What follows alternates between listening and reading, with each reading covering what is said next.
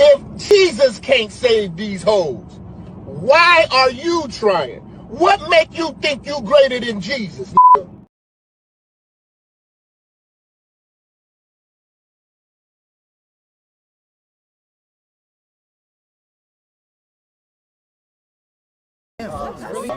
You're a victim. Here we go, see. Peace, family. I'm DJ Kuda. You know how we talk about financial literacy and learning while you're earning current skills to pay the bills. Well, listen up. When your funds are reduced, you need a financial boost. Head over to Instagram and type in @GetFinanceBoost. That's on Instagram @GetFinanceBoost. Also, utilize the links down in the description where you can get the weekly newsletter jam-packed with gems, tools, and vital information for your financial freedom. You also get bonus rewards on Thursdays and Fridays. Most people do not realize that inflation is a secret tax. So here goes the facts. Saving will never beat investing. Tired of investing blindly? Get the weekly newsletter and get intel on hidden micro-cap gems with game-changing tech with the newsletter that lands straight into your inbox. Again, if your funds are reduced, you need a financial boost. So don't be late. The results are great. It's player talk.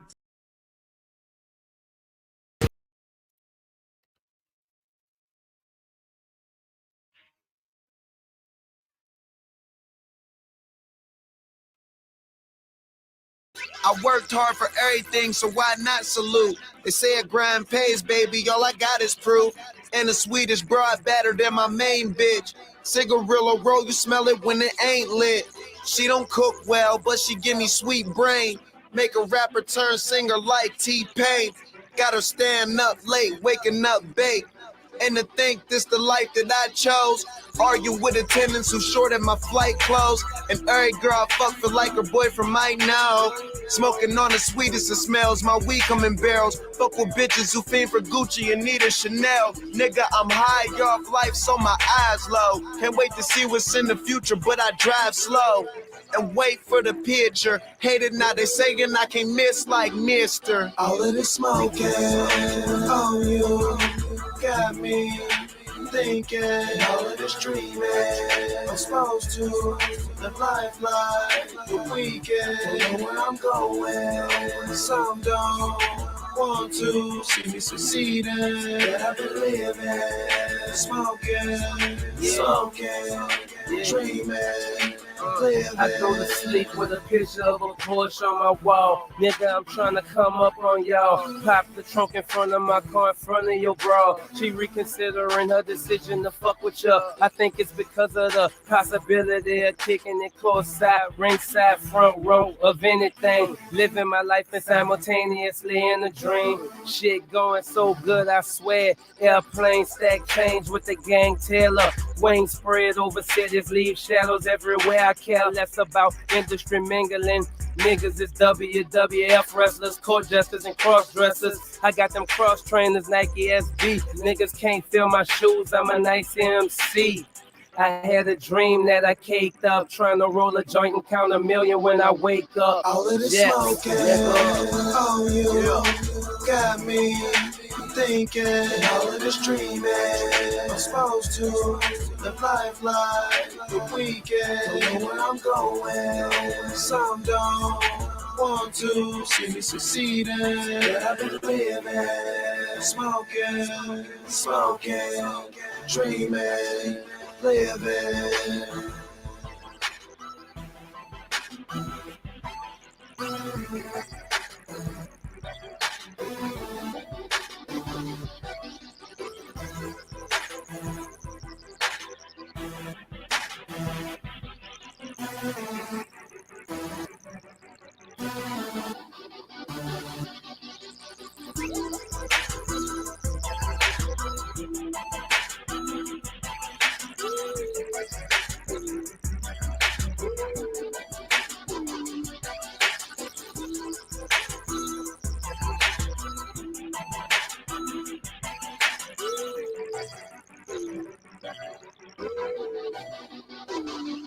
All of this smoking on you got me thinking. All of this dreaming, I'm supposed to live life like the weekend. Don't know where I'm going. Some don't want to see me succeeding, but I've been living, smoking, dreaming, living.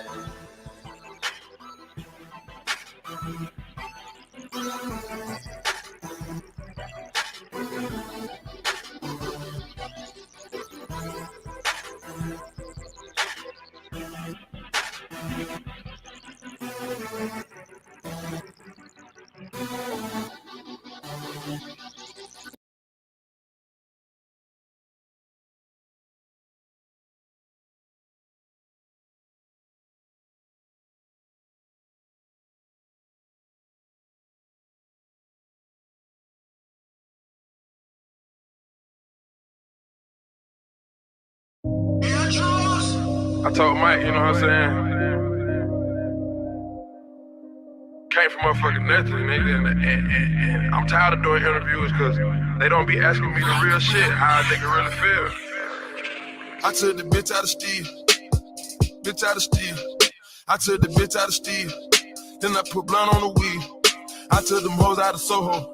Then I put them in Manolo. I told the bitch you were docking with Bozo, and then you fuck with Boss on the logo. I had the bitch on the side. Then I gave that bitch some pride. I told her come through the night. Then I took her on the flight. I took you out of the apartment. Then I put you in the condo.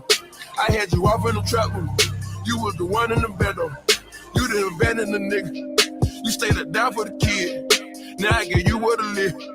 Now you pull up in the lear. I put in a $2 photo. Went from a $2 photo to two-door back in the coupe. Nigga, I ball like I'm hoop. Shit, ask me how I feel to watch your bitch fuck another bitch. Ask me how I feel when you smashing on this G shit. Ask me how I feel just to smash some R&B shit. Ask me how I feel when they thought that you wouldn't be shit. Ask me how I feel. Ask me how I feel. Ask me how I feel. Ask me how I feel. Ask me how I feel when you smash this R&B shit. Ask me how I feel to watch your bitch eat another bitch. I push a pan on you, bitch. I roll the weed on you, bitch. Bitches ain't worth shit to me. The cushions were more than you. I told the bitch out the hood. I told the bitch she a thot. I got the bitch a new condo. I put her in on the spot. She know my dope on the scale. She know my travel the world. I know the Migo, the LA, the Reed. I know Jimmy and Reed. We know the Dre from the mic. I went from Mike to Young Metro. I go from Metro to Mike and I'm back with the wheel. You know how I petrol. Told him we're back on 8. Nigga, we smoking so great. Nigga went straight from the A. Now we back out in LA. Nigga went straight to the hills.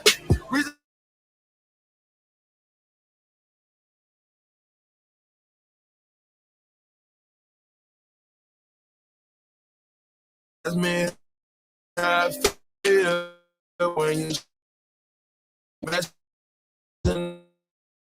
G shit. That's me how I feel just to smash some R&B shit. That's me how I feel. Ask me how I feel. Ask me how. Ask me how I feel when you smash this R&B shit. Ask me how I feel to watch your bitch eat another. I got an AR in the chopper. Should have fought it. I'm ugly. I'm on the trip. A mill ain't enough for my crew. I put a brick on the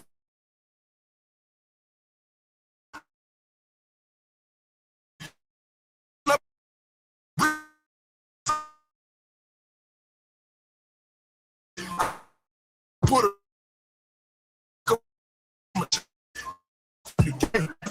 when it me some right on my neck.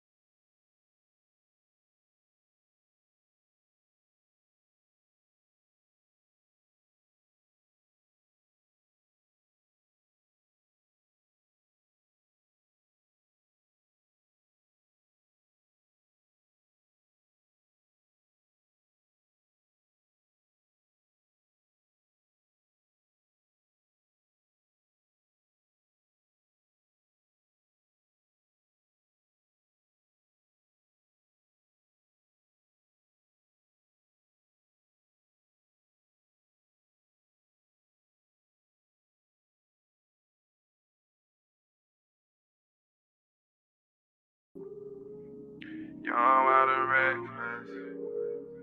At least I ain't checklist. Rep the gang till I'm breathless. Rep the gang till I'm breathless. Young, fly, reckless. Rep the gang till I'm breathless. Yeah.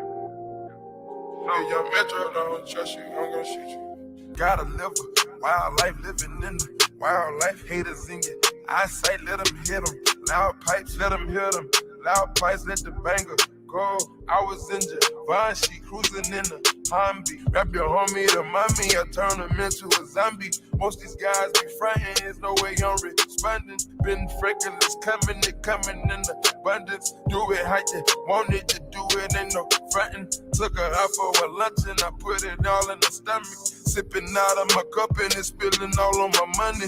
High as a fucking cannon, my flow is all they demanding. I'm back like I want revenge, she lick it up off her chin. First I had bought a Beamer, then I had bought a Benz. I pray for me and my niggas, cause we live a life of sin. Some of you joined in, most of us born in. Open the door for me, I'm already going in. Pour up a four for me, I'm already on it. I peep the jealousy, I can see when it's coming. She knew my drive, she knew how much I wanted. See how I tried, they give you numerous warnings. You wanna talk down on a nigga who born to win. And you see that you lost out when you see what you went against. I give another chance to turn to a perfect man. I do this shit again if I could be where I'm at today. Gotta live a wild life, living in the wild life. Haters in your eyesight, let them hit them. Loud pipes, let them hear them. Loud pipes, let the banger go. I was in Javon, she cruising in the Humvee. Rap your homie to mommy, I turn him into a zombie. Most these guys be frontin', there's no way I'm responding. Been freckles coming, it coming in abundance. Do it how you want it, you do it, ain't no frontin'. Young, wild, and reckless. At least I ain't checklist. Rep the gang till I'm breathless. Rep the gang till I'm breathless. Let them hit it exhaust. Show them you a boss. Peep how the Christian Louboutins look when I walk. Gotta live this high life when you win this wild life. Crush your haters with loud pipes. Crush the hater with loud ice. Gotta keep a Draco. Bust a nigga. Take toe. Running up my pesos. Running up my cake dough. 14 karat gold. I'm a motherfucking ruler. Upper echelon. You my motherfucking student. Niggas, I'm a dime. Fuck around, hit the stewardess. Percocet and Zans got my head in the clouds. Gucci with the babe by the start of the style. Full grown 8 niggas spraying the crowd. Gotta live a wild life, living in the wild life. Haters in your eyesight, let them hit them. Loud pipes, let them hear them. Loud pipes, let the banger go. I was in Javon, she cruising in the Humvee. Rap your homie to mommy, I turn him into a zombie. Most these guys be frontin', there's no way I'm responding. Been freckles coming, it coming in abundance. Do it how you want it, you do it, ain't no frontin'. Niggas, I'm a dime, fuck around, hit the stewardess. Percocet and Zans got my head in the clouds. Gucci with the babe by the start of the style. Full grown 8 niggas spraying the crowd.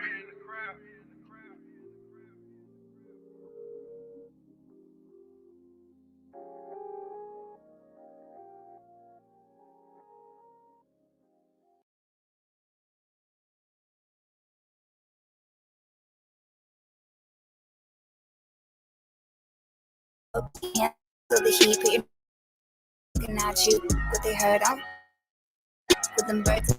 A mean kitty don't get, but the rats do. Boys be mad that I don't. Incels, girls hate too. To the pigtail, I love you. World, they don't have to understand. Rub it in their face, put a rock on her hand. Baby, call me back. I miss you.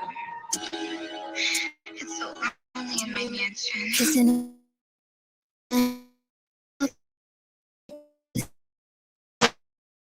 I wanna show you up. I wanna show you up. I wanna show you up. I wanna show you up. I wanna show you up.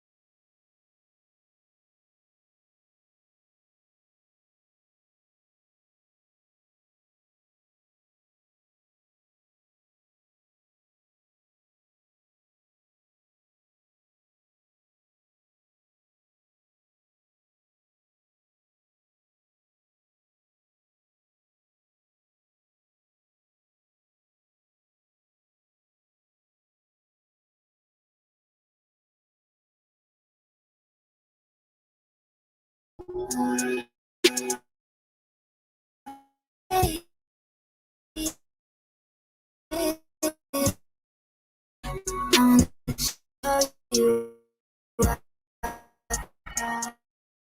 wanna show you up. Yeah, yeah. I wanna show you how. You can hear what it was.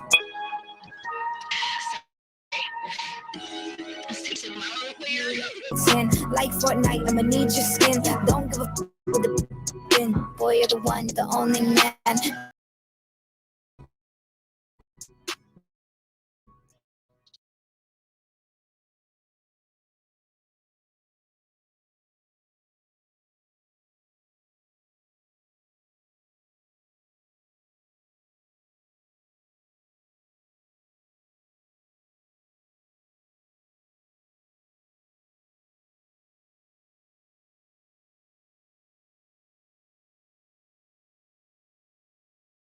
Is acting up for some reason, and I really don't know what's going on. Give me 1 second, Sean. Let me know if you guys can hear me. It's Player Talk Radio. We in the building.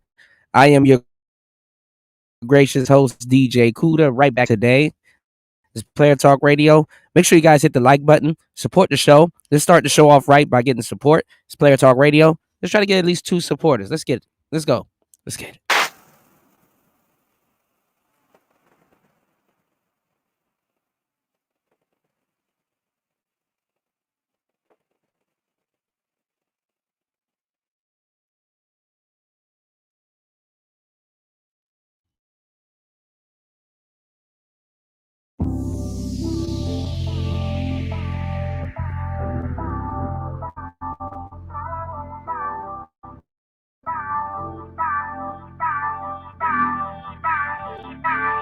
I don't wanna waste your time. Go ahead and live your life. I could be yours tonight, but we'll be up till the morning. Don't wanna waste your time. Go ahead and live your life. I could be yours tonight, but we'll be up till the morning.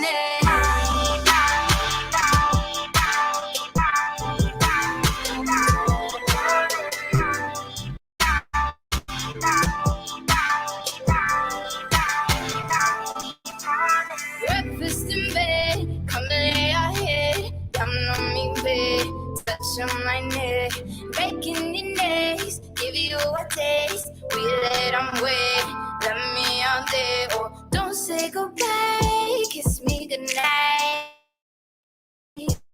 Just to say that hard work pays off, do you really know why? I'ma show you why. Don't wanna waste your time. Go ahead and live your life. I could be yours tonight, but we'll be up till the morning.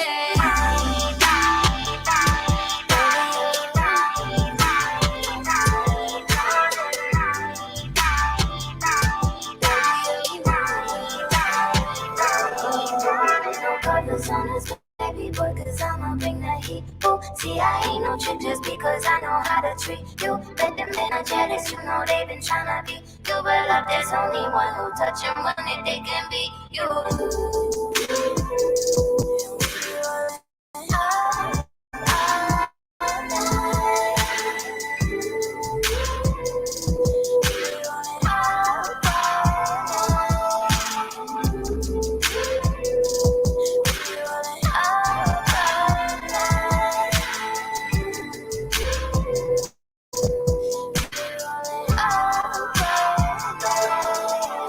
Something, baby,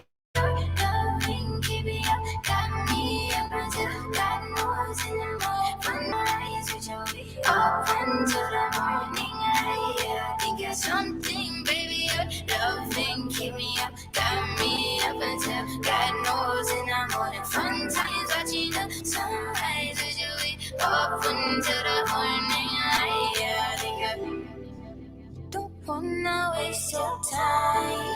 Go ahead and live your life. I could be yours tonight. Till the morning.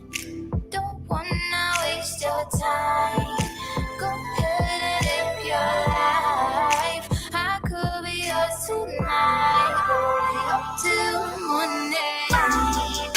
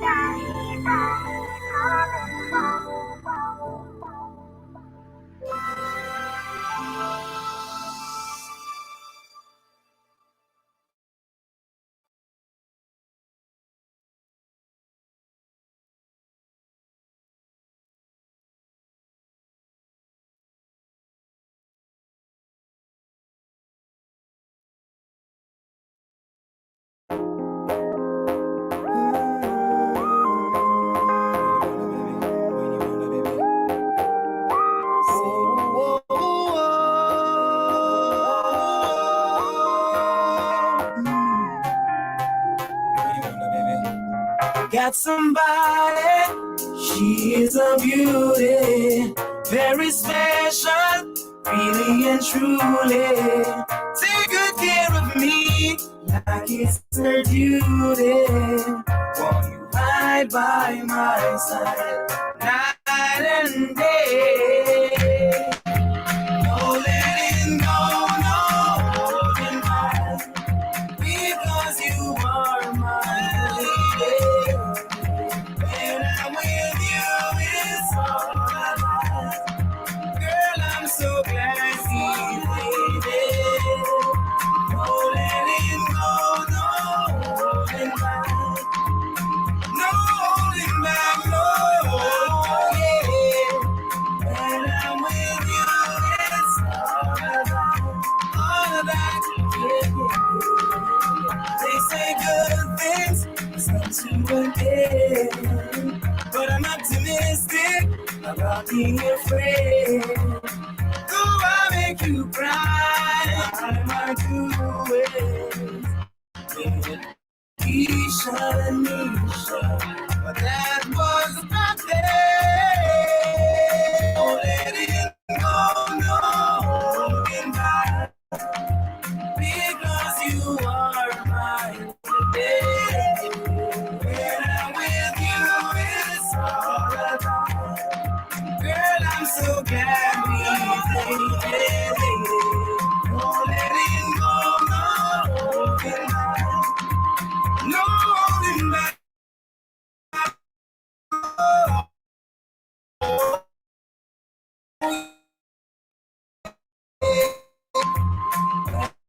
And I'm with you, it's all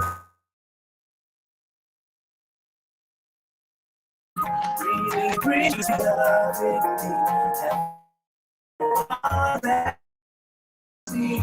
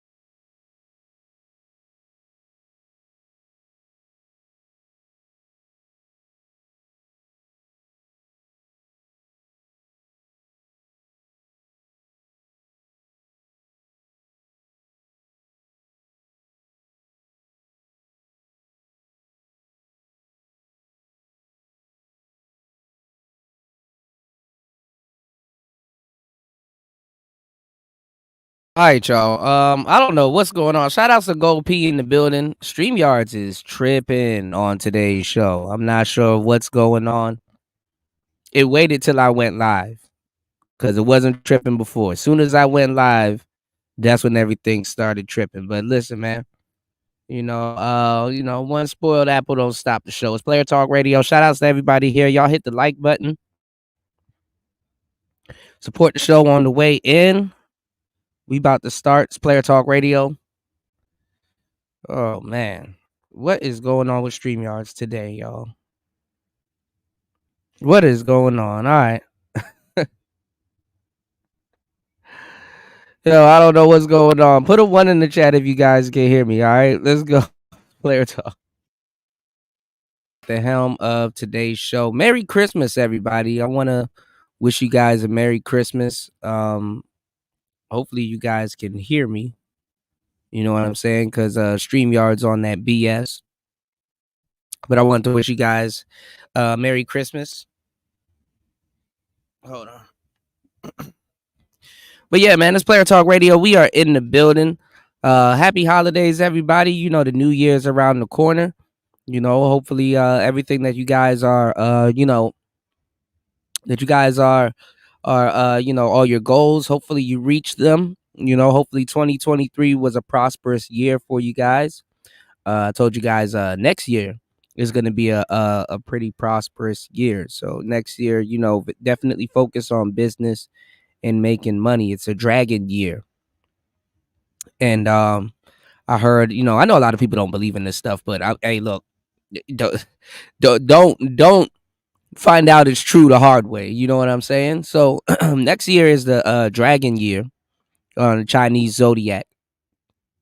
And the opposite of dragons on the zodiac chart is the dog, the year of the dog. So next time y'all go eat some goddamn General Tso's chicken or some orange chicken, or you know what I'm saying, some shrimp or something, or some crab. Some of y'all be playing with y'all stomach ordering that crab ragoon shit, but niggas do it.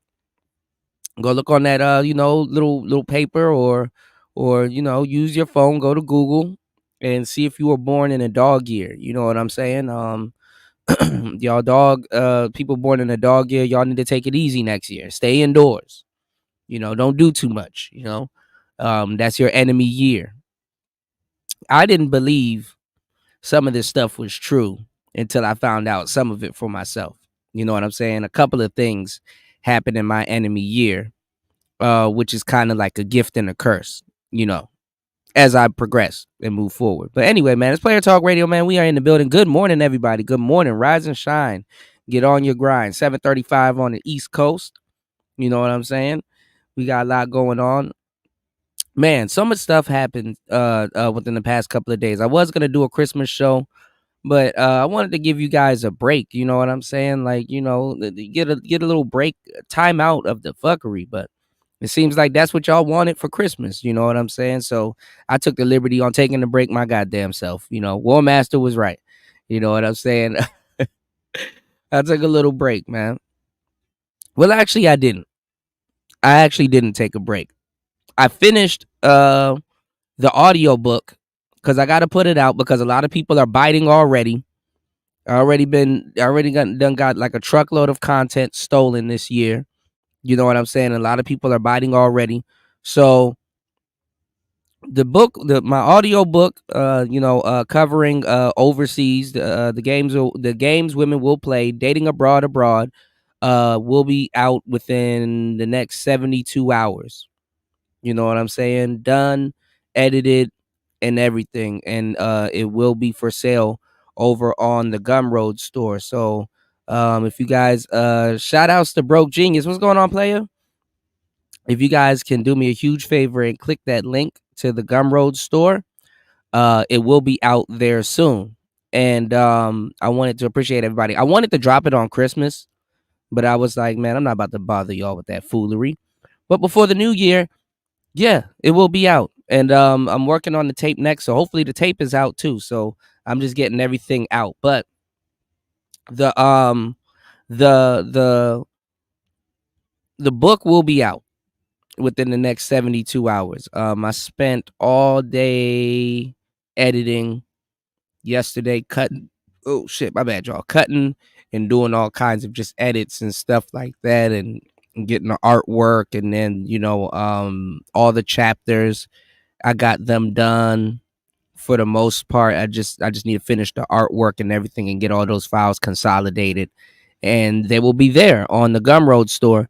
And I'm pretty excited. This is my first book.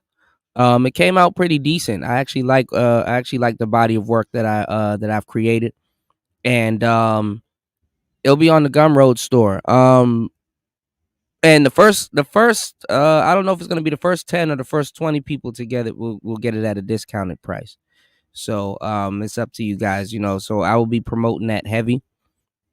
And shout outs to everybody here in the building.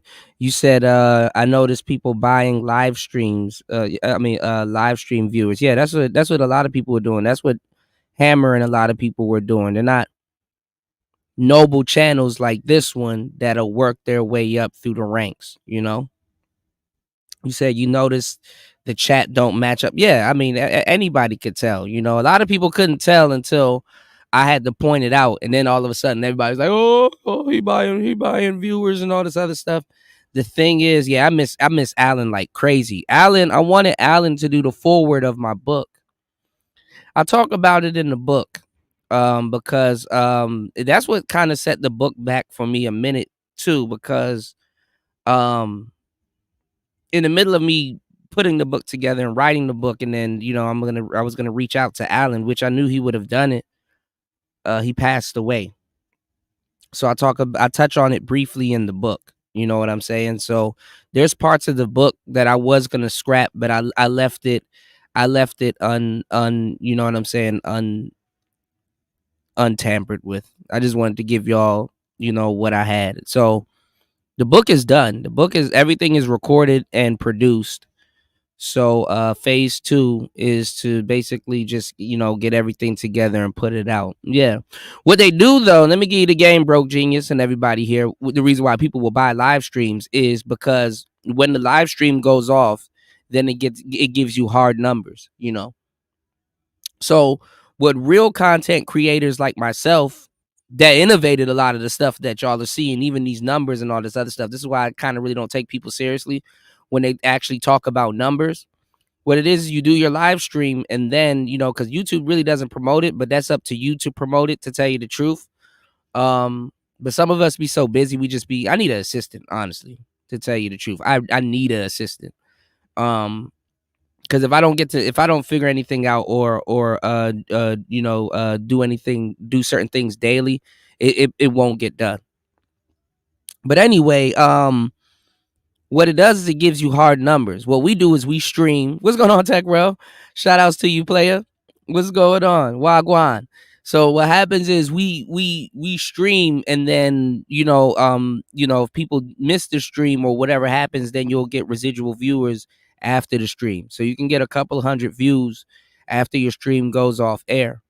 So what they try to do is that they don't get people that's gonna that's gonna come and check and look at a whole live stream. So what they do is they try to inflate the actual viewers on the live stream, and then what happens is after they inflate the viewers on the live streams, then it has a hard number. They think it's harder for the bot to catch it, but even the AI that YouTube is using, the AI understands and knows numbers have been inflated and all kinds of stuff, engagement, Hammer really tried to, and a lot of y'all fell for it. I saw y'all over there supporting and oh man, Hammer, I knew you would make it and all this other. I saw all the fake love over there. Y'all niggas really thought even he fooled Tommy too at one point. Y'all niggas really thought 740 something people was over there watching him with a dead chat and nobody saying nothing about him stuttering or some of the stuff that he's talking about. Come on now. Come on now.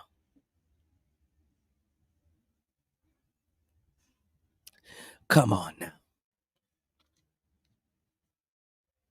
Just be a hundo. All right. Well, anyway, man, let me give y'all what y'all here for. Let's get into the game. Let me lower my damn mic volume. That'd probably help. You know what I'm saying? You said Kuda, try streaming. I know, right? I'm the Willie Beeman of streaming. All right, it's Player Talk Radio. We in the building, man. What are we gonna be talking about on today? Oh yeah, let the grift begin. Yes, sir. Let the grift begin, man. There's so much stuff going on right now, and so many people that's like shifting. I have no idea where to start on today's show, but I know exactly how it's gonna go. Give me 1 second, y'all. Let's do this. This. Let me spit a little bit real quick. All right, so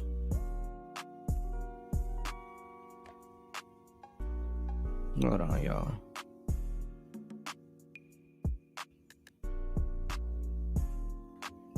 All right, so we've seen a lot of stuff, happening within the past couple of days. You said I know how to get more views on videos for free 99. I tested it. I mean, honestly, to tell you the truth, title, thumbnail, tags, and then let her rip. Honestly, the best way to do is to set it up. Reason why, you know what, my live streams would have actually been doing good and better if I scheduled them, because then I would get more reach with my audience. But y'all hit the like button and subscribe and hit the notification bell. Just re-hit the notification bell, because when they shadow ban channels like mine, it makes it harder for you guys to tap into the show. All right.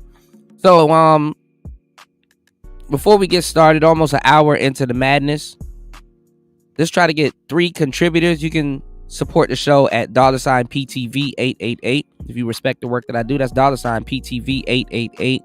That's $PTV888. All right, so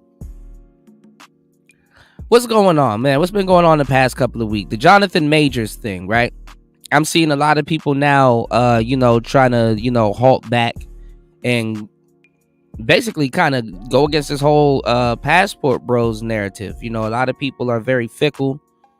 A lot of people have been lying to y'all about, the whole passport bros thing. They don't even travel. They're not doing half the stuff. Man, this shit is goofy, man. It's just goofy, man. Jonathan Majors getting chased up the street by that white chick. That right there. I'm not gonna say that. I'm not gonna jump into the race card or nothing like that. But that right there is kind of funny. You know what I'm saying? I have a video that I've been telling you guys about, but I just have to get the book out the way quick before I get into other stuff. I want to kind of start the new year with a clean slate. So, book gonna be out. I need to finish a couple of verses. The mixtape will be out too.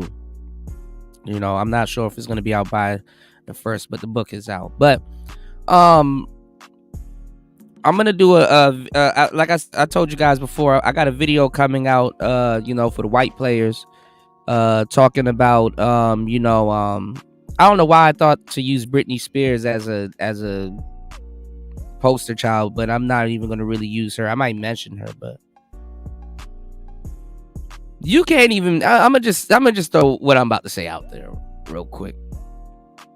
You can't even be somewhat of a zesty, famous black guy and get no type of justice. You know what I'm saying?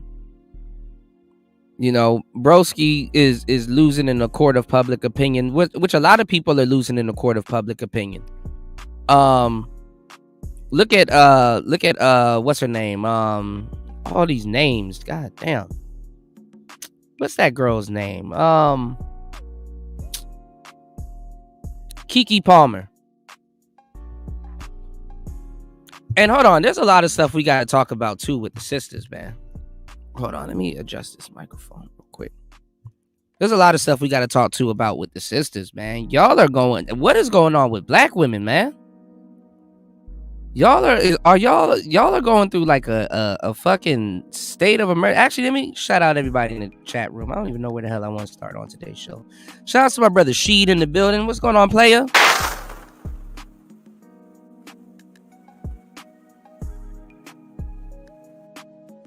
Shout outs to Sheed in the building.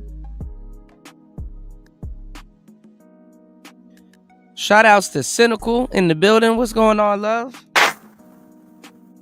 Shout outs to my brother Gold P in the building. Shout outs to the Broke Genius in the building. And shout outs to my brother Tech Rel in the building, man.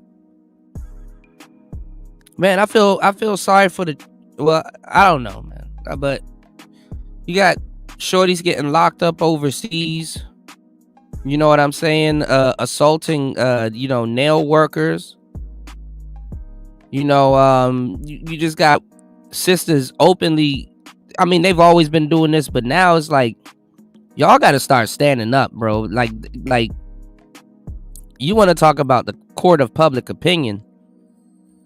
I would think that it would have been a priority on a lot of sisters' lists, because there's so many things holding down black men. There's not one too many. They're not one too many things that I can say about black men in a position that we already haven't been. Like, you know what I'm saying? We've been fucked over and talked crazy about the court of public opinion. In the court of public opinion, we've been called everything under the sun but God, and we had to go through and you know what I'm saying, and endure almost any type of even from y'all.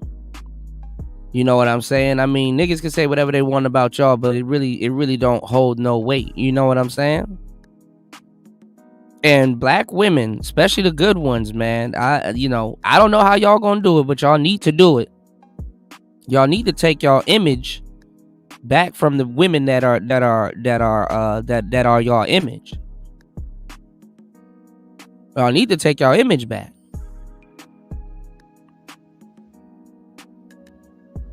If you feel Sexy Red, represents you, both of them, something wrong with you. You know what I'm saying? If you feel that that's the representation that y'all want, it's gonna say a lot, man. So what we got? What am I leading this conversation to? Right, with Keke Palmer, right? She put out little still shots. Y'all niggas still falling for still shots in 2023, 2024. She put out still shots. Oh, look, he hit me. Even back then when the Rihanna and Chris Brown thing happened, I'm like, Rihanna hit that man, bro. Rihanna hit that man. I know how Caribbean women are. She was fighting. We know how y'all sisters are. Y'all was fighting. This ain't no, oh man, some big bad man just came out of somewhere and he wants control over me. He just hit me. Fuck out of here. Now you got the, the video. You got the text messages. Like, come on now. Then you got a lot of women commenting on this whole Jonathan Majors thing. Oh, that's what happens when you go white. Well, that's what happens when you go black too.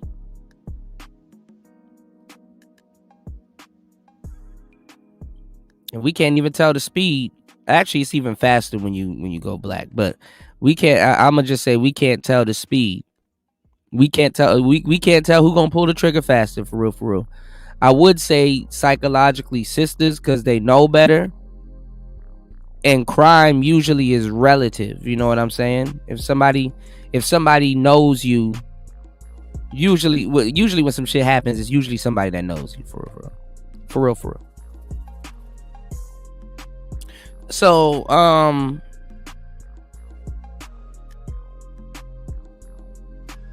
you got a lot of sisters right now commenting on the what's her name, the Simone Biles. I remember we did a story about her either last year or earlier this year. You know what I'm saying? How she had to take a break. And she was mentally going through it. And then some people was like, oh, well, she probably was pregnant by her boyfriend and gotta, she unsubscribed a kid in her womb or some shit like that. I don't know exact. I gotta listen to the story. I can't keep up with all this bullshit that's going on now. But the guy said he was a prize. You know, he kind of eluded that he was a prize, and then now you got a whole bunch of sisters mad. How are you supposed to win? Do you want a nigga worth a damn, or do you want somebody that's not worth a damn? And the problem is, can you handle a man that's worth a goddamn? There's some truth to that too, Tech Rel. There's some truth to that. You know, a lot of y'all don't know what the hell y'all want. Y'all don't know if y'all want a good man. Y'all don't know if y'all want to, you know. And as much as they want to say, oh, well, you know what I'm saying? He's living off of her. No, he's not. All of a sudden, you see a whole bunch of sisters now want to talk about sports, and now all of a sudden y'all know sports and what team he's getting drafted to, and what role does he, you know, now all of a sudden they know sports all of a sudden. Talking real crazy, man. And if that's what makes Shorty happy, that's what makes Shorty happy. They said that she approached him, which I'm telling you, a lot of y'all ladies will get what the hell y'all want if y'all do approach. Y'all dudes and a lot of y'all new niggas in this space be stealing our talking points and don't know what y'all are talking about. And the one that I'm kind of really gonna start getting on people's ass about is this goddamn hypergamy bullshit. Is the hypergamy piece. Y'all sit up here and let people lie to y'all all day, which they stole their content anyway, about hypergamy. Y'all talking about women that ain't even active and subject to their own dating pool, and y'all want to get into a talk about hypergamy. Do not listen to about 80% of the people in this space that's talking about hypergamy, because they don't know what the fuck they're talking about. And they're giving women way too much credit. I talked about it in the book in grave detail.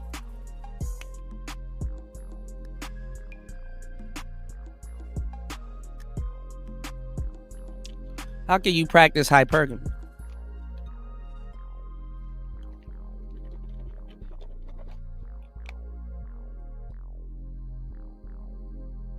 So listen to me when I tell you that a hypergamous woman is always married. There is no climbing the ladder. It gets better. It gets better. It gets better. It gets better. If it got better, you'd be married.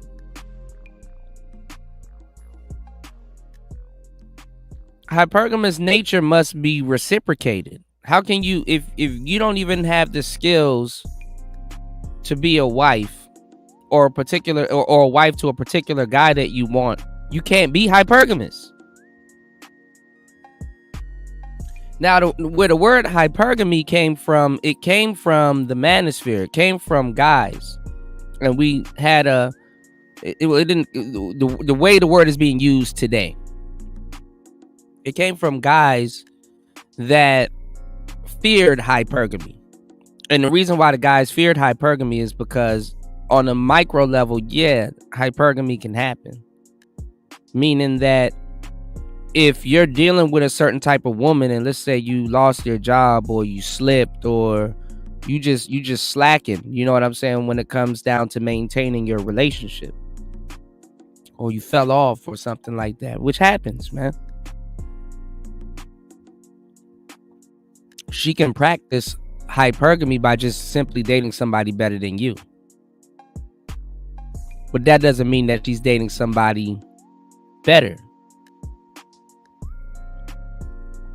So a lot of people get their little rocks off and they get their little jollies off on that little tidbit right there. You know what I'm saying? Oh, man, somebody can just date somebody better and upgrade. They practice their hypergamy. Yeah, on a little small level. But to say women always practice hypergamy and they're always getting the better man and that it gets better, dudes actually practice hypergamy more than women to a certain degree. Because the women are supposed to get better. They should get better. They don't always necessarily do, but that's another story. You know what I'm saying?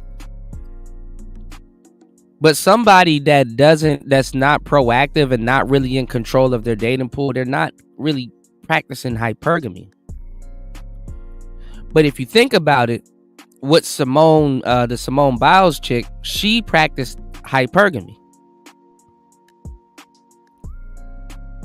And she a weird little sister, got a weird, Olympic body. She's like a little burly chick, weirdly built. Them some cool sisters though. I know some sisters that's kind of built like Simone Biles, and they actually some cool, crazy as hell, but they some cool sisters, is what I'm thinking about in particular that I know. What's going on, Link? Merry Christmas, player. Welcome to the show.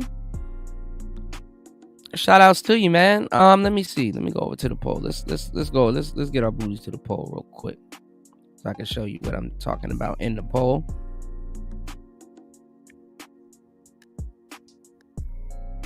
Hold on. Y'all hit the like button on the way in. Support the show. You can support the show at $PTV888. That's $PTV888. What I'm asking in the poll, and there's 14 votes, is will the Passport Bros grift to dating coaches? Because ever since I've been telling you guys for the past year, let's get these likes up too. God damn, hold on, y'all. Ever since I've been telling you for the past year that I'm writing a book. Now all of a sudden, you have other people talking about something. Now they putting out a book. Now they done grift. Now they turning into dating coaches. Now they doing consultations. I'm like, God damn. All right, let me put this book out, because it seems that people they taking ideas again. What's going on, Tamp? Shout outs to Tampa in the building. Shout outs to everybody here.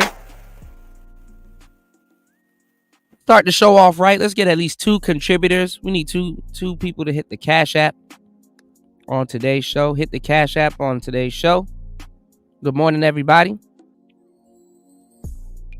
So now you have a lot of people that now all of a sudden they're dating coaches now. Okay, so I gotta put out this book before the end of the year, and it should have been out, but so much stuff has gone on. But the book will be out in less than 72 hours. I've been working very hard on it. Some stuff I left in. And if you guys purchase this book, I will be adding chapters that you guys will get for free. And I'll let you guys know when they are out,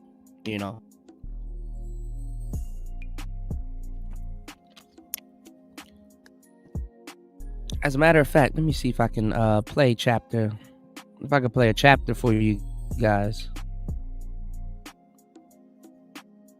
Actually, no, hold on. Y'all just gonna have to get the book. I'm gonna be putting out certain snippets of chapters as promo. Hold on, let me see.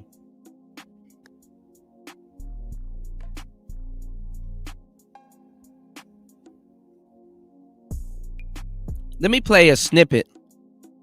I don't know how I'm gonna plug this in. Hold on. Let me see if I can do this. Y'all let me know how the sound is real quick. I'm gonna play a snippet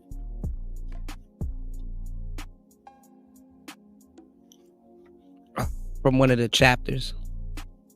I'm tired of niggas biting my shit though, man. I'm tired of niggas biting my style, man. This shit is ridiculous. So I'm gonna have to really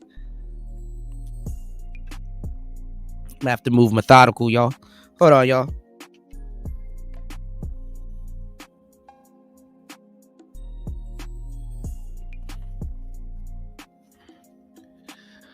You said Mr. Passport Bro's working on a book too, man. Listen, man, the grifting is real, bro. I'm trying to tell you, man.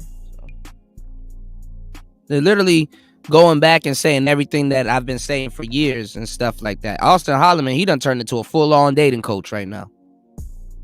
He calling y'all simps and all kinds of shit. Like, it's like, bruh, You do know we've been paying attention to you, right? To some of the stuff.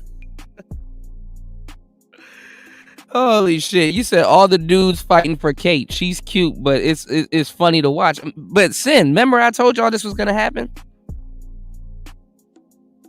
Let me know if y'all can hear this. This is a snippet. This is another half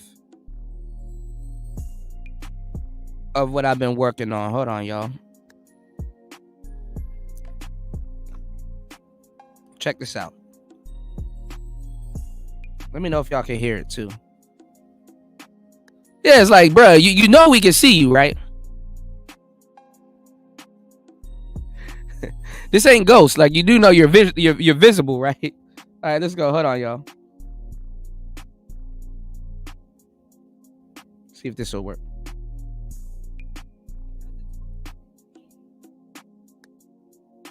Or business. Hold on.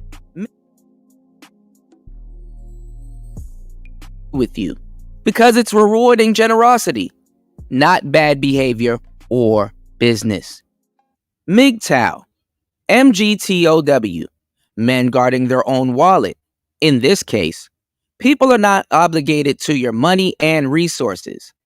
I'm not saying to be a cheap Charlie, but let's face it.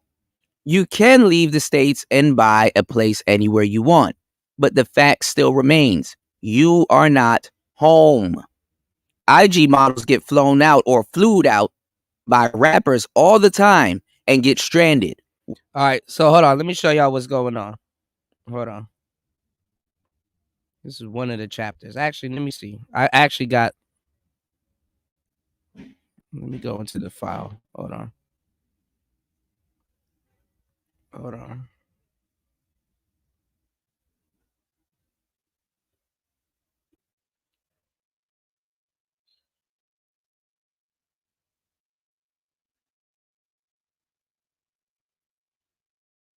All right, check this out.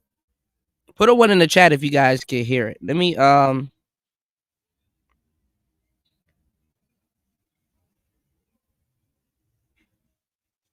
No, I can't give y'all the longest chapter. Hold on, y'all. There's some long chapters too. All right, I'll give y'all chapter 1. All right, let's get it. Hold on. Hold on now. Hold on. I'm trying to see what chapter I want to give y'all.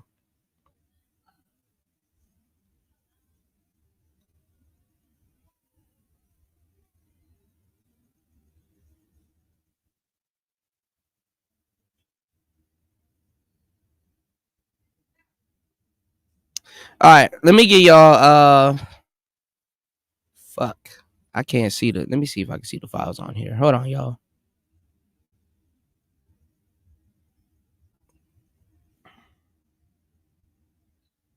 Dang, 5 is a good chapter too. Hold on.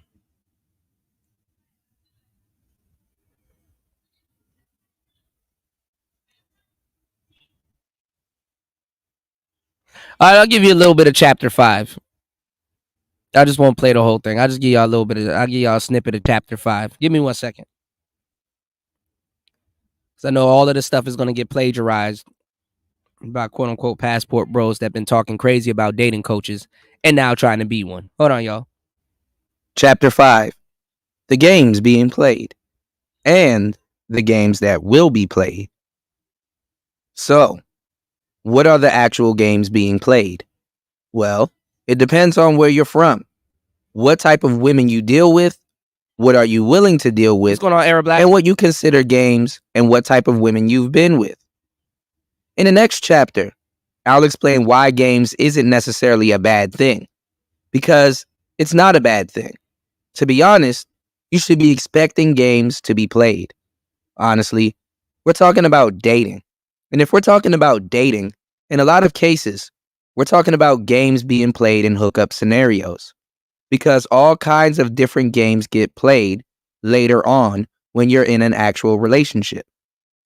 Games will never not ever be played. There's not going to be a time where games ain't going to be played. Sometimes maybe for a while. Sometimes they'll be at a minimum. Sometimes they'll be at a maximum. Sometimes there'll be situations, and sometimes everything will be going good for a while. Things have an expiry date. Things have a birth date. Also, some of the games aren't too bad if you play back or have a cheeky response. And understand what you're doing once you're preemptive and you know what type of games she's going to play. You might end up playing games back, as a matter of fact. The next chapter, we're going to uncover some of the games you may play. In some cases, it's cool to make it be known you ain't no lame and either end or play back if it's worth it. But by no means am I condoning you being a sucker and getting played with. Some games you gotta nip in the bud and don't get played with at all, because that's how you play. Are women and people wrong for playing games? Not necessarily. But they are wrong for playing games with certain people. Absolutely. So what are some of the games women will play? Because I'm not trying to have you paranoid or fearful. I'm just trying to have you prepared and ready. Because a lot of these games are going to happen when you are not in the mood or at a low or high point. And at whatever point, I want you to be on point. You have a huge advantage when you are abroad, dating abroad. You do have a huge ass window into her life, whereas she has a huge window into your manhood. Seems like a very fair trade-off if you ask me. The reason why this is because you are not home. You are in her environment and she gets to see you, but you get to see her also. This is why a lot of people get married or in LTRs, long-term relationships. Not because they truly love each other, but because it's real. And when things are situational, anything is real. Some may call it a chance encounter. This is the route to what people are using as a crutch to say if you travel, you can find a wife. Especially as an adult, you get a deeper window into each other's lives. For example, she may not like you if the roles were reversed. If she was with you in your country and she's traveling, it depends more so on how you live your life, where you're from. She would judge you as a man in your life. She has that window and that frame. She will watch how you are. Are you fun? Do you have a handle on it? And are you her type? Remember, this is an away game. So this is why you get a huge opportunity to date at their speed or she at yours. Because they don't feel this way at home. And when you date on your turf, women can lie and play more games because the qualifications will be off or disingenuous. Does this happen abroad? You bet. But the window for BS is low. You get to see her in her real life and not on Facebook, Instagram, or on social media guessing like a bunch of dudes do about the women in their city. You're out with her in person, in public. So feel her out, not guess. For the most part in the States, if I'm out and I'm interested in someone I see, I speed date and look to seduce them fast. I use the progression model. The progression model is a natural series of events of how humans interact, date, and engage with each other. The game behind it is to also flow and make any situations with women seem natural and universally intentional, even though you could and should be orchestrating it. She should be fully or somewhat aware of it, but you need to definitely be paying attention to it and know where you are with it and use it as a map. The game someone could play here is pretending or being coy. Oh, and P.S. Shout outs to my boy Savoy. All right, I'm gonna cut it right there. That's a piece of a chapter. Hold on, this is the chapter that I want you guys to. Hold on. I think it was chapter 6. Check this out. Hold on, y'all. Chapter 6, Game Number 1, The Lying Game. So I put out a snippet about this module right here, and that's game number 1. But hold on, let's get into game number 2. Shout outs to Brother Love in the building. Give me 1 second, y'all. Let me show y'all something real quick. Hold on. Anything. Be a damsel in success. Game number 2. Always assume she has someone. She may have a husband, boyfriend, or someone hanging around that's not her brother or family, or maybe an orbiter. Always assume she has someone that she's dealing with regardless. Keep it playa and all the way PI. Women lie, men lie, but that gut feeling don't.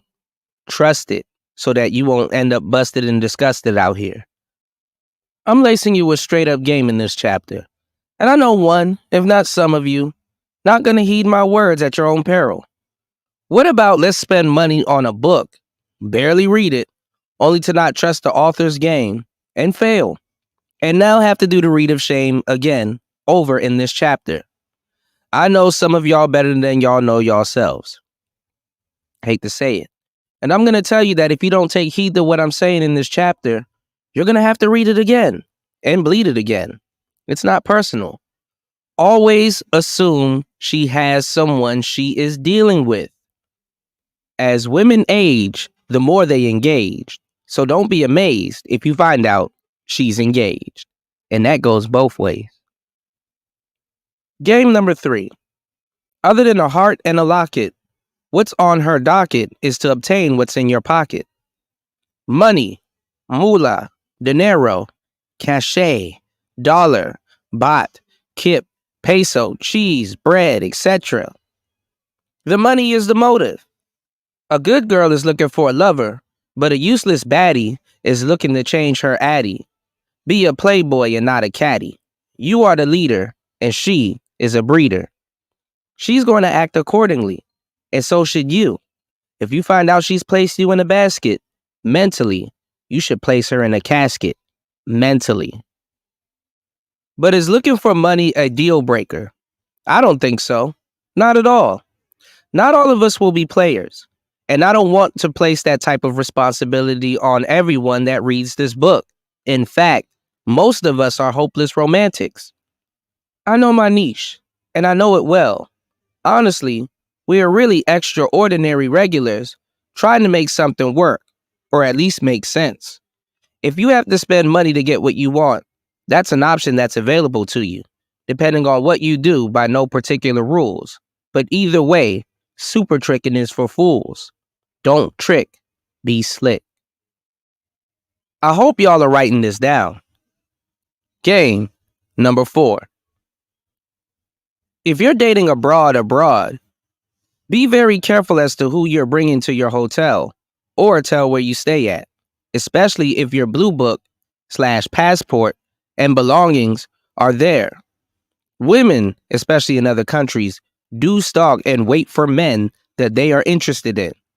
And if you are dating in between women, she and they knows where you lay your head.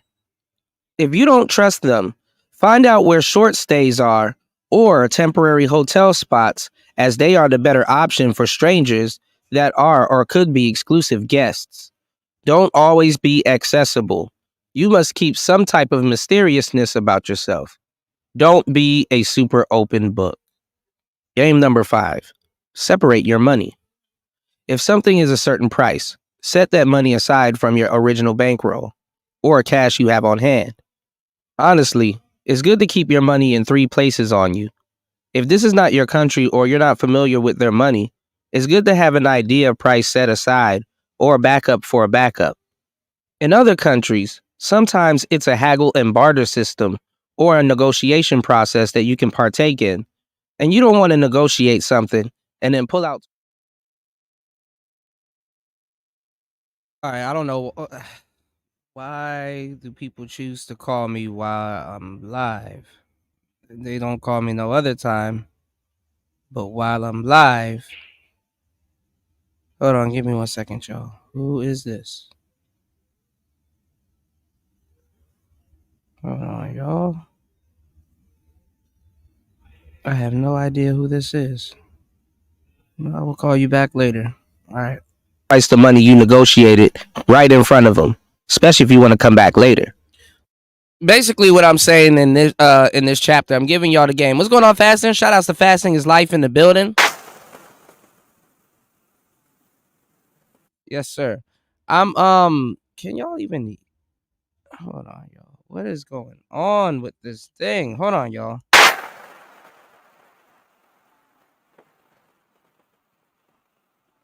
Okay.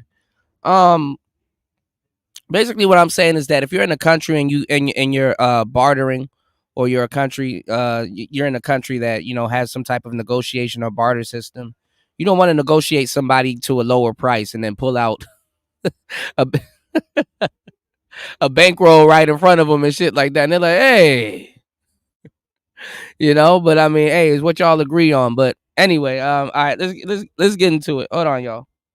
Let's get back into it. This can stop any future business or discounts you can get by even doing good business. So keep your money separate, learn prices, and move correctly. Game number 6, phones and social media games. First things first, make sure she respects you. Respect is the best foundation for any relationship. I wouldn't tell you guys to date on social media, but I have a chapter set aside for Tinder and etc. Technology really hits some of these countries, i.e. the phone. She needs to be off her phone when dealing with you. She also needs to be able to respect you, because I cannot begin to tell you how many women date and hang around guys that they don't respect. Guys like myself have rebrought and resurrected modern dating terms like hypergamy. I call it hopergamy. But there is a fake memo going around that women practice hypergamy with some dudes. It's semi-true, but mostly impossible in today's dating age. In a social media society, it's giving any women too much credit to say she's picking the right dude every time she dates. A hypergamous woman is married. Again, a hypergamous woman is a married woman. Never forget I told you that. Even then, they are not out the woodworks. With all this going on, it's very believable how many women hang around guys that they don't respect. It's narcissistic, but it has nothing to do with you, but everything to do with your awareness of it. Respect is a must. Game number 7, check her. Women of all ages and creeds like to be checked. If she's doing something wrong or something you don't like, check her and establish your boundaries. It doesn't have to be disrespectful at all. You can actually and tactfully do these things through communication and effective communication. Plus, this gives you the chance to demonstrate higher quality and higher value, if not win her over altogether, by saying things like, you wouldn't want to be treated like this, right? And I wouldn't let nobody do that to you also. So why do that with me? You know what I'm saying? So there's many ways around it.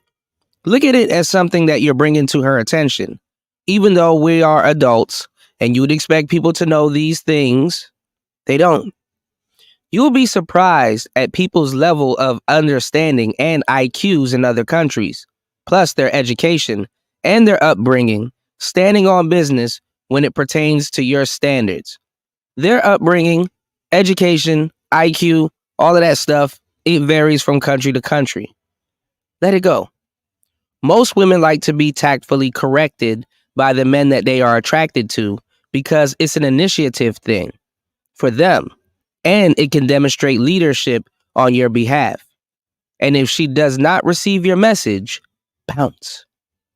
So, sidebar, we're talking about games women play.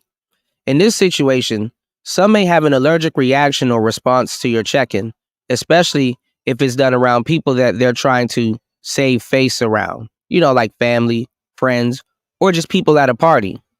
They may still be attracted to you and more willing to have sex with you then. But ask yourself, is this someone that I'd want around me? And am I willing to compromise my rules for some sex? Or is it okay for tonight because I don't plan on seeing her again and you want to get your rocks off? I don't know. Because some of you guys, y'all get satisfaction at over being right. So you never know. But that's okay.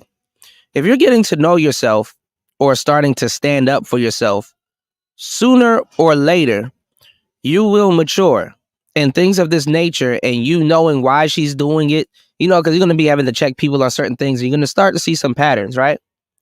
And you knowing why she's doing it or will she doing it should ultimately turn you off. Even if you could get sex from her, turn down some sex. It don't matter. It should turn you off. And that's a true testament of a man. Sex ain't everything. Sometimes you got to turn it down. Game number 8, tap out. In any discipline, it would be wrong for me to not tell you to tap out because you wouldn't learn what just happened. I'm all for being competitive in most anything, but with women, it's a no contest in some cases, even if you do win. It's like a Chinese finger trap. In jiu-jitsu, you learn that you must tap when someone has gotten you in a hold or position, and you can't hold on or you are about to pass out. You tap because you can learn. Listen, if a woman has variables and environment and government and all kinds of deterrents and things in the way of basic things, it's best to tap out. It's best to tap and cut it. You don't want to deal with anyone like that anyway. It's not a loss. It's a W, long term. Trust me, women are not fair. And this is where they are the most cruel and shrewd. They have the government and all kind of things on their side that's going to punish you for the games that you play back while knowingly not acknowledge that she's even playing games at all. Plus, it's easier to hold you accountable than it is her. Right or wrong, they have an obligation to protect their people and women, not a foreigner trying to be a player. I mean, think about it like this. Would you rather sleep or be awake and alert, understanding what just happened so it won't happen again? The choice is yours. If she's in a higher frame and got you beat, you could recognize that and step accordingly instead of getting wrapped up into the BS. Obviously, this game is rinse, wash, repeat. Anyone with their dating setup janky, including you, is doing too much. But that's their fate. That's their fate to live out. Don't get caught up in her frame. You won't be subject to her game. Play dumb so another woman can come. Game number 9. In any country you go to, don't spend as much time as most guys do. All right, I'm going to cut it there. My bad, y'all. I stepped away for a second. I'm going to cut it there. There's a lot of, it has a lot of information. It's basically I call it a digital wealth wallet. All right. So, and that's just one of the chapters. That's like when you start getting more into the book and I'm going over certain concepts and stuff like that. All of this stuff that not even stuff, all of this information that I have in the book is built for you guys to go right back to it. Should in case you run into any type of problems, you know exactly which chapter to go over and just re-listen to it. And it's going to give you the keys to unlock whatever you need. Will put you in the right mindset. Era Black says, I believe any and everyone can be what they believe they are and what they want to be. That's the meaning of life, to be convinced of yourself and be able to, in so many words, sail to yourself. There's some truth to that. I agree with that. I mean, that's power. You know what I'm saying? That's basically a power that you have, power is to also be able to alter someone's reality and get them to accept it as true. So I would kind of throw that into the power category of, you have the power over yourself to be whatever you want. You know what I'm saying? And the acceptance of that being true is, I guess, what you're saying, to sail to yourself. You said women will talk over and walk all over men they don't see themselves doing. Yeah. A lot of women keep orbiters around them that they don't respect or a gang of simps around them that they don't respect. A lot of women definitely do that. They keep those kind of guys around them. So they're around they're around a bunch of dudes on a day-to-day basis that they don't respect. You know what I'm saying?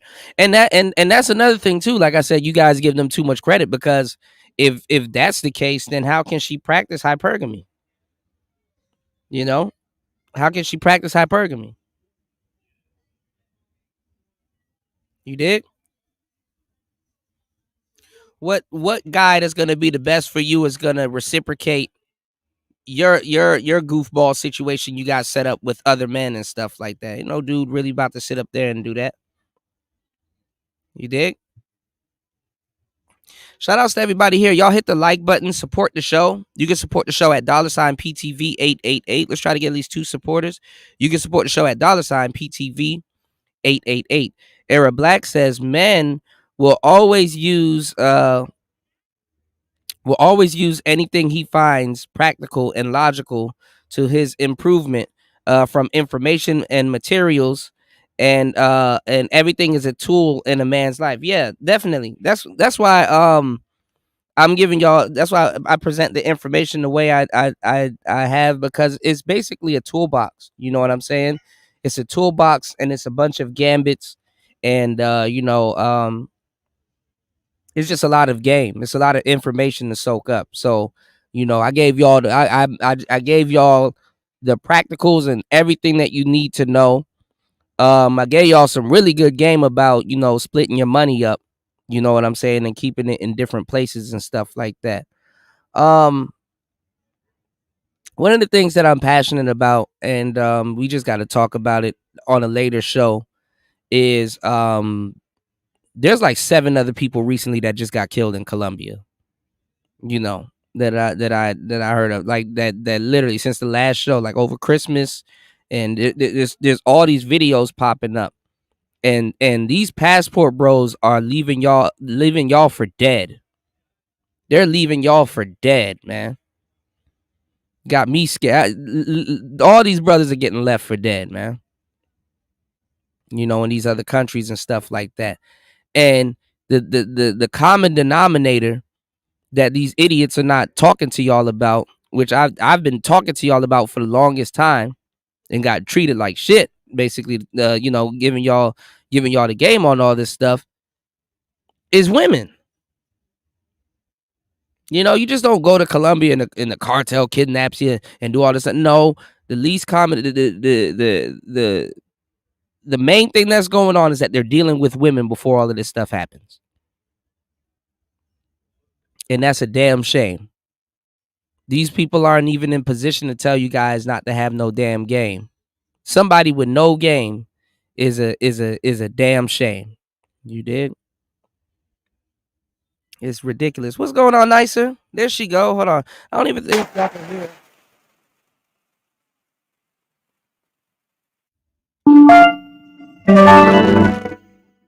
How does that come up, but the other one doesn't? I don't know. I don't even think y'all can hear any of my effects, y'all. You said, Asian women, the Asian woman Austin was with, that's her. There's videos of men wanting to snatch. Yeah, I told y'all that was going to happen. I told y'all they're about to start fighting over the small pool of broads that actually do give them action. It is what it is. You dig what I'm saying? It is what it is. They, them dudes are trying to be players, and they just don't understand the game. So I give it to y'all in the book. I mean, if you're a player, you can read. It's a great book. It's a very good book. I'm very proud of it. Like, you can listen to the book. The PDF will be coming within a week or so. Just got to get all the grammatical kinks out of it.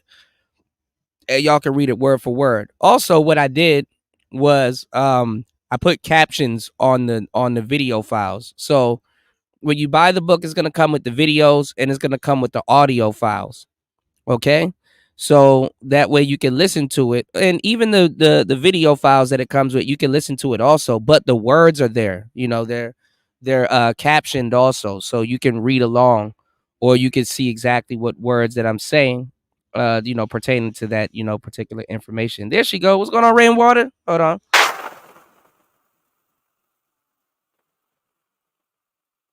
Shout out to the Broke Genius. Yeah, really good book. You said how much you charge to do a short audio reading. Man, I'll look out for you. I got you, man. Just hit me up. You dig? You said I made the video available offline. Okay. I got it right here. I ended up I can download it, but there's no way I can bring it up on here for some reason. But my phone, this shit is weird. Like I gotta let me show y'all. Let me see if you guys can hear it. I gotta send it. What the hell? Hold on, y'all.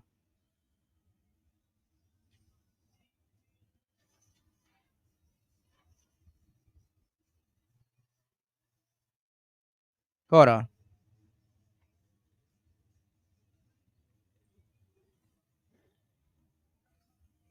I'm gonna have to do this off air to see if I can get it on here. I have it right here though, but I'm not sure if you guys can hear it. Hold on.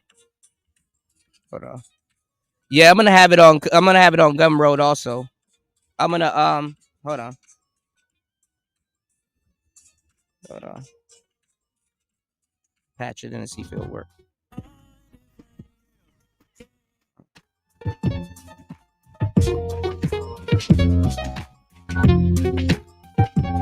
I don't know if it's clear though. I can't monitor my stream.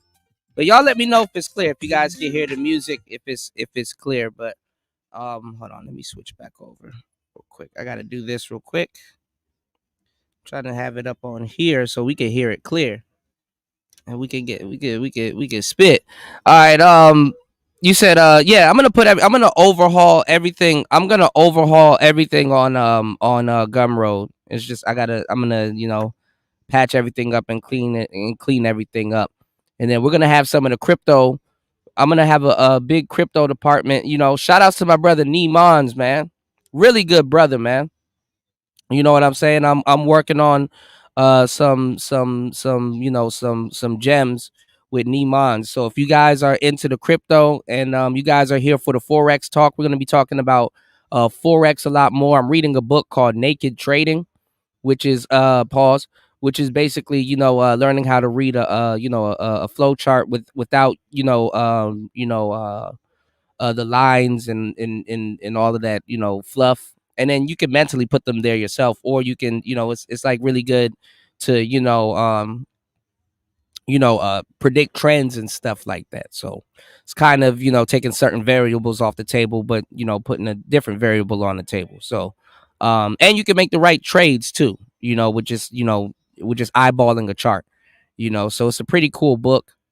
And it's interesting. So we'll be doing a little bit more crypto talks too. I'm gonna figure out, I know how to, I just need to figure out how I'm gonna do it, how to get my a chart here on the screen, and then I'll show you guys while I'm chopping it up with you guys. We'll make some real trades and stuff, and then we could talk and basically educate ourselves together, because we're very smart, all of us and everybody here, and we're thinking people.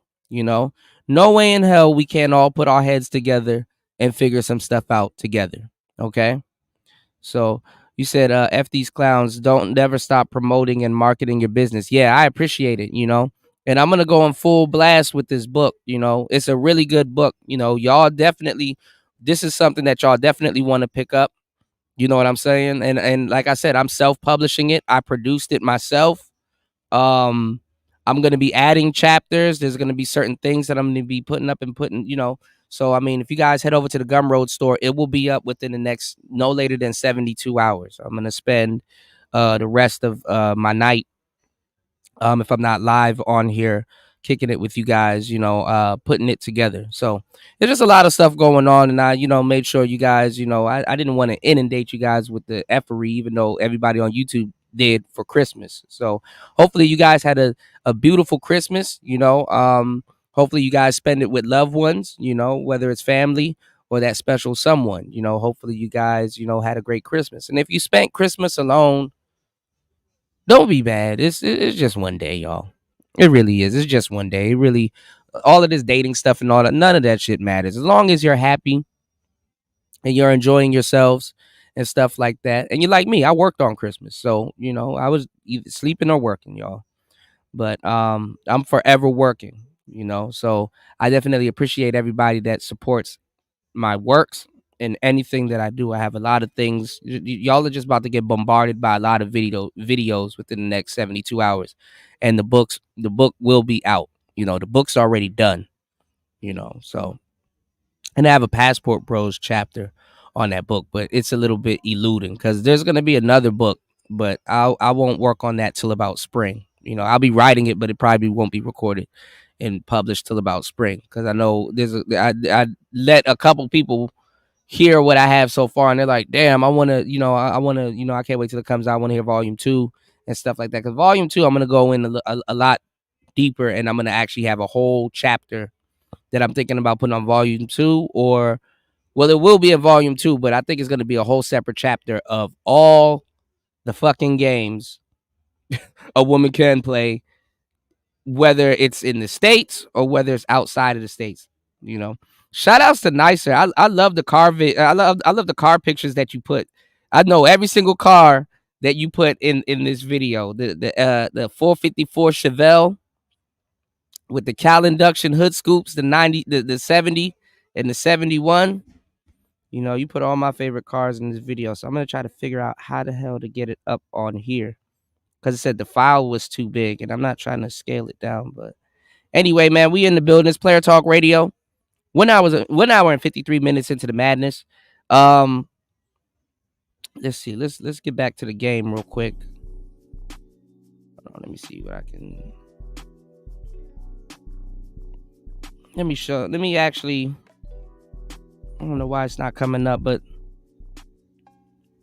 let me kind of go into some of the games. Let me kind of go into some of the games that I got written down that I gotta go in depth. And I'm gonna be putting out like videos on this also. You know what I'm saying? So I got these. They're written down on my notes. So one of the games that they can play, and this is not really like a game thing, but this is more like a character flaw, is she's sloppy. You know what I'm saying? That's another game that she can play. She's still dating. Yeah, y'all are dating, but she's still dating. You know what I'm saying? That's another game that she can play. She has another man. That's another game that she can play. Not being faithful. That's another game. The falling for you game. That's another game that she can play. I'm falling for you. I'm falling for you. Let me do little things to try to get extra commitment and stuff. Not when you're ready, but just you understand what I'm saying? All right. Listen, what's another game that she can play? Trying to use you, playing distant, jealousy game, looking away when your eyes meet. That's more of a dating one. Holding back sex. A lot of y'all niggas like to call some of these. I done gave y'all the game. Like y'all look at I am him. All right, y'all looking for where a lot of this shit came from. I will give y'all the game. I will give y'all the perspective where it came from. Okay. Niggas be calling themselves incels. Oh, incel this and incel that. You know who's really an incel? A married man that can't get sex from his woman. Or a guy that's very faithful, but his woman is playing sex game. That's a real incel for that ass. That right there, that's personal. You know what I'm saying? Because if you're an incel and nobody knows you and you really, you don't understand, you're in a more blessed position than some indoor incel, So we can get into the game. What's going on, D-Moot? Yeah, that XR7 Mercury Cougar is a beast, What's going on, Albo? Shout outs to you, player. Yeah, that Mercury Cougar, man. You know what I like too, man? I like them Oldsmobiles, man. I like the 442 and the Cutlass, all of them. I like the little Hirsch shifters. I love all of that stuff, man. I wish all of that stuff came back. I'm kind of glad though that Dodge, obviously they haven't resurrected Plymouth Barracuda. You know what I'm saying? But I'm surprised that Dodge hasn't I'm surprised Dodge is still doing their thing, man. Because I ain't gonna lie, them Hellcats giving them cops I ain't gonna lie. Even though people crashing them up, them Scat Packs and them Hellcats are giving them cops hell, man. Especially on the straightaway. You dig? You said it cracks me up when I walk by a couple and this girl looks at me. I'm telling you, man, I didn't know how much of a gump I may have looked like, because for some reason, a lot of dudes, when they're with their girl, and this is some like random people and random couple that I'm meeting, like they lady be like into me, and I'm like, well, shorty's being real forward with me, and I'm just chilling, I'm not even flirting or nothing like that. I'm just like relaxing and chilling, like I'm saying, I'm in natural mode and shit like that. And a shorty will be flirting with you and be just touching you and just be all over you, and I'm like, but you got a whole man. And it's like, you look over at the nigga, he's either aloof or on his phone or just talking to other people or doing whatever, and I understand this is what happens in you know what I'm saying, in social settings, it's just kind of what happens, you know what I'm saying. But the thing is like, hold on, y'all. Give me 1 second. Yeah, the thing is that, what I've noticed, because like, I've been in a bunch of webs, especially when I was younger. In my 20s, man, I was a menace, I was just everywhere, you know what I'm saying, and just learning a lot, soaking up a bunch of game and stuff like that. One thing I've noticed, the women that like be cheating and doing their husbands dirty, them the main ones. And I think it's a response to society, to tell you the truth. Them niggas be having the most violent boyfriends and shit like that. You know what I'm saying? Like a broad will be in the street cheating and shit like that. And it's like, damn, who your boyfriend? Big Meech. Some broad will be out here, loose in the streets, choosy Susie, and it's like she got a whole man at home, but he in the military and he a Marine. It's like, damn. Or it'd be dudes that's really giving them some type of protection. And that's why sometimes too, you just got to keep it player and you got to keep it chill with certain women, because a lot of times if you like one of them niggas that's just like out the gate giving her protection and shit like that, they get the wilding out, because I wouldn't say it's power. But nowadays, depending on where you live, broads don't really need no protection like that. You got these broads on here, and I'm guilty. I've done it several times. Take a little broad to my hood and put her in a position where she would want to feel protected. And then she's with me, so she is protected. So I got this whole thing going on, you know what I'm saying? Because I just simply know what type of chick she is, you know what I'm saying?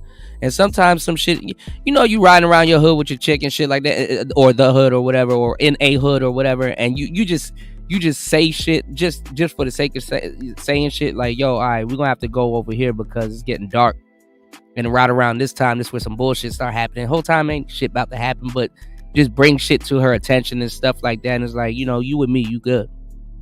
And it should be true, but it's like, a lot of women like to be protected from their own bullshit that they bring on themselves, or even manufactured bullshit. They can't tell the difference. So a lot of times they feel protected, even if they are protected, you know what I'm saying? But that's kind of what they want to feel. Protection is more of a logical thing for a guy like myself, or guys like ourselves, because we're more logical. So we think preemptively and stuff like that. If you're any type of smart, if you're preemptive, protection is logic to you. Protection for women, fellas, is an emotion. I know it sounds dumb. I know it's like, bruh, what? Like, how does that even make sense? It's an emotion. Being secure to them it's an emotion. It's like a deep breath. But unfortunately, when you give people the things that they want, they become new people. So one thing I've noticed with certain women, especially with guys that's like, I wouldn't even say that's overly protective, but guys that's like, yeah, this nigga can fuck some shit up. When they're with these alpha males and these big buff dudes and military dudes and niggas that can snap your neck with one hand and all kinds of shit, You understand what I'm saying? They be the main ones cheating on them dudes. Like when I started maturing and I started getting older, I'm like, you know what, man? It'd be a bunch of I used to score a lot of like very good, decent women and stuff like that, but it turned me off when I realized that she's doing this to somebody that's protecting the country, or she's, you know, fucking around on, you know, or putting both of our lives in danger. You know what I'm saying? So, you know, but before I hit 28, I had to grow out of that phase, bro, where, you know, like I need to stop messing with other dudes, women. And then at the same time, too, karma. I didn't want somebody to mess with my lady. But I had to look at it. I was like, you know, damn, why everywhere I go and shit like that? Like, and then sometimes, too, I think it's because they could smell, you know, or they knew about some of the other women that I was dating. That's one of the, you know, that's one of the things, you know what I'm saying? So women are forever trying to practice, I wouldn't say hypergamy, but they're always open, bro. It's really never your girl for real. It's just your turn. And that's some real shit, you know? You said, I appreciate you, Kuda, where you are today. Your channel's anniversary. So, yeah, happy anniversary. Yeah, it definitely is my channel.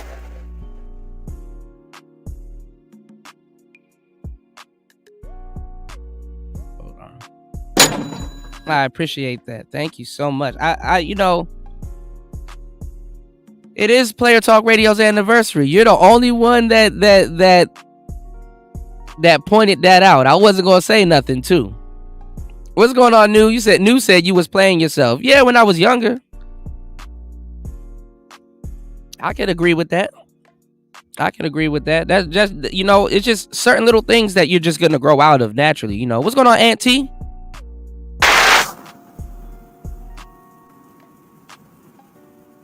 That's the Aunt T in the building. Yes, sir. Hit the like button on the way in, y'all. Y'all can support the show. 2 hours and 4 minutes into the madness. So yeah, man, let the grift begin, man. You know, a lot of these passport bros, they're gonna directly contradict themselves and become dating coaches, man. That's what Austin is gonna do. That's what Floyd is gonna do. That's what a lot of people are shaping up to do. They're about to become the same dating coaches that they criticized. They're literally becoming the same dating coaches that they talk shit about and criticize. You dig what I'm saying? So it made no sense listening to their babble and skedaddle about dating coaches. It really made no sense for any nigga on here to listen to the babble and skedaddle about dating coaches. Maybe certain dating coaches that some of y'all don't like, whatever. But the thing is that y'all life don't require y'all to be outside and really, you know what I'm saying? They don't require y'all to go outside and really be looking at the game from that standpoint. Half of y'all are not even, none of y'all are gonna go hard when it comes down to y'all dating. The majority of people on here talking that bullshit never ever took their dating life seriously. And that's the crazy part. They never took their dating life seriously, so they're not going to get the results that they claim to want. And it's better to be entertained on the internet than to actually, you know, be active in your real life and get the results that you want. You can get the results that you want. It's really not hard. You know, the world and the internet has actually made it more easier for people. But to a certain degree, now it's not about even dating. It's really about your level of awareness and then your level of execution. You know what I'm saying? With what you're trying to do. You know what I'm saying? It's really about your level of awareness and execution. Okay, now that you're aware of this information, are you going to capitalize on it? What are you going to do with it? Because literally, you could turn your whole franchise around within a week. Go outside, go buy you some nice shoes, you know, dress a little bit nice. Go ask the lady at the perfume stand, go flirt with her and figure out, you know, what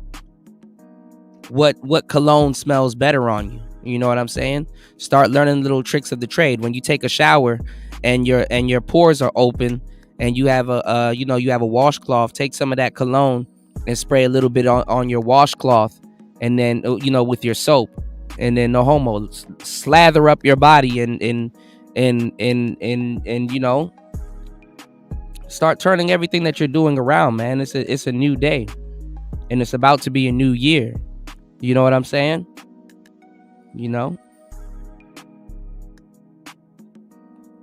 Thank you so much, Nicer. I really appreciate that. That's real right there. Like I said, I'm invested, Kuda. I'm really looking forward to where your channel will be in the future. Yeah, me too. You know, I sit back sometimes and I'm like, man, this is something that I get up every day and I work hard on. You know what I'm saying? So definitely we're going in the right direction. And we didn't need to do all that grifting, all that jitterbugging and all that stuff that dudes are doing in the space at this point. You know what I'm saying? And it's organic, man. We stuck to everything we've talked about. I don't know how a nigga can say I grift. I'm trying to figure out where the hell I grifted to. You know? Yeah, dating can be fun. I mean, it's not necessarily stupid, but yeah, modern dating, yeah, it's always been stupid. Like the little nuances and things that you may have to go through, but it's really just a bunch of dudes trying to be something and not really paying attention. I mean, if you want to be a player, you can be a player. And you could be a square too. You don't necessarily have to be like this super player. You could be a player in your life, you know. No one's looking. I don't know why, you know, everybody's on their fucking phone. We live in an individual society. Most of our society that we, other than like online, because it's online now, thanks to, you know, guys like us new, but like most people aren't really into group think like that, you know. Most of the people are getting clowned in with stuff that's going on in their individual lives. You know what I'm saying? Like if you look at the Keke Palmer situation, her man is getting clowned by social media more than he would probably be getting clowned by family and friends and stuff like that. Look at this Simone Biles situation. He's getting clowned more so by wayward ass hoes that would be glad to have him and low-key mad at Simone. Most of those black women that's talking crazy about Simone Biles and her man, they could never get a man like that. And half them bitches, they don't even like her. They would never, half them broads would never hang around those broads, man. This is why I mean, half the broads that's talking crazy about her would never hang out with her or give her no real game. This is why Cynthia G needs to shut the fuck up, cause she in that basket too. A lot of broads wouldn't hang around no goddamn Cynthia G like that, man, and that's real. They wouldn't hang around no damn Cynthia G like that. Telling you, the politics that women practice on each other is nuts. It's ridiculous, man. They don't want that woman to be happy. A lot of the women that was talking crazy about Simone spent Christmas alone on their phone.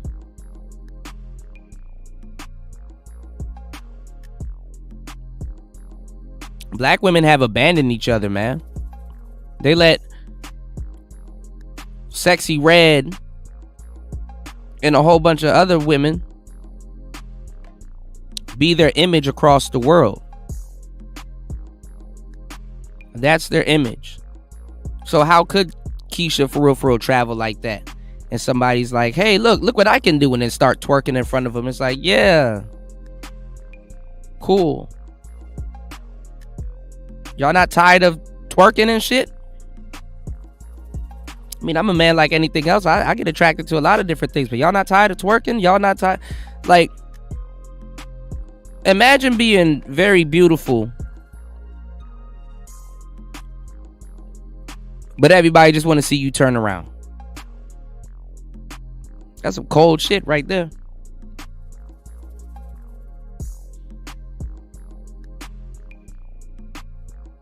All right, let's get into the show, man. Y'all hit the like button, support the show. You can support the show at $PTV888. That's $PTV888. 2 hours and 11 minutes into the madness. Most people would have been off air right now. I'll show you who cares right now. All right, so let's get into it. Let's get into today's show. Give me 1 second.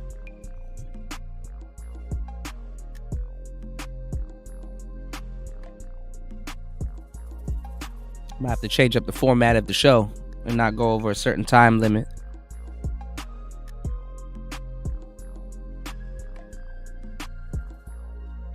Hold on. There's some shows that I wanted to show you guys.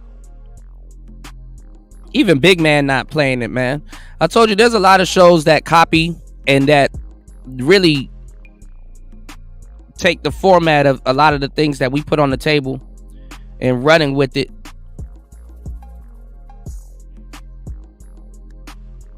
Shout out to the Ugly Money TV podcast. I think it's called Ugly Money.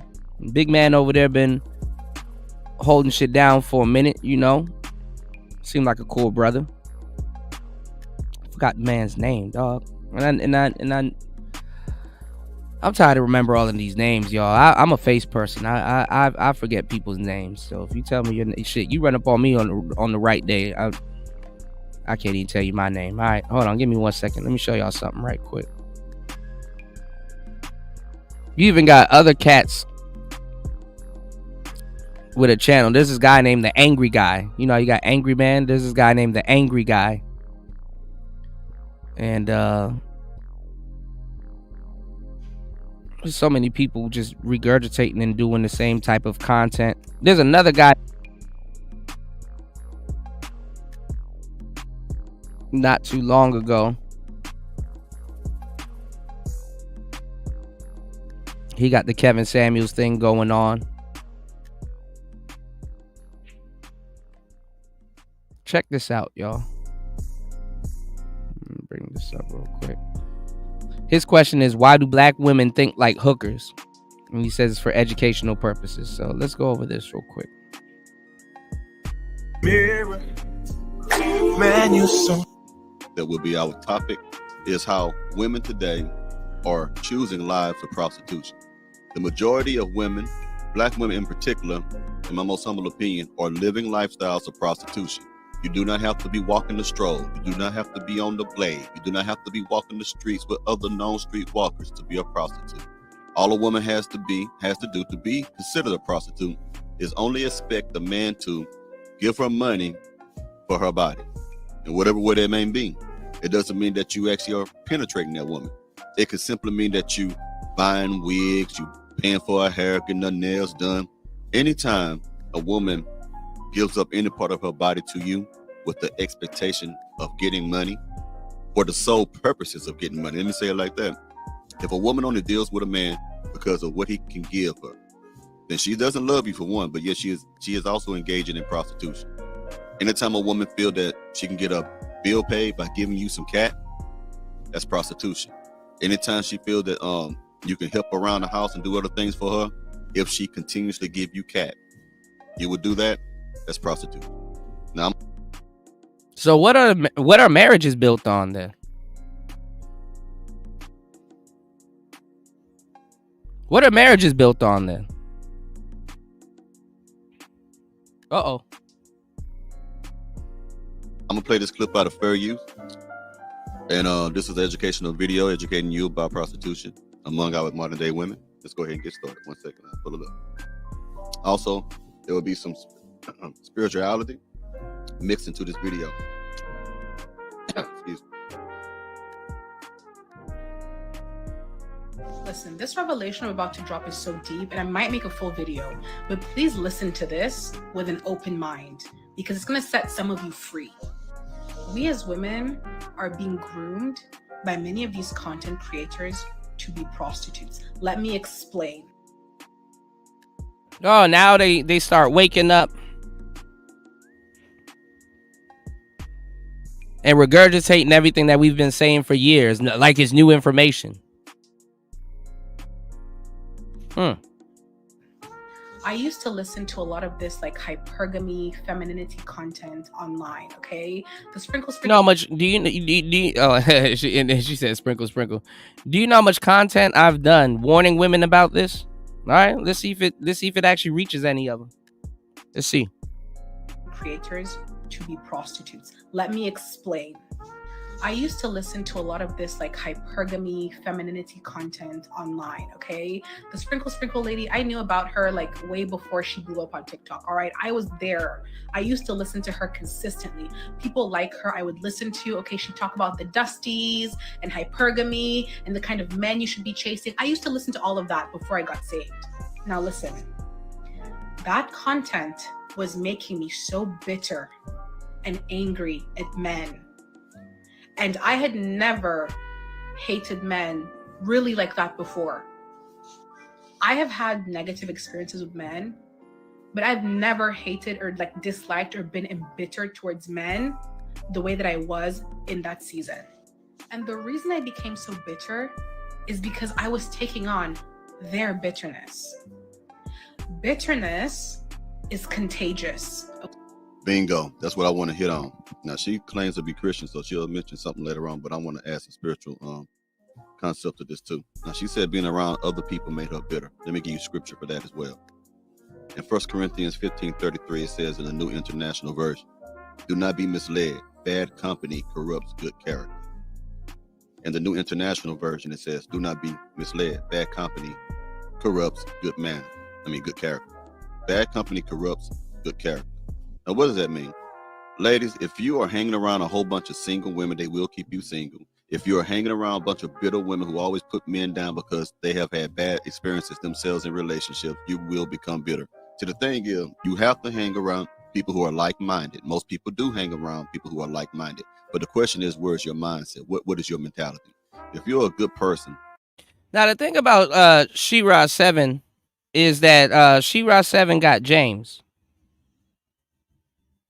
James is more so of a provider. I don't think, from what I know, I don't think She-Ra is super happy with James, but she's content with James. You know what I'm saying? Kind of like Oprah and Stedman. You know what I'm saying? But who knows? But if it was a baller or somebody else, you know, she likes to doll herself up and try to look good. I wonder who. And let me tell y'all something. From what I know, I'm pretty sure she cheated on James. Or frequently cheats on him. But he really can't do nothing at this point. Her claws are in, right? So I just don't think he was I think he was the best option for her at the moment. But as time, goes by, time will tell. Anyway, a lot of these women, they like I said, they follow her, and like I said, a lot of them are not woman enough to pull off the things that she's telling them to do. You know what I'm saying? She's preaching, she's preaching the diva mentality. She's preaching the diva mentality in women, in a scammer society. These women nowadays, they want to be scammers. You know what I'm saying? They want to scam or date scammers or be junior scammers too, because they're dating scammers. They want to be, half these hoes, you got to hold their hand with any type of, you got to hold their hand. So, it's ridiculous, and the women are just going to lead them off the cliff. They're not going to necessarily hold their hand. It's going to be like similar to like the passport bros thing. You got to hold these dudes' hands. You may be giving someone information, and then it's like you kind of leave them hanging and stuff like that. And then they're like, okay, well, how am I supposed to, I made it this far. How am I supposed to navigate this situation? She-Ra will tell you to try to bump and lift somebody, and then a nigga, which he's supposed to get mad, is supposed to snap at you if he finds your hand in his pocket. Imagine treating somebody out, on a dinner and being nice to them and opening car doors and being chivalrous and stuff like that. And then while you're driving, you feel a glittery, perfume smelling hand slip out of your pocket. And it's like, hold on. Let me pull this car over. What you did was there a fucking hand in my pocket? And I'm trying to, you know what I'm saying? I'm here already treating you out and doing, and you still try to steal, like, you know. And then motherfucker will get on the internet and lie and be like, oh, he's abusive. As if she's being feminine. It's like, no, you're a thief. You're a thief. And you try to steal from somebody that was already giving to you. You're a thief. But they'll tell the world, oh, he didn't, you know. She probably putting y'all in some fucked up situations.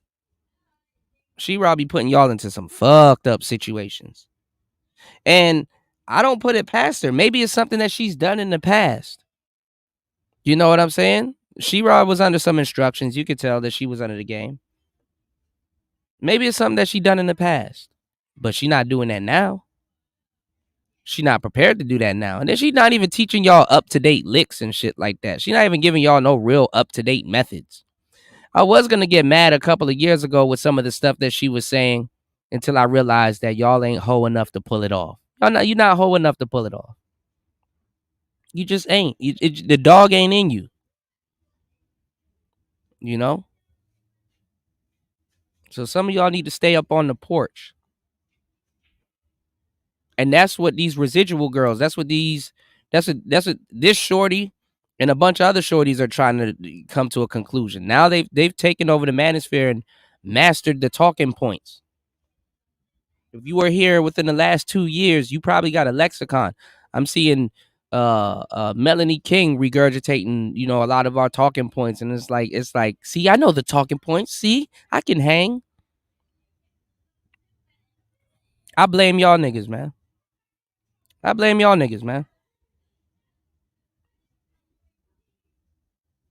It's ridiculous. Let's get it.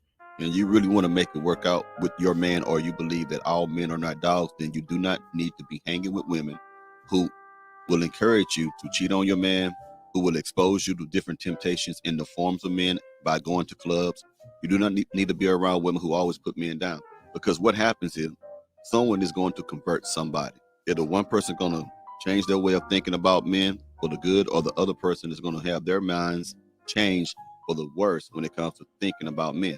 So therefore, you have to be around positive people who are being positive, who have positive outlooks. The problem is with our women, black women in particular, in my most humble opinion, they tend to gravitate towards negativity. Negativity is a powerful influence. It can corrupt anybody, okay? Women can corrupt women quicker than anything else, because women like to fit in. Women love their social circles. Women want to maintain strong societal ties with people that they respect, with people who they perceive as their peers, people who they think are their day one's best friend and baddest. And they do not want to look bad in the eyes of their friends. This is why many women will compete with other women. In other words, we call it keeping up with the Joneses, my man bought me this, well, my man bought me that. I just got this degree. Well, I'm working on my degree right now, about to graduate. They will always be in competition with themselves. So when you are with each other, so when you're around women as a woman who are bitter, negative, nasty, profane, drink a lot, smoke a lot, sniff a little things, coke, whatever, you will most likely do those things as well if you're around them for a long duration of time. And the thing is, they would tempt you to live lifestyles that would be destructive and detrimental to yourselves, and they also will cause you to be around situations that could pull on you and cause you to want to go astray from the man that you have, even if he's a good or bad man. Let's just say he's a good man. Your negative friends will always magnify the fact that you don't go out no more. They will say things like, girl, we don't never see you ever since you got with old boy. Excuse me. And then your friends will tell you things like, where did y'all go to eat at this time? He always taking you to go them fancy restaurants. You ate Ethiopian food. You ate some Indian food. You went to Nobu. You went to all these high priced things. I mean, ain't no thing. I'm glad to see that you got a man like that. When a woman say that, she's jealous of her girlfriend. Okay? They're jealous because their men do not have the money, cannot do what your man is doing, or they refuse to do it. Okay? So again, hanging out with the wrong people, ladies, will make you bitter and will keep you single. Let's keep going. Okay? The Bible says that bitterness, when it takes root, actually defiles many people. So let me read you. See to it that no one falls short of the grace of God, and that no bitter root grows up to cause trouble and defile many. Bitterness is contagious. When you are consistently listening to somebody who hates men or who's constantly calling men dusties, dehumanizing men, you will eventually pick up and take on that mindset. Yes. Now, this is why it's important. When you become bitter towards men, when you become desensitized towards the fact that they are human beings and you start to hate them, this is when you start to really listen to the women that tell you to only use men for their money, to, take him for everything he's worth. Notice she said that mindset is rooted in bitterness. This is why you find a lot of women who only want you for your money or only for the lifestyle that they believe that you can give them, because they're hanging around other bitter women that are making them bitter as well. Take him for everything he's worth, to not care about love, to not care about any of the things that make a relationship beautiful, but to simply go after the money. And even as I'm saying this, some of you guys are going to feel angry at me. Some of you guys may feel tempted to call me whatever it is, a pick me, or be angry, or rise up in your spirit and say, but what about men? Listen, you are being trained based on what you're consistently feeding your mind to desensitize yourself towards human beings. And because you have that hatred, because you are desensitized, that's when you go out and start to use men like how a prostitute would. What does a prostitute do? A prostitute sells her body in exchange for money, for material. Exactly. Like I said before, anytime a woman is willing to open her legs up, not to any man, but to a certain man, that certain man would be someone that they believe is going to be a trick, someone that's going to just give them the world. They become a prostitute at that moment in time. Whenever you lay on your back for money, lady, to make. All right. I mean, there's a little bit of truth in what he's saying, because now women are so lost, they just don't know what they laying on their back for these days. But what I'm getting from this too is what I was telling y'all years ago. If I'm dealing with a square chick, I'd rather know I'm dealing with a square chick. But you got all these square chicks, just like how you got a bunch of these square dudes, acting like they're players. They're cosplaying, they're LARPing, they're live action role playing, and then you got some of these square chicks that operate like prostitutes. You know what I'm saying? And honestly, I hate to say it, some of y'all tricks, this is why I don't get it. Y'all know how one operates. You can definitely even easier now get what the hell you want out the game. You know what I'm saying? You definitely get what you want out the game. Shout outs to Bronze Flat Power God. What's going on, player? You can definitely get what you want out the game because they're operating the same way. I didn't think it was different until when I was younger, and I started dating girls, and some of them used to strip. And I didn't know how I knew they looked at money a certain way, but I didn't know exactly how until, I got put onto some game where it's like a lot of them are looking at stuff like dances. You know what I'm saying? Like if it's $10 a dance, okay, if you take her out and the Chipotle cost around $10 in her head, it's like, oh, that's a dance. Or if you buy a dress or something for her and she's looking at the price, she's looking at the price in terms of dancing. She's looking at the price in terms of if she had to do it herself, how much dances, or what is that a day of work, or is that's how they look at it, so I'll get into that a little bit later, but I don't know what this guy expects women to do these days. A lot of them is too far in. It's too deep in. Nowadays, the internet and OnlyFans, we're gonna get to that later too. I got some more stuff. I got a full clip for y'all. Y'all support the show. Hit the like button, support the show, y'all. Loaded for y'all today. I'm gonna just keep saying my saying. Use what you got to get what you want. Use what you got to get what you want. What the mammies used to tell the shorties, use what you got to get what you want. Y'all been hearing that shit since slavery. Use what you got to get what you want. All right, so let's get back into it. All right, this is the reality, man. Use what you got to get what you want. Let's get things easier for you. You become a prostitute. Let me hit you with some more scriptures right quick. It says in Leviticus 19:29, it says that in the New International Version, do not degrade your daughter by making her a prostitute, or the land will be turn to prostitution and be filled with wickedness. The King James Version of the same scripture says, do not prostitute your daughter to cause her to be a harlot, lest the land fall into harlotry and the land become full of wickedness. Do not prostitute your daughter to cause her to be a harlot. And the King Von Version says, use what you got to get what you want. Notice that they say, both translation said, do not make her to that. So a hoe is made. Okay? How do women make other women into hoes? How do mothers make their daughters into hoes? By feeding them whorish mindset. Girl, if you want a man, make sure he can pay for this, pay for that, do this for you. And so they get this mindset of a whore.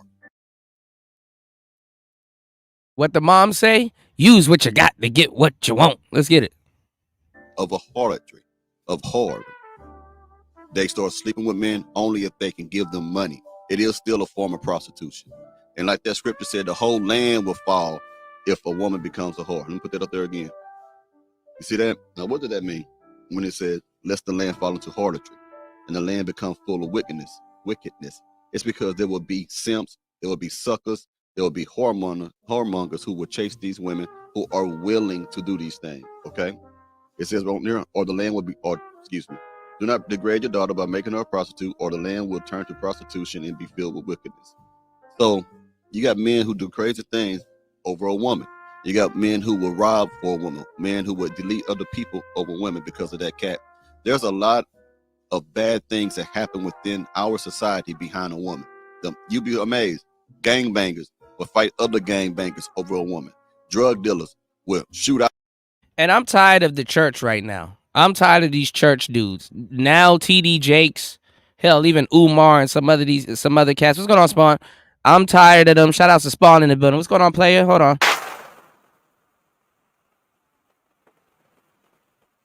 I don't know why my sound effects ain't coming up, but I'm tired of the church now trying to double back, especially after Kevin Samuels passed. I'm tired of the church now trying to double back and be red pill. Even the church is grifting, y'all. Oh yes, the church is grifting. Y'all hit the Cash App. Are y'all not enjoying today's show? Good morning. Giving y'all this game early bird. Giving y'all the worm. All right, y'all support the show via Cash App. That's $PTV888. That's $PTV888. That is $PTV888. Let's try to get at least 2 contributors before we move forward. Use what you got to get what you want. Smash the like button just like you're trying to smash these hussies out here, these harlots that's been told, use what they got to get what they want. Okay? All right? Trying to introduce it like it's something new. Okay? So, yes, unfortunately, a lot of sisters do think like hookers. But not just sisters. Women worldwide. Women worldwide. WWW. Okay? This isn't something that we just woke up and just realized overnight. Use what you got to get what you want. All right?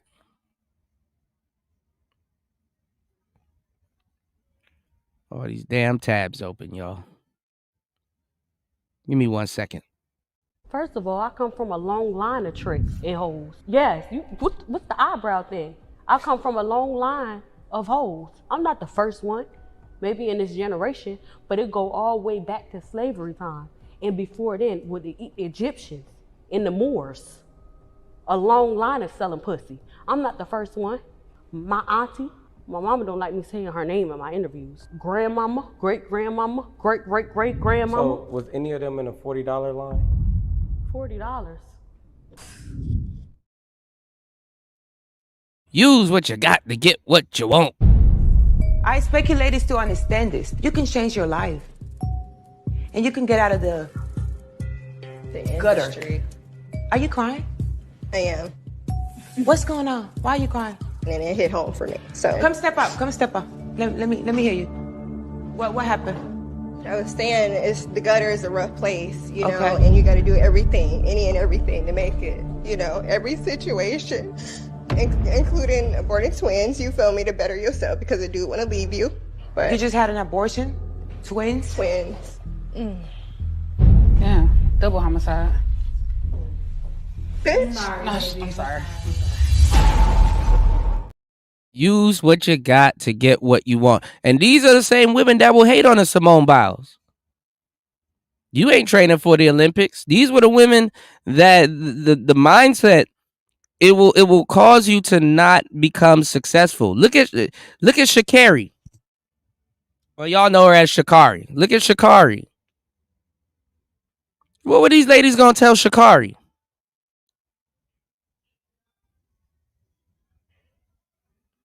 Can you teach another woman how to not use what she got to get what she wants? How about develop something, you know, get a skill in something and then get what you want? Y'all, I mean, it's noble and I get it, but overall, you got to listen to certain things and how people present them because it kind of tells you their mindset. For example, shout outs to Auntie. Auntie's in the building, right? There's a young lady that's still trying to milk a situation, right?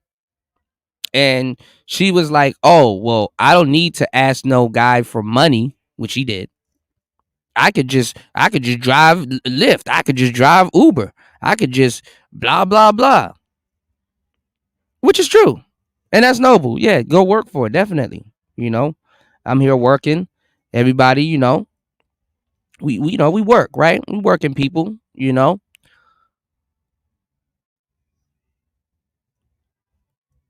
I don't know how to explain this, but the fact that that's what you put, like, okay, well, what if that wasn't there? You can't drive Lyft on bald tires. And I mean, you probably could, but I mean, it's probably not the best option. But if that wasn't there, then what would you do? You know? And these are people that will get mad when somebody says, "Oh, you have a price," when everybody has a price. Everybody has a price. Don't let people try to tell you, "Oh, my dignita and my standards and my morals, and I stand on business." And yeah, you got a price. You got a price. You got a price. You know, if that wasn't there, what else would you do? You know, why would you even say that that's a deterrent from you? Anyway, I'm not even gonna get into that, but you see the mindset behind it. Just the mindset. That's what I'm telling y'all. Okay, what does Simone Biles got to protect herself from? The mindset. What did Sha'Carri got to protect herself from? And start listening to her coaches and get back in the gym and remind herself who she was. The mindset. These hoes will drag you down to their level and start whipping you with experience, black women. These hoes will drag you down to their level and start whipping you with experience, black women. These hoes will drag you down to their level and start whipping you with experience. Half them hoes couldn't even pull a boyfriend like what Simone Biles got. They don't even like Simone Biles. They don't even go to the Olympics and support Simone. Really, they got nothing to give to her or say to her. And they want her man. They probably in his inbox right now. So if your man says he's the prize, that's how he's supposed to feel. What nigga want to wake up and be like, I'm not the prize. I don't feel good about myself. My self-esteem low. You know? Come on, man. What's going on, Toya? Mernin, how are you? Happy holidays. Happy holidays. Shout outs to everybody in the building. 2 hours and 41 minutes into the madness. Support the show. Let's get back into it. It's player talk. So sisters, man, y'all gotta really take back y'all image, man.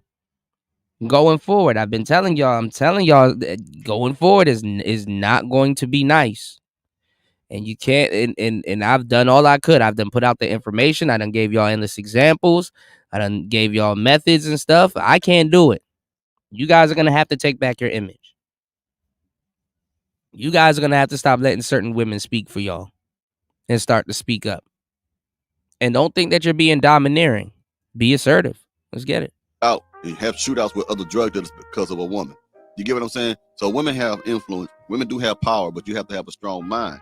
Men are losing their wits behind women. Let me show you. In one of the books of the Apocrypha, in First Esdras 4, 26 through 36. I read this before, but listen.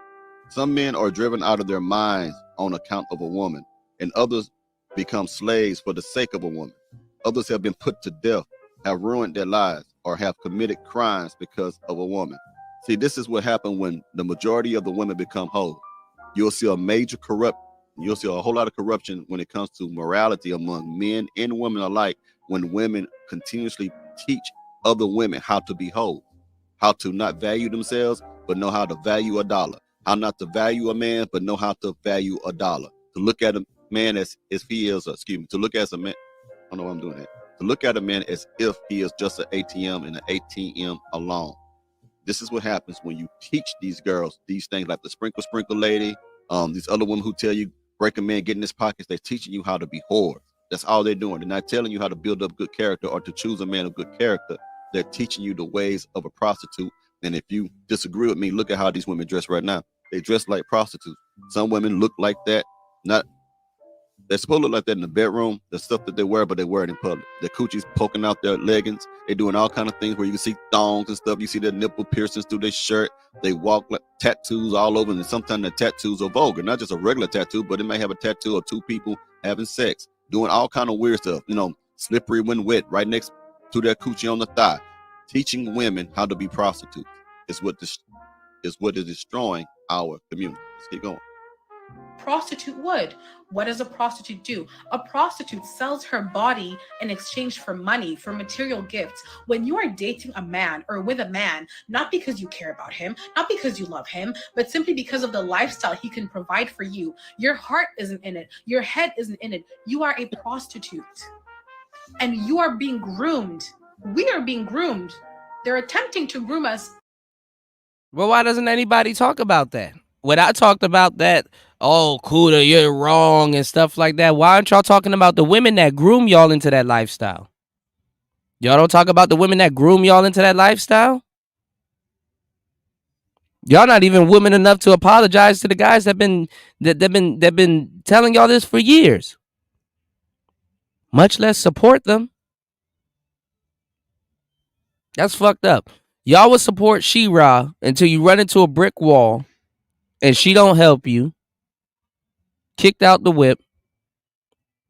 Then have to regurgitate what guys that y'all been talking shit about for years have been saying. And then don't even support the dudes that was supporting y'all from the jump, even when y'all was over there supporting She-Ra.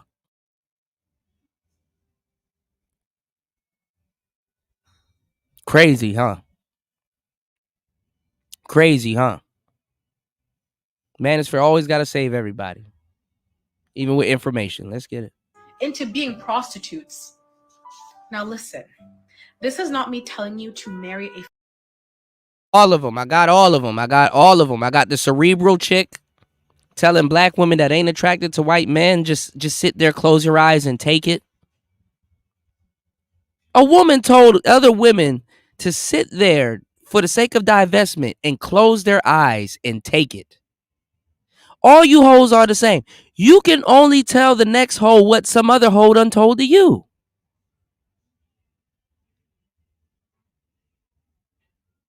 Nigga, my blood boiled when she said that. She's like, I don't care if you guys don't want to date white men. I don't care if you guys don't like pink peen. You need to sit there and take it. It'll be all over soon. Women. And then get on here every single day, man. Some man did something to me. Some dude assaulted me. Some dude, and y'all don't say shit. The Fort Harriet bitch said the same shit. Chrissy said the same shit. Paris Milan said the same shit.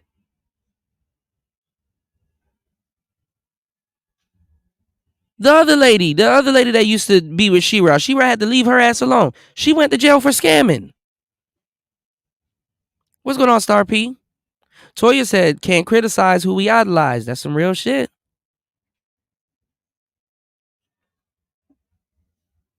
Y'all hit the like button. Support the show. Hit the Cash App, y'all. Let's get it. Financially irresponsible man, because I do believe that men have responsibilities and duties towards women that they are courting, they're dating, and wanting to, marry. A man has a responsibility too. In fact, men have many responsibilities towards the women that they say they want to be with. Okay? And you gotta be. This is the lockout too that a lot of you guys are going through. Shout out to Star P, man. Big old player in the building. Yes, sir. Let's say a guy wants to date a woman. And let's say this guy's been texting her and he's like, look, tomorrow we're just going to be, it's your day off. I just want to give you a nice day out. He brings you flowers. He's nicely dressed. You about to go to a nice restaurant. And that's probably, that's what y'all got so far, right? Just going to be a gentleman. Y'all going to go out and go eat. Fellas, even you get deprived of being a simp or being romantic. I don't see these women requiring these dykes to show up on a date. You know what I'm saying? With no flowers or none of that shit. And plus, oh shit, I got a story to tell y'all. Speaking of dykes, I think O'Shea did a video on it about how this girl was with this other girl, and like I said, you can never out simp a dyke. Her dyke friend went to prison, purposely got herself locked up to go in there and confront another girl that she was dealing with. Like literally got herself locked up to go check the girlfriend that's locked up. You know what I'm saying? Because when she got called on the jail phone, she was like, "Oh, who you talking to? Who you messing with in there?" And blah blah blah. And the girl wasn't trying to be faithful. So this stupid bitch got herself locked up. Went in there, confronted the other girl. Damn near even stabbed the other girl. She's telling the story, right? And then while she's telling the story, the broad that she went in there and got locked up for is in the background talking about how she stabbed the girl and all this other stuff. And she was like telling her to be quiet and all this other stuff. Stupid shit. And a lot of the dykes never learn from their simpery too, because that's commitment. Nobody, y'all, wants to spend or feel like they spent a long time making a mistake. Keep in mind, okay? Nobody wants to feel like they spent a long time making a mistake.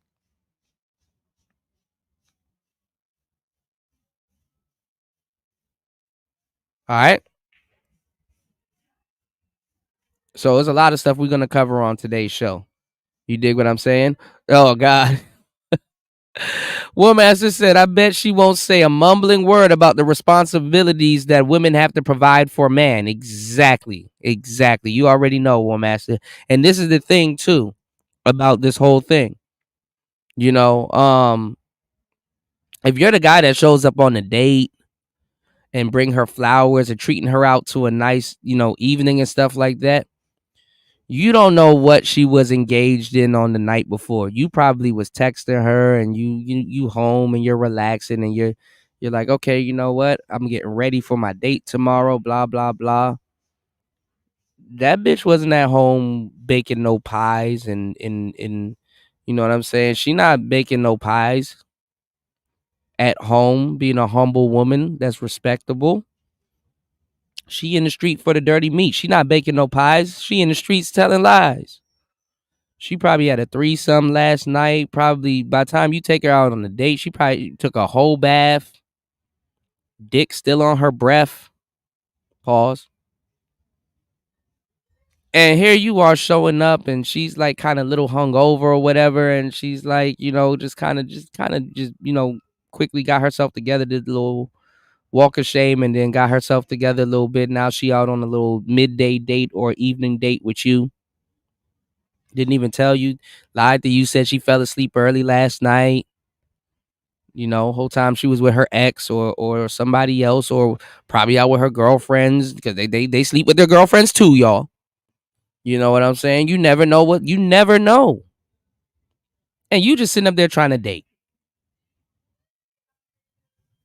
Ain't that a biatch? You sitting up there trying to date, trying to be a gentleman, you know? Mama told me there'll be days like this, but I ain't never ever thought that there'll be days like this. Come on now.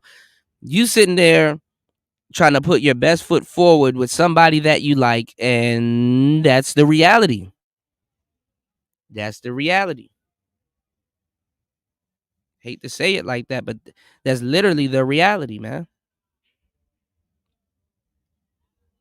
You know? Shout outs to everybody in the building. Make sure you guys hit the like button. Almost 3 hours into the madness. Hit the like button, support the show. All right, let's get back into it. Why black women think like hookers. Let's get it. Okay, that they want to. I mean, a lot of them dress like it. So I mean, all right. Anyway, marry. All right. So definitely you should be entertaining husband-minded men who have proven to you, okay, through their consistency. But here's the thing, though, y'all. I hate to keep pausing it, but I gotta give y'all the game. Most women can't deal with husband-minded men. They can't. They can't deal with those guys at all. They're not ready for it. I've seen dudes get turned down by women just because of their vernacular, being judged on their vernacular. Most women don't look at dating as a growing experience. They look at it as something that they can get out of it. What's in it for me? Me. What's he doing for me? And men should look at it the same way too. I mean, men are selfless. You damn near got to claw and pull teeth for men to start thinking about themselves. Men are now, I'm not saying being less generous to women, but men are not just now not engaging with women.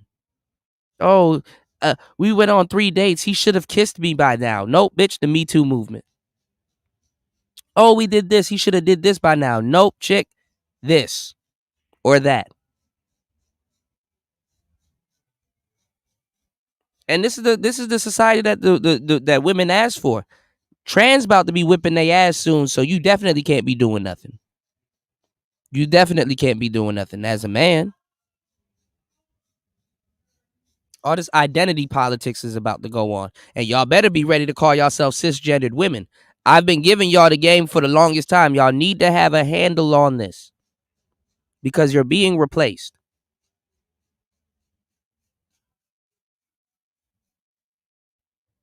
Consistency, that they have good character, that they're good men all around, not just in the financial area, but all around. Now, once a man has actually proven to you, okay, that he's a good man, that he cares about you, that he loves you, why wouldn't you want to love that man back? That's because women have been taught, they've been molded, they are conditioned into believing that a man's value is a dollar bill. That's it. That's how most of these women are. They're not concerned about it. They will have babies with you and don't like you. They will marry you and don't love you. They'll be in relationships, don't even want to be around you, can't stand you, just because of the fact that you have a bag. This is why women don't want to go the extra mile. Women are lazy when it comes to relationships. They want gimme. And when after you give me what I want you to continue to gimme. This is a mindset of a prostitute. A prostitute does not care about the tricks that they're sleeping with. A prostitute does not care about the johns that she's giving up her womb to. A prostitute does not have any feelings for the suckers who pay for the money, who pay for the honey with their money. They don't care about that. They don't care nothing about. Now think about a prostitute, I'm telling you. Prostitutes do not care about the men that they're sleep with. It's just a job. It's just something they have to do. It's just a chore to sleep with these men because they've got an agenda of getting money. So a lot of these women have the mindsets of prostitutes because they think exactly like a prostitute. They don't care nothing about you as long as you give them money. Cash App me. Venmo me. Are you going to take me out now? I'll need some money. I need my nails did. They're not caring about your situation. If you're financially struggling, if you can't do it, they'll go find another man like a prostitute. If you can't pay the price that the prostitute is telling the trick to pay, then they move around from that trick and go find another trick that's willing to pay that amount of money. You really have to sit down, and we as a whole have to sit down and ask ourselves realistically, what do I want out of a relationship? What do I want out of a marriage?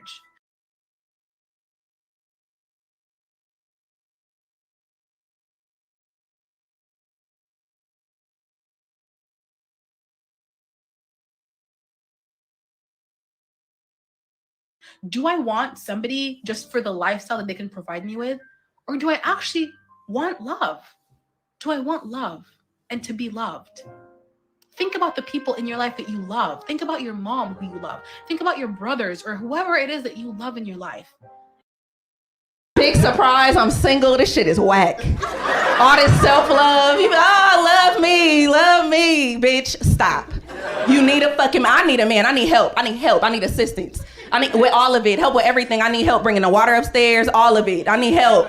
Okay, for every bill I pay by myself, a piece of me dies. It's so unnatural. I'm disappearing. This shit is not normal. So I didn't realize until me and my man broke up how affectionate I was. Like, I'm so physically affectionate, and I didn't realize that I like this. I'm way too old to be liking this stupid shit, but I love this. You know how when a dude holds you from behind and walks, like how Mexican teenagers be at amusement parks, like...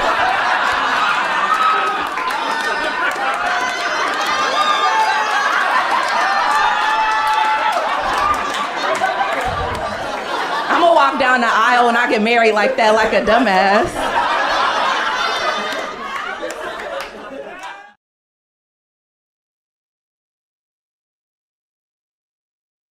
Is that not a wonderful and beautiful relationship? And why wouldn't you want to have that with somebody that you are joining yourself to for the rest of your life? This is not a game. Many of these women are leading you down a terrible path and leading you towards terrible relationships and situations under the guise of, oh, sprinkle, oh, find hypergamy, whatever. Terrible situations. Single, not sprinkle. So I hope y'all find this subject matter interesting. But yeah, I personally believe that a lot of our modern day women are behaving like prostitutes and streetwalkers and have the mindset of prostitutes and streetwalkers.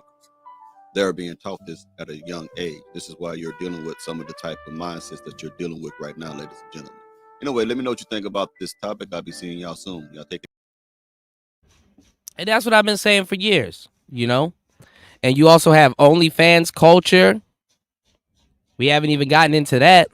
We're not going to talk about how OnlyFans is breaking a lot of these young women. Girls are 16 now.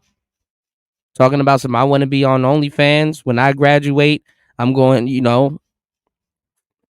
We're not talking about how the parents are sitting there dancing around the kids like it's something fun and it's harmless and stuff like that. And the kids know she in the other room. I mean, obviously, you got to get your money. But there's other ways to do it. I swear to God, one of the ongoing jokes I have with hoes is like, why don't you just buy a lawnmower and go cut grass? You didn't have to sell ass. Oh, but it's a joke. They laugh about it. It's like they laugh about it. It's like, what's funny? What's funny is that you'd rather sell ass than cut grass. These hoes don't want to work hard for no goddamn dollar. They worship money, and the sad part is that they don't respect money. Because they'll talk to you crazy, but let their boss say something. Yes, sir. No, sir. Your boss ain't about to jump up in the middle of the night with no gun and protect you. The whole time the nigga that's probably breaking in your house too is somebody she know and talking to. Stay woke. I actually like you. Like, I literally have said, like, I would sign an NDA and, like, never, like, let people know about our relationship, but, like, I actually like you. So, confirm or deny, are you a pathological liar? But I don't do anymore. But I literally said I would stop being for you, and I literally stopped. Listen, you're an attractive woman, but the fact that you've done... It was a hiccup. It is 100% a deal breaker. Like, but I said, I'm sorry, and I literally quit being a... Thank you for your apology. And, like, I accept your apology for doing. Okay. Yeah, it's just not gonna happen. Brian, why? Like, because I used to be. Like, used to. Now, I feel like people are gonna get upset at me saying this, but I do really believe that past does matter. Yes, there's people who change. Yes, there's exceptions. But I'm being very honest with you guys. I don't think that I could ever be with somebody who sold their body. And the reason why is because there's so many ways now online to make money. And to me, the last thing you should be doing is selling your body. You see what I'm saying? And when you're a big OF star, do you know how many people see your body? Do you know how many people to your body? Come on now. What do you think they're doing? Singing Kumbaya and eating Fruit Loops? No. They're jizzing all over the goddamn screen. That's disgusting. So just the fact that you guys don't understand why a man doesn't want to marry you because other men have been with you or Now, I've had I told y'all my thoughts on Tay Tay, Bay. But at the same time, I can't get mad at her because she is she's actually, kind of fighting the back against the narrative, even though she looks like the narrative that she's fighting back with. She got the pinhead thing going on. She done pierced both of her dimples. Big old love scars, trippy red pain tattoos, and all kinds of stuff. We get it. At least she's saying something back. You said she cut out the part when the other girl said, "You're still a whore." Oh shit, I didn't even know that. Yeah, see, y'all be catching all these shows. I don't be catching these shows, yo. All right, let's go. Seeing certain things, that is his prerogative. That's his, opinion. You can't get mad at what he wants. It's his choice. How are you going to get mad at a man for not wanting a girl who's 304? Why are we normalizing this stuff? Why are we getting mad at men for having boundaries? You know what's crazy and it's sad? There's men out here who will tell us don't drink, don't do certain things, don't go out or whatever, and you guys get mad at these type of things. Shouldn't you want a guy to want the best for you? Shouldn't you want a guy to lead you in the right direction? Why the hell would you want a guy to say, you know what, I encourage you to sell it. 20 for the front, 40 for the... No, you don't want a guy to do that. And here's another analogy. If you met a guy and you asked him about his past and he said, every girl I've been with, I used to whoop her down. I turned her to that chick. Knock her glasses off her head. What would you say then? You'd be scared, right? You'd be concerned, correct? What if he said it was just a hiccup? It was just a little mistake. It was my darkest moments. So how do we know that when you get to your darkest moments or you hit rock bottom, that hiccup isn't going to come right back on up? You see how that sounds? I always say this. Do whatever you want with your life. You are your own person. I cannot force you to do things. This is just my opinion. I'm not your mother, your whatever. Do what you got to do. Put yourself in somebody else's shoes. Would you want your partner doing what you're doing? A lot of you ladies say that you cannot stand men who have community pee-pee, community fun dip, right? So why do you think a guy wants a community puss? You think he wants a community starburst that's been for everybody and everybody's seen it and obliterated it? Yeah, I don't think so. Now, I'm not going to sit here and be like, oh, men should be with a girl who's a V card, this and that. Guys, when you get with a woman who's a certain age, most people have already had 2-3 bodies. Get over it. Grow up. We got to be grown now. But to me, doing OF and all that, I'm sorry. I can see why guys don't want to date you guys, especially Brian. If you ever meet Brian in real life, he's really sweet, y'all. He's super nice and really sweet. I don't see him being with a girl who does stuff like that whatsoever. I can see him with a nice church girl, a sweet girl, whatever, a girl with standards. Again, I don't hate any type of man who wants standards for himself. I actually appreciate men who turn women down like this because it shows you have standards and morals. I think it's sad when guys will just date girls who are for everybody. Because those same men will complain about how women aren't wives anymore, but you go and date the community starburst.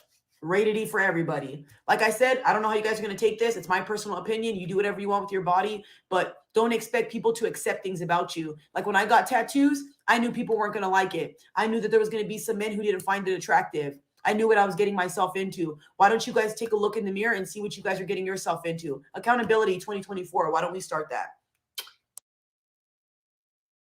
All right. Umar Johnson made it a. Oh, y'all. Hold on. She sure done told y'all. She sure done told y'all. Hold on. I'm getting hit up by a whole bunch of. What the fuck? Hold on, y'all. Why is... Get the fuck out of here. Hold on, y'all. What the hell are you talking about? All right. Anyway, we get hit up by a whole bunch of random shit just popping up. All right. Hold on, y'all. We're gonna get into the angry guy a little bit later because you're kind of biting off the angry man. What else I had on the docket, man? Speaking of OnlyFans, here's another sister that's in the community. I kind of like her out of a lot of people. And I don't know if is he still locked up? What happened with Satan the Sinner? They pulled him. So I heard he got locked up. I'm like, wow, you know, messing around with Adam. Adam getting y'all jammed up. Free Crip Mac. Star P says she going too. War Master said more like 20 or 30 bodies. There's some truth to that. What's going on, Mood Music? You said sounds like she sounds like Donovan Sharp. That's funny as hell. War Master said she not making sense. You can't equally blame men and women for women being whores. Right. I mean, that's something that they take advantage of. I mean, they're gonna, you know,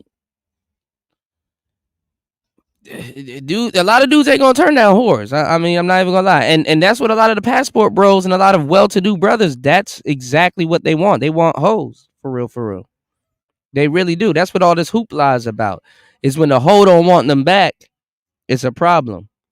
And then the crazy part is that they want the hoe to want them back, but in a GFE mode. You know what I'm saying? Something where it's like, you know, it's like, okay, I'll keep breaking bread, but want me back. But you need to want me back so much that it's believable for me. You know, everybody's like on some make me believe it type shit. You dig? What's going on, Misha? Shout outs to Misha in the building. Happy holidays.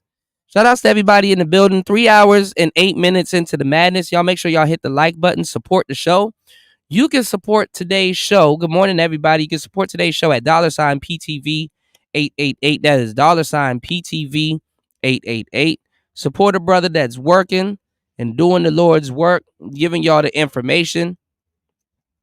You know, y'all need to definitely hit the like button. You know, the likes are free, but definitely consider supporting the show. You know, most people would have got up out of here. All right. But definitely we here, man. We going the whole shift. All right. It's Player Talk Radio. Let's get into this real quick. Because I haven't checked this out. And I actually like this YouTuber. Her name is Dee Dee. She's actually pretty good. She says a lot of sensible stuff. So let's go. It's Player Talk. A lot of things will be hard for you to comprehend. That's why you're in sex work, because you can't offer value in the marketplace. What the fuck? Yeah, no, if you had legit, I think I have a lot more to offer than just being on OnlyFans. If you had like significant, that I started 1 second, 2 months love. ago. Like there's a 1 lot second, more love. to offer than If that. you had Love. significant IQ and skill set, you'd be able to go into the marketplace and earn a good income, such that you didn't have to do that. Significant IQ, like the women that you're with that let you cheat on them and and bring whatever diseases back to them, right? Like those are like high value women, right? I hear like you. Right. Yeah. And that's funny because it's not like he's talking to a porn star. It's not like he's talking to some random broad that gets tested all the time. It's like, shorty, you are on OnlyFans doing whatever. And I'm pretty sure you're not as strict on getting tested as much as they are in even in the porn industry. You know, the women in the porn industries are hoes for show. You know, don't get it twisted. But anyway, it's funny because she's like, oh, well, you're married and somebody's going to do this, that, and the third. And it's like, shorty, you're doing all right. Anyway. All right, let's get back. So being that you don't have significant income or the ability to offer skills, I don't have a significant income. Okay, gotcha.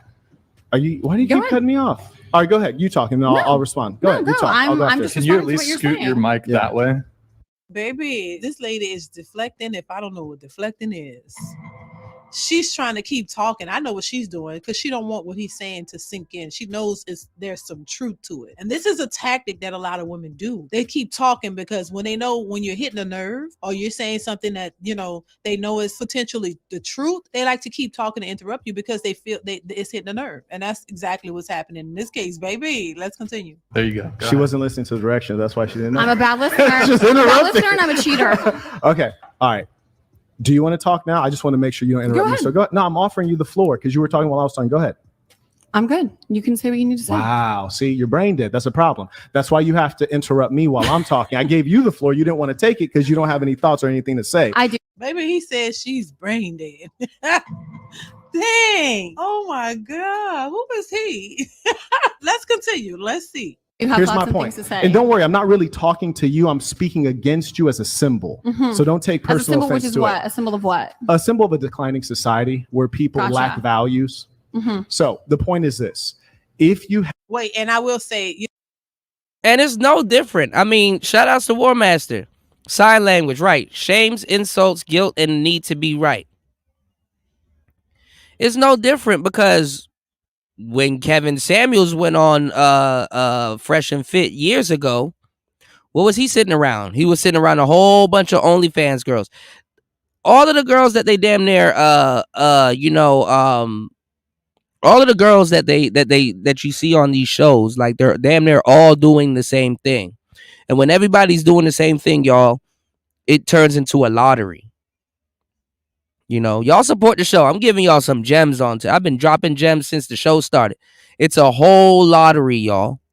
It's a lottery. So what happens is, you know, you're sitting around a whole bunch of women that gets invited up. Damn near all of y'all do the same thing. Or at least y'all are on the same platform. And then guess what? The next batch of women that's after you, guess what they're doing? Same thing. Same platform. You know, it doesn't make y'all special. Now, a lot of people stick to it because in the lives that they live, they're different and they stand out and they seem special. But when you're in a room full of people that does the same shit and it doesn't really require that much talent, I don't know. I have no idea. All right. All right, let's get it. You know, he has a point there because that's exactly what's happening. We see a bunch of women out here who don't have much value, even though they think and feel they do. And Kevin Samuels talked about this on Fresh and Fit, and Rollo Tomasi turned pink. Okay, definitely. I think I gotta go find that next. Rollo Tomasi spoke on the on being on the FBI list, so I wanna jump into that, but we might jump into that towards the later end of the show. You know, y'all support the show. I'll definitely open up the panel if you guys want to join the conversation. It's Player Talk Radio. This is funny. All right, let's get it. They don't. They're wearing, you know, their bodies out. They're having one night stands, hooking up all over the place. It's a hookup culture, being promiscuous, thinking that it's empowerment. That's the level of standards that a lot of these women have now in today's society. So he's definitely is on point with that. Let's continue.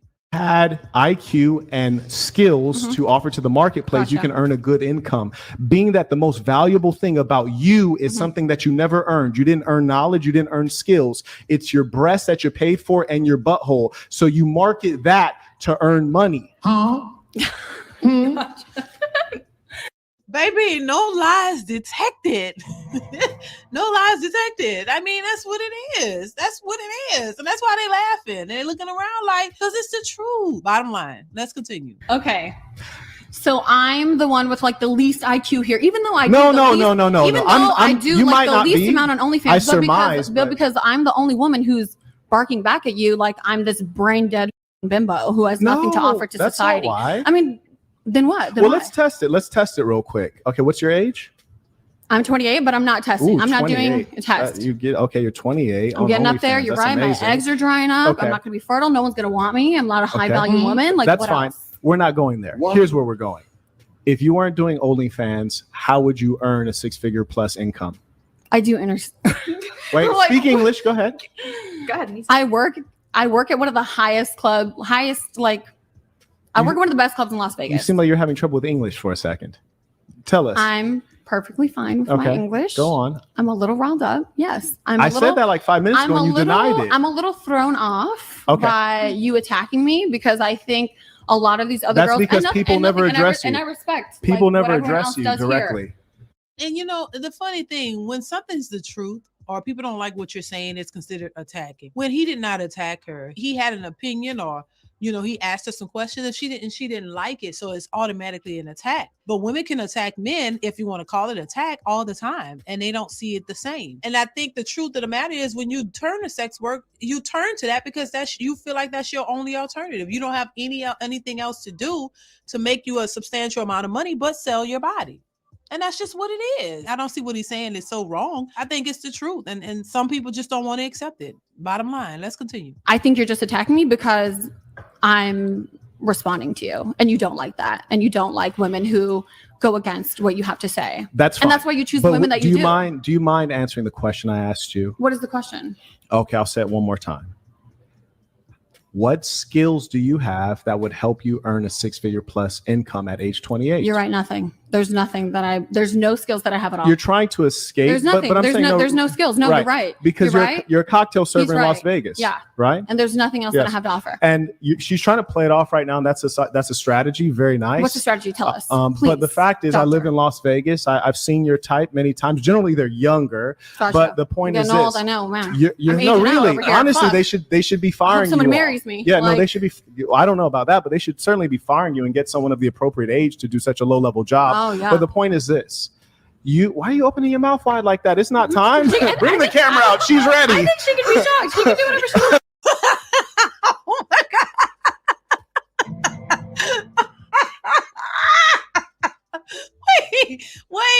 Wait. Why did he do that? Oh my God. Lord have mercy. Jesus, Lord. Dang. Let's continue. But here's the she's point. fine. Here's the point. You're currently a cocktail server, which Mhm. consists of, hey, I'll have a Jack and Coke. Mhm. Okay. And then you walk away, tell someone else Jack and Coke. They Mhm. hand you a Jack and Coke. You come back and bring it back to me Mhm. and hope that I would give you a good tip. Mhm. That's your skill set. Mm-hmm. And what about it? It's a hard work. And what about it? It's a hard work. And what about yeah, it? Yeah, there is no skill set is the point, which is to say, if I took what your about brain, if I took your brain and placed your brain into a man's body, you would be in poverty You caught me. because you're brainless. Oh, Carrying on. You're right. Yeah.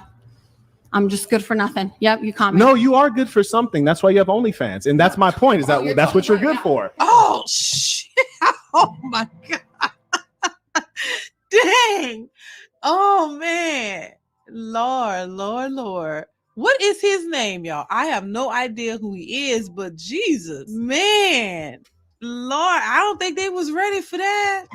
I wasn't ready for that. I'm like, dang, listen, no lies detected. Let's be honest. And a lot of people don't like the delivery of how people bring stuff across, but I think a lot of times a person's delivery is met with your delivery. If you coming off smug and you think you're better than people, then a lot of times people meet you with the same energy that you give.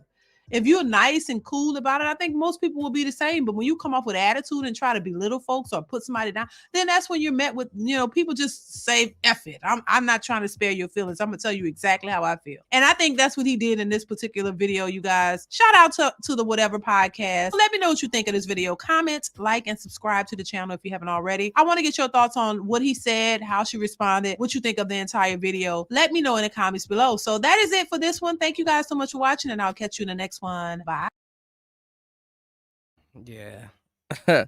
She acted like she don't know who Saint and Sinner is, though. That's the funny part. What's going on, Life of Pablo?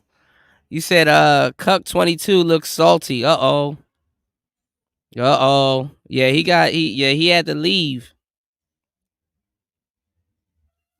Shout out to Life of Pablo, man.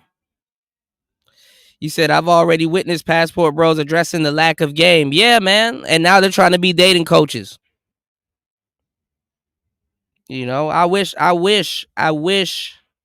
the channel was supported, more, and our voice is a lot bigger. I mean, people come and just take, don't really give credit to the people that's really innovating and stuff like that, man. And I told you, I've been telling y'all, I do these polls so when stuff happens and I do a show in the future, y'all be like, oh, okay, damn, you was right about that. Damn, that happened, You got Austin Holloman now becoming a dating coach. And it's like, bro, we see you, though. He calling y'all, he gearing up. He ready to talk down on y'all. Y'all not players. I wouldn't say nothing if they didn't go in on if he didn't personally go in on Red Pill and if he didn't personally go in on dating coaches. Y'all talk crazy about dating coaches and then turn into one. That right there, y'all. That right there is I don't know what to call it. I don't know what you call that. You talk all this trash about dating coaches and then become one. And your audience too. It's not even just the guys, the audience too. Talk all this crazy shit about dating coaches. Oh, we don't need them. We got our passports, only to go need a dating coach over there. And you need more of an American dating coach over there now because who you about to listen to? You about to listen to a Thai dating coach? You think a Thai dating coach is gonna tell you how to get his women? You about to listen to a Colombian dating coach?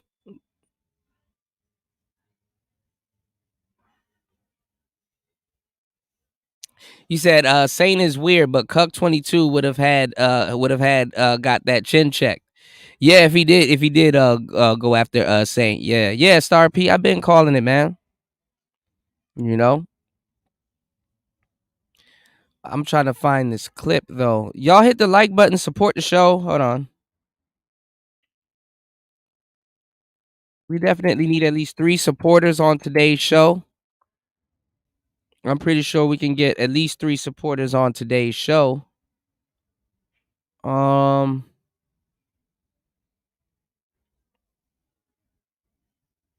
gotta put y'all on to Ugly Money TV, which y'all about to hear more in 2024. They got all of our topics on their channel. Big man don't play, man. Hold on, y'all.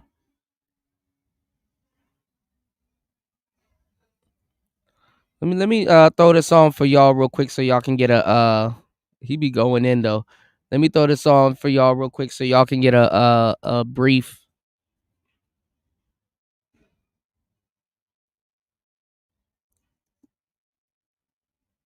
idea of what this is. I need to find this clip though that I want to show y'all. All right, give me 1 second. Check this out.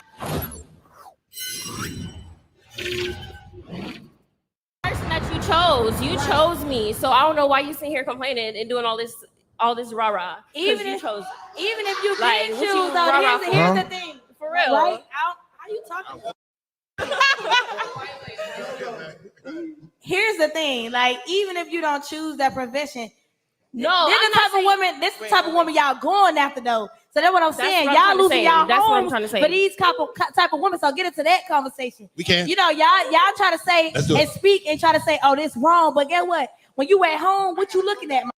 Like let's be honest. Right. Okay, we're losing. Hold on. One mic. Go ahead, Angela. I don't do none of that. You said that men are losing. I don't do none of that. So I'm just saying that what y'all do at home. So you're saying that y'all men looking at that shit. I'm trying to answer your question, Angela. I'm looking at it. Angela, you're saying that men are losing their homes chasing after women like that. But why do 80% of all divorces are filed by women? That ugly one. I ain't losing. Hold on, ma'am. I ain't losing a goddamn thing.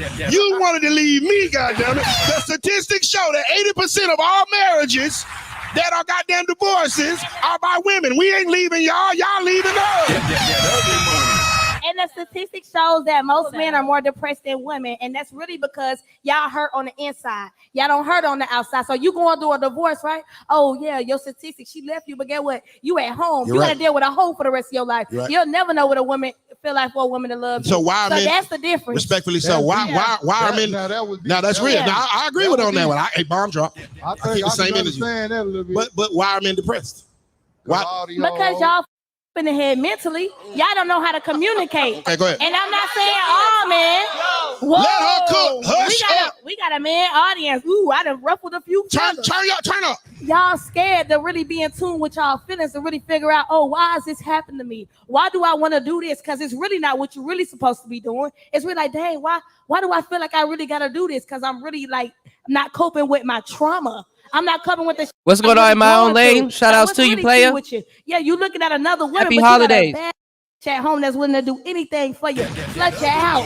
Slut her out. However the that go. I don't know. Shit. They don't hang with a whole ass. Don't do that. Asian ain't you feel me? Hold on. I'm a woman. I love a woman, so we ain't gonna do that. Anybody else but her, I'd find it, but that's hard. They do because they I give it that. Hey, but look though, I'm gonna tell you why. Cause it's like we gotta find that hoe that stay out with a whole ass friends and come in at 6 in the morning.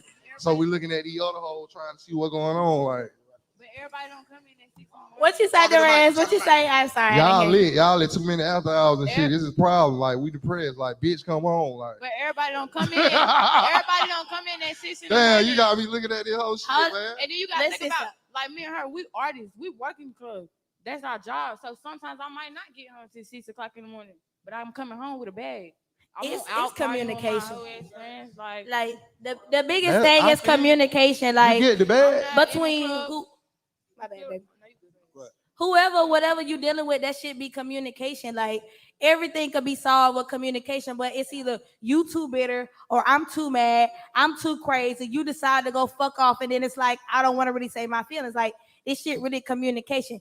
Motherfucker can do whatever. A man could do whatever. Like literally, a man could do whatever. But when we do, oh, it's cool when they do it. It's a problem when I do it. Fuck them. Well, first of all, hold on. There's a reason. Hold on, no. She was talking to me, sir. Thank you. Now, see, I let Agent Day slide for about 5 minutes. Goddamn it, I let her slide for 5 minutes now.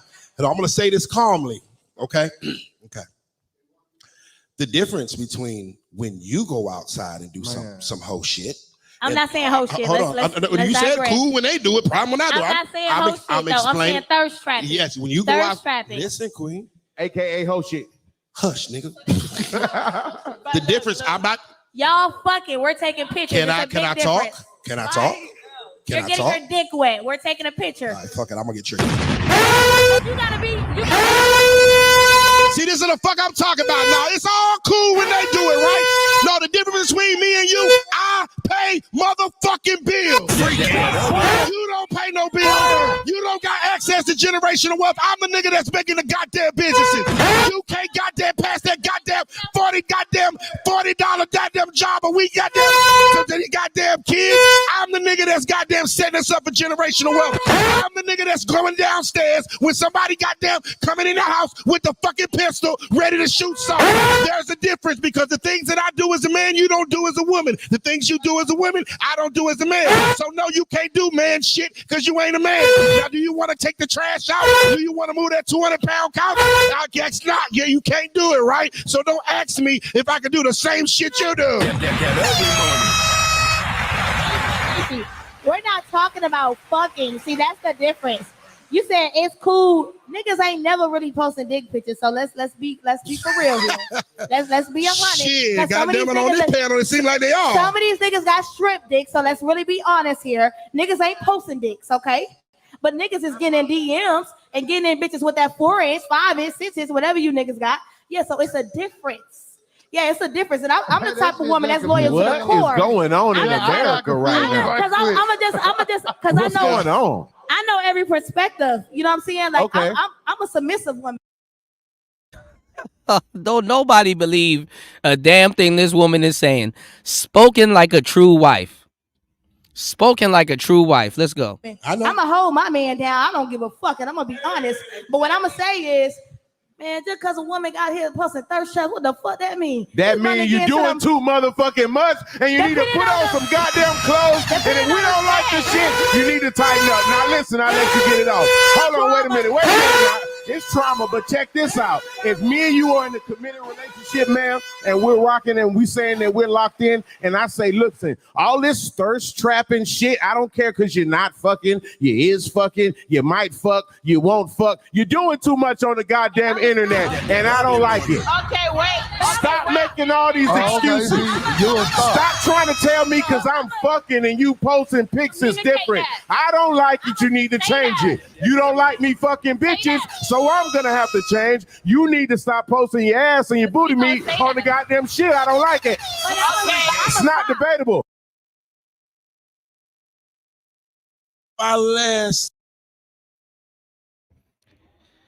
Oh, you got.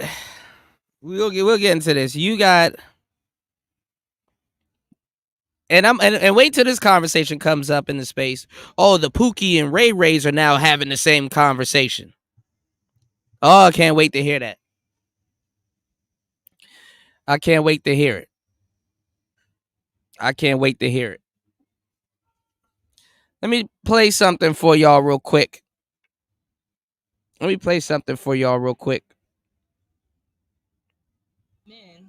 Check this out. They act like that because it's their nature. I mean, a man is supposed to lead. And that was the Valley Girl voice that we were talking about. You know what I'm saying? That me and War Master was talking about when they ask a question, it's like their nature. It's like why are you putting something out there as a fact, but posing it as a question? Because you don't know if what you're saying is all the way true. All right, listen to this. It's not leading, bossing people around. So you're saying men, masculine men, they act like that because it's their nature? I mean, a man is supposed to lead, isn't it? I mean, that's not leading, bossing people around. Yeah, that's what leadership is. Leadership is giving directions. Don't even know what giving directions is, y'all. All right, let's do it again. Hold on. So you're saying men, masculine men, they act like that because it's their nature? I mean, a man is supposed to lead, isn't it? I mean, that's not leading, bossing people around. Yeah, that's what leadership is. Leadership is giving directions. All right, hold on.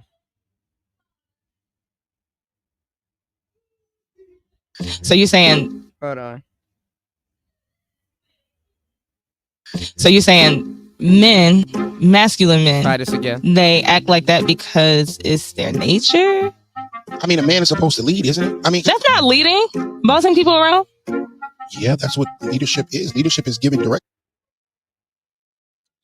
I see. We're gonna have to do it. So you're saying men, masculine men, they act like that because it's their nature?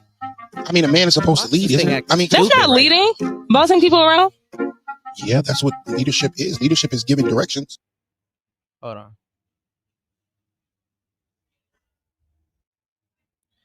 Everything in their mama want to act stupid while we're on air. This is the perfect opportunity to support the show. Let me fix this real quick for your enjoyment.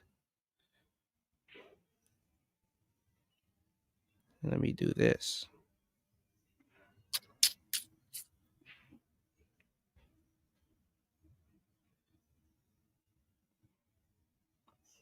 Hold on. Perfect opportunity to support the show. Hold on. Right, it's Bimbo Babble, man. Biatch Babble.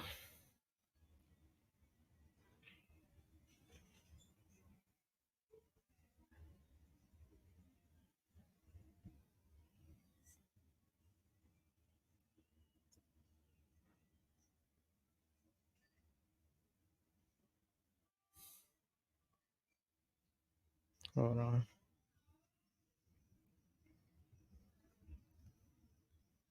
Now it's the Wi-Fi. Hold on, y'all. My internet not working. Let me switch over to data. Oh, this is gonna be expensive.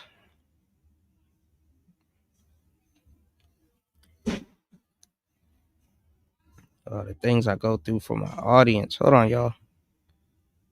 What the hell is this?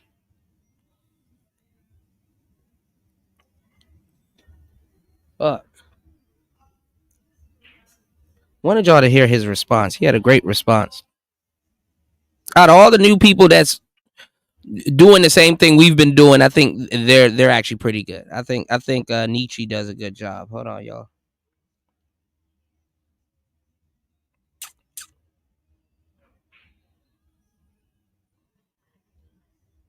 It's the perfect opportunity to support the show. You can support the show at $PTV888. That is $PTV888. That is $PTV 888.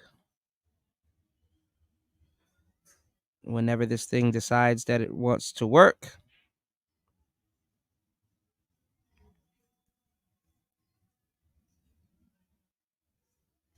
I don't know why it's not working.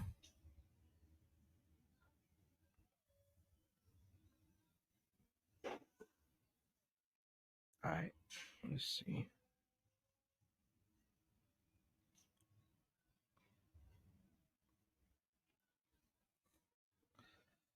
Ooh, it's chilly out here. You said relationships isn't a talk; it's a feeling and an action. When people get good feeling for you, they will switch up their attitudes towards showing you they feeling you and want you.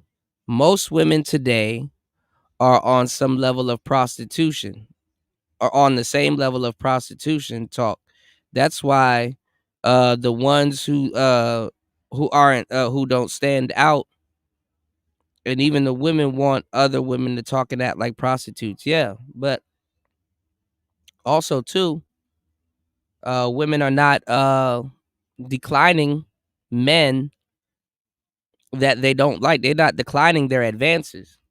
You know what I'm saying? They will go out on dates with guys that they're not interested in, you know?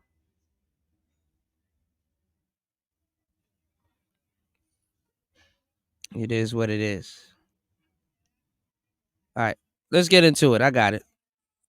For your enjoyment, let's get it. Let's go.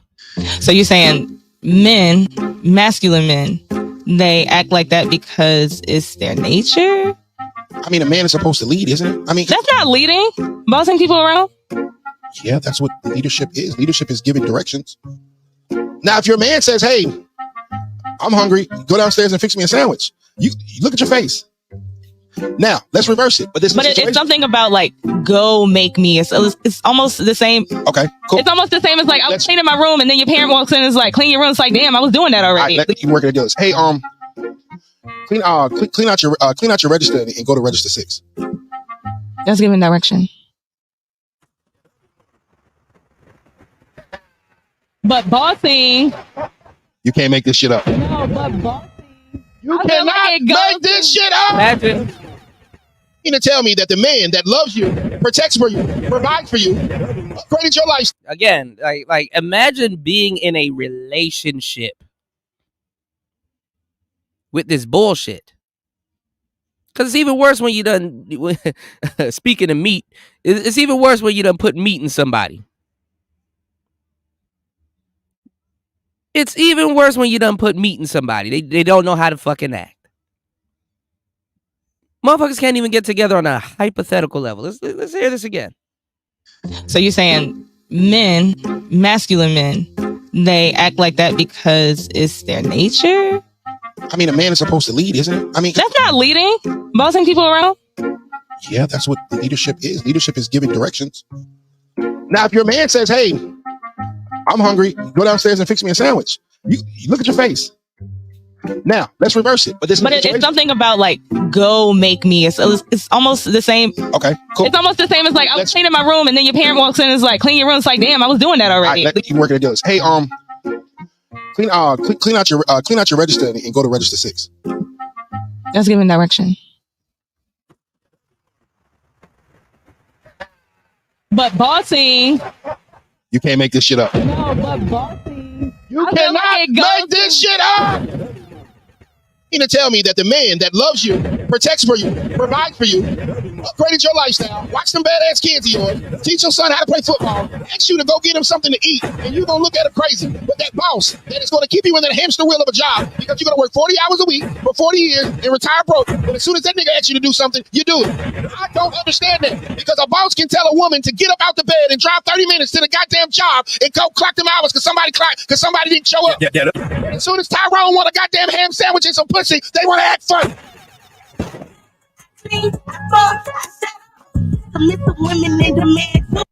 Oh my goodness. Y'all, please don't start submission women rap. Please don't start no submission. We don't need that. I feel like T'Challa. We don't do that here. Please don't do no submission woman rap. That right there is it's just gonna make everything even more cornier, bro. Oh Lord, I can't deal with y'all today. Not today, y'all. Not today, y'all. Not today, y'all. Not today. Yeah, these hoes are weird as hell, bro. All right, let's see what I gotta. Damn it, man! I got my whole studio. I gotta move and charge my laptop. Give me 1 second, y'all. Oh, the stuff I go through. All right, let's get it. Let's go. Topic that I have for tonight: how much should a man be prepared to spend on a first date? And we will start with you, ma'am. First date, how much you spending? Like that one? Go ahead. And these some rough looking bitches. Oh, these some rough looking chicks. This is a grape swisher and bag of chips territory, y'all. And not no ice water, not no Dasani, not no Deer Park, the sink water, and some sink ice cubes and air mattress vibes. Let's get it. I feel like you gotta know what kind of budget you working with, you know, and then you gotta just plan it out. Like, don't let a girl take you out low key, cause she gonna test you. That's our little testing. I'm gonna give y'all a little spice. Give it to us. Give us some Give y'all game. men's a She gonna tell us something we've heard already. All right, let's get it. little something. So y'all gotta plan yourself.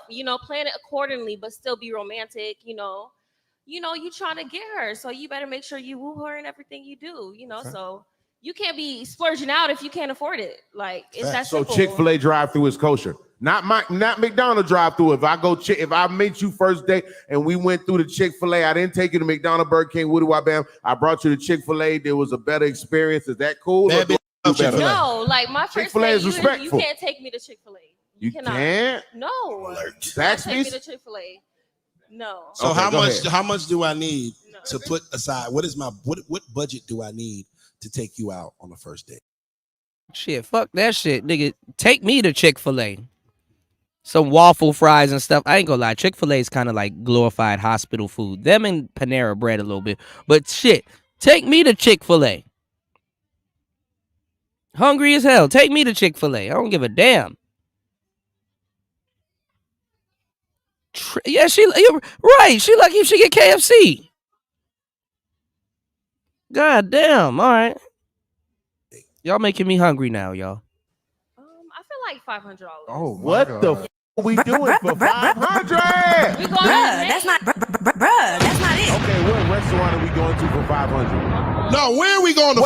Let's find. That's what I'm saying. Like, where we going to for $500? I don't even want to have to talk to y'all. Boy, you get some out the blue fame for less than that. 500, baby. Yeah. So okay, 500. I respect your mind. I don't even know how I would spend Wait a minute, let me find ahead, something out. Have you got the five? Where are we going for this $500 date? Where are we going? You gotta plan it out. She trying to go to house, steakhouse. You the person who gotta plan it out. Tell her where the steakhouse is at. No, you taking me out on a date. You gotta plan it out. Okay, so you gotta do what you gotta do. You don't. So ideally, if I planned it out and it was the way that you felt, it was planned out correctly. Where you say you went on a $500 date? Then? Huh? You went on a $500 date? Have I went? You saying that you going? I just feel like you just need to be prepared because you don't know wherever you take me, you got to be prepared. What restaurant have you been to? Is what we're trying to figure out. What restaurant have you taken yourself to that you paid for yourself that costs $500? Okay, so we going to Wet Miami. Have y'all been in Miami? Y'all know the clubs in Miami are yes, ma'am. expensive. I'm from Florida. Okay, yes, I'm from Florida too. That's West up. Palm Beach, Delray Beach Palm in the building. Oh, you from Delray? What that's supposed to mean? No. Okay, continue. Hell. So yeah, but like if you courting a girl, you better be prepared for the expenses that come with it. Like, you He said first date, not your girl. First date. My first getting date. to know each other. We're trying to, build. If you messing with my program or if I'm messing with your program, we talking about the first date, not this fantasy land shit. Where's a courting place for you? Bro, hold on, bro. I'm tired of this shit. Hey, man, I don't even know if I fucking like your ass yet. The fuck I look like spending $500. You don't spend $500 on your goddamn self. Now you can goddamn go to Waffle House and get an All-American special when you paying for it. But when I pay for it, you want to go to SDK and eat them goddamn golden steak. I don't even know if you're a functional fucking dope. I don't even know if I even fucking dig you. I don't even know if we goddamn get along. If you could goddamn go from A to Z, goddamn it. Do you know your numbers? Can you count to 100? What the fuck you think I'm about to spend $500 and I don't know if your ass know all your vows and your goddamn 50 states and capitals? The hell kind of shit is y'all on? What kind of delusional bullshit we on today? 500 and I don't know how they. Hey nigga, I'm taking your ass to Applebee's. You getting the 2 for $25. You better get that Bourbon Street chicken and shrimp and goddamn a sweet tea and be happy. That ugly money. You ain't going to IHOP. So that's what I was asking. What is don't cost $500. I want to know. That's what I was trying to figure out, man. Respectfully, where? She said Wet Miami, bro. She said Wet Miami. I want to go to a nice restaurant where we could talk and get to know each other. We got Applebee's. Nice views. Coffee date. Coffee date. Can't hide behind no damn coffee date. You gotta go to the coffee date. That's what you gotta do. Coffee date. We got nice views. Chipotle. I like to be outside looking at the scenery. That's what I like. Ruby Tuesdays. I don't know none of them places that you talk about. So you never been to Applebee's? Oh well, yeah, I've been to Applebee's. Thank you. So if it's good enough for you, it's good enough for me. Nigga, ask somebody else. Go ahead. What is a number? What budget should I have if I want to take you on a first date, Coco? Well, I feel like a budget is something like that's the max amount that you're willing to spend on me, right? That's what a budget is. She coming business fast right here. I like that. In your head. Yeah, what should I leave the house with? This is the max amount of money I'm spending on this. What should I leave the house with? What should we leave the house with? What should we leave the house with? We need. She's just stalling right now. What do you suggest? I mean, trying to put the right answer. She's stalling too. Y'all be thinking about fucking on the first date. You need to at least have $500 like she. Talking about some y'all thinking about fucking on the first date. You thinking about fucking on the first date too.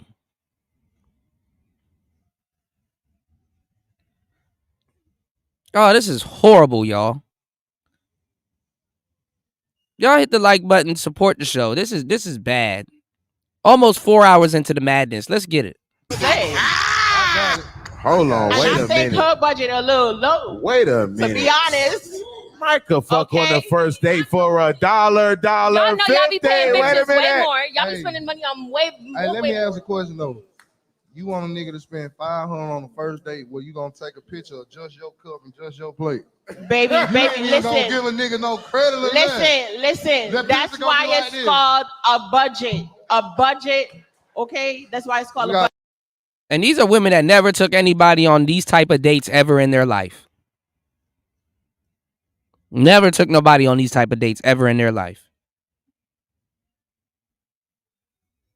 Nigga, y'all shouldn't be spending no more than $30 to $60 on a date.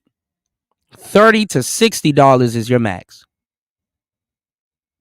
It means that you may not spend the whole $500. You may not spend $200. You may not, because what if your budget was like say $1,000, but I say no, I want to go to Chick-fil-A.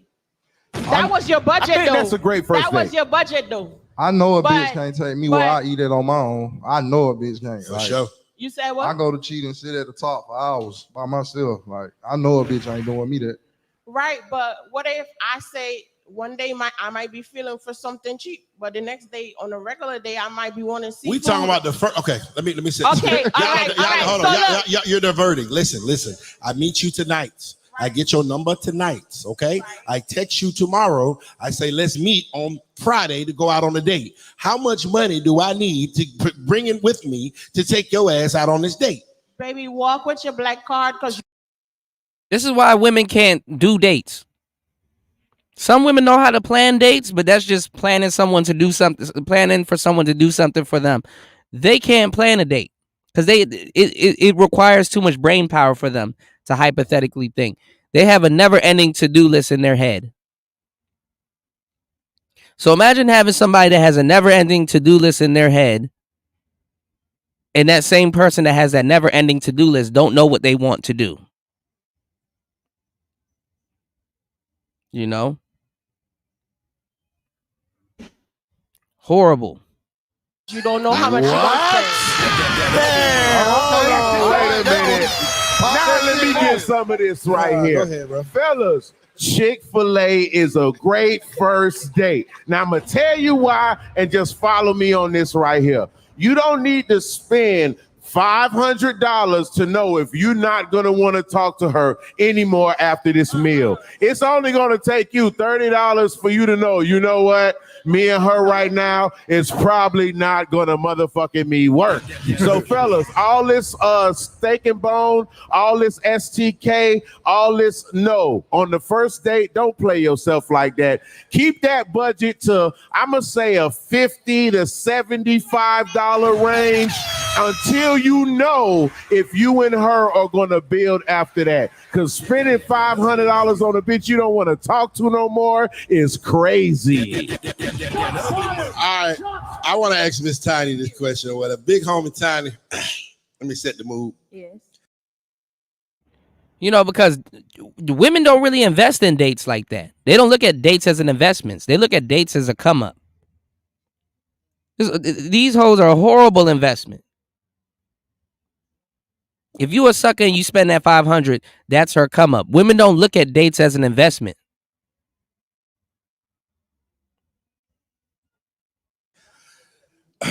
I saw you at the coast on Black Beach, and you was performing.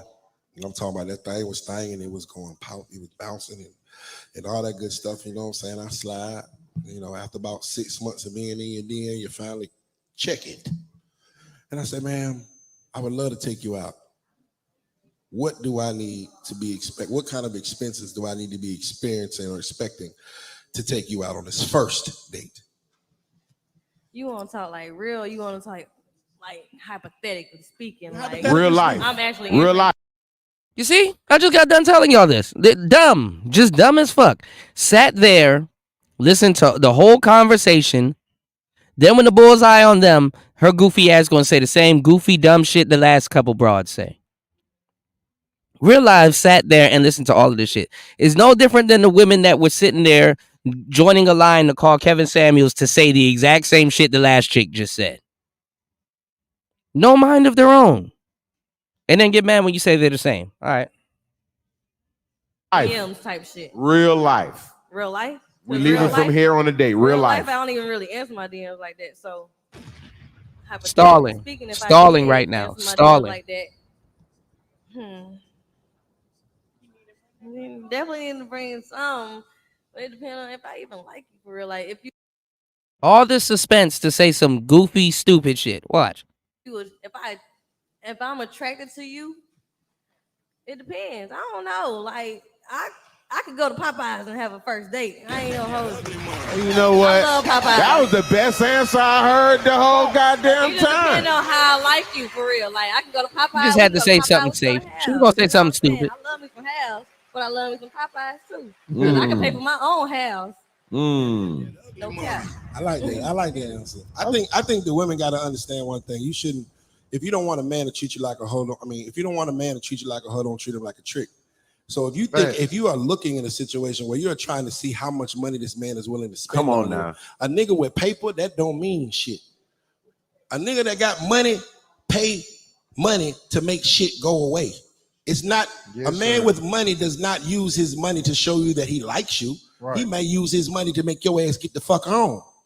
Now, for $30, I could have went up the street to Publix, got us some subs. No. Hold on, check me out, bro. Hold on. We can go to a buffet. Well, that boy love them subs, man. I know where you going. They think about the money, y'all. I'm about to fuck them up with this one. Yeah, I know where you going. Hold on, Miss 500. Let him go. No, let him talk. One mic. Get in there, brother. Get in there. So, for $30, I'm going to go up to Publix and I'm going to get us some subs, right? I'm going to stop by Family Dollar. I'm going to get a nice little picnic. I'm gonna get a picnic blanket. Hold on, Queen. Hold on. You said 500. Now stay on what you said. That's not 500 though. Hold on. It's not 500. Let me take this shit out.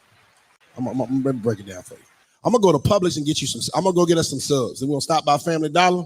I'm gonna get some drinks, some ice, whole picnic thing. I'm gonna set up a picnic for you, right? You feel what I'm saying? First, hold on. There's a area by my house that's a lake with a whole bunch of geese and duck and things of that nature, right? Now I'm gonna pay my partner. I'm gonna pay my partner that play guitar. I'm gonna pay him about $50 to come over there and play guitar and sing to us while we doing a picnic. That shit cost me less than $100. But the fact that it took me time to think about, that guy likes you more than the nigga that's gonna spend $500 at a goddamn fancy ass restaurant. That ugly one. That guy right there is the guy that you think about marrying. That guy right there is actually serious about dating you. Because a man just ain't gonna throw his money at shit because he fucking care. A nigga gonna spend his time thinking about something. He gonna spend his time with things he cares about. My biggest asset, my most valuable asset as a man is my time. I can't get that shit back. I can go make money in my motherfucking sleep. So never think that a man that throws his money at you give a fuck about you. He really just giving you the money to get you the fuck on. That's what I think. Fellas, y'all can use that. That's the less than $100 date method. They love them public subs, boy. And guess what? You gonna hit quicker than the nigga that spent $500. Ugly money.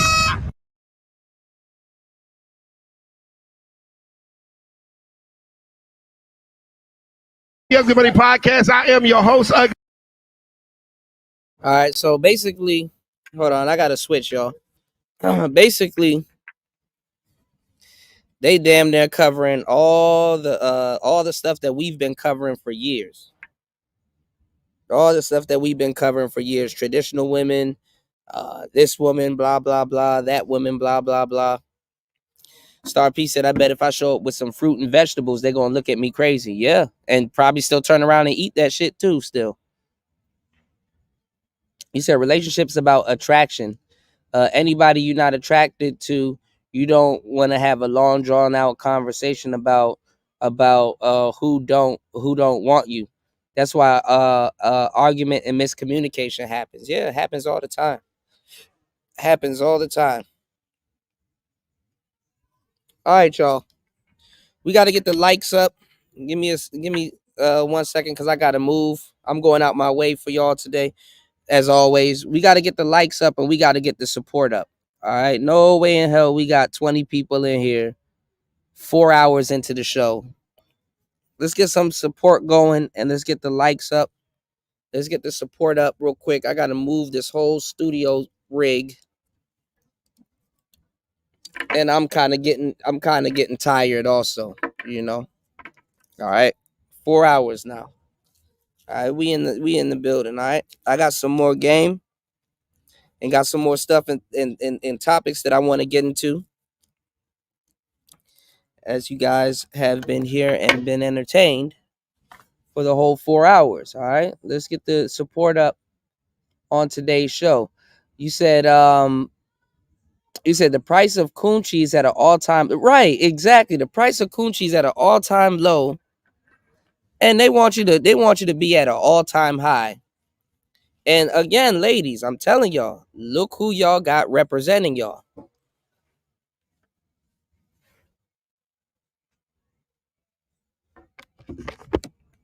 Y'all got some of the dumbest women speaking for y'all.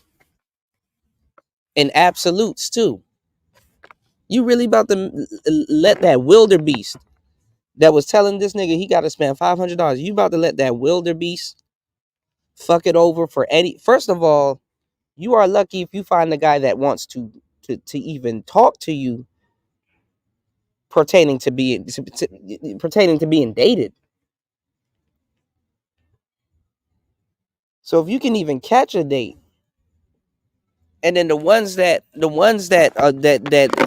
I don't think she's even getting dated like that, and that's probably why. First of all, it's not even about the beautiful women saying whatever they're gonna say. It's these average dust buckets, crazy looking chicks that's fucking it up for y'all. You know, they're the ones fucking it up for y'all.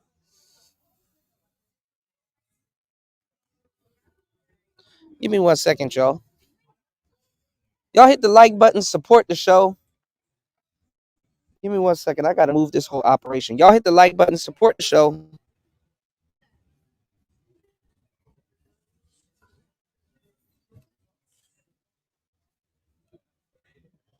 Give me 1 second.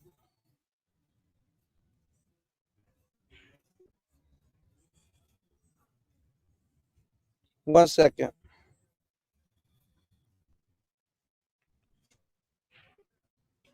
I'm gonna let this play. Give me 1 second. All right, y'all hit the like. I'm gonna throw this on.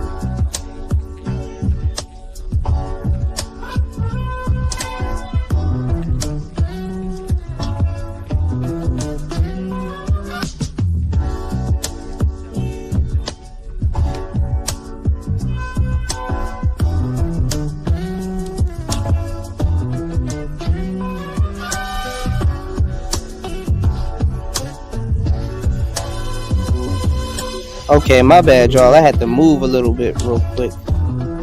I'm gonna finish setting everything up. Hold on.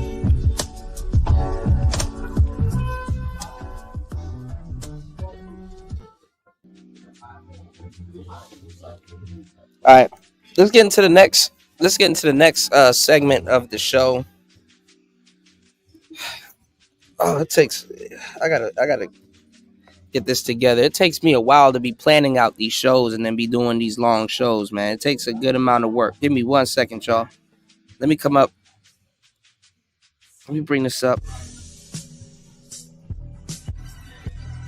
Let me bring this up real quick. Hold on, y'all.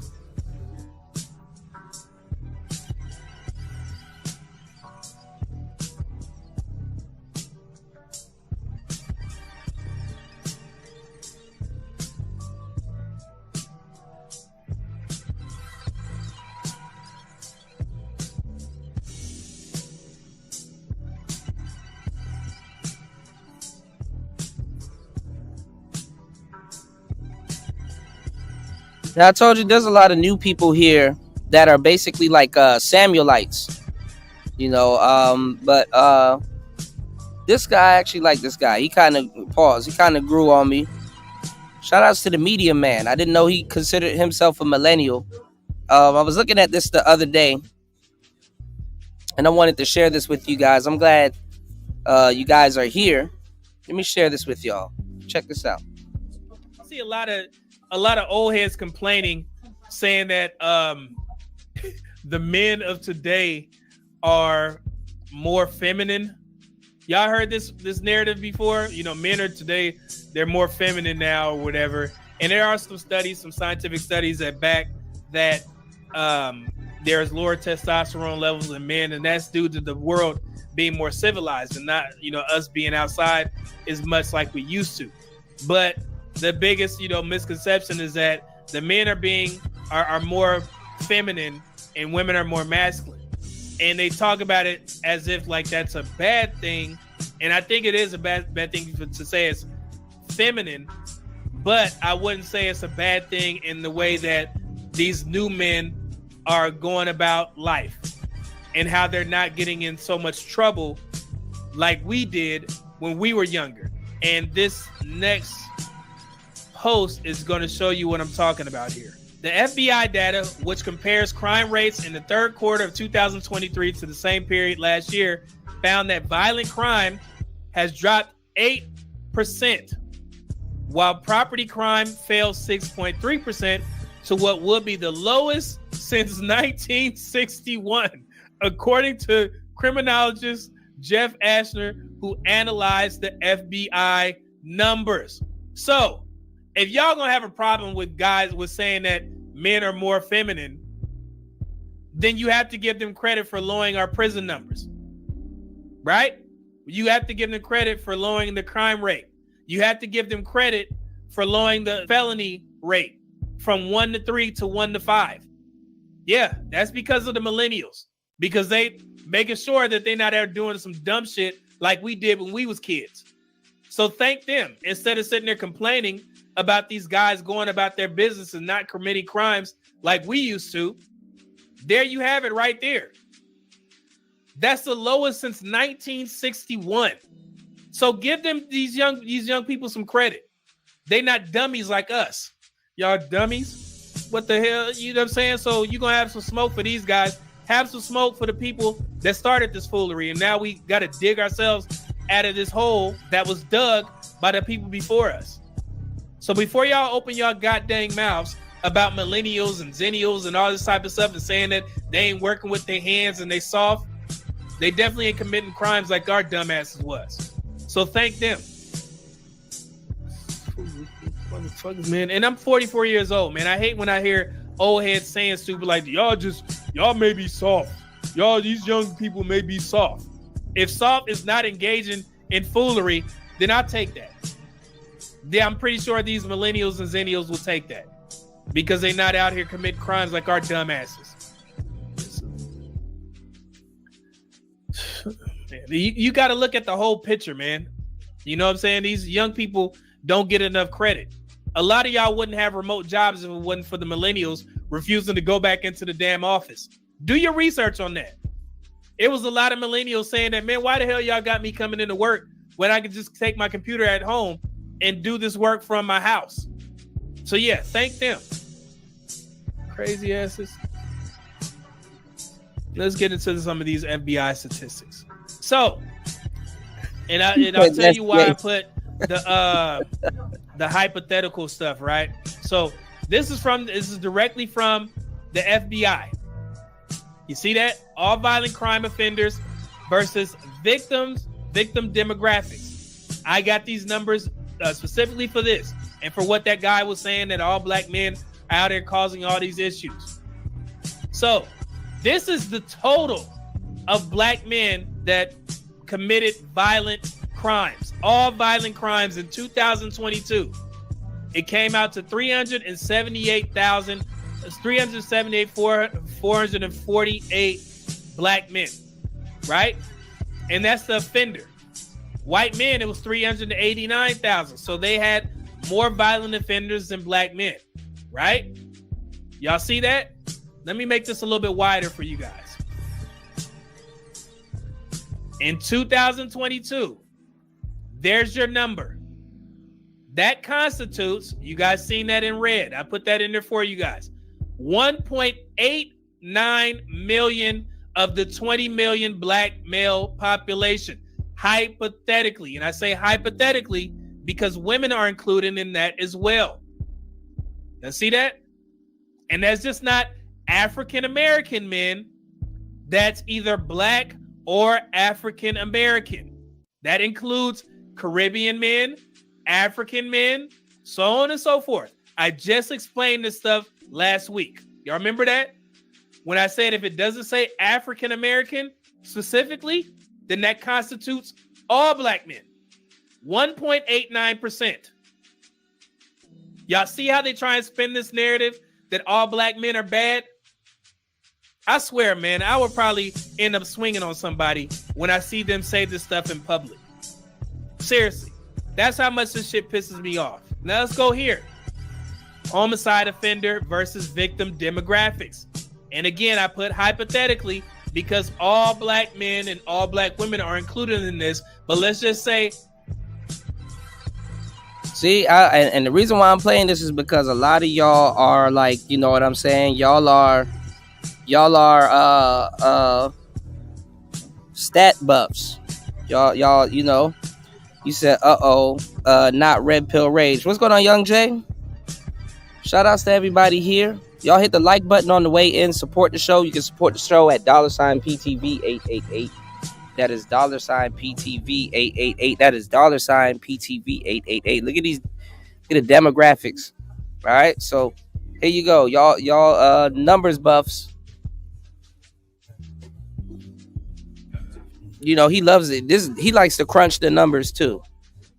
So y'all can get y'all numbers fixed with these statistics and these numbers here. You know, most people read statistics wrong anyway. So this was all attributed to black men. Homicide offenders, 8,694 black or African American people. And I'm using black men as the bar because that's where, you know, we tend to look towards. That constitutes 0.04% of the 20 million black men population, hypothetically. And I keep saying that for a reason. Women are included in this as well. Men from Africa, from the continent, Caribbean, all these men and women are included in that. But I just use it as a bar to show how it looks when compared or, you know, attributed to black men. Let's make this a little bit wider once again, just in case people don't understand what, you know, how society does black men. You see that? 0.04%. That's how many black men were homicide offenders, right? In 2022. Let's go here. Grape. This is a popular one that our women like to focus on. The women, the black women who hate black men, they always point to, well, black men are graping all of us, right? Failing to mention that the men that they're trying to divest to, they have an offender of grape rate of 58, almost 59,000. Compared to black men, 27,000 grape offenders in 2022. Okay? That's a pretty big gap, right? So what makes our women go out into the world, get on these YouTube spaces, and try and attribute grape to black men? Because if you look at, if it was all black men, and this is not just all black. I mean, it's the same way women like to lie to the police and do things to get you killed or unalived or unsubscribed and get the police to do the dirty work for them. Are we not gonna act like black women have not been using the police to do their dirty work for years? Are we not gonna act like that? Are we not gonna act like they don't put out hits for years on black men? All right. Black men, this is women included as well. This constitutes 0.13% of the 20 million black men, hypothetically. That 27,000. I don't know what the black community gains to try and make it seem like all black men are just inherently dangerous. Maybe y'all can answer that question for me. I don't know. So put in the chat if y'all learned something today. Because I know a lot of people were like, man, so you really mean to tell me that what, less than 5% of the black men are causing all these issues in the black community? Then why would the black community run out there and say, you know, make it seem like all black men are causing all these problems? Wonder why they would do that. Maybe it's conditioning. Maybe it's to keep us separated. Maybe it's to keep black women thinking that black men are inherently dangerous. Maybe it's for the fact that they want society to believe that black men are inherently dangerous. That's why I take offense to guys like that brother getting on panels and saying black men are the weakest link. Black men are the weakest link. We the weakest link, bro. When you say black men, you're saying that as it's all black men, and that's a problem. So we have to be very clear on these spaces. It's embarrassing, man.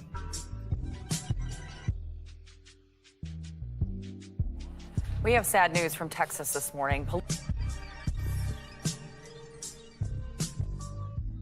Yeah, that is some sad news. A pregnant woman found dead in a car. God damn, man. What are y'all doing out here in these streets, man?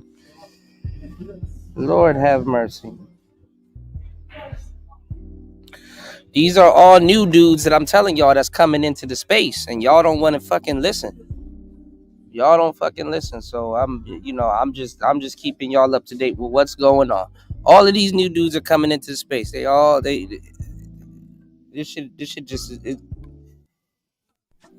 this shit just fell apart. That's all I'm gonna say. Hold on, y'all. Yeah, I can see if y'all wasn't warned, but y'all been vehemently warned.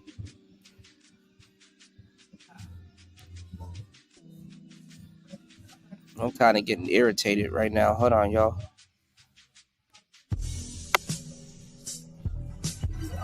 Let me bring up something else real quick. I'll be giving y'all some good shit for hours on end. Yeah, I know you've seen Medium Man before. I'm not saying you personally. I'm telling y'all, these are all the new cats coming in. All right, let's check this out. Shout out to Black. This is what they're doing right now with Simone Biles, or Bales, her dude. So apparently, even black men and a whole bunch of people that are fools, they're mad at him calling himself the prize. Like, how can you be mad at a black man calling himself the prize? I know it's not something that y'all are used to, but this is horrible. Okay? Give me 1 second, y'all. Let me let this play for a little bit. You dig? Shout outs to War Master. War Master said, I left my phone and tablet downstairs. I'm lazy. It's all good, man. Shout outs to War Master. Okay, shout outs to War Master. I was just about to open it up. Shout outs to War Master dropping the huge $20 on the Cash App. Thank you, as always, for supporting Player Talk Radio. Shout outs to everybody here. Make sure you guys support the show also. Support your interest. Support your interest. 4 hours and 19 minutes of pure game. 4 hours and 20 minutes. Y'all can spark up. 4 hours and 20 minutes of pure game. Y'all don't leave today's show without supporting in some fashion, way, or form. You can hit the Cash App, which is highly encouraged and mostly appreciated. Now, let me tell y'all how they move the goalposts, because we're going to have to start cutting a lot of this shit short. Now, they're calling him all kinds of names and going into his background, and was like, oh, well, he's been dating a bunch of white women. Well, obviously, he's a fucking athlete. He's an athlete. Athletes date white people. I'm not even gonna say it like that. White women know which black men to go after. They're not stupid. So how is somebody trying to be like the white woman gonna tell you that the white woman's wrong for going after a brother and the brother's wrong for reciprocating it, and they're not that smart and they're having troubles with their relationships? And now they're trying to sabotage another sister. They're trying to sabotage another sister for dating a brother that claims that he's the prize. But the white women didn't have no problems with it. They probably treated him like he's the prize.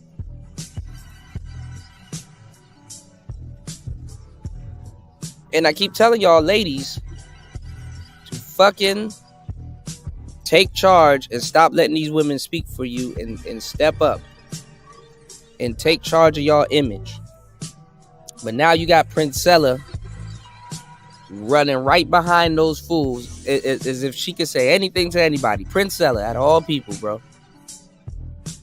I'm gonna just let this play. All right, I'm gonna just let this play. You dig?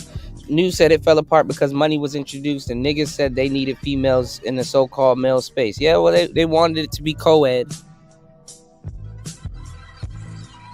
But we're acting like we have no education. All right, let's get it. Black men, we already know about the Keisha maker, right? We might have to do that War Master butt hurt TV. About her lifestyle. We already know about her degenerate. Oh living. my God. We already know that she comes from a dysfunctional background. We already know these things. We already know she's washed, she's done for. And that's why a lot of these Keishas be supporting content creators like that, because they're washed and done for. But I'm not talking about that. I'm talking about her breakdown of Jonathan Owens and Simone Biles, and they trying to shame him for the same thing that, and it's not really the same thing, but let's just go with it. They trying to shame him for what she was doing. This is what they try to shame him for. Let's break it down. Let's go. This is insane. Let's go. For you to see. So there he is. That's his dating history. When you look at his IG, we got 1,500 people. Let's get the likes up to at least 1,000. That's right? crazy. That's crazy what they're doing. This is crazy. When you look at his IG, the types of women that he follows are Latinas. He's not even following black women, right? Which tells you his behavioral pattern and what's actually in his mind. He has been dating white women. Bro, the way that they be psychoanalyzing dudes is just funny as hell. Yeah, you been hearing him too. He remind me of, I don't know. He remind me of Rollo. Where Rollo been at? So they psychoanalyzing dudes right now. The pathology of the black male that's dating white women, but you want women to be lesbians anyway. Please, y'all put 2 and 2 together. Support the show. Make it make sense, please. Support a voice that supports you. Make it make sense. Yeah, there's like 3 channels that popped up, Era Black, and all of them sound like Rollo. Get it out, Keisha. Being cut 5 times, right? And that's true. That goes back to what I'm saying, too, Young Jay. She got a whole husband, whole grifter. Exactly. She's committing adultery right now. Nobody says nothing about that. When is the last time you seen a wife or a black woman get charged with adultery? You said women are easier to get along with than the Keishas. Uh-oh. Don't say that too loud, War Master. Not for the people in the back. All right, let's get it. No self-confidence. Are you kidding me? This is why he's losing. So if you have no self-confidence, just because you date another race, now you have no self-confidence. Says someone that's trying to gender hop later on in their lives. You're gender hopping, ma'am. This is why he's losing. So instead of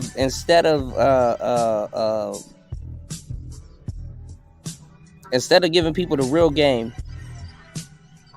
she's gonna promote the foolery that she has been promoting for years, y'all. She's going to promote the foolery that she has been promoting, and ultimately the foolery that got her dating women. So now she's going to be selectively pro-black again. when it comes to dating. This is ridiculous. I want some dick now, nigga, then I'm leaving. I want some dick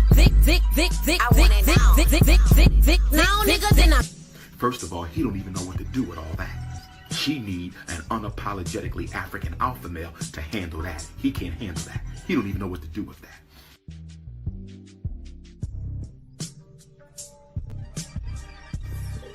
So what happened to her finding a unapologetically alpha black male?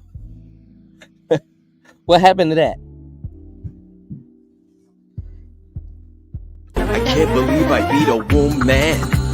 If you weren't such a self-hating, hair hat wearing bedwench, I would have made you wife number 14 by now. Wake up, sis star. Menstruation's a choice.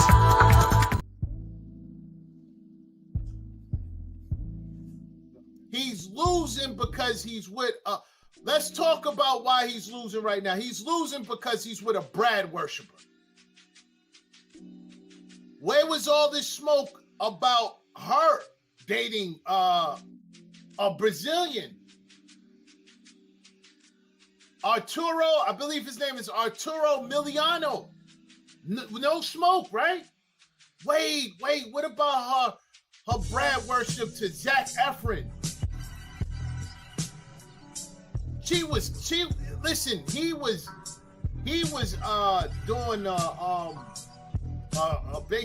basically a tour for one of the movies that he was doing, right? He was doing, these walkthroughs. She was showing up to them, running up, kissing them in the face. What about that? What about that? And that Brazilian dude that she got with, what happened with him? Oh, he dropped her. That's right. So now you got an issue because he was with a Becky or Maria. This is insane. This is Okay, y'all are gonna start hearing old terms and things that we probably don't even use no more being regurgitated back to you from these newer content creators. Because like I said, a lot of them hang around the space or been around the space for a good minute, and all they're doing is repeating everything that we've said. So if you've been here from the beginning of a lot of this stuff, I'm telling y'all just about it's spam. It's the diet manosphere. It's the diet manosphere. All right, let's get it. It's insane. And all right, let's go. And this is who has been dating white women. Output. Let me put this on the board. Let me put it on the board so you can see. We all know what Nick Cannon said, right? Put it on the. Let's go ahead and put it on the screen so you can see.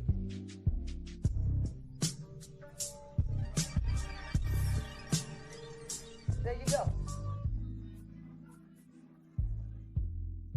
Chapter 34 of the 41 Shades of Men. The white girl man. White women are a status of success. First of all, who listens? We already know who Nick Cannon is. Why you quote Nick Cannon when y'all was going in on Nick Cannon? See, it's always to their benefit, right? They was going after Nick Cannon, talking about Nick Cannon and all these women that he's impregnating, but yet you go to him, you call him a black male, right? They call him all kinds of names. And the funny part is that Princella, if she had the chance, she would get knocked up by Nick Cannon. Let's not just keep it 100. She would get knocked up by Nick Cannon. Shout out to War Master. He said, never eat spam and don't put it in your chili. Uh-oh. Era Black says, so we are willing we are willing to all admit that we are ready for a stronger version and a more tighter together version of the manosphere, because we damn sure can give it to y'all, but y'all can't be complaining we're the women. I'm kind of confused by that. We can't have that strong manosphere anymore. All the dudes that's in it, they're grifting. They're not sticking to anything, bro. Niggas done fucked it up. You don't even want the manosphere with half the people that's left. But let's get it. They call them pookies, right?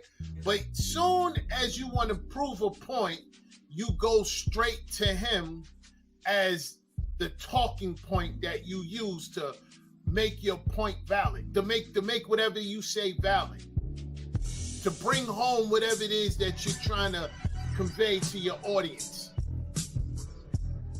What's funny is this, right? What's real funny is this, right? Is that he actually married. He's with her right now. He's with her. So even when black men do decide to choose them, it's still a problem. They together, it's still a problem. Even when he chose her, because yeah, he chose her. She admitted that she was in his DMs. She admitted that she was the one chasing him. She was the one chasing him. She admitted this. So you got a problem with what he is doing right now, but you want to go in his past? How come you're not going into her past? How come you're not bringing up her Brad worship? How come you're not bringing up any of this? How come you're not saying anything about this? And who looks at Nick Cannon as the go-to person when it comes to, what it is that black men are going through and what black men understand? Well, look, all it took was for them to tell them that they were shutting down his television shows, even though he's a millionaire already. They told him, hey, we're shutting down your shows. He immediately folded. Immediately. So we don't look at him as any place, as a person that we look up to. Black men don't look up to Nick Cannon. But you, Keishas, want to be a part of Nick Cannon's harem while going after him. Because the first thing they talk about when it comes to Nick Cannon is, they'll talk about, look at him. He's making all these children. He's out there creating all these broken homes. That's what they say. But the one thing they don't care about really is that, but at least he has the money to do it.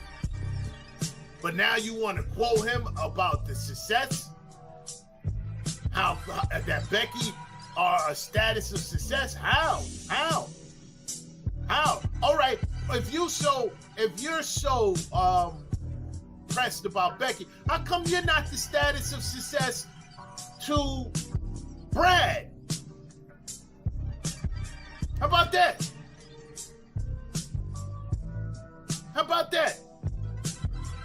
How come, if you think that they are the status of success to black women, how come Brad doesn't look at you like that? Huh? How come Brad doesn't look at you like that? How come Hector doesn't look at you like that?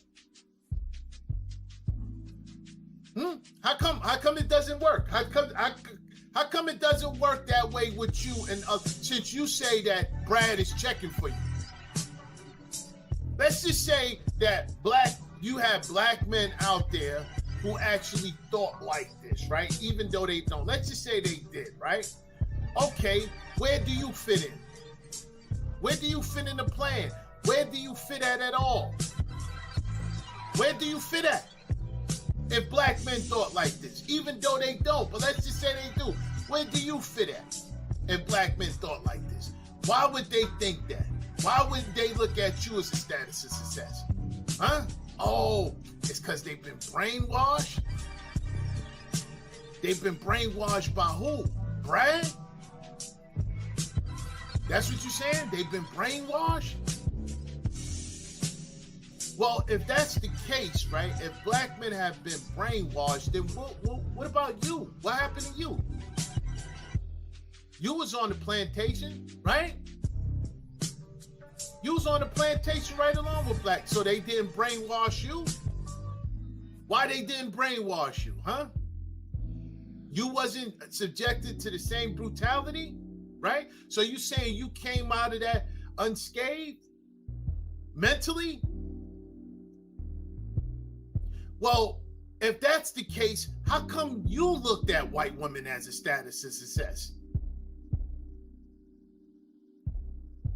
That's a fact. You looked at white women as a status of success.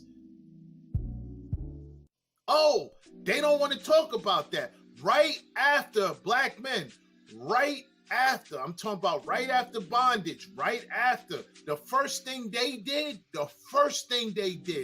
was go and help Becky get the vote.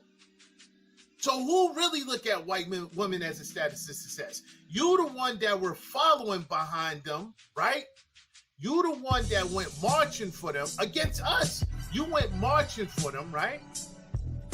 Ida B. Wells wrote in her journals, her magazines, printing press. She had a publication. She was writing out these manifestos. She was writing, writing these articles, helping them. And then when she went marching with them, they told her to step to the back of the line, get to the back of the line. When she showed up to the conference, they kicked her out. So who was looking at white women as a status of success? You were.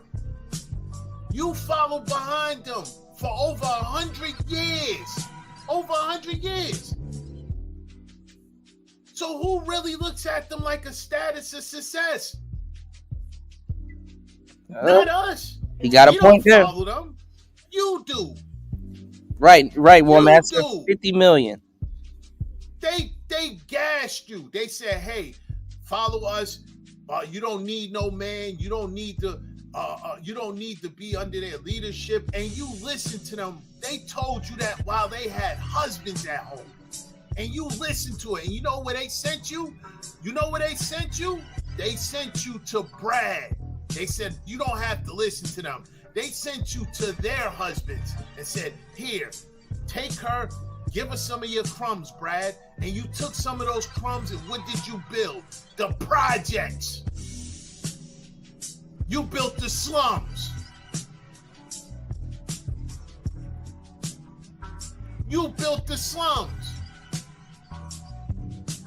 They got some nerve having an issue with this right here. Got an issue with this. So what?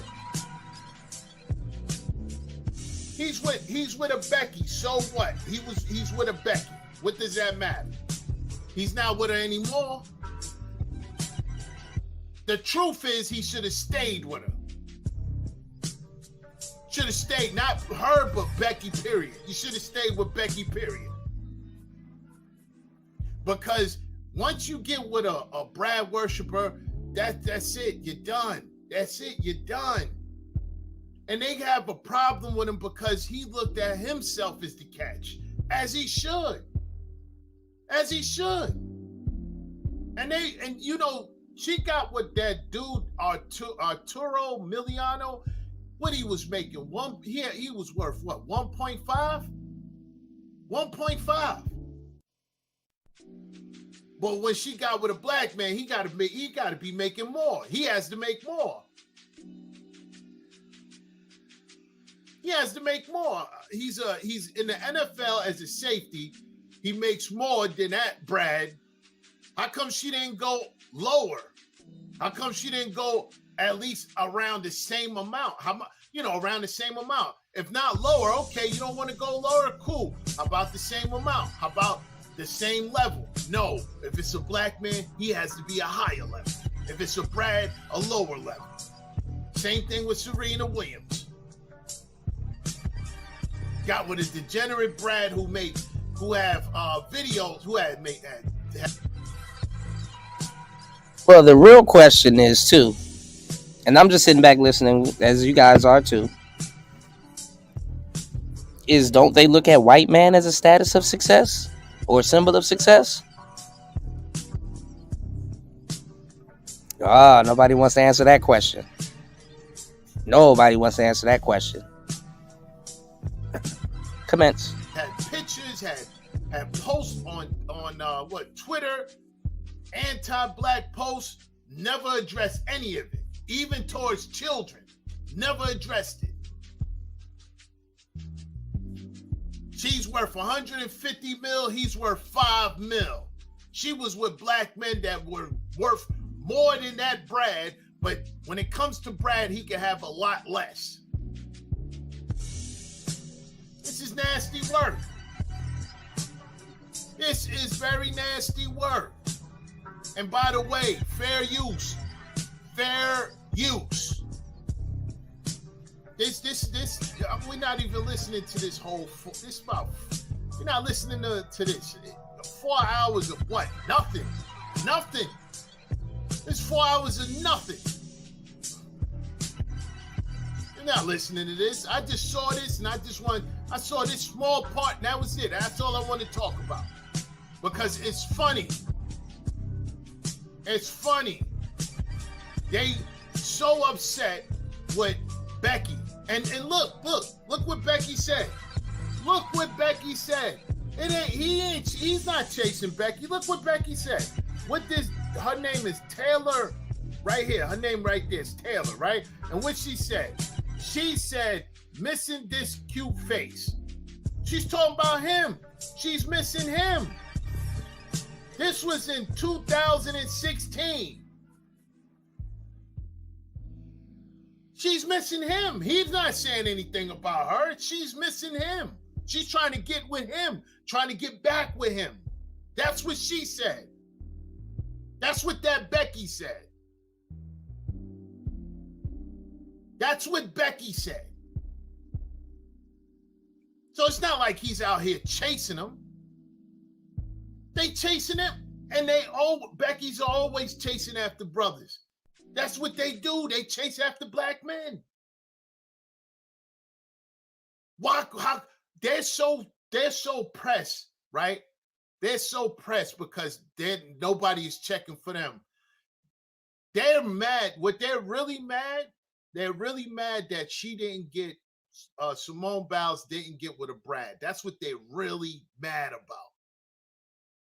And the things that, the things that they always talk about is money, education, things that don't matter to men. First of all, majority of y'all don't have any money. I already broke this down. Y'all struggling out there.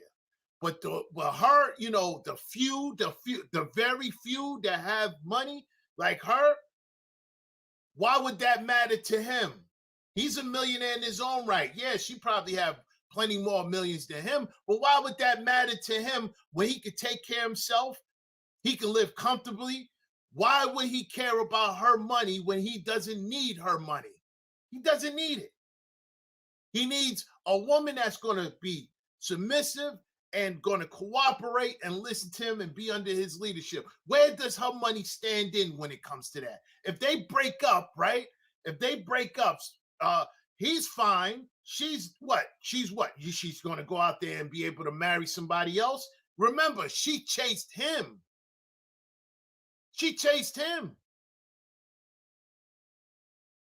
And what is she, 26 right now? Yeah, a few more years. If they break up a few more years, it's dark. It's going to get dark for her. A few more years is going to get dark for her. Is it going to get dark for him? Absolutely not. His status is just going to increase. His status is just going to increase. And before I drop this, before this video is done, I want to say this, right? She went through an essay case. Okay, and I will say this. At this point, Simone Biles, definitely Serena, and just a couple of miscellaneous Olympic people, even dudes, can't really replace. They're not they're not in a position to really try to be out here dating, especially in this climate, and trying to replace a guy that they already have. You know what I'm saying? That's the problem with black people, man. We'll leave love to go look for love, especially black women in 2023 and 2024. I'll give you an example. Tia from Tia and Tamara, from Sister, had a whole husband, marriage, kids, everything. What did she say when she left him? Oh, I'm tired of paying for stuff, or I'm tired of holding up her end of the marriage, footing the bill, or whatever. Doesn't see him the same. Broke up with him and was crying all hot. To this day, she's still crying. She put out some stupid tweet yesterday or a couple of hours ago talking about what one man wouldn't do, another man will. Bitch, you had the man that would. And you did what you thought you could. And now you're trying to look for your this is the dumbest thing you could ever do as a woman, which is look for your ex in your next. You're looking for your ex in your next. And it's relatable. Y'all go off of what y'all can relate to. Oh, my ex did that, so my next supposed to do that too, because it's a standard that my ex, like, this ain't no damn circus. You know, if you want to be the punching bag that got the numbers there and let everybody get a punch, it doesn't make you. It does not make you. It does not make you valuable at all. You're just sitting there getting punched. You know, like, come on now. I see what you're saying, Era Black. Let me know if y'all want me to open up this panel real quick. You know, shout outs to War Master. War Master done gassed me up. You know, War Master done put some more time on the clock. Shout outs to War Master, always supporting the show. You said she was mad corny for that. I think black people need to start doing dating classes for their kids. Yeah, but it's not the climate, you know. And I hate to use Forex terms, but it's a bear market in the dating society right now. You did? Yeah, definitely. I'll drop the link. Shout outs to War Master. The link today is sponsored by War Master. Let's get it. Hold on, y'all. War Master said, I'm too lazy to go get my tablet. Oh man, you said the sister is a real catch. No one, yeah, but see, this is the thing though. As a man or her man, he's supposed to carry himself like that. He's not supposed to sit up there and be like, "Hey man, she's running the shit because she's more known." And you have a whole bunch of women that don't. Let me tell y'all the fucked up part why black women are trying to fuck up Simone Biles. She's not even a she's not even a she's not goals for them. She's not goals for black women. When's the last time you've heard a black woman say, I looked up to Simone Biles and I let my kids watch nothing but Simone Biles footage and work out, and if she has a gym or whatever, I take them to her gym and stuff like that. Hey, man, listen, get the hell out of here. Sisters don't even eat Wheaties. When's the last time you seen a chick talking about take a big scoop of a bowl of Wheaties? Anyway, jump in, Zavi. Give me 1 second. I'm here. Jump in. Say your piece, bro. Yeah, no, I was watching this video yesterday. And Okay. yeah, I mean, I don't have like a lot to say on it because I don't really watch Well, he's Priscilla saying at that all. So I mean, he's saying that she's probable because like this guy here, he probably doesn't even like Simone. You know what I'm saying? so that was her whole argument. No, I mean the thing is that he's probably on some, He can't get a white girl. yeah, he should have kept the white girl. Yeah, that's what. Yeah. Yeah, I do remember that part of it. Yeah, I mean, because I got what accountable commentary was saying. I didn't get what the Yeah. whole Princella connection was, because honestly, I think Princella is like, she's low key kind of slow. Well, I'm not listening to her. Like she's fake Yeah. pro black, and then she just basically gender jumped. And honestly, her What do you husband mean, should. like? Yeah, I She's don't know. dating women now. She But lesbian she's now. still married to a nigga though, right? Or something. Yeah, that's what I'm saying. Her husband could, if he was smart, he would. Adultery is really the That's weird. Yeah, nah. I mean, yeah, overall, yeah, I think a lot of the chicks are just mad because they don't qualify for those type of guys. I think it's a lot of projection going on. Most of them couldn't get what Simone Biles has. Like it's really sisters that are Yeah, really jealous of her, and they want her to be single. but I think the issue with a lot of them is that she's not the most attractive looking chick, and she's a dark skinned chick, like a short dark skinned Right. chick. So I think they don't want to say out loud like, yo, I'm 5'9", light skinned chick. How the fuck can I not get around those guys? But what they don't understand is proximity. Like it's really is like where you hang out Well, around is what you'll they're kind of get. mad. They're mad because she actually approached him also. So that's That is why he's also, yeah, saying that is I'm the also prize. true. Yeah, they're mad because she approached him. But I think a lot of it has to do with like the type of guys they attract, and those guys they attract don't do what they think they should do. Like don't do the stuff that this guy, or not this guy did. They don't do the reverse is what I'm trying to get at. Like they don't chase them through hell and high water for for a chick, like for an average chick. Mm-hmm. I think there's how do I put it? Because I'm probably getting into my words too much. But you get what I'm trying to say. It's like they want the guy to be their bitch. And I think they see what Simone Biles did, which is pretty much normal shit in every other community, as like he's making her like the bitch of the relationship, which is not even, no one even said that. But I mean, when I was on Twitter, like that's the way they were going about it. Like there was like chicks in in 30s, like mid to late 30s, talking about, oh, this man doesn't like you at all, and you just chased him through Texas. You have people trying to imply that he was like a cross dresser because of like a Halloween outfit. They pretty much went into like trying to dig up the man's past just to find like little weird. Yeah, they got a picture of him right here with a white woman, and all of a sudden, women should turn on him as if they're not talking about divestment and all kinds of goofy shit. Yeah, most of them couldn't even qualify for those types of guys. I'm not talking about NFL, just even the local white men in the area. Like they're gonna get pumped and dumped. But I mean, I don't know. Yeah, I mean, I really just came up to really spin my viewpoint on just they need to start teaching these kids. I've been saying this since I was probably like 18, that they should have been teaching kids how to date. Because I remember when I was dating when I was in college, just the amount of kids that were just, it was I hate to say it was mostly black and Hispanic kids I saw this doing this shit the most.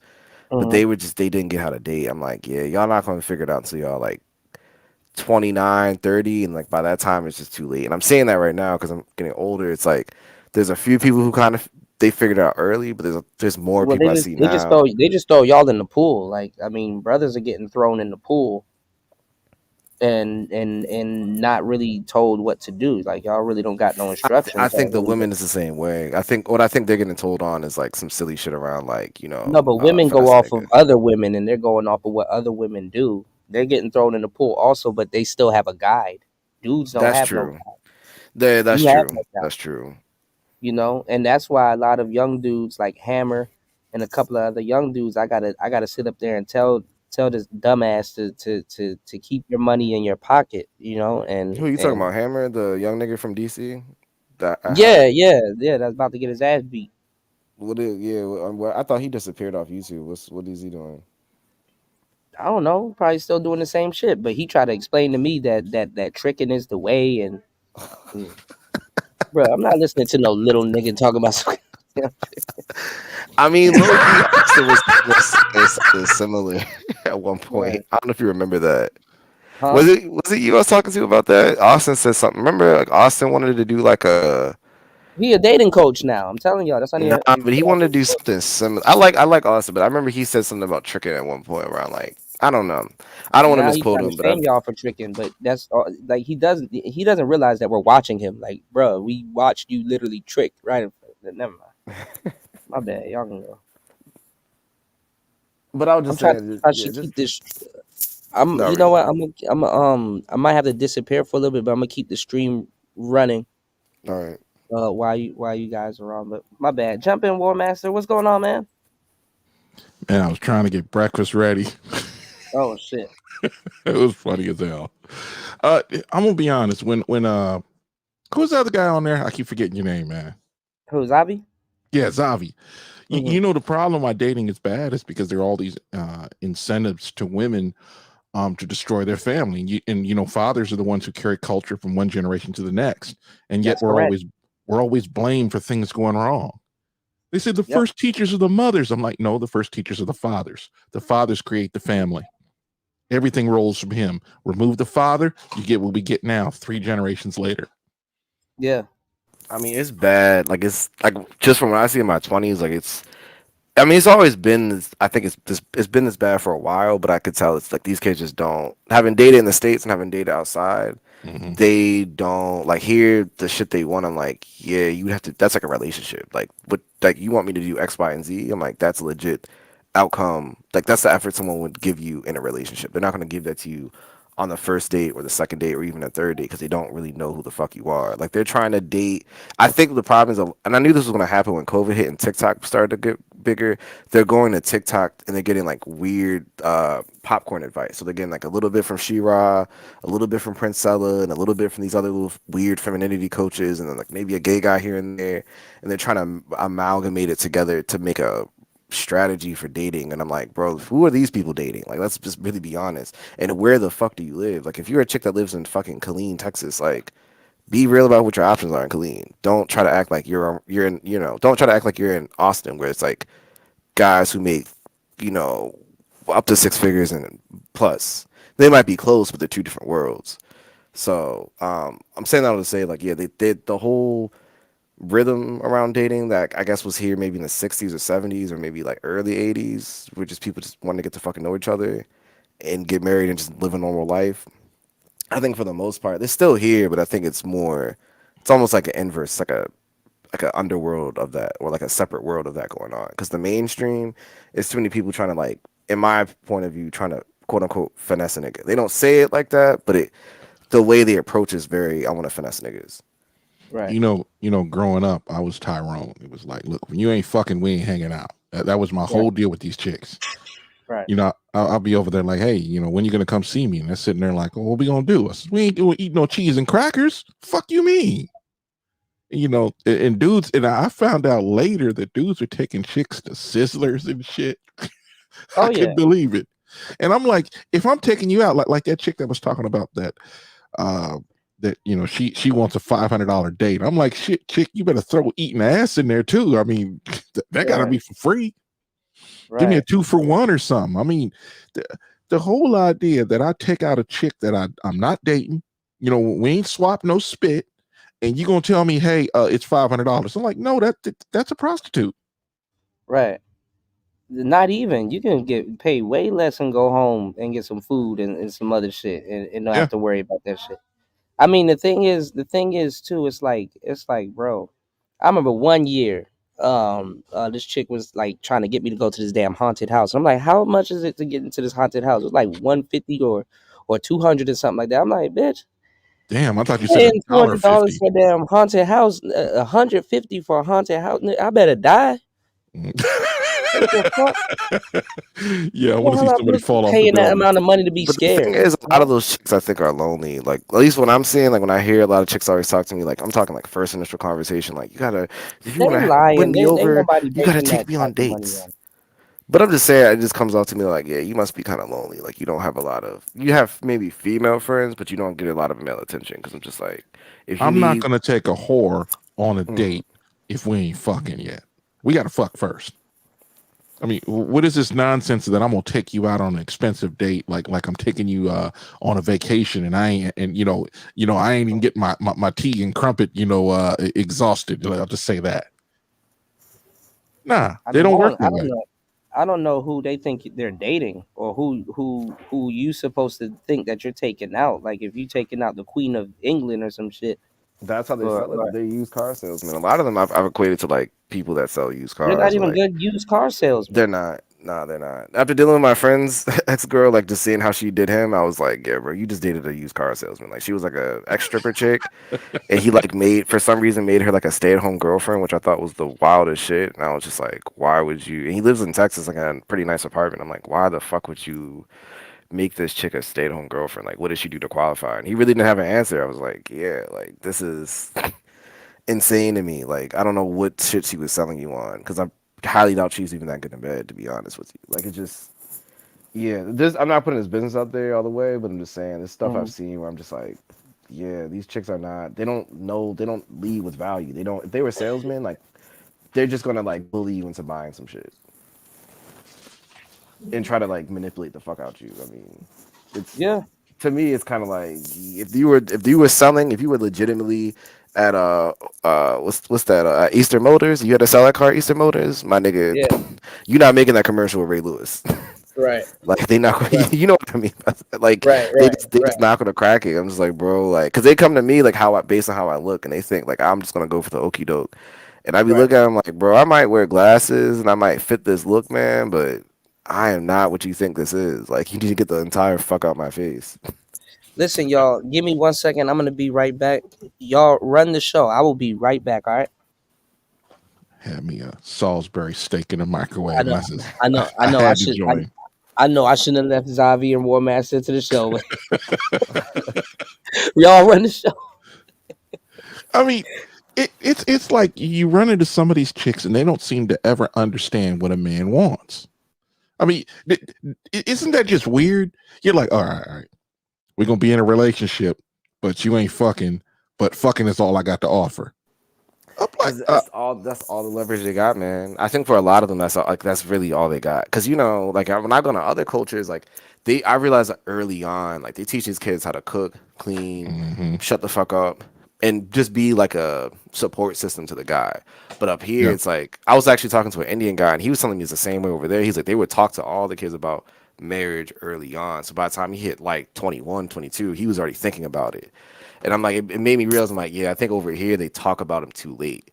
So by the time they hit 21, the only thing that someone's, emphasized with them is you got a nice ass, you got nice skin, you got a nice smile. It's all this like, physical shit, but it's not like, yeah, when shit hits the fan, how could you really help this type of guy? And also, what type of guys, once again, do they really fit with? Like, and honest conversation, like, hey, you might want to be around millionaires, but do millionaires really want to be around you? Yeah, sorry, I got distracted for a second. The whole thing with a lot of these women, it's like your father tells you at a very young age, don't go dealing with them dudes. And if you want a dude, you need to bring him before me, and I'll get my appraisal of him, or you ain't going nowhere with him. That kind of stuff. And it's like without dad, I mean, that's kind of what you get. You get whores because, let's be honest, everybody tells them, oh, you're so beautiful, and this other kind of stuff, right? And, they say, oh, I got that. That's my currency. And I'm like, yeah, but you ain't been in a relationship longer than 6 months. But they're flat-footed, man. I'm telling you, like, a lot of them are there. I mean, we've saying the same thing. A lot of them are flat-footed. Like, I think a lot of, what are you, in your 40s, I think? I turned 50 a couple months ago. Okay, yeah, because we, very much came into the scene at two different times. But like, I just for a lot of guys my age and I'm younger, I've always told them like, yeah, y'all need to start not even asking for more, but just be more judicious around the type of women y'all really keep around. Because like most of these chicks, just dead ass don't qualify. Most dudes that I know of, they wanted to get married in their 20s. They wanted to. Yeah. But we're talking about at my age. And I see the younger guys, they're kind of doing the same thing. They're kind of like, all right, we want to get married, but look at the quality of women. There was a lot of really ain't shit chicks out there, but we never talk about them. We always talk about ain't shit dudes. And nobody else says, hey, that chick is giving herself away to everybody, and I'm not supposed to have an opinion on it. Well, nah, I I'm think good. It's flipping now because people are seeing the outcomes of, the internet. Ain't shit chick. Yeah, it's that. I think Kevin made a big difference, even though I think people didn't really fuck with him. I think a lot of these, why, right? Yeah, but it wasn't. I'm not even gonna get into all that. When I saw him pop off, And then look at these people like these not really Pearl, but these like younger white chick accounts. They're not really on YouTube as much, but like they're like on Twitter. It's like a lot of these white women trad relationship accounts. Even they were hoeing around, but even those chicks are flipping. I think specifically for this type of stream, like audience I see, I think black women are gonna be late to kind of They're already late. I mean, change the least desired, the always how can we say this? They're always the ones that are breaking up with the man. They're really irascible. You don't want to be around them, even if she ain't your woman. I'll say this about Pearl. She says she doesn't sleep around, and I kind of believe her. And it's not about a white or black thing. It's just you have people that are much nicer when they talk. Because let's be honest, there are women that talk every bit as bad as that sprinkle chick. And just, it don't matter what their ethnic group, but I've seen them all ethnic groups, and it's just the weirdest thing. Oh, you talking about the girls that be bumping She-Ra? Not so much as She-Ra, just wild, like them fat chicks. That matter of fact, you remember that there was that one brother, I guess Ugly something or other, that you guys that Kuda was playing, and he had this loudmouth chick next to him. I've seen women of every ethnic group act just like that. Yeah. Because the one thing that drags a lot of black folks down is we always go to ethnic group, and I'm like, nah, we got to get out of that mode. It makes us look bad when we do that. Mm-hmm. I mean, it's like just because a good idea came from somebody with a different skin color doesn't make it less of a good idea. Yeah. I mean, this whole idea that somehow, some way, I owe a chick something based on my skin color is nonsense. Oh yeah, no.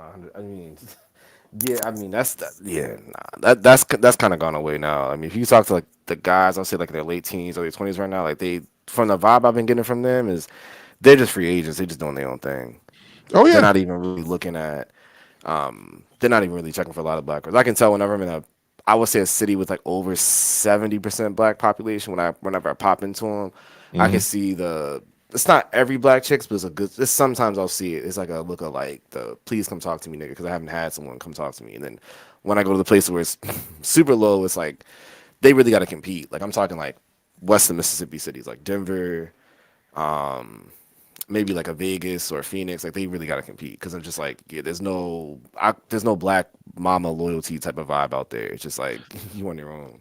Well, what I'm saying is, think about guys that are growing up, because this happened. There was a small percentage of us like this. We want the outgoing, fun-loving chick that's easy to get along with. And what a lot of black women are taught is you need to be as challenging, as abrasive, as angry as possible to the very person that would lay down his life to protect you. That don't compute. Nobody wants to be around a chick like that. I mean, a Boyce Watkins nigga will, but that's about it. Like, and that's what they get. I mean, I've told a lot of black chicks, I'm like, yeah, y'all, they don't respect him. That's all they can get though. I'm like, I've seen many of them marry those type of niggas. Like, they don't look like it when you see it, but when you talk to me, like, oh, okay, I see why they together. It's like weak backbone niggas. And I'm just like, that's all y'all can kind of shag and drag on, because the niggas who really got options, who really work for some shit, they not really trying to deal with y'all like that. Especially with that type of, it's like you might as well just be with a dude if you're gonna deal with a person who's that disagreeable. That doesn't make any fucking sense. There are chicks like that all over the place, and what happens is guys don't like them, and they don't understand what their mental state is. There was a program I watched. It was on like some kind of Discovery Channel, and they were talking about dating. There was this dark-haired chick, right? She was fun-loving. She was smiled. She used to do this look at a guy like you know how a chick would look down her nose at you. She did the opposite. She looked up at him by tilting her body forward, and she wasn't that hot. She was probably a 4. There was another chick who was a little hotter than her that was, blonde or whatever it was. And she had that supercilious attitude when it came to men, and she ain't had a date in 3 years.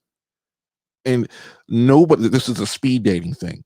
And the dark-haired chick that would look up at a guy, even though she might have been taller than him, I don't know. They were sitting down at the time. Her whole posture was a very submissive posture. And the other chick was leaning back, arms crossed, just all in all to the point where you didn't want to deal with her. You know those chicks you walk around but you never talk to. She was that chick.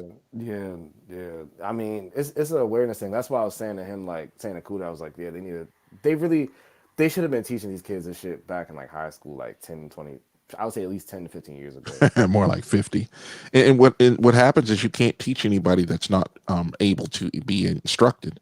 That's sort of the problem. Yeah, the thing is they're too late now. That's why I laugh when I go on these rabbit holes. I go on like TikTok or I see it on YouTube and they give, especially on TikTok, when they give all these like this short popcorn advice around how to quote unquote get a rich nigga.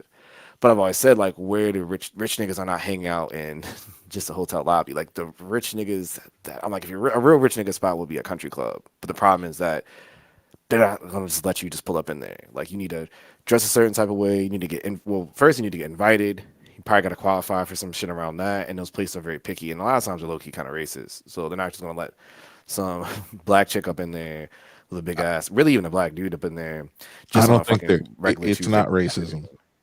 Oh, I'm being honest with you. It's not racism. It's class. It's something that's not talked about black folks.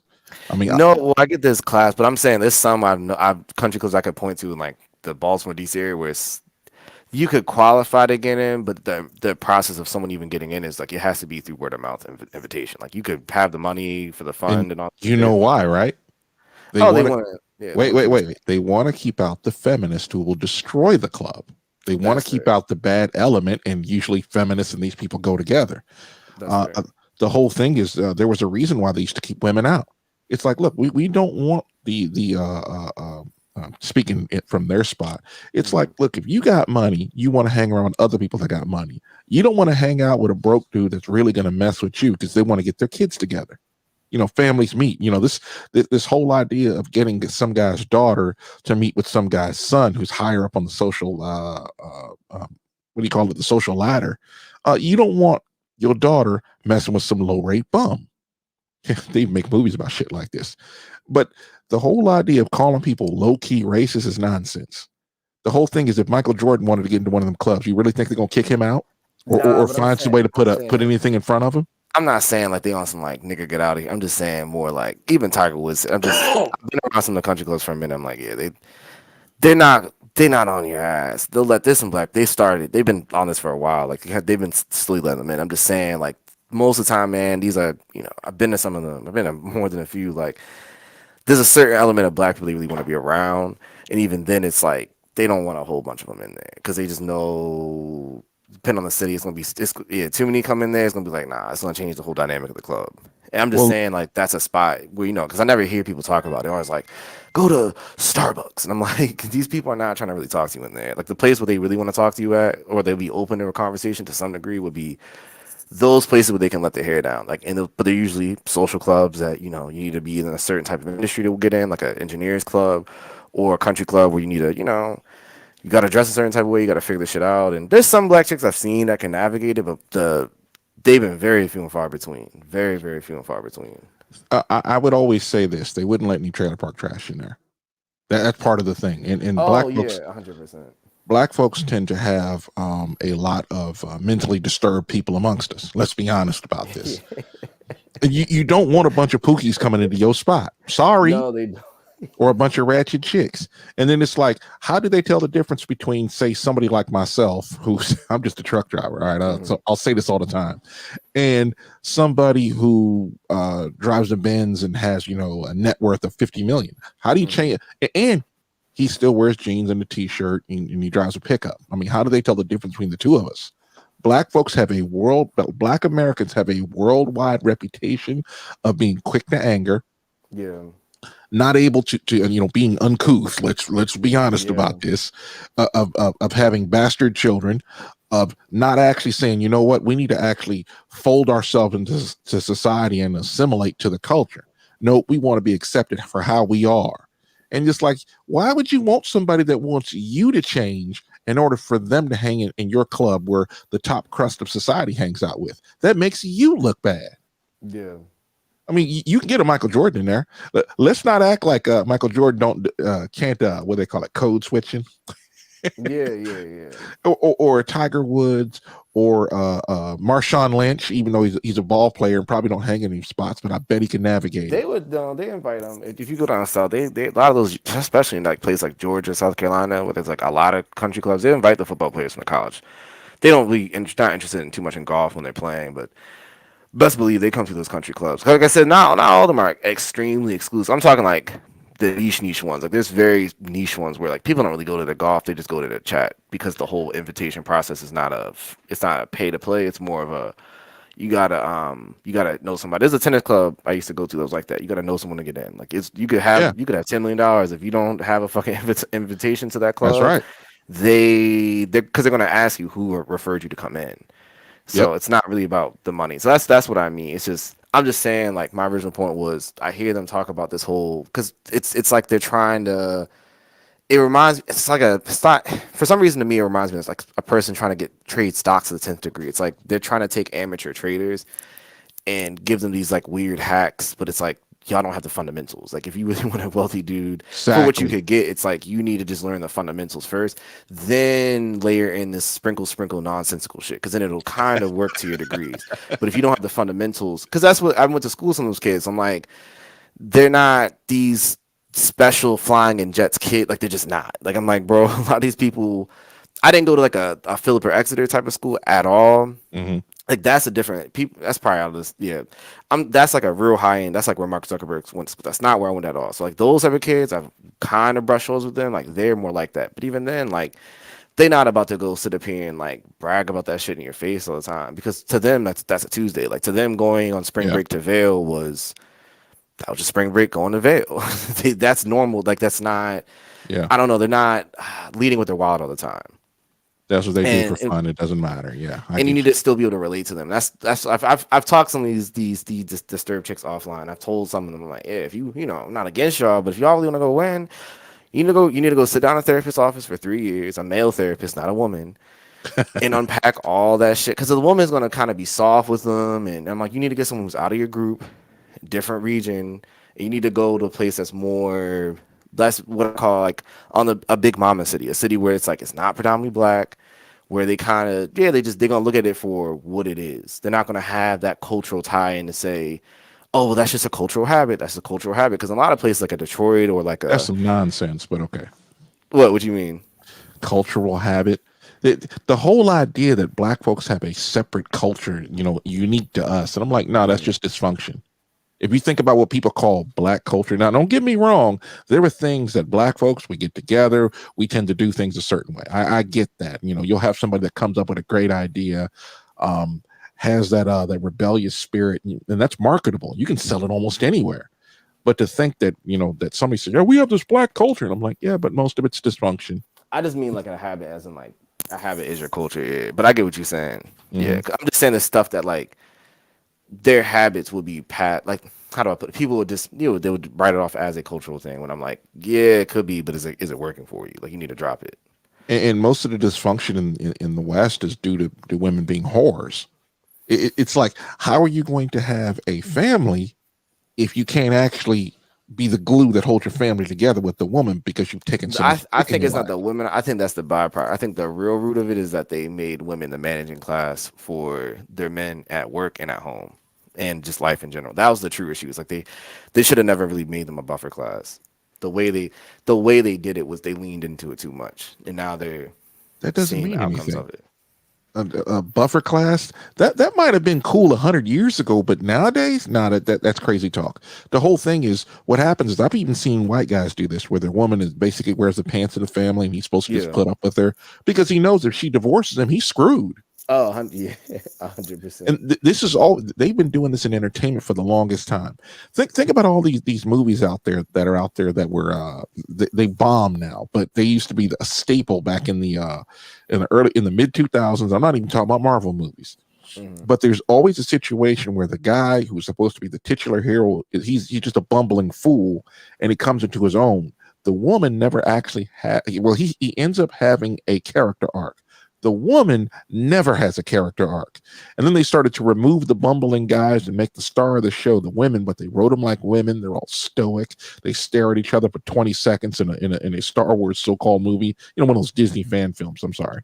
And they don't understand that that's going to bomb because, let's be honest, they're not going to put characters up there like Ripley, Sigourney Weaver's Ripley from Aliens. And I do mean Aliens 1, 2, and 3. The rest of them don't matter.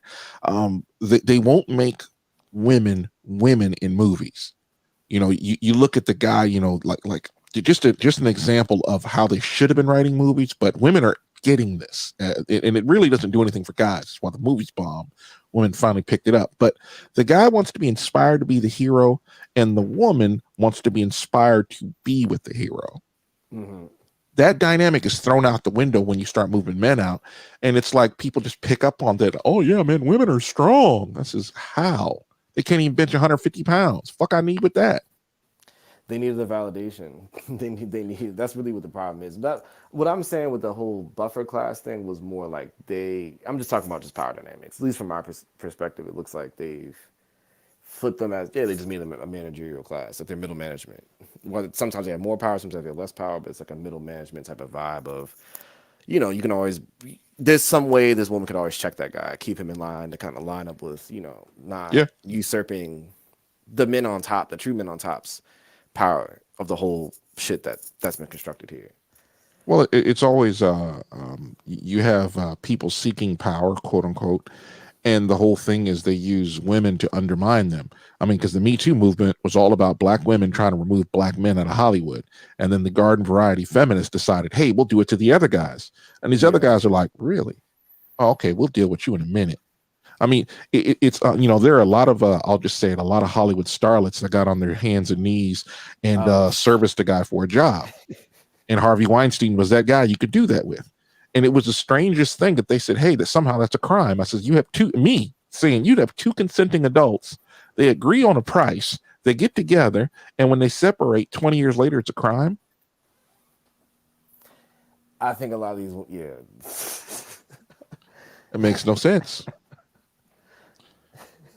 I got a sound. That Me Too shit fucked up a lot of stuff. I mean, because I think I was in school when that happened, and I remember like in my early 20s, people just kept complaining. Like this was like after it died down a bit, and everyone kept talking about like, oh, like I'm not getting approached, men aren't talking to me. I'm like, yeah, bro, because like y'all just did all that shit. Like, because I am a nasty woman. That's all I'm gonna say. What up, Gabe? How you doing, bro? It was bad for business. It was bad for them. But I mean, that's all I can say on that shit. Like, it's looking kind of, I'm not really too concerned too much. It's going to sound a little cheesy, but I'm not too concerned about the past shit that's happened. Because I'm going to be honest with you, my perspective going forward is that this shit has ran its course. I think the days of the whole dynamic with a lot of these people with the feminism and the whacked out chicks it's not even kind of numbered. It is numbered. Yeah, well, they'll just pick something else. Hey, Gabe, we were earlier in the show, like I'd say about maybe a half hour, 45 minutes forward. There was this guy named Ugly something or other. What was his name? I wasn't on for that part. Yeah, I don't. Oh remember. Yeah, he was going in. He was going in on these chicks, man. That shit was fucking hilarious. But since Kuda, he done flown the coop. Maybe he's tightening up his wig. Oh, I got. You really think they're gonna try to find something else? I don't think they can, man. I think they've kind of ran out of steam. Like I think the next thing will be half of them. I think are gonna be trying to turn into trad wives. And I think the other half maybe they'll still lean into this shit. But I don't see what the next grift really could be for them. To be real with you, it's not working for nobody. Like you got countries like kids not being born. You got jobs with chicks that can't really fucking compute because you've pretty much realized that you've supported them the whole time, and they don't pretty much I say support. I mean handheld them the whole time, and they don't know what the fuck is going on in their own corporate job or their business if they even own it. So I don't know. I'm not saying to be funny. It's just there's certain people I'm like, yeah, you've pretty much like bankrolled them. Like you've handheld them like Big Meech handheld Jeezy at the beginning of his career. So it's like, let's be honest, like, they can't really swim, then they're on their own. These chicks that I need to go get myself a goddamn bagel. them chicks will always be around. You can't change them. The whole thing is you just got to just kind of keep them away from you. You know, like we were talking about earlier about the country clubs. Like, look, the thing is, with other ethnic groups, they move around from the dysfunctional people. But I don't know what's wrong with Kuda Dusty. He just doing stuff. He over there touching himself. Pause. I was looking for the other one. Oh God, I think I'd recorded over one with some old dudes seeing some booty. I don't know where I heard that from. Anyway, let me stop. I'll get back on target. The whole thing is you got to like a bunch of folks do not want to live around the trailer park trash. They don't want to be around them. They just stay away from them. They go about their day. And if you can live near people and you guys have peace, no problem. But you start having traits that people just aren't interested in dealing with. They're like, nah, fam, I can't hang with you. You weird. Well, I mean, the separation's already, it's been going on for a while. Like, not amongst black folks. It is. No, that's what I'm saying. It has. It's just been quiet. I think it's been. You'll see it play out more. I mean, there's like a whole book written on it and shit. Like they've been. It's quiet. I think it's quietly going on. That's just my personal opinion. I think you in 20 years when all this shit is said and done with the economy, when it's kind of, I say even out, but in 20, I think the next 20 years people will see, okay, like who's able to still live in certain cities that are high cost, like your Atlantas, your Charlottes, your New Yorks, your San Franciscos, your LAs, and whose relatives had to go move out to Reno, whose relatives had to go move out to Waco, Texas, whose relatives had to go move out to Birmingham, Alabama, like who couldn't really afford to, stay in those major metropolitan cities, and they'll see the outcomes of, when you're out there, what's that educational resources look like in a Reno or a Birmingham versus, okay, my cousin's over here and, that's still living in Vegas or that live in SF. They had the school with the, the latest 3D AR tablets, and we were able to talk to the people at UC Berkeley. We were able to, do an internship at Georgia Tech. Yeah, the whole idea about internships just drive me up the wall. I'm like, I'm going to work for free? The fuck? But that gets a kid, that gets a kid in the, it does get a kid in the, I did something like they do get you some, it's networking at the end of the day. It gets you proximity to the right people that you want to be around and a taste for the industry. But I'm just saying, like, having those opportunities available is still valid compared to someone who, your family couldn't really afford to live in those cities, and that city, the best thing they got for you is, I don't know, like maybe a factory job. And the educational, resources in that city for middle school, high school especially, they're not talking to you about working with a computer. They're talking to you about, nigga, you need to go do this basic English writing class and this basic math class so you can, we can go pipeline you into working that warehouse job. That shit is real. Like, I've seen that in cities. Like, certain cities can, they have the money there so they can sponsor their kids to kind of go high. And there's certain cities that don't got the money there and they can't sponsor you to really go that high. They can be like, hey, look, this is the best we can do. If you're trying to really hit that type of career, you might need to either transfer or leave town and go to another place where they can, they got the resources, the teachers, and those type of, that network there that understands what you're trying to do. Unless somebody's paying me, I ain't doing it. But, I'm a blue collar guy. I've just been at it a while. It's like, I didn't even hear about blue collar work until I was in my mid to late 20s. Didn't even know it was a real job. Dude was like, yeah, I get paid $28 an hour. This is in the 90s. So he's probably making 30 or 40 now. And I'm like, what the hell? It never occurred to me to ask him, well, what do you do? And, I'm talking to a guy who his parents are from Mexico and he lives in Southern California. So he doesn't speak in complete sentences or like, how we talk in paragraphs, right? A lot of people in Southern California will talk in half sentences. Like they will bring something up. Like I go over to, let's say I roll into this warehouse, right? And I'm talking to the gate and they sent me over to shipping. I go to shipping and said, all right, door 12.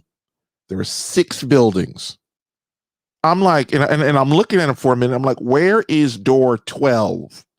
And half the time they react like I slapped them. It's like, yo, fam, if you're going to tell me what door, you got to tell me how to get there. I'm like, I'm not a local driver. Half the time they're looking at my paperwork. They're seeing where I came from. So, oh, you pick us up in Florida? And, I'm in Southern California at the time. And you're like, wait a minute, fam, I ain't never been there before. What do I look like? I mean, I've even been to rail yards where there are no directions.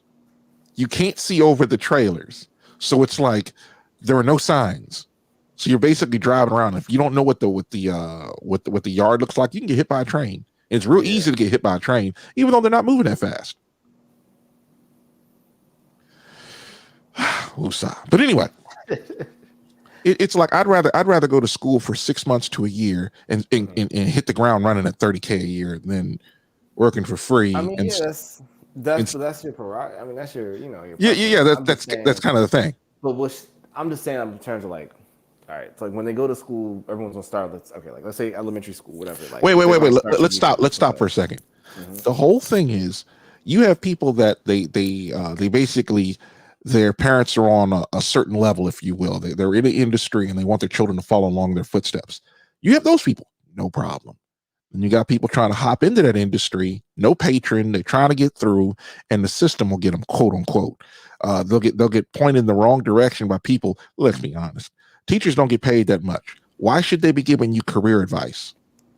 You would think they would bring guys, from IBM or Texas Instruments down there. Hey, this is how I got into Texas Instruments. They do sometimes. That's what I'm telling you. In the right zip codes, because of where I live at, man.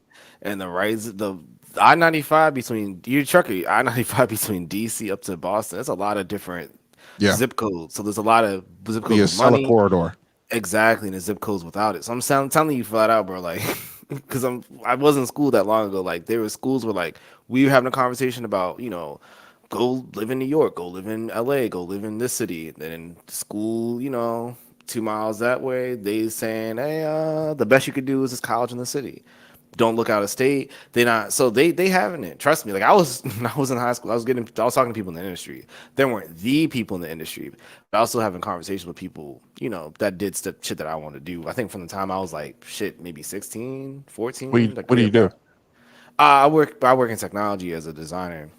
Okay. So yeah, I didn't go to high school for that, but I did something similar in high school. So what I'm saying is that but I went to a magnet school, and that's what I'm saying. My ultimate point is the separation is going on. It's just quiet. The thing that's not really making the separation obvious is that a lot of kids that I went to school with that are really middle class or upper middle class, they think black culture is ratchet shit. So they'll do what I call, they'll commute into the hood. So they'll live out in some suburb somewhere, but they'll drive into the hood in PG County, or they'll drive into the hood into Philly. What I mean by that, they'll hang out there, which is fine, but they're not really hood niggas. So if you talk to them, you get underneath the fucking veneer. I'm like, they're not street dudes. Don't even fit that lifestyle, but they want to charade around like they are street people. So, but the separation is there. If those kids really tap into who they are, I'm not saying they better than people or worse than people. I'm just saying if they really acknowledge where the fuck they grew up at and the money their parents spent on their education, I'm like, y'all not.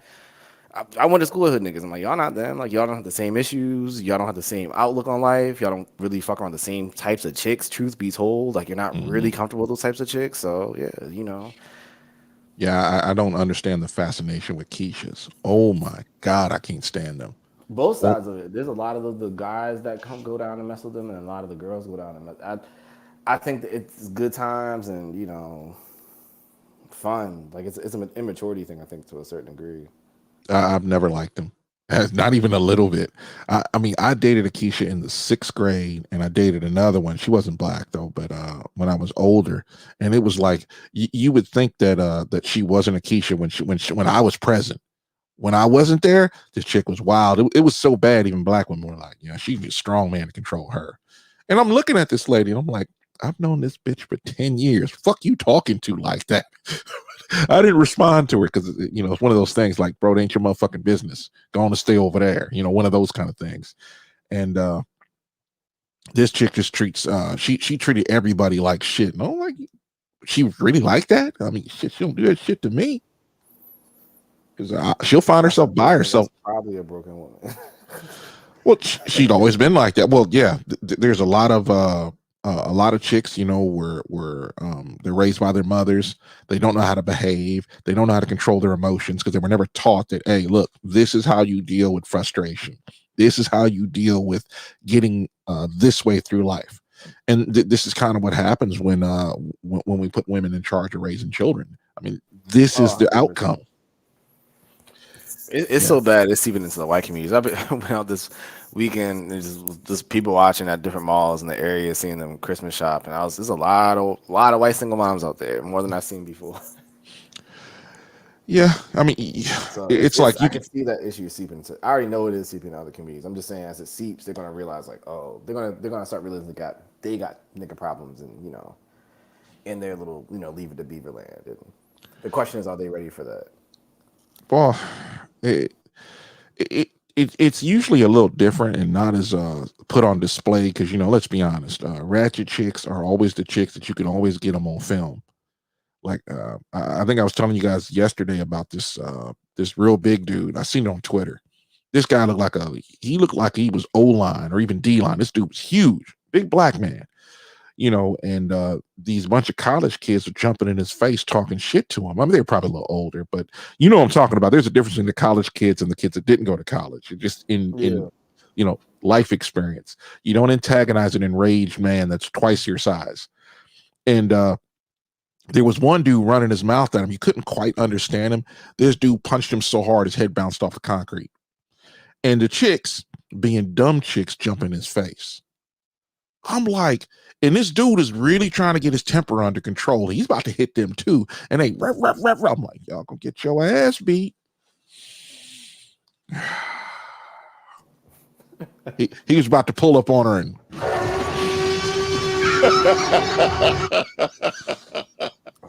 oh God. That roar never gets old. But since you're a trucker, I have a question that's off topic. What's your thoughts on lot lizards? Is that like I feel like that's some real shit, but about 15 years ago they were a thing. And really 20 years before, I gotta say 30 years ago, there were a lot of them. And it was to the point now where I don't go to the little broke down truck stops no more. And it's like the internet is there. If you want to sell your ass, you can sell your ass on the internet. I mean, I've heard about Backpage. I don't really know much of it other than, chicks are selling their ass over there. And probably dudes too, who knows, But the whole deal was nowadays, these chicks be coming on a lot and they stand out like sore thumbs and they don't even know they do it. I mean, so they still exist, but it's more like you can tell them, you can see them from a mile away. They're higher. Well, when it comes to truck drivers, most truck drivers are over the age of 45. And I came into the industry at 30, so I looked like I was 16 driving. Half the time, people didn't believe I was a truck driver, which is funny as hell, but I'll be in the corner playing my Xbox, when they're working on my truck. Like, bro, I'm not talking to nobody, put my headphones on, I'm doing my thing, and guys are like, hey, man, is that a computer? Like, what the fuck does it look like? I want to say that, but I can't because they don't know no better. But, because, I mean, think about it like this. I'm 35. These guys are like 50. And think about they didn't play video games growing up. Yeah. And, my generation was the first generation of video game kids. And it was like everybody else follows along behind her and the video games just get better. Even to the back of my mind, I'm like, yo, man, I'm going to get old and the next game's going to come out and I'm going to die before I get to play it. I mean, what type of system do you play right now? I mean, Xbox. You Xbox. Okay. Yeah. I don't do PlayStation. I keep telling Kuda, No. And, he's slow. I prefer PlayStation over and the biggest thing with Xbox is it had Xbox Live. Oh, facts, Star Platinum, facts. When it comes to shit, he distracted me. When the difference between Xbox and PlayStation is most PlayStation guys have no idea just how good Xbox is. They say, I don't like the controller, or that's the thing you hear all the time. Or Xbox has no games. And it's like Android, iPhone to me. Like I've just never really put on Xbox. Yeah. And it's like we were playing co-op campaigns on the OG Xbox. Because I had bought two Xboxes. I had one chick playing, and I think you could play online when Xbox Live got really got good and you had better bandwidth. But she'd play on her Xbox. I own both of them, but she'd play on hers. I play on mine. Go through the whole game, and I'm carrying her through the whole game because I don't like playing split screen. and you know, the Xbox 360 the multiplayer lobbies were legendary. You know, when you listen to dudes that used to talk shit to each other. But I'm a co-op guy. I love co-op. I mean, it was a time where you could like download video games. Man, I don't even know what a PSO2 is. That sounds like something you get on your nuts. But I'm looking at Xbox. Xbox is like, yo, fam, you could play anywhere. We don't care if you play on your phone, your tablet, your PC, or your Xbox, whether it's an S or an X. And I knew when they first came out with it, I said, man, I'm getting an X. I don't care. I bought an S, but hold on, let me look this shit up. This might be funny. It is PSO2. What is that? Yeah, I don't even know what that is. I haven't really played a system in a minute, low key. I don't even know what that is. I've just been doing PC shit. Oh damn! I should have pulled up my Xbox app. Here's the funny thing: the Xbox app on PC is all messed up, man. I'm like, who comes up with this stuff sometimes? I used to have a. Yeah, that is kind of messed up. I don't even have it. I would always wonder how I would never turn off my. I don't turn off my PC. So when I'm playing, oh, Fantasy Online. Oh, Fantasy Star Online. Okay. I kind of know what you're talking about here. Not my thing. I don't do fantasy all that well. I've been meaning to go over Steam for the longest time. I got way too many windows open. My computer's gonna crash. You got the Steam joint? I have not been. I've been over to Steam once, started an account, and never went back. I like real-time strategy games.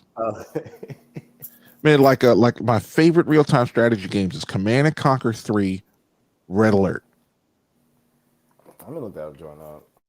Yeah, that is fire. But anyway, at first, you know, what got me was Command and Conquer 3 Tiberium Wars. That type of shit. Okay. Well, I like those games. You know, I don't really play. I don't really play first-person shooters all that much. I assumed you did because I've heard you in Cool to Talk. I thought you were playing more of those. Well, if I'm gonna play first person, I like playing co-op because it's fun. The game ain't so hard. You could talk, you could laugh, and do weird stuff. And Kuda's like, yeah, man, we're gonna play one day. That was 2 years ago. At least he bought an Xbox. Sometimes I want to be a fly on the wall when Kuda says, yeah, I'm gonna move this over here. I'm like, bro, I don't move my stuff nowhere. I'm in my comfortable ass chair. I haven't been able to hook up my my Roland so I could do voices. There's one wire I'm missing, and I was in the middle of making breakfast. I'm on the West Coast. Okay. Yeah. Because I heard you say breakfast. I was like, damn, it's like about to be 1 o'clock. Yeah. Where you at? Texas? Nah. Right now, I'm in the DC area. Yeah. I can't help you with that. I don't like going up there. Nah, I'm like not too far from where Kuda's from. So yeah, I was telling somebody a while back. I'm like driving from Boston to go to PA is like a 3-hour trip. I don't like driving. I'm sorry. The distances involved. You're like, bro, it's not a 3-hour drive. It's closer to a 4-hour drive, but you get the point. I mean, I would deliver in Boston, and then I would go pick up in Central. I would pick up. What's that city? What, Harrisburg? No, it's actually west of Harrisburg, like real west. We're just talking just a little over the border in Pennsylvania. Allentown? Yeah, about that area. And I'm like, why the hell does it take so long? There's so much traffic. Yeah, and it got to the point that moved up here. The issue is that it's the cost. So they can't afford the cities. The same shit I was telling you, that class shit. Cities get pricey, so people move out and they be living, an hour outside the city or some shit. It's usually the laws that piss people off and they move. Like, look at California. You got people, people that make $50K a year moving. They're like, I'm out the state. I'm going over someplace else. Well, they can't even. Those are people like, yeah, they can't. Cali don't want them. Cali got enough people. Cali and New York got so many people that come in there with like international money. And California specifically, like Texas now, has a lot of that software money. So once they get that, they just tell them to go fuck themselves. Start Platinum. What do you mean dangerous? You mean like weather dangerous? Like I gotta say Wyoming, man. I almost wrecked my truck once. What's the ratchetest place you drove through? The who? Most ratchet place you drove through? I've been everywhere. I have not been downtown Atlanta yet. I don't really prefer it. I'll pass. I've been downtown LA. It's pretty cool. Not any place I'd hang out with. But I've been places, man, where I've never been around any shootings. I have been shot at. I think the worst place I went, like the scariest, was Livingston, Montana, on 2 separate occasions. One of them, Livingston is one of those cities, man, where there's a river that's been going there for millions of years, and it basically been cutting its way through the mountains. I think Livingston is at the base of the mountains. Like it's like one of the. No, I take that back. It's like there's a couple of mountain passes you pass if you're going from east to west, and the hills just get bigger as you continue on. But there's this river that Livingston lives in. Yeah, wind, snow, ice. I don't care about snow too much, but ice is something else.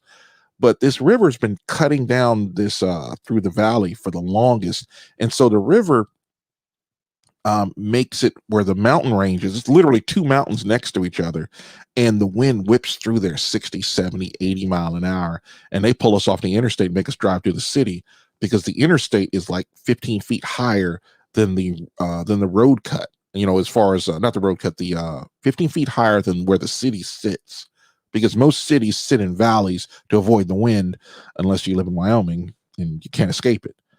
And that was one part where I ignored it and I was like, damn, okay, fine. Maybe I'll drive. No, fuck that. I'm driving down the road. But anyway, another time, it was about 2 years ago. I'm going eastbound and I'm just coming down the hill. This is like 3 o'clock in the morning. I see this old Dominion truck in the ditch, like right in the center divide. And I'm driving down the road. I'm looking at him like, oh shit, I'm probably on ice. I can't see the road because it's that dark because, there's no lights. It's Montana. So I turn my cruise control off, I'm just driving along, and as I'm coming up to the other side, I went through I went through the area where it was really windy, but wind wasn't blowing that day. And as I'm coming up the hill, something told me, bro, just coast up the hill. And the sun is just coming up, right? And it's just getting up to the point where the sky was pink. Now it's blue. And I'm coasting up this hill. At the top of the hill, I'm doing 30 mile an hour.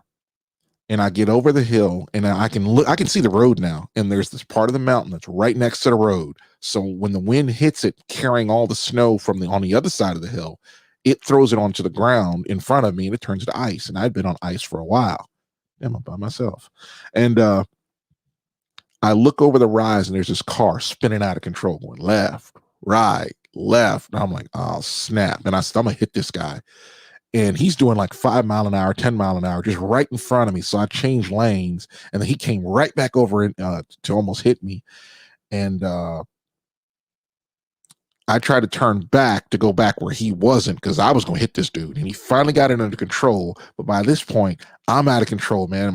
The front of my truck's going one way. My drives are trying to go the other. My trailer is trying to, just doing a hula hoop down the road. And I finally got it under control. At the bottom of the hill, there's a heavy haul grocery truck and 2 cars behind him going 5 or 10 mile an hour.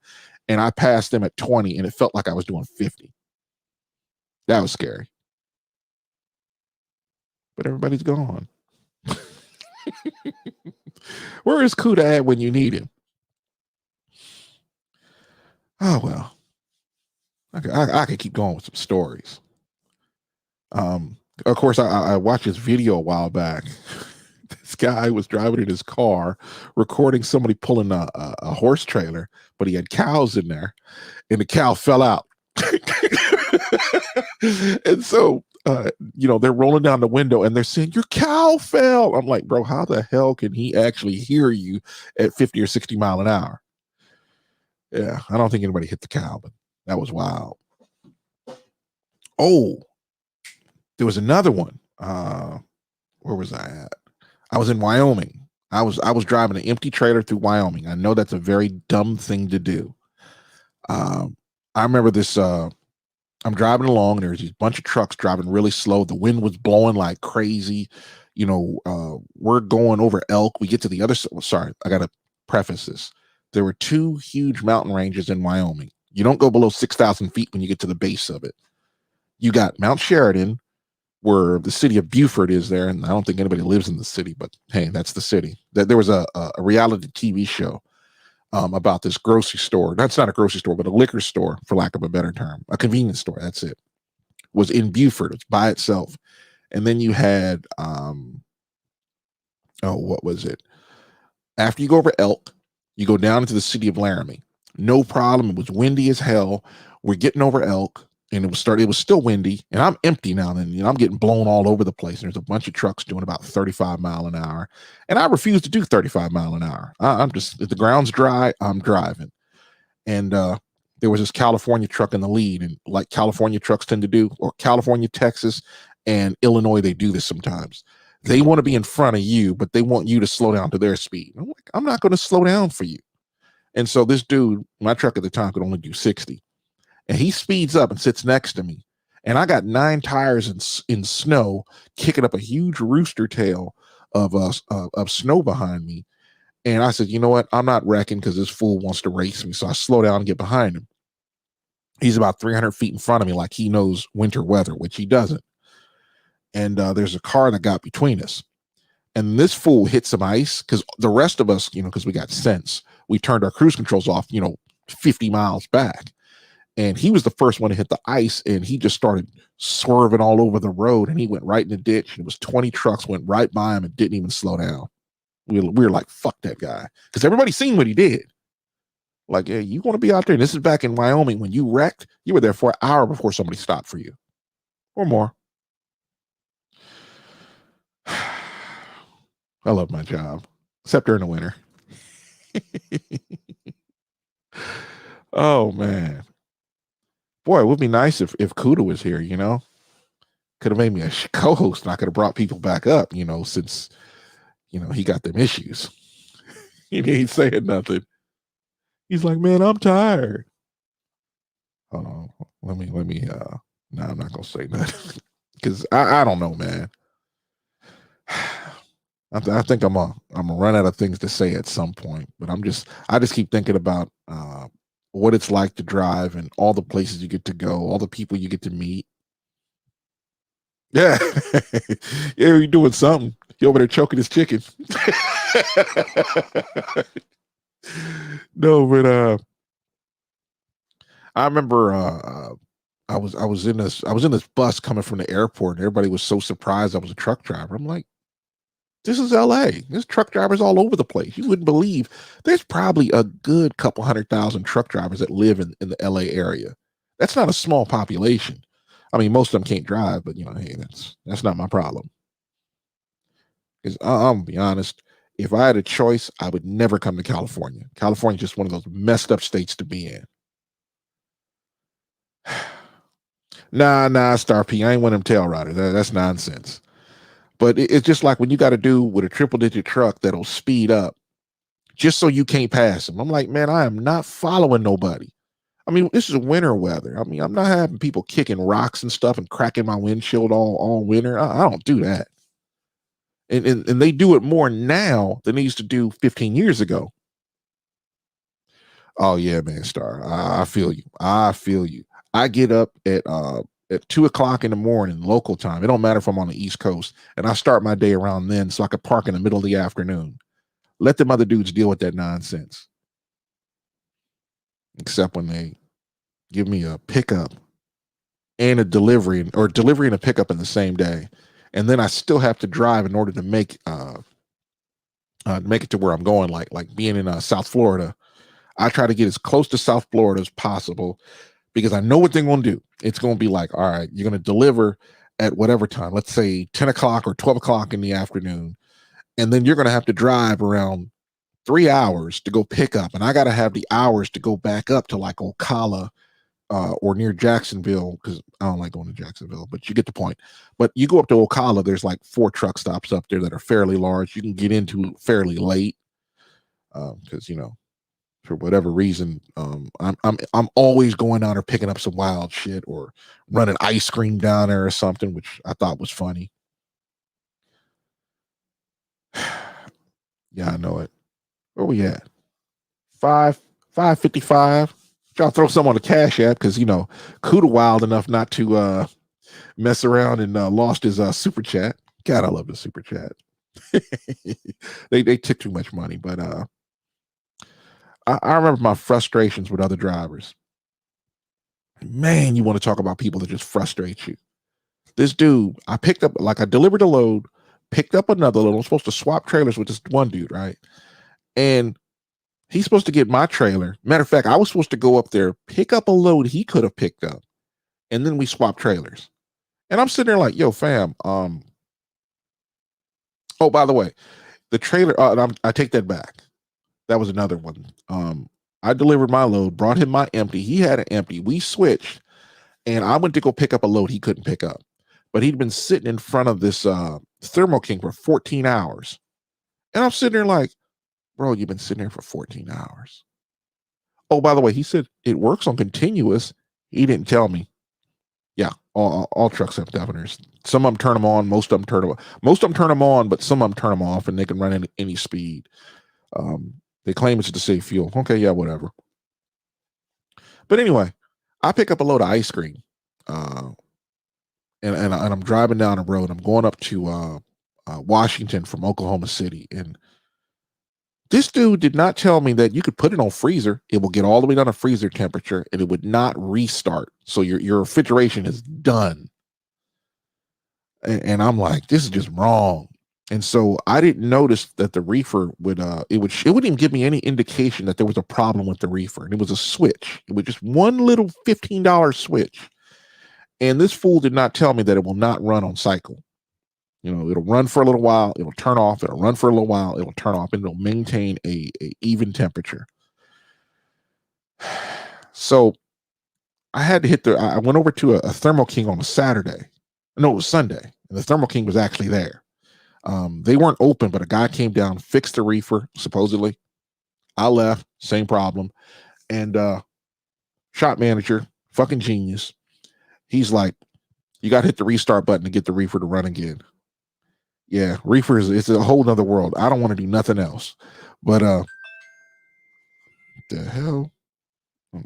I should probably turn my damn watch off. But anyway, it was like I could not sleep. I had to wake up at like 1 o'clock in the morning or whenever the reefer shut down just to hit the defrost button to actually get the reefer to start. So I go up to Washington, same trailer, pick up an ice cream load, run it to Florida. From the time from Washington to Florida is 5 days. And I slept all together about 9 hours because this one dude wouldn't just drop the trailer off in Thermo King to get it fit. Or no, not. I think it was either Thermo King or a Carrier. I can't remember which. All they do, because they're both in Oklahoma City. Oklahoma City is the place where there are truck stops everywhere. You can get all the maintenance you want. It's just going to take 3 days. And so I drove all the way down there, and finally, the dude, man, I've seen shop managers get mad and not raise their voice. This is one of those times. Oh, man, you work for a living, man. I'm not, flatbed, no. If I gotta use chains, I'm done. I got a buddy used to haul Predators. He's like, no, man, if you chain it right, man, you ain't gotta worry nothing about it coming off. I mean, they was getting that big dollar. I think they paid him $17,000 to run from California to somewhere in the East Coast. I'm sitting there like, damn, or is it 28? I can't remember. It was one of the two. And it came back empty all the way back to California. Oh, man, that's some money. I'm in the wrong part. Oh, yeah. Yeah. Real dangerous. I mean, nobody knows what you got. It's in a box. Your seals are intact, and he just chains it down and takes off. And the way their trucks, I don't even think they're governed. I don't know about now.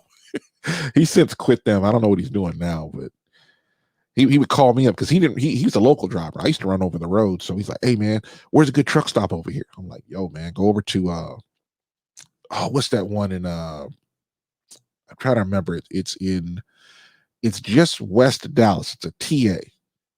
The TA probably been there for 30 years. I mean, it was one of those it's right across the river, and I cannot remember the name of it. And it's like, it has spots for like 70 trucks. That's it. It's like I think it's a Costco across the street. There's a movie theater about 3 miles away. There's a Verizon a couple block, like a half a block away. It's a cool spot. And he called me up like a couple of weeks later. Hey man, I'm in Salt Lake City. I'm like, yo, fam, I'm going there. He says, man, hey, where's a good truck stop? I'm like, yo, man, off Redwood, there's Loves. The trolley is like half a block away. You can walk over there. Just cool shit now. But he don't like over the road. But he was like, yo, this is fire, man. I'm gonna call you if I got something else. Okay, fine, yeah, sure. You should pay me for this shit. Ain't nobody's tour guide.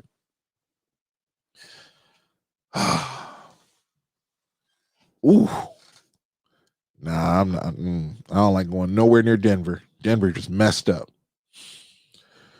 I remember. You remember that dude that he was going down I-70. He was going eastbound, and he lost his brakes. California driver.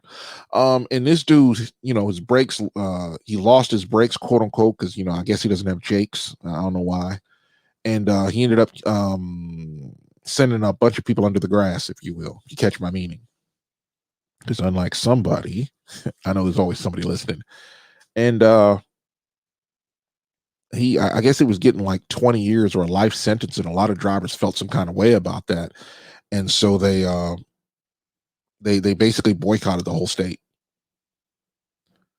Yeah, facts. Here's the funny part. It's almost faster to go, like say you're going to Big Springs,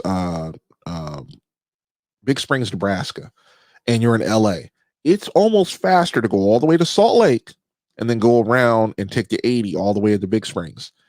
And it doesn't make sense because, they lowered the speed limit down to like 35 miles an hour. I've been over there once in the last 15 years. I ain't going back. I'm good. It's a pretty drive. Don't get me wrong. I remember when I first started driving, there was this hotel with the pool right on. It's in the road. If you look at it in a straight line, you're driving straight for the pool, and then you do a little dog leg around. There's like a little town down there, and you see people running around with bikinis and stuff. On the other side, you see people in their whitewater rafting. I say, I'm too black for that. No, I'm just kidding. Nah, just the whole idea of having wet socks bothers me. I ain't doing it. Nope. But Colorado's a pretty state. I mean, ugly state. New Jersey. I know I'm going to hell for that one. Bring the hate. No, Jersey ain't that bad. Not like Maryland or what's the other one where you got to drive 50 miles an hour. It's not Massachusetts. It's probably Connecticut. It's to the point I am not driving to New York City. Oh yeah. Oh my God. Now think about it. I live in San Diego, and I would drive up to LA to pick up a load, and then I would run it all the way to Seattle because there's the port of LA and Long Beach, which are right next to each other, and they like anything comes overseas, it goes there first, and then it goes to the other warehouses. 'Cause LA has like miles and miles of warehouses, and you run a lot of freight up to Seattle because it's faster. I don't know about cheaper, but it probably is. If you offload, or if you pick up a load there, you got freight that's going to run to Seattle versus having to ship because you're running it technically 55 miles an hour, even though nobody does it. And then you run into problems with local drivers who figured out it's more money to be regional and they can go home every other night or some kind of weird shit. And they'll race you down the road. It's like that dude in Wyoming. Hey, that ain't long, man. Going from Miami to Seattle, that's a long way. Like 3,300 miles, like twice the distance. I used to have a manager that used to give me loads from that picked up right across the border. Technically it's San Diego, but it's called San Ysidro. It's like literally you pick up at a place you can see Mexico, like the border patrol is driving behind your facility because there's always a setback from the border for businesses because illegals and all. And I rode that all the way out to Brandywine, Maryland, or Groveland, Florida. That's back with Circuit City runs. Yeah. I still don't like going to New York. Going upstate or out west, New York is fine, but You get around, man, around the boroughs, man. I delivered in oh God, what was it? I delivered to Brooklyn. And you know, the manager's like, look, you don't have to do it. I'm like, shit, fuck it. I don't like a challenge. And I knew I was gonna, man, this street was so tight, it was not funny. But the drive there, man, GPSs don't work. And thank God I still kept my car GPS in the truck. And that's what got me to the customer. There were no directions, you know, there were restricted roads all over the place, low bridges. I almost hit one of them. And after I delivered, I had to go down to Jersey, and I got lost in Queens for like an hour. People parking on the side of the curb. I couldn't make the corner. It's just, yeah. Cop was like, yeah, man, you guys are fucked. I didn't hit nothing, but I got out of there. Oh man, that was some fun shit though. No, it wasn't. Oh yeah, I had the map. The map don't do it. Mm-mm. Street maps, they don't really exist. Not for truck drivers. Not with restricted roads. Nah. You could probably go to a website now, but back then, nah, that wasn't working. It just because the thing about it is it wouldn't even, the GPSs, the truck GPS wouldn't even let me go over the George Washington Bridge. I've been over that bridge. I've been there back when trucks used to drive on the lower deck until some local driver crashed and got set on fire. I wish I had a camera then. Oh God. He looked like he got out because I didn't see no bodies in there or anything like that. But I'm sitting there driving, and in that part of New York City, there are apartments right above you. So this dude's truck's on fire underneath some apartments. And after that, trucks can't do that. I mean, I have a map. I haven't opened that map in like 5 years. Still have it. I could always walk into a truck stop. I mean, and this map is so old. The map is so old, it only lists about 10 or 15 low bridges in Texas, even though there's like 100 of them. I almost hit a few of them, but that's something else. I do not want to be that dude that gets the top of his truck taken off. What baking soda place? What state you talking about? Because it's like the final mile delivery. I would have I would literally have my I'd have at least 3 GPS going, and then I would have my phone, and my phone is giving me that final mile, so I know what driveway to turn into. You know, what other drivers, they go there and they leave their own messages on there on Google Maps.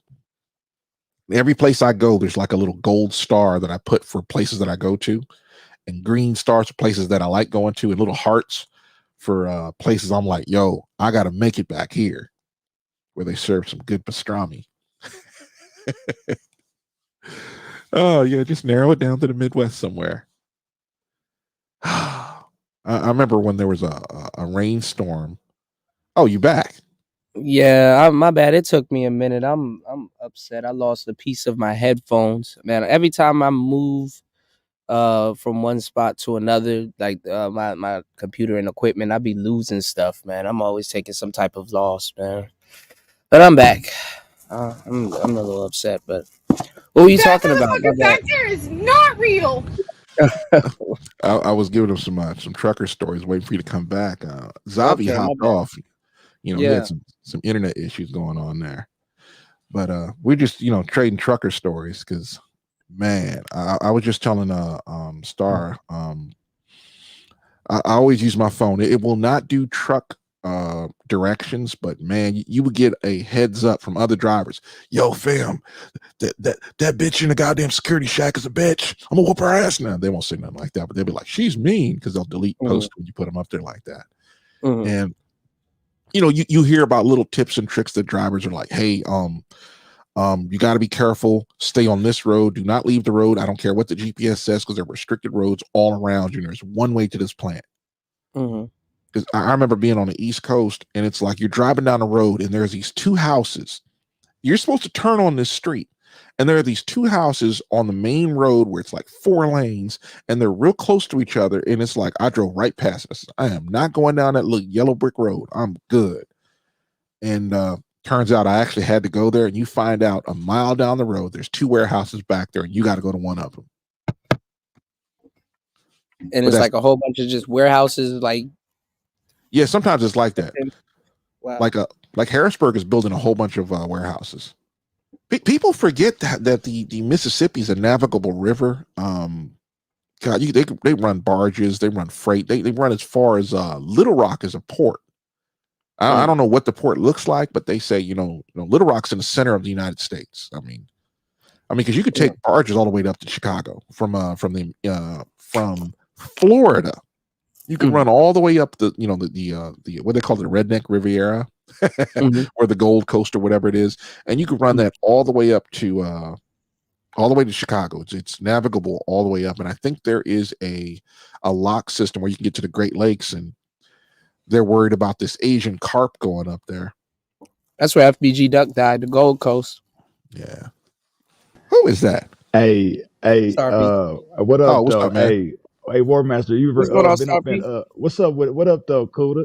I was going to ask War Master, have you been up in the Pennsylvania area? Yeah. Man, they got some crazy inclines up there. I ain't even never know about, bro.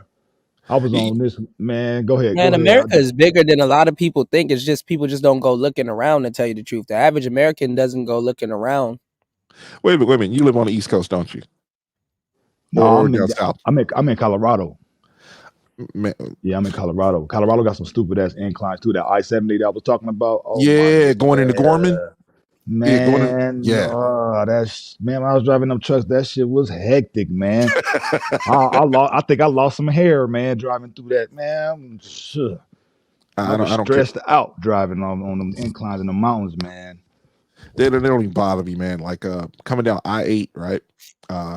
Going into Lakeside from Apple Valley. I know you guys don't know what I'm talking about. You're going from like 4,000 feet down to 600 feet. But there's this one section that's 12 miles long. It's all downhill.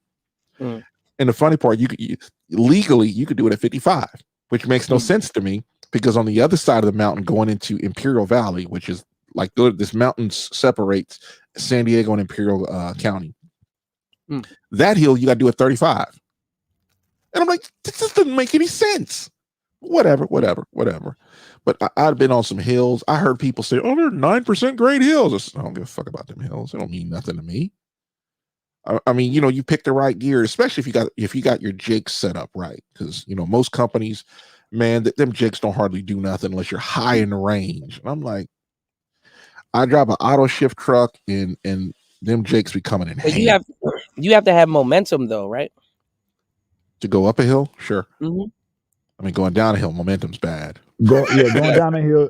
Down the hill, you got to keep it in a certain gear so you don't burn your brakes out. You know what I'm saying? Yeah, momentum going downhill, I would think, is like jackknife territory. You got to keep it in like a low gear, bro, because your truck will slow you down when you have it in a certain gear. Yeah. If you start shifting up, bro, that's bad, because you're gonna try to stop and you're gonna burn your brakes up. You don't want to do that. Black girl magic. You do not want to do that. I done seen so many trucks rolled over and on fire and all that. Man, I done seen some crazy stuff. I'm trying to think where I was at. I think it was I-10. Was that I was coming? I don't know. I think I was going from west to east though. But I was southern bound, but it was real windy. I'm trying to think what the state was I going through. I almost got blown off the damn road, man. It was windy. I don't know if it's I-4 or I don't know which one it is. I can't remember, because I think north and south is odd numbers. And east is or is the other way around. East and west. No, you got it right. You got it right. Okay. I'll go ahead. I was gonna say I-4 is in Florida. Like that's South Florida. That's a real short interstate. Why they call it an interstate, I don't know. But anyway, I-10 in California, Arizona, New Mexico, Texas is really windy. That's where I was. That's what it was. It's I-10, bro. Oh my freaking goodness, man. My truck, I had an empty container, bro. I'm going through there, man. My whole truck lifted off the ground, bro. I swear, man, that stuff freaked me out, man. I didn't know what the heck to do, man. I just kept driving though, but a big ass truck like that lifting off the ground, I'd have turned into a ghost. That's the enemy right off there. the ground, bro. I'm not joke.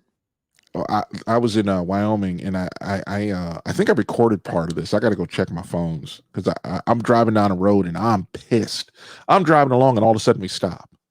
And I'm like, what the? Because I'm a reefer, so I'm heavy most of the time. It's rare that I'm empty, and I'm about a truck behind an oversized, and we were between Laramie and Rawlins, aka between Mount Sheridan, which goes up to 8,600 feet, and Elk Mountain. I don't know why they call it Elk Mountain, but whatever. You're basically going over pass after pass after pass to get over Elk Mountain. Right in the middle, and between those mountain ranges, wind just howls from south to north, and this wind was so much that dudes were stuck because there's a big sign saying no light trailers in Wyoming when you come into Cheyenne. It's like motherfucker, you ain't coming through here. Just park, because if you crash, they're gonna hit you with a ticket. You should know better. And there were dudes that were there where the wind was blowing so hard. The oversized, which I know probably was like 50,000 pounds or lighter, but it was so big it caught wind, so they had to turn at an angle. Now, there were trucks on the side of the road that didn't move, and we started moving, and the guy had to crank his landing gear down because his trailer was just rocking back and forth, and you could see the landing gear go off. Now, when crank it down while he was driving? No, we were parked. We were stopped. Oh, okay. Bro, I'm sitting there. I think I had like 30 in the box, so I'm a little nervous, but not really crazy. Because I've hauled as high as 46,000 pounds. So I'm 70K. That's about it. Tops, maybe. And 65. you can feel the weight too, right? Yes and no, because the horsepower in trucks in these auto ship varies. Sometimes you'll have horsepower, sometimes you won't, based on how heavy you are. And it's every time you come to a complete stop, it is a calculation of how much horsepower to give you when you take off. It's really irritating. But anyway, I could see from where I was that there were two trucks in a ditch. One was in the center divide and one was across the road. At the other end of the valley, there was another truck flipped over. And before I got to that truck, there was a camper flipped over in the median. I got over on the other side of the mountain out of that little valley. And there was two campers flipped over, another truck down the road on the opposite side. Yeah, so dudes are freaking out. And let's be honest, most dudes they're not used to Wyoming. I mean, I crisscross Wyoming all the time. It's not a big deal for me. It's kind of like, am I going to stop or not? When I was doing intermodal Warmaster, bro, like that fog coming up from Denver to Wyoming, bro, that shit was fucking retarded, bro. That damn fog, man. Because sometimes they got like chicken farms and stuff coming up through I don't know what interstate that is coming up to Wyoming, but from Colorado, but 25. They got the chicken farm, 25, that's exactly what it is. And just the fog, man, that fog was it was stressing me out, man. I can't see a damn thing. And I'm seeing people just zoom through the fog. I'm like, I don't know how they doing this right now, but I ain't about to take a chance. Because ain't no telling if there's an accident up the road, I'm not going to be able to see it, and I'm going to crash too. So I'm not messing with none of that. So now I'm going to park till this fog clear up. The company I was working for used to get upset with me. I'm like, hey, I don't feel safe. That's the perfect, I don't feel safe. So I'm not doing this. That's the perfect excuse if you're a driver out there. I don't feel safe doing this, so I'm gonna park this truck. But my bad, I didn't mean to interrupt your story, though. No, you was the one telling the story, but what's worse than that? Driving east of Fargo, and there's nothing but farmland out there, right? And farmland gets snow dumped on it, and I don't know. I think I got it in my other phone. I gotta actually upload this to my. I'm gonna actually have to start uploading these videos I'm making, because I'll be having these epic rants sometimes. It's funny as shit. But anyway, I'm driving along. I'm saying, you guys need to record while you're driving. Oh yeah. Well, the thing about it was, I'm driving along, and it's not snowing. I'm remind you, it's not snowing, and I can't see past 25 feet. And there are snow drifts on the side of the road. We're talking snow drifts like 5, 6, 7 feet tall. And it's like just coating part of the road, and the plows can't get it off the road fast enough. But the road itself is mainly clear. And what happens is it snowed like a couple days before, and then the wind picked up, and the wind kicks this stuff up like sand, because it's driving weather, aka it's 10 degrees or colder, and it's just spinning around, and you can't see. And as I'm driving along, I could finally see up, and I could see nothing but blue skies. I'm like, motherfucker, it's not even snowing. Man, that's some frustrating stuff. It was one time in California, man. I was going south, and it started snowing all of a sudden, and I didn't realize, bro. It just started snowing out of nowhere. But I was more up north California at first. Yeah. I'm coming down. It just started snowing, man.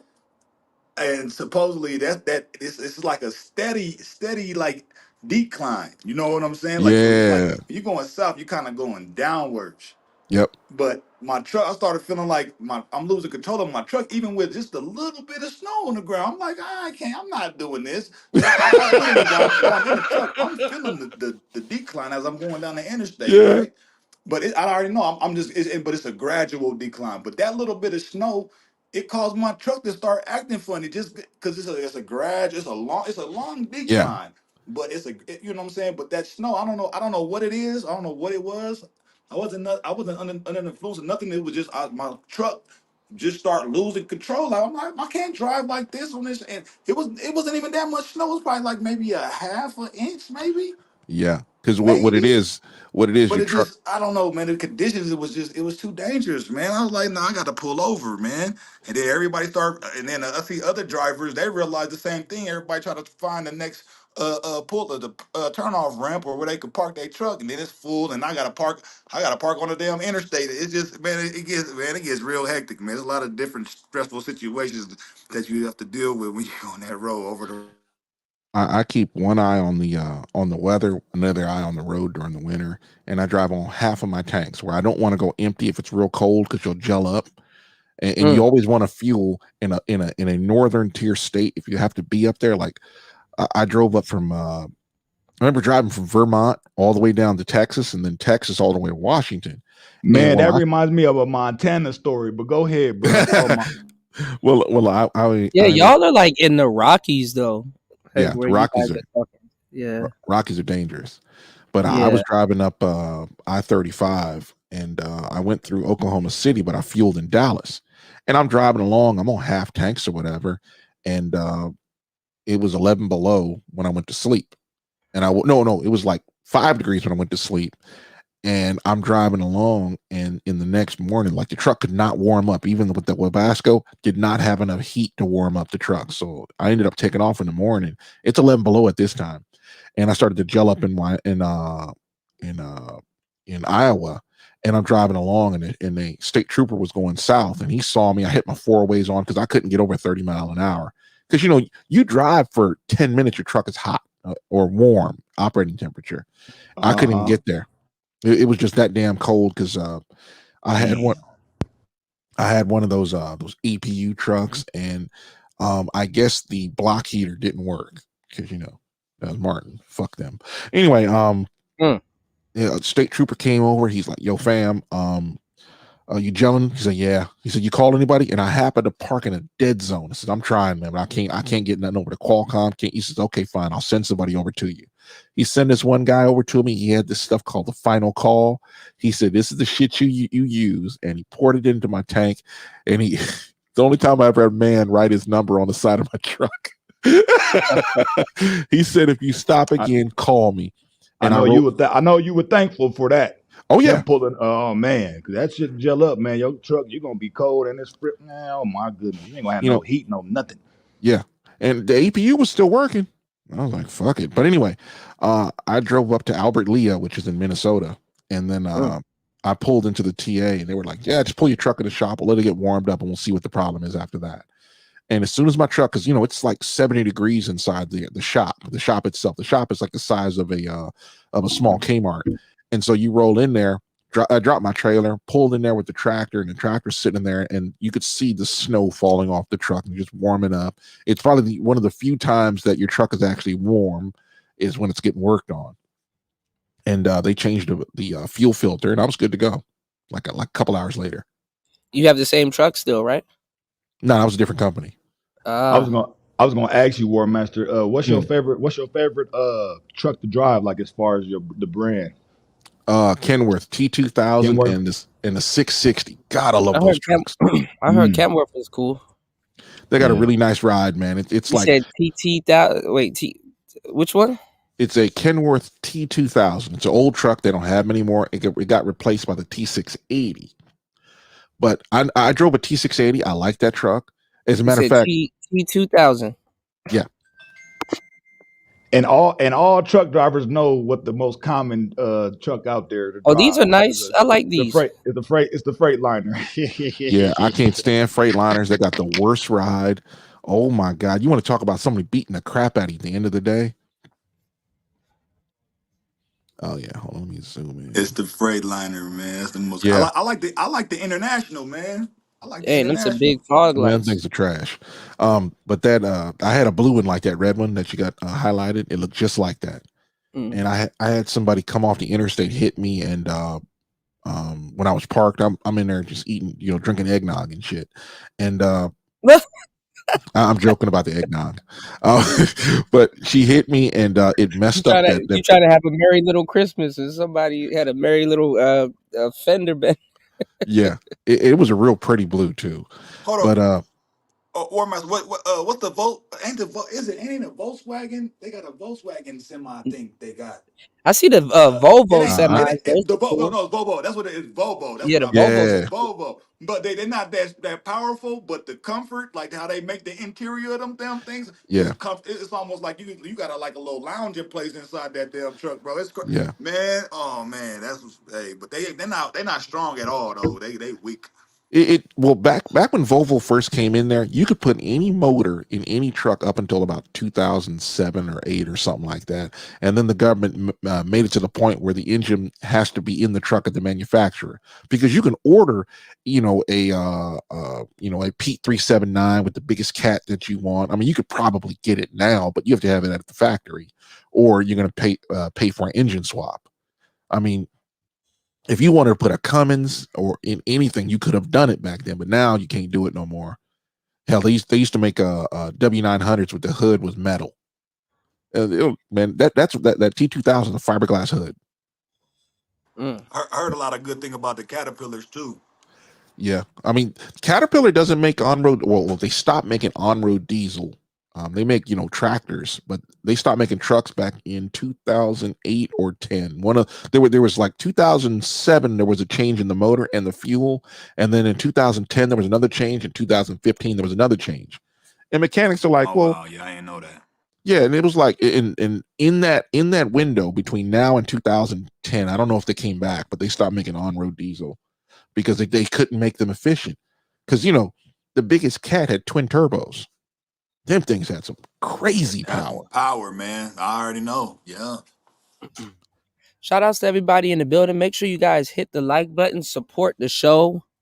You can support the show at $PTV888. That is $PTV888. Support the show, y'all. Support the show. Damn, I keep getting bad news, man. Man, just within the last hour, everything is going wrong. I had some bad news too, but I don't want to talk about it. Yeah. Yeah. Gotta keep on pushing, man. Yeah. Man, everything ain't going right, man.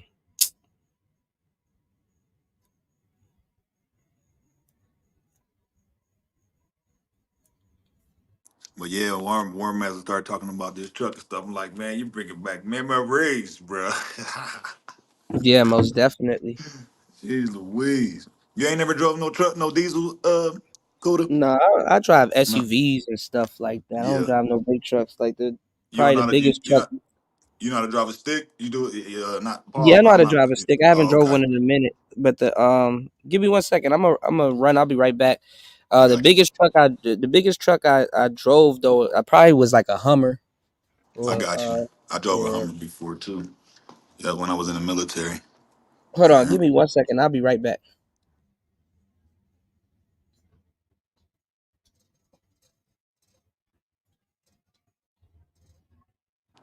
But yeah, man, I used to drive from Colorado down to New Mexico, Arizona. that Colorado drive to New Mexico used to piss me off because sometimes it'd snow and sometimes it wouldn't. And then when it snowed, it's just like, oh man, here we go with this stressful ass shit. It's like, what the fuck?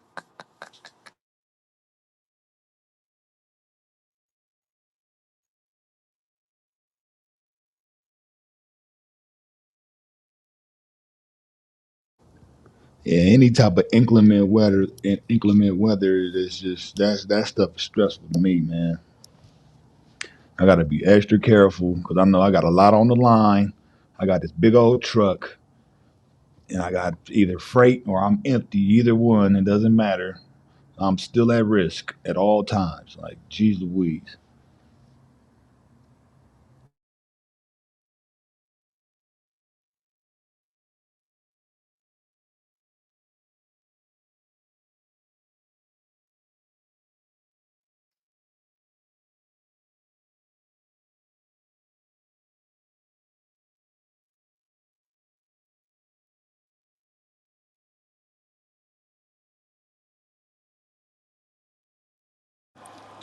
Hey, bro. Hold on, I don't know if they can hear me. Hold on. Hey, bro, genius. I did CR England too, bro. That's usually where a lot of people start. Well, started back in probably about 10, 15 years ago. I started off there. They tried to screw me over though, man. I was like, man, I'm getting out of here. Freaking Utah. Man, forget Utah, man. I don't ever want to be in no damn Utah, bruh. No. Forget CR England. Forget TRST too. I don't give a damn. They always trying to screw somebody over, man. Trying to pay motherfuckers pennies. Like, nah, bruh. And risking our lives. And these dispatchers making all this bread. And like, man, if y'all don't get out of here.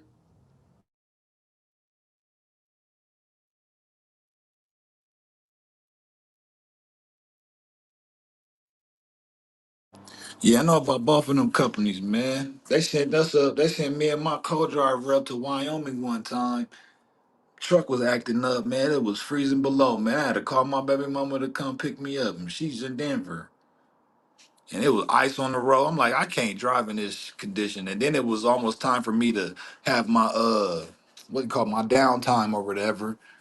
So I was right there. I didn't want to leave the homeboy like that. I'm like, man, I got to go, bruh. Forget this. I'm good. I got to go.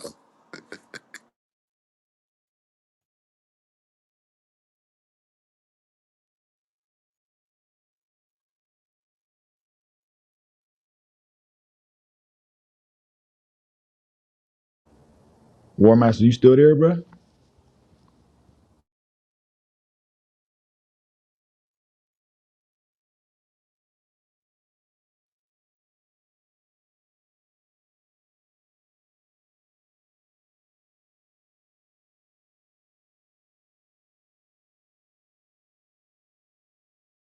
I don't know why. Maybe it's my phone. My damn sound keep cutting off. Where I can't hear nothing. What the hell?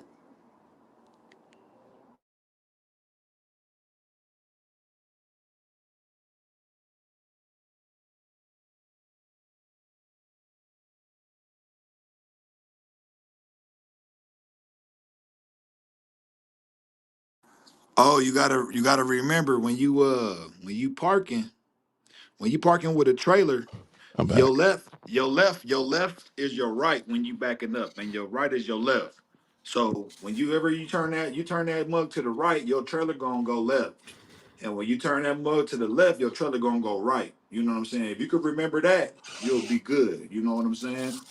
It's like the opposite. You gotta kind of put your mind in the opposite direction, you know, while It's like backing up. it's like pushing the shopping cart with your car. That's what it is. You turn right, the shopping Hmm. cart will go left. Uh-huh. That's exactly what it is.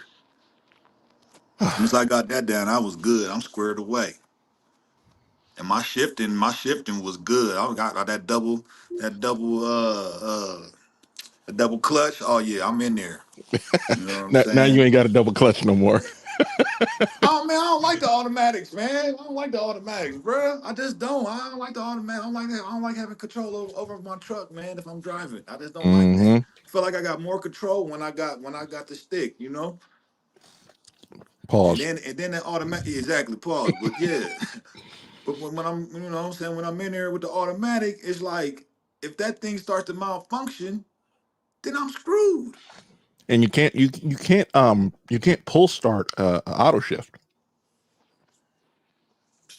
So if your batteries die or starter goes, you're stuck. You got to get towed. Now think about it. I've been towed more times with an auto shift. Well, if you exclude me driving for Swift and all their nonsense. I used to work for them too. They full of shit too. Oh my goodness. And it's the mid-level man. The mid-level managers will destroy a company, and everybody's blame Swift. I said, bro, look, there's a lot of mid-level managers that fuck up your day over there. The old man Jerry Moyes, before he retired, God, I hope he's still alive. He would fire drivers that would talk shit about. I think I know that dude, man. I met him, man. He's a cool dude. Got a great poker face, so you don't know what he's thinking. It's like when you fire people that don't want to work for you, you're doing both of you a favor. This isn't some revenge stuff. It's like, yo, fam, if you don't like working here, go somewhere else. I remember being in the shower once.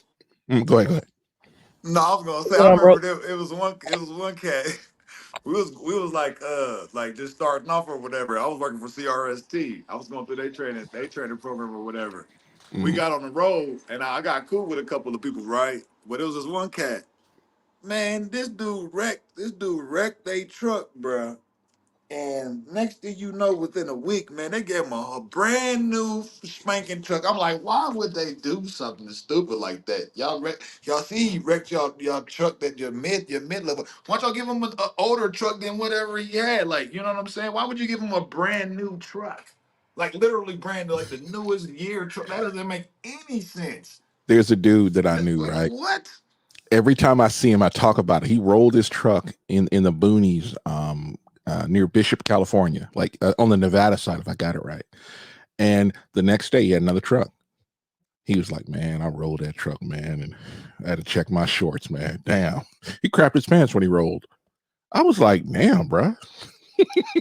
He's still driving though. I ain't had one wreck and no diesels ever. Any company I work for, knock on wood, you know what I'm saying? So, but I know if I was to ever have an accident, they'll send me through the damn ringer just because I've been such a goddamn good driver. You know what I'm saying? Not most of the time they don't care. They're like, "All right, fine, insurance." It's sort of like they're not mad at you unless you make the load late. That will piss them off. Doesn't matter the company. They'll be like, "Hold on a second, fam. I took an hour out of my day to make sure that you can get delivered, and you rolled a truck. What the fuck is wrong with you?" And everybody's kind of laughing at you because it's like, you dumbass. And it's like the customer's mad, so the planner's going to be mad. That's the only person that gets mad, and everybody else is kind of like, "All right, take it over to this shop. Are you all right?" They're like, "Yeah, are you all right? Is anybody else hurt?" "Nope." "All right, get your reports, take your pictures." Because I've been hit a bunch of times. Most of the time when I'm not even moving. How the hell do you hit somebody when I can't say I was parked on the end, but there was a row of trucks, back row of the truck stop. This dude had about 75 other spaces. He had about 75 feet on his left, and he still hit me on his right. And I'm like, how do you do that? And it was just scratches, but I have to report stuff like that because it is a collision. Hey, War Man, you're right about that. But what you know about that? They got a bunch of these foreign drivers too. They can't drive for shit. They drive in Chicago. Oh my goodness! Like what is going? It's like All these Arabs, we got the Mexicans. It's like these people don't know. Why y'all just throw somebody in the truck, man? They don't really know what they doing. and I'm a little how can I say this? I'm kind of like this. I view them as California drivers because in California they drive bad. It don't even matter the ethnic group. They're just that bad. Just in Mexico they drive like this, and they brought that shit from Mexico up here. And then you got these dudes that come from Russia because they all drive Volvos. Sorry, that was funny. And they don't know how to drive. They drive like they're in Chicago. And don't get me started on that California traffic, man. Oh my freaking goodness, that is just ridiculous. Man, I'm over it, bro. Nah, bro. You ain't never gonna be over it.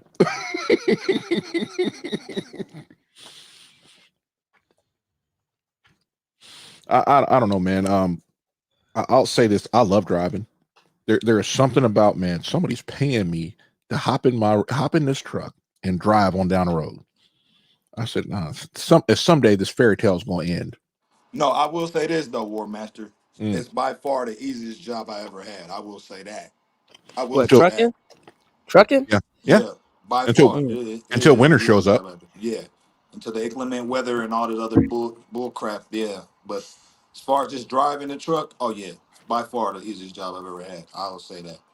It's one of the most rewarding jobs, man. Because like one day you could be in some shit weather, and you're like, you know what? I ain't going nowhere. I got another video where I'm walking through a 1.5 feet of snow.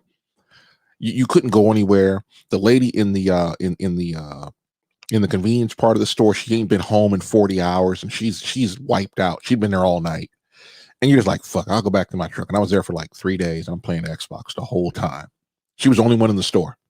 The cops are coming by, cleaning off their windshields. It was funny.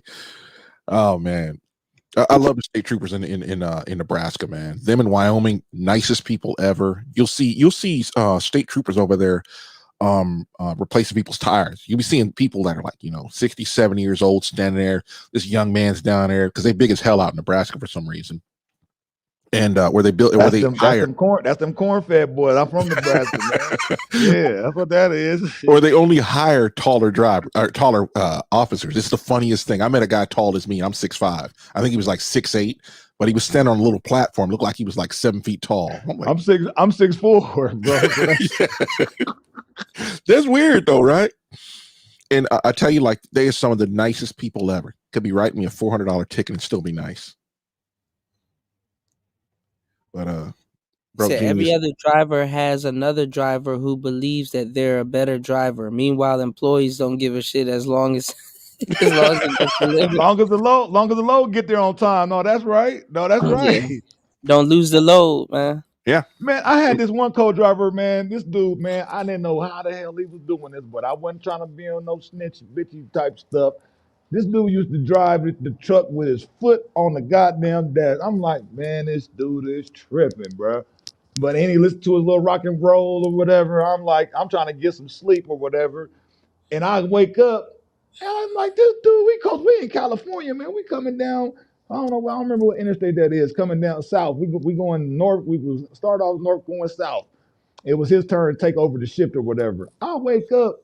He up here smoking cigarettes with his leg on the damn dash. I'm like, how you driving like that, bro? Like, nah, man. Like, I felt a little weird, man. I was like, I don't know. Let me just sit in the passenger seat for a little bit and see if everything is all right. Because, yeah, man, I was like, nah, you get used to it, man. Nah. It's like, 20 years of driving, everything happens really slow as far as from my perspective. So you see guys with their foot on their dash, as long as they're not going all over the road, because it's just like sometimes, you got to move your butt cheek to another spot, because them seats are hard as hell. Yeah, and your butt cheek will fall asleep on you. That's true. I sit on these Airhawk seats that I told Kuda about. He probably sitting on it right now. No, I got a cushion, but no, it's in my my bag.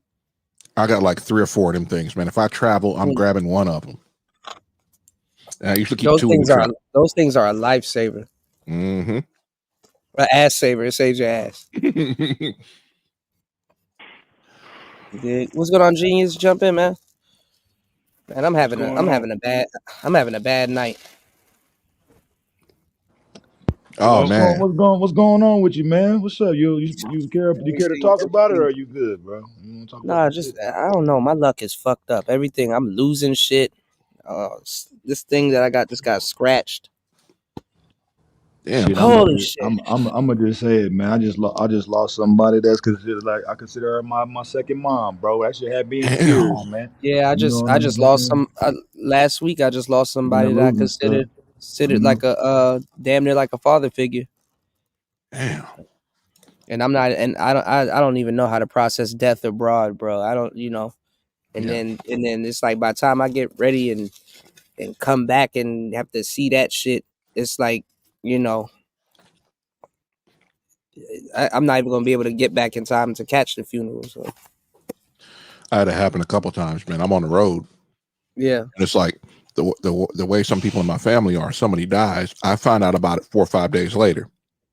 And I'm like, oh yeah, the funeral's in 3 days. I hate that too. Yeah, that's the worst too. I mean, part of me is like, bro, I gotta be home. I gotta be home with my family. And the other part of me is like, yo, I have a responsibility to the customers who have their freight in the back of my trailer. I gotta get my ass there first. I can't even call my employer and be like, yo, fam, I had a death in the family. I gotta go home. What's the point now? 3 days I'm gonna get there? Yeah, that all of a sudden type of news, man, is yeah. It's the kind of stuff that pisses you off. You makes you not want to talk to people. Just kind of just leave them alone. Let them do what they do. I worked at BNSF. I worked. Oh man, you breaking up? BNSF in, Yeah, you breaking up, bro. You breaking up, bro. You might have to drop. You might have to drop down and come back up, bro. Oh, damn! What happened to him? Somebody whooped his ass. I don't know, man.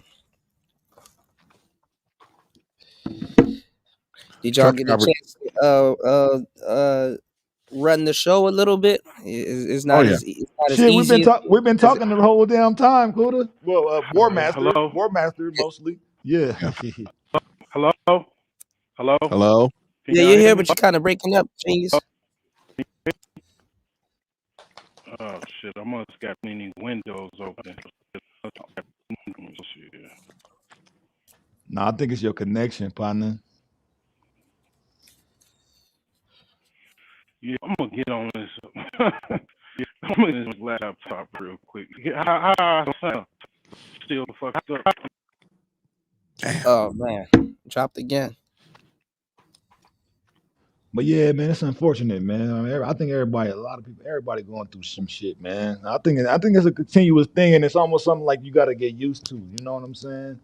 It's like I hate to say it like that, and for me, I wish I could be at this place, at that place, and you know what I'm saying, to show love, and I'm just not able to be everywhere at all times. You know what I'm saying? So I got my own stuff I'm dealing with.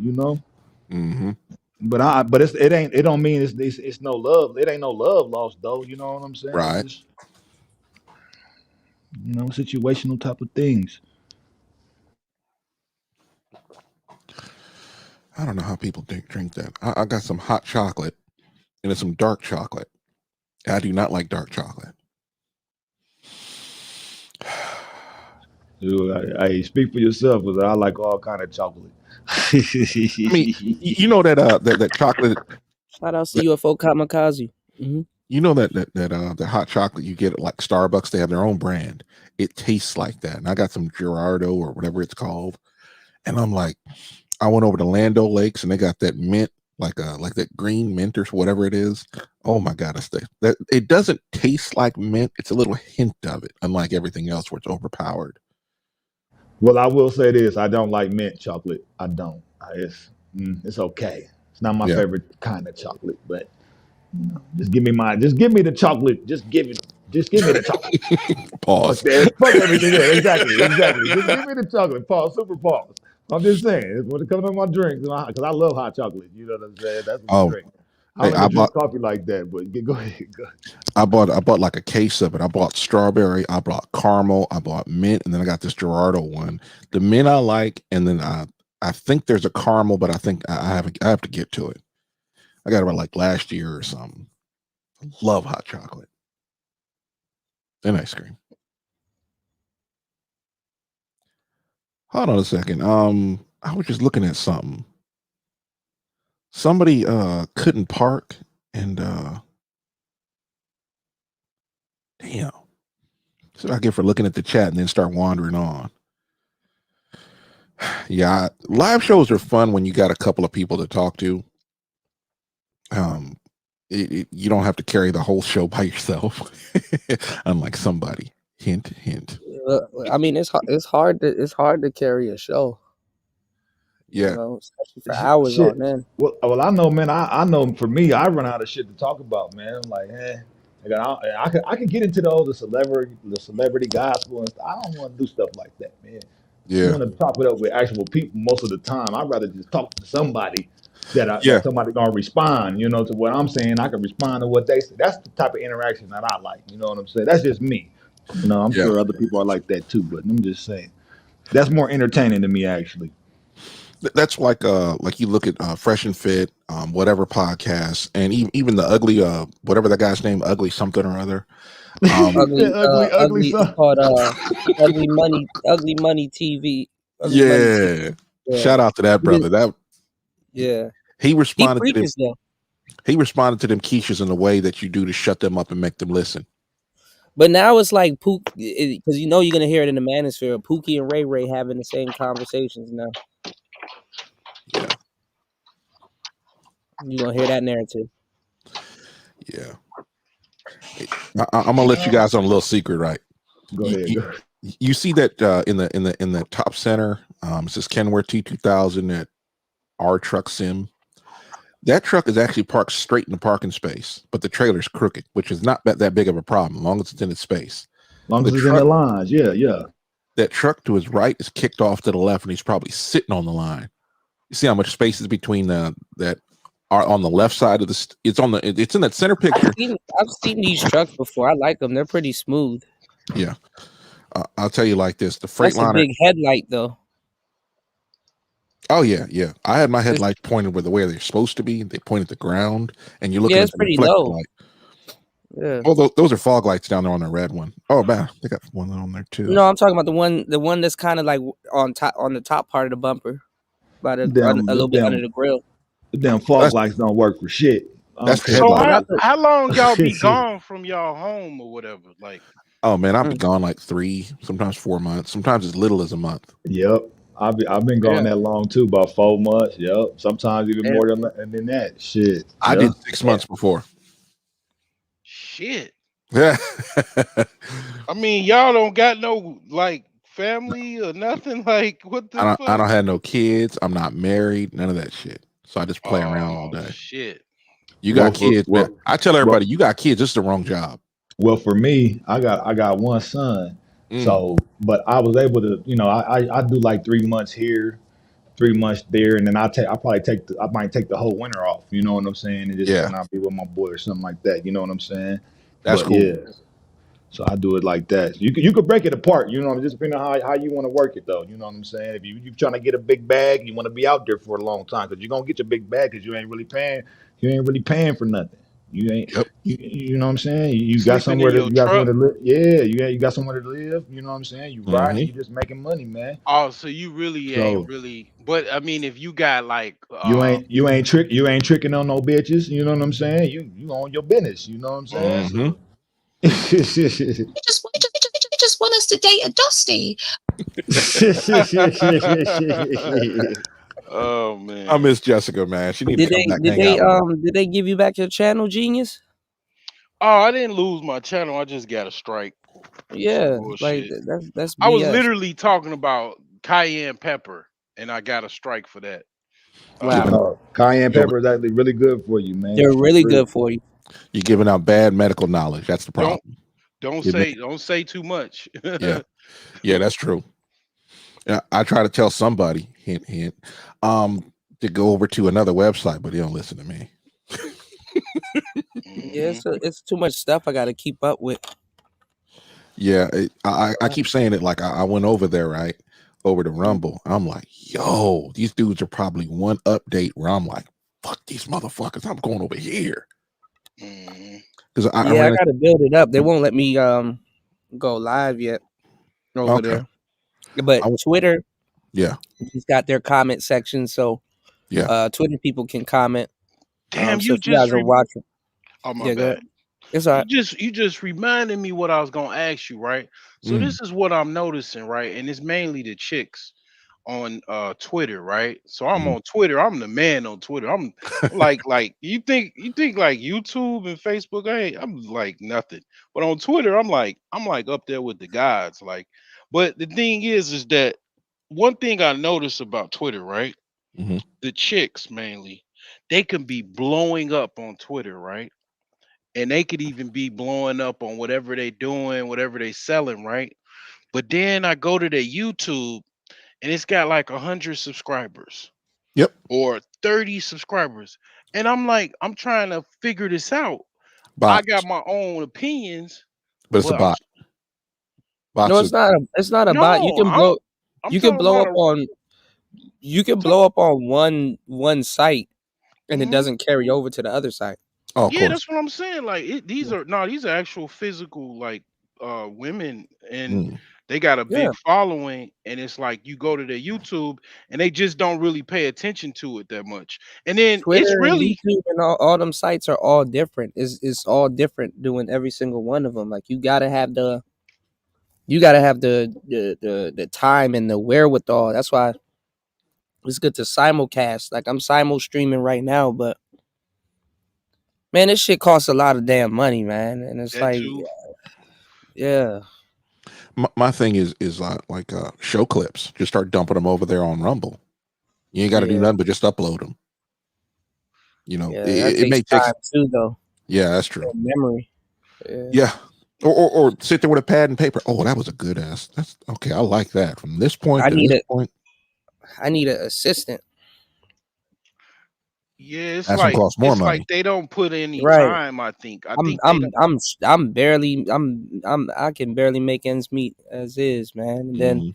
I be doing long shows and stuff like that. And it's like, God damn, dog. Mhm. Man, I mean- you know what I would say, bro? Like, just keep that shit to a couple of hours, bro, and call it Yeah. a day. You know what I'm saying? Yeah. Yeah. Fuck that long ass show bullshit. Like, you know what I'm saying? I appreciate being able to catch you, you know, myself. Yeah. But fuck that, Yeah. man. If it ain't worth it, if the juice ain't worth the squeeze, No, pause. I You know wouldn't what I'm say saying? that. Don't Nah, fuck with that whatever shit. you doing is working. I got you. I got you. I'm like literally. I just switched my insurance policy. I was getting screwed with Progressive, right? So now they got, because I'm a veteran, so I hooked up with US. Well, I was a USAA. I had a couple accidents, so Damn. my Man, policy. USA be on your ass though, man. They want to sniff out everything what went on, like what did this and what happened and how they go down and what. Man, I was with USA before, bro. So but go ahead, my bad. I ain't mean to Yeah, interrupt you, yeah. bro. You a veteran? Yeah, I am. Oh, Yeah. okay. Yeah. Thank you Okay. guys for your service. Oh, you welcome. Yeah, I got a 3rd-degree black belt with these hoes. I'm a veteran too. Yeah. Hell yeah. Yeah. Hey, I'm right there with you. I might Yeah. have a star. I might have a star with that. A star belt with that motherfucker. But go ahead. Hoes tell me thank me for my hoes thank me for my service too. Yeah. But the thing is Let like me stop. I can't get like my policy with USAA is like ridiculous, but they do this pay per mileage thing now, right? So I sign up for that because I don't really drive that much. So I do pay per mileage and it's a lot cheaper. I was paying like 200, close to $300 a month for full coverage, man. Damn. Yeah, because I had a couple accidents. I got a ticket. Ooh. Cause like, oh man, I can't on public explain the accidents. Right. But back to what y'all was saying about trucking, that's tripped out though. Like you could be gone. But see, here's the thing. I mean, if you got a house, you can't leave your house for 6 months and then No, let me tell you something right quick though, bro. You know, a cat will do a trucking for a whole year, bro. Probably gain like 100 bands, and just go buy a house. He get off the truck and just go get a crib right after this for 1 because you year. saving money. For You're that literally whole saving time, money. you earn Okay. 100 bands for that whole year, but you gotta grind it out though. You gotta Oh, grind. okay. And you get that 100 bands, you just go get you a crib, and Right. bam, and then move on with your life. You know what I'm saying? If you want to, it just depends on how you want to do it. You know what I'm saying? One of my homies, right, from college, like he do labor. He's a union laborer. So with them, they get paid a ridiculous amount after they become a journeyman. So Yeah. they get like 40 something, 45 an hour or something, and then with overtime, right? If they get overtime too. So he'll work like 2 months and make like $30,000. I mean, it's crazy. Like I don't even I work at IT. I don't make nowhere near that, and they don't have no overtime. You're capped at whatever Yeah. you make. I mean, well, it's different positions. If you're working for a company, man, you might want to do some freelance stuff, man. Start offering, Yeah. start advertising yourself and marketing yourself on what you're able to do. And people will find you, man. It's all social, man. There's so many different ways to make money nowadays, man. On this internet and the social media, you just Yeah, gotta put yourself out there. You know what I'm saying, and let people know what kind of skills you got. You yeah. know what I mean, and go from there, bro. But I got kids, man. I got cats. Shit. I mean, my kids would not He said allow me cats. be He no said cats. man. I would not be able to be on no road for no month. Maybe a month, but not 6 months.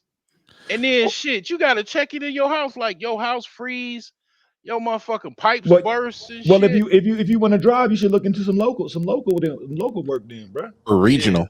Here's the thing Yep, about even regional, yeah. look at over the road like I do. Over the road is going to probably, we're talking like coming in the door, you might make 30, 40, something. Okay, fine. You do a couple of years, you might get up to 50, 60. Okay, fine. The thing about guys that have been driving about 5 years, that make about 50, 60 over the road, they go do regional and they might make 35, 40. It depends, because some guys do regional work and make it over the road guys. We're talking company drivers. You know, the money is there even for that, especially if you live near like a really busy lane, like say you live in Atlanta and or you live between Atlanta and Memphis or something like that. There's a lot of freight that goes that way. You know, I mean, I'm not gonna sit there and try to tell you, hey man, I know everything about trucking. It's just like I know enough. I know enough about this industry, and it's like sometimes it's like I don't know how to describe it. Sometimes it's like some guys make it, some guys don't. Some guys don't know how to live on the road. They don't know stay out of the fast food joints. You know, go into Walmart, get TV dinners. You know, especially if it's your own truck, you can actually work it. Change your alternator out so you get more power, and or get a auxiliary power unit, and you can run a microwave. Get you a little fruit and some vegetables, and keep you some lunch meat. Keep you some lunch meat in the fridge, in a little fridge or whatever. You know what I'm saying? Yep, some simple, basic stuff, man. The day I eat lunch meat, I'm gonna hang myself. I ain't doing it. No, unless it's pastrami. Yeah, it's a lot of fat truckers, man. Definitely. They don't But do then that. I mean, but at the same time too, I mean, you got to get up and walk around and stuff like that. I remember I was talking about that last week, and like, you know, I was even telling people like, even like, look at War Master. War Master say he gets out, ride his bike, and you know, do all kinds of stuff because you're sitting down for long periods of time. And gravity, man, gravity's a bitch. Well, the thing Sometimes about it is, you ain't even fat. You just sat down for a long time.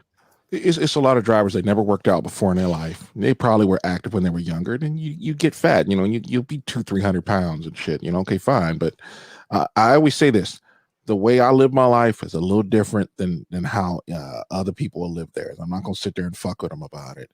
But some people, their bodies respond well to walking. Mine doesn't. I don't do that. No, I'd rather be on my bike. I can really crank the miles down like that. But walking around looking at moon stars and quasars, get bit by coyotes on my hind end, I'm good. damn, you got bit by a coyote on your. No, I'm just joking about it because I see coyotes all the time, or bald eagles, and bald eagles are big as fuck. They big as shit. I seen I Yes, didn't know they they are. travel in groups too. I seen a bunch of them on the side of a river having a sip, and I left because I don't know. I just felt like jail vibes. I don't know why. Man, I remember one time, man. I think I was in California or Washington, man. I'm coming over this hill, right, on the interstate, man. I see this big ass moose, bro, on the side of the road, man. I ain't know what the hell it was. I'm like, what the hell? I just see a monster, man. This damn moose is so fucking big, bro. I was like, oh hell no! I'm glad I didn't hit that mud. I would have been dead, bro. DEAD. Damn. Yeah, that's Bro, them crazy. big animals, man. They out there, bro. You better I watch was out. I was riding my bike. I was riding my bike, man. This was like about 6-7 years ago. I was riding at night and I was going past like a open road, and it was like a underpass or something I passed. it was just a fucking snake just came out. Like I just heard it. Like, and that motherfucker, that pedals goddamn it started moving fast as hell, boy. That motherfucker thought it was food that just passed him. And that motherfucker lunge. I didn't see it. I just heard a snake, the sound of a snake just coming towards my direction, like not too far away. And I got past them just in case. I mean, Was you like in the grass? Was you like in the grass area, or you? Hell was like yeah! it was like it was Illinois. It was like this remote part of Illinois. Well, not remote, but it was like northern Illinois, northern suburbs, and it's a lot of open fields and stuff like that. And yeah. Hey, Kuda, I got a screen share. I think I got it right. Huh? I think I got a screen share here. Check this out. Okay. Hold on. God damn. Bless you. Man, Don't lose your brain that way. Today's not going well. I'm having a horrible day already. But the East Africans, they skinny. They not, but they got a different body type. Like East Africans have a different body type than. Is that fog? Oh, fuck no. That's snow. I was just looking. I was like, is this fog and snow?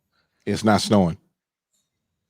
That's the shit blowing off the fields. How much miles are you going here? Like 12? I'm doing like 30 miles an hour. I can't even see the other side of the interstate. You see those signs to the left? Yeah. They're in the middle of the interstate. Like there's 2 lanes, and I'm just driving along. You can barely see the delineators. This is a better view than what I can see. See, no, that's a no for me. I'm parking. That's a no. No. Damn, that's a boy. No. That's a no for me. I'm good, How bro. can you tell the other side though?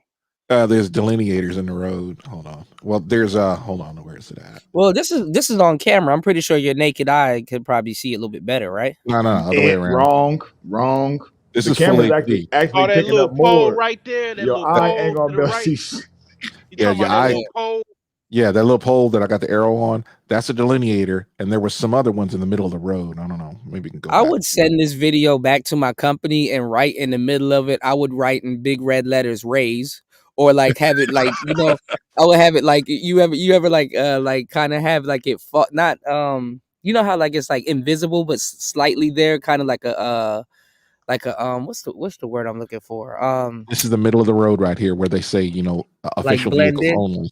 And do they give y'all overtime, or how does it work? It's just per load.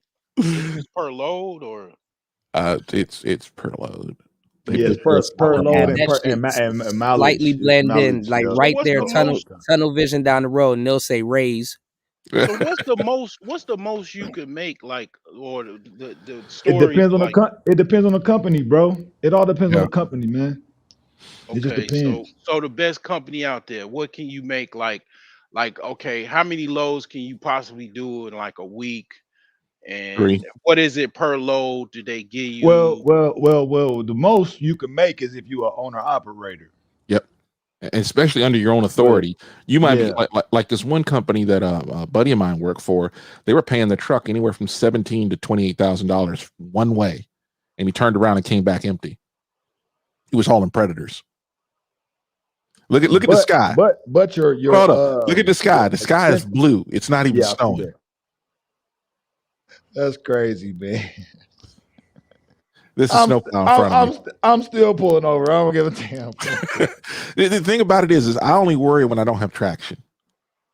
Yeah, if he called off that order, it would have been his last call off. No, y'all ain't see that. Y'all ain't see that video. Y'all didn't see that video, man. Where it was like I don't know if it was a snowstorm, but it was foggy, and it's just like, you know what I'm saying. And it is cars. There was a wreck down the road, man, and it was so foggy nobody was seeing, but people were just zooming down the highway, man. And cars just kept crashing, and you could hear it. Somebody was on the side of the road recording this shit. Cars just kept crashing. I'm like, what the hell? That shit was insane. So ain't no telling. These people probably dying as soon as they crash. They just dying. Like, bro, I can't deal with that, bro. I'm good, bro. I don't want to be a part of that. Here's the thing: the difference between trucks and cars is a truck driver is trained to actually be able to stop in the distance he can see.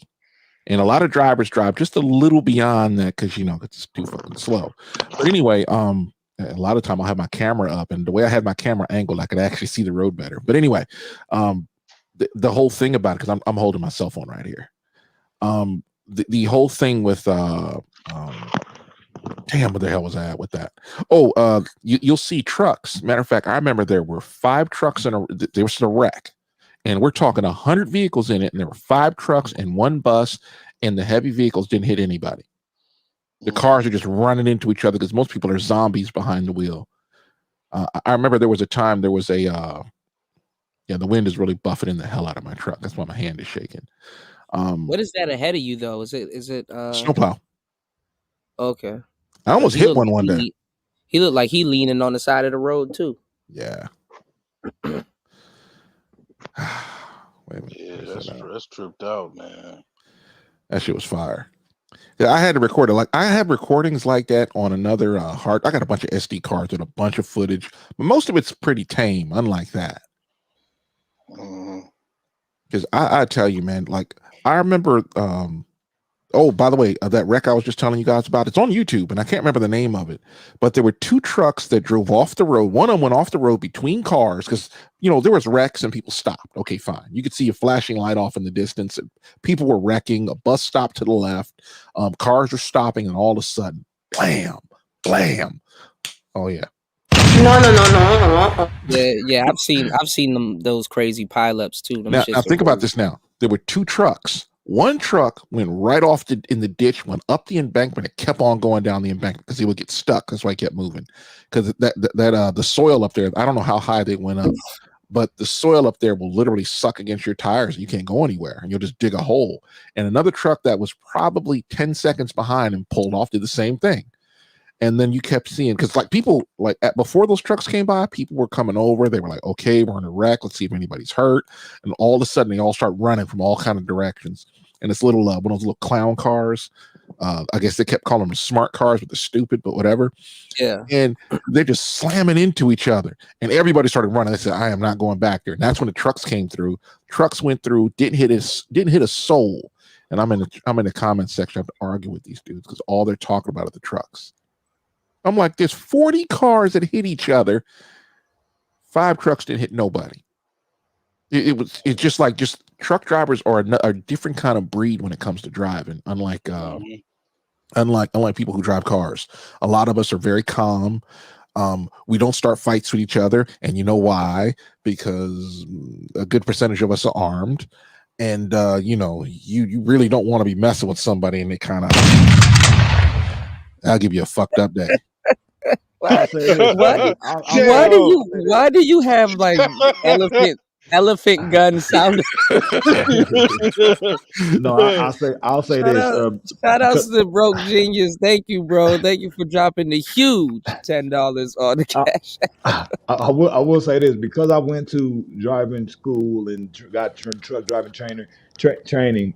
I am a much better driver, actually, even in my personal vehicle. You know what I'm saying? Because I keep my distance. You know what I'm saying? I'm aware when the weather gets stupid, not to be speeding. I don't even speed. Like I cruise when I drive. You know what I'm saying? I keep my distance. Yeah, I think when I come back to the States, I'm gonna just get my CDL. Yeah, that'd be cool. Just get as much certs as I can. You gotta have as much certs. I might beat you to that shit. I'll put my motherfucking house on Airbnb, customize that joint, and then be gone. And then I'll say this: it's not as intimidating as it actually is when you actually get in there and you start learning stuff and you start getting the feel for stuff. Because people see the big ass truck and be like, "Oh, that's too big. I can never do nothing like that." But once you get in there and get a feel for it, you'll be I mean, the truck. Other than you, obviously you're driving, but I mean, the truck kind of basically drives and handles a lot of things itself. You know, them cats, man. I'll make a cat cohabitation in the garage or some shit where they got a whole bunch of food and water, and I'll make like some grass. Automated cat farm. Yeah, I'll make a cat farm in that motherfucking hole. They'll be good for about check it out. This is 3:30 in the morning. Couple weeks. Why that motherfucker sitting there in that left lane? He drove me nuts. I was just about to say, I was like, he thought about going around everybody and then just Yeah, because people do that. They see a bunch of trucks in one lane, they'll zip by us, and after a while, you learn just follow the trucks. We can see you can see how far I can see. I'm still in the truck, and I'm kind of pissed off at this point. And these lights, that traffic is stopped up like a mug. I done been in a situation like that too. Look how bright these lights are, though. They started to hurt my eyes, man. Almost closed my curtain. Is that snow on the side of the road still? Oh yeah, there's 2 trucks that got into it right at a bridge, and we're all stopped waiting for them to clear the road. Yeah. And it's like another mile or 2 down the road. This is in Illinois. What's going on, brother Love? Happy holidays. Them some days, man. I'm kind of done. I think that's it. What out of most of the states, I don't think what state you hate the most? It sounds like you hate Illinois, but well, Illinois is bad because of the drivers and the low speed limit. States that I don't think any state is difficult to drive in. It's just when you have low speed, trucks tend to bunch up. And what happens in California and Illinois, or really I should say Chicago, they fuck with each other. You can't pass me. My truck's faster than yours. Or they'll speed up and block you so you can't get around. Now what's going on in Chicago, trucks are supposed to be in the right 2 lanes. You having trucks passing cars in the number 1 lane because there's no state troopers on the road anymore because of the Ray-Rays and Pookies up there shooting each other. And so they pulled the state troopers, they pulled the city police off the interstate. This is a toll road. It's like, why are you making trucks literally in one of the heavily crossed areas into the right 2 lanes? Memphis is dealing with this where guys are just like, I don't give a fuck anymore. I'm from Illinois, right? And I ain't even know they pulled state troopers off the roads in Illinois. You talking about because of the highway shootings? Not highway shootings. Well, they used to have them on there to force trucks to drive 55 and be in the right 2 lanes. We like, nah, we ain't doing that. I mean, it was like companies like, well, we have your toll tickets. You were doing 65. I said, yes, I would have gone faster, but these cars are my way. They got off the highway because there's so much violence in Chicago. They needed assistance. Yeah, I knew it was going. I saw it coming. It's like, how are you going to be a governor or a mayor, and you're like, yo, fam, we need to get these officers from sitting over here to patrol the streets because the interstate, we can't make that much money as it is now because drivers are behaving. And every now and then they'll come up there and just pull somebody over, for speeding because the speed limit's 55. It's only through Chicago. Once you come into Cook County, you come in there before you hit Cook County, it's 70 miles an hour. It's like 2 or 3 of these. You gotta drive past King Von in the. Yeah, and it's like, why we got to drive 55? Hey, I'm gonna tell y'all something that y'all don't even know about Chicago because y'all know rap music and King Von. Yeah, I know. I'm messing with you, bro. I know we talked about this a couple times. Let me rock, right? So them guys from the South Side and it's called basically Parkway Gardens. I'm gonna tell you something about the West Side. If you think the South Side is rough on 63rd and O Block, the West Side will blow your mind. The West Side got a whole stroll, literally a whole stroll called Madison. From Madison going back miles. I'm talking about like 5, 10, I'll say about 2 miles to 5 miles is an entire whole stroll. And it's got I heard about Madison. I know about Low End. That's what Bishop Don Magic Wine is from. That's his literally stomping ground. Like they got pimps, literally pimps that walk the stroll. It's that many prostitutes. It's that much. And then the whole highway off of the West Side is called 290, but it's called Heroin Highway. They push so much work from the cartels that they literally called the whole highway Heroin Highway. You know what's crazy about what you saying, bro? Yeah. I had an offer out here, man. And I ain't gonna say, but you know what I'm saying? Because I was driving trucks, I had an offer like, we need a new driver to do, you know? Yeah.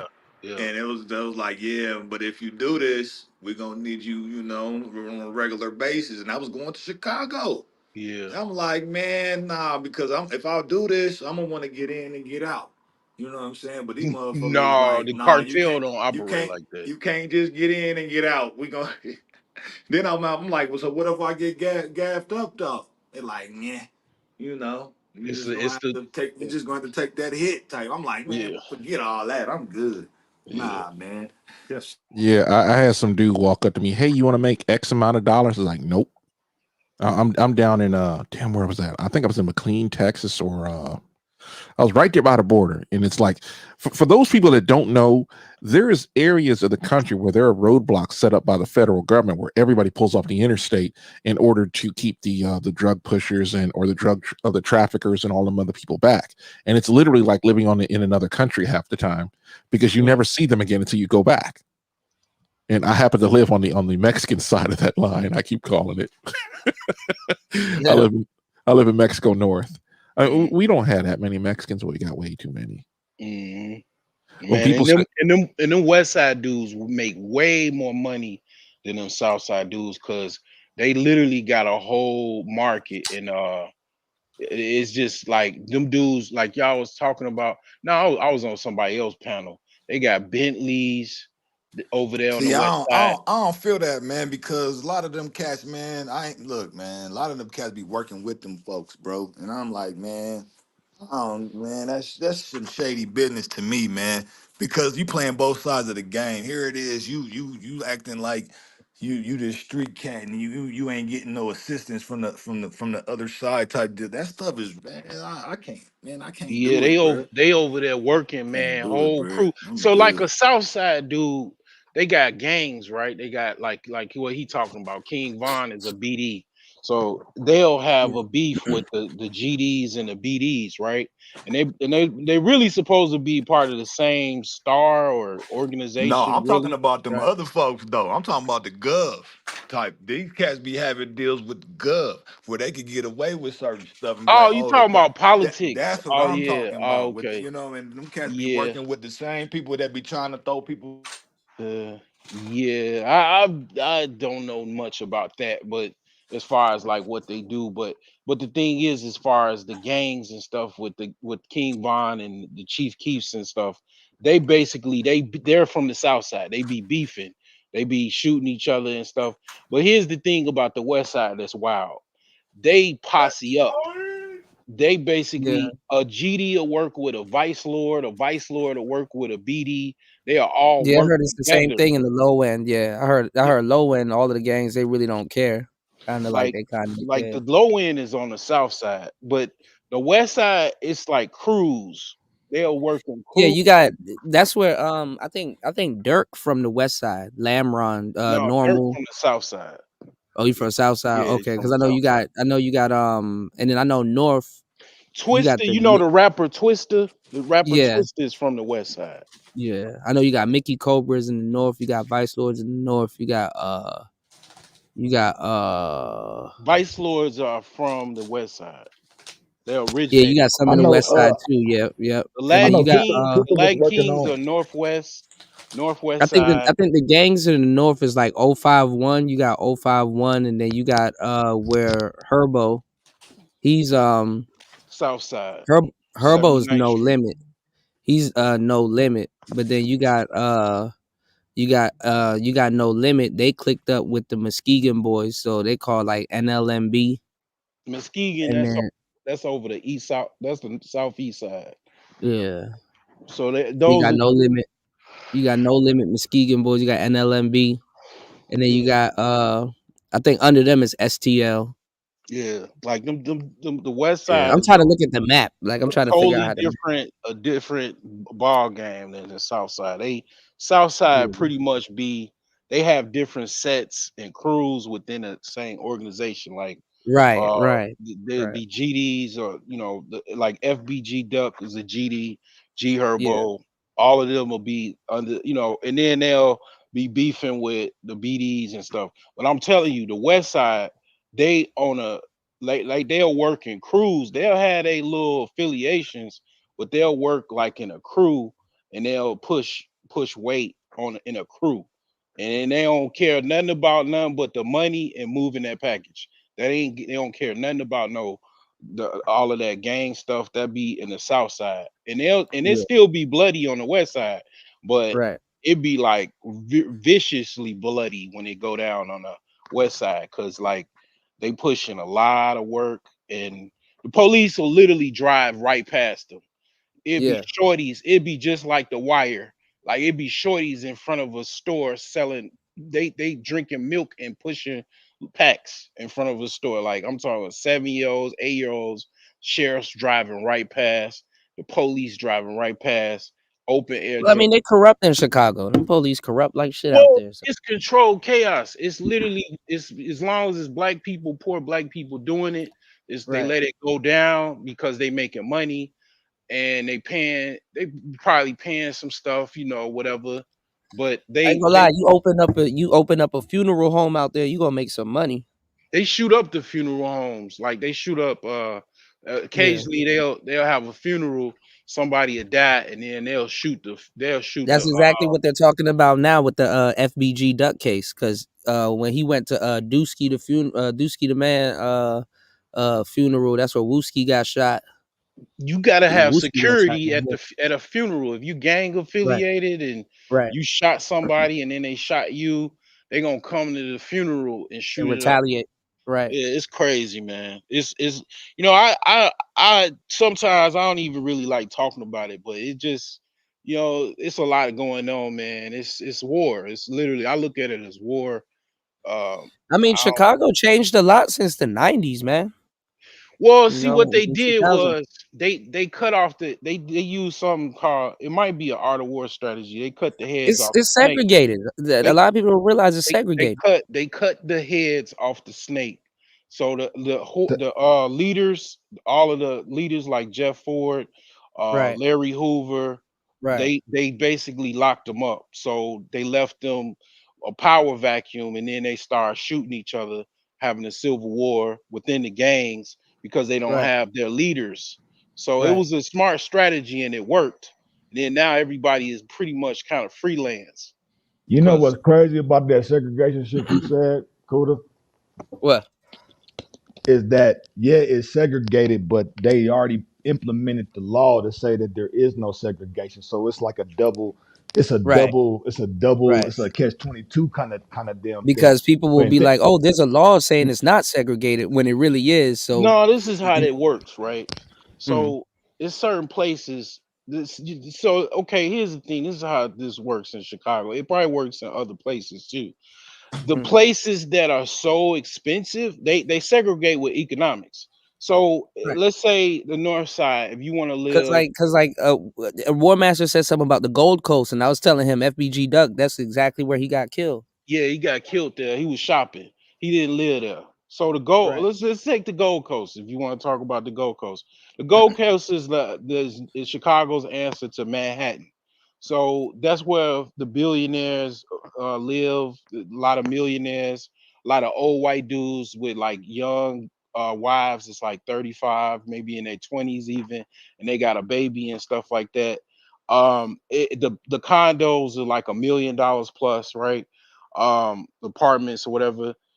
To live there you have to have money. So black people don't really have, in aggregate, have a lot of money, so they don't really hardly live there. It might be one or two people, maybe like 3 or 4 black people that live in that area, or let's just say a percentage wise, 1% of black people live in the Gold Coast because they just don't have a lot of money to live there. So a lot of the places that are segregated is segregated by economics.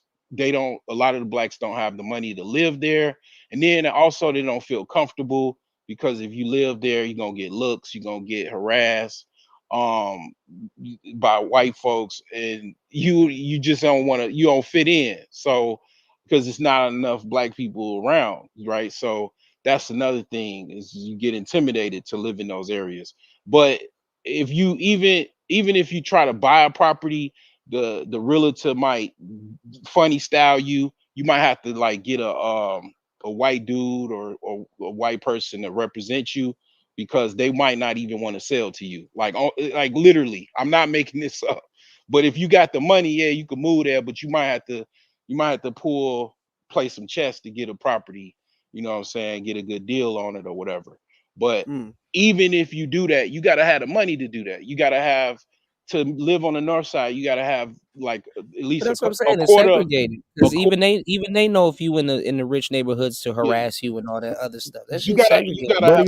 he right though about what he's saying though when it comes to economic stuff though. It is segregated like that, and they It's already know. Yeah, you right. you can Correct. move anywhere. You just gotta have the money to move there. They know black folks don't have it. The average black person in Chicago is probably middle class, and that's like you making like $50,000+ a year, like maybe about $75,000 to $50,000 a year, and you got you a little bungalow on the south side if you're lucky, and that's it. To move up north, I was saying you need at least about $300,000 on up, and the taxes are, and this is another way to get you. I forgot, I almost forgot this. The taxes gonna pop you. The taxes on the north side be like 15 racks a year. Is that based 15 on racks. is that based on percentage or is that the Based baseline? on how property values. Okay. You get like let's say you get a 5-bedroom bungalow on the north side. Your tax bill like 18 racks, $18,000 a year. That's just your tax bill. Your tax bill is a mortgage literally, and then you got a mortgage on top of it. Your mortgage is probably like $5,000-6,000 a month. Most average black person can't afford that. The high taxes is not to keep black folks out of certain areas. That's nonsense. Yeah, that's wild. What happened? Well, Wait a minute. I disagree. Wait a minute. Hold on. Let me finish. The whole thing is to take as much money from the citizenry as possible. This is all about politics. They say, all right, if you live over here, we're going to tax Disagree you with what? higher. Who said that? That's War Master talking. Well, what I'm saying is not a black thing. I think your mic is muted or something, Ward Master. We can't hear you, bro. No, we can hear him. I can hear him. I can't hear him. Oh, damn. You can't hear him? Messed up over there. Yeah, we can hear him. All right. The thing is it's not a skin color thing. It's more of, hey, we can tax these guys more money and people will move into these exclusive areas. One, it's a process where it's like you build a new community and you charge them more. Okay, fine. You build another one. It's all about exclusivity, not skin color. And the government will come in with how shall we say this? They'll come in with this, oh, we're going to charge them more in property taxes. We're going to tax them here, tax them there because they got the money, right? And what happens is a lot of people are just like, oh, they're just trying to keep us out. I says, no, they know they have the money. And of course, they'll blame them for how bad a lot of black folks look, you know, how a lot of black folks are, if you will, like, you know, the situations that black folks, quote unquote, find them in, let's be honest, are self-inflicted. I mean, well, it's like basically it's literally it's kind of a double-edged sword. Like the economics gets you into certain rooms in certain places. If you don't have the economics, you can't get in those certain places. So you're kind of right, and also I'm right at the same time too. It's like two things can be right at the same time. So it's like basically the average, like most black people in everywhere, most likely in the United States, they don't have enough to pay for a $500,000 piece of property, so they're gonna live where they can afford to live. most Americans don't have that kind of money. Yeah, so they, and then even I'm gonna be honest with For real, them properties ain't even worth $1 million for real. Sure don't be. Them things are certain the gust wind come there, but blow that stuff right on Yeah, down. it ain't even, it's about like location. It's about where it's located. So on the north side, it's like around, you're surrounded by money. You're surrounded by like you're not that far from downtown, and then you're surrounded by money. So you know, it's competitive. It's a competitive, and it's economically segregated, like, or not even you're so right much about that. segregate. It's more gentrification because it happens in the south side. The taxes are going up in the south side. Wait. That would be the opposite. It is segregated. I was going to say that would be the opposite of gentrification. Gentrification is when you have a bunch of I'll call them yuppies moving into like, you know, the artsy types of moving to the hood. That would be gentrification. It'd be the other way around what they're talking about. I'll talk about something that where it's not necessarily black folks, right? Mhm. So, okay, where the Puerto Ricans live is a part of North Side called Humboldt Park. They were like 80% of the population in the 90s. That's where the Latin Kings was founded. So basically, from the 90s to now, 2023 is like 20% Puerto Rican, and they actually even have a flag and everything, like in a main center. And it's basically they got pushed out because the taxes went up and the property values went up, so they couldn't afford to live in that area anymore. Well, you know what happened, right? When people say people Wait, are did the pushed guy out. did the guy? My bad. This is off topic. Did the guy that invented the Glock passed away? Yeah, and I was gonna Damn. say that. I was gonna say that because I didn't Mhm. even know the name of the person that invented that. Like that was I just found that out by him passing. What was his name? Gaston. Gaston Glock. Oh, I've heard his name before. Yeah. Yeah. Was a white dude? Of course he was white. He's Oh. European. Gaston Glock. That don't mean that don't mean niggas can't make guns, bro. Don't, Oh yeah. You better stop Hey, that. you know how many people is in a graveyard because of a Glock? Like literally. Now it's not the Glock, it's the person with the Glock. Yeah. It's just like saying men are rapists because women get raped by people with dicks. I mean, I it doesn't make any sense. Right. I mean, guns existed before him, but yeah. Yeah. Oh man, one of the best gun makers in the world was Samuel Colt. God made men. Yeah. Samuel Colt made them even. Yeah. They even got a drink made after the Colt 45. Oh yeah. Getting back to the point where I was talking about people pushing other people out. Yeah. There's always things happening at the same time. I'm not saying you're wrong, but what happens is you'll have women, especially in the 60s and the 70s, they started divorcing their husbands because they can get a raise by getting welfare in the government back in the 30s and the 40s and all the way up until even today. Well, not today anymore, not till the 90s, because the Republicans forced Clinton to sign welfare reform. Well, what happens is you'll have women destroying their families, and families stop gentrification, quote unquote, if that's what you want to do. I don't know why, but anyway, the whole thing is when the families broke up, the father's got to go someplace and live. The mother's going to be there for a while, and a lot of times she can't afford it, so she goes and lives someplace else because the government won't give her enough out of his paycheck. Yeah. And I've seen that happen a lot. and think about where black folks live. Black folks tend to live in the poorest neighborhoods. Why? Because the father's thrown out of the house. This has been going on since the 60s and 70s. Yeah. It was a steady trickle, and you'll have a lot of black folks. The middle class ones will actually move out of the hood. You may grow up in the hood because black folks used to live together in these I'll call them ghettos. And I call them ghettos. well, there was all kinds of ghettos, but I'm just gonna say it. Yeah. But you had a whole lot of black folks. They move out of there. They're like, look, I'm upwardly mobile. I'm gonna take my wife. I'm gonna move out here to the burbs. I'm gonna have kids, and then their children will repeat the process. And what happens is when black folks go somewhere, especially if we all go together, or we end up going to an area where there's black folks, you know what happens? The same thing that happens with gentrification. A lot of white folks either die or move because their kids are moving away from them because the houses are too small. And what happens is you have middle class black folks moving out there. And the way the welfare came in there and changed things where a woman could now afford a house in these other areas, and they just run them down because their kids are running wild because there ain't no dads anymore.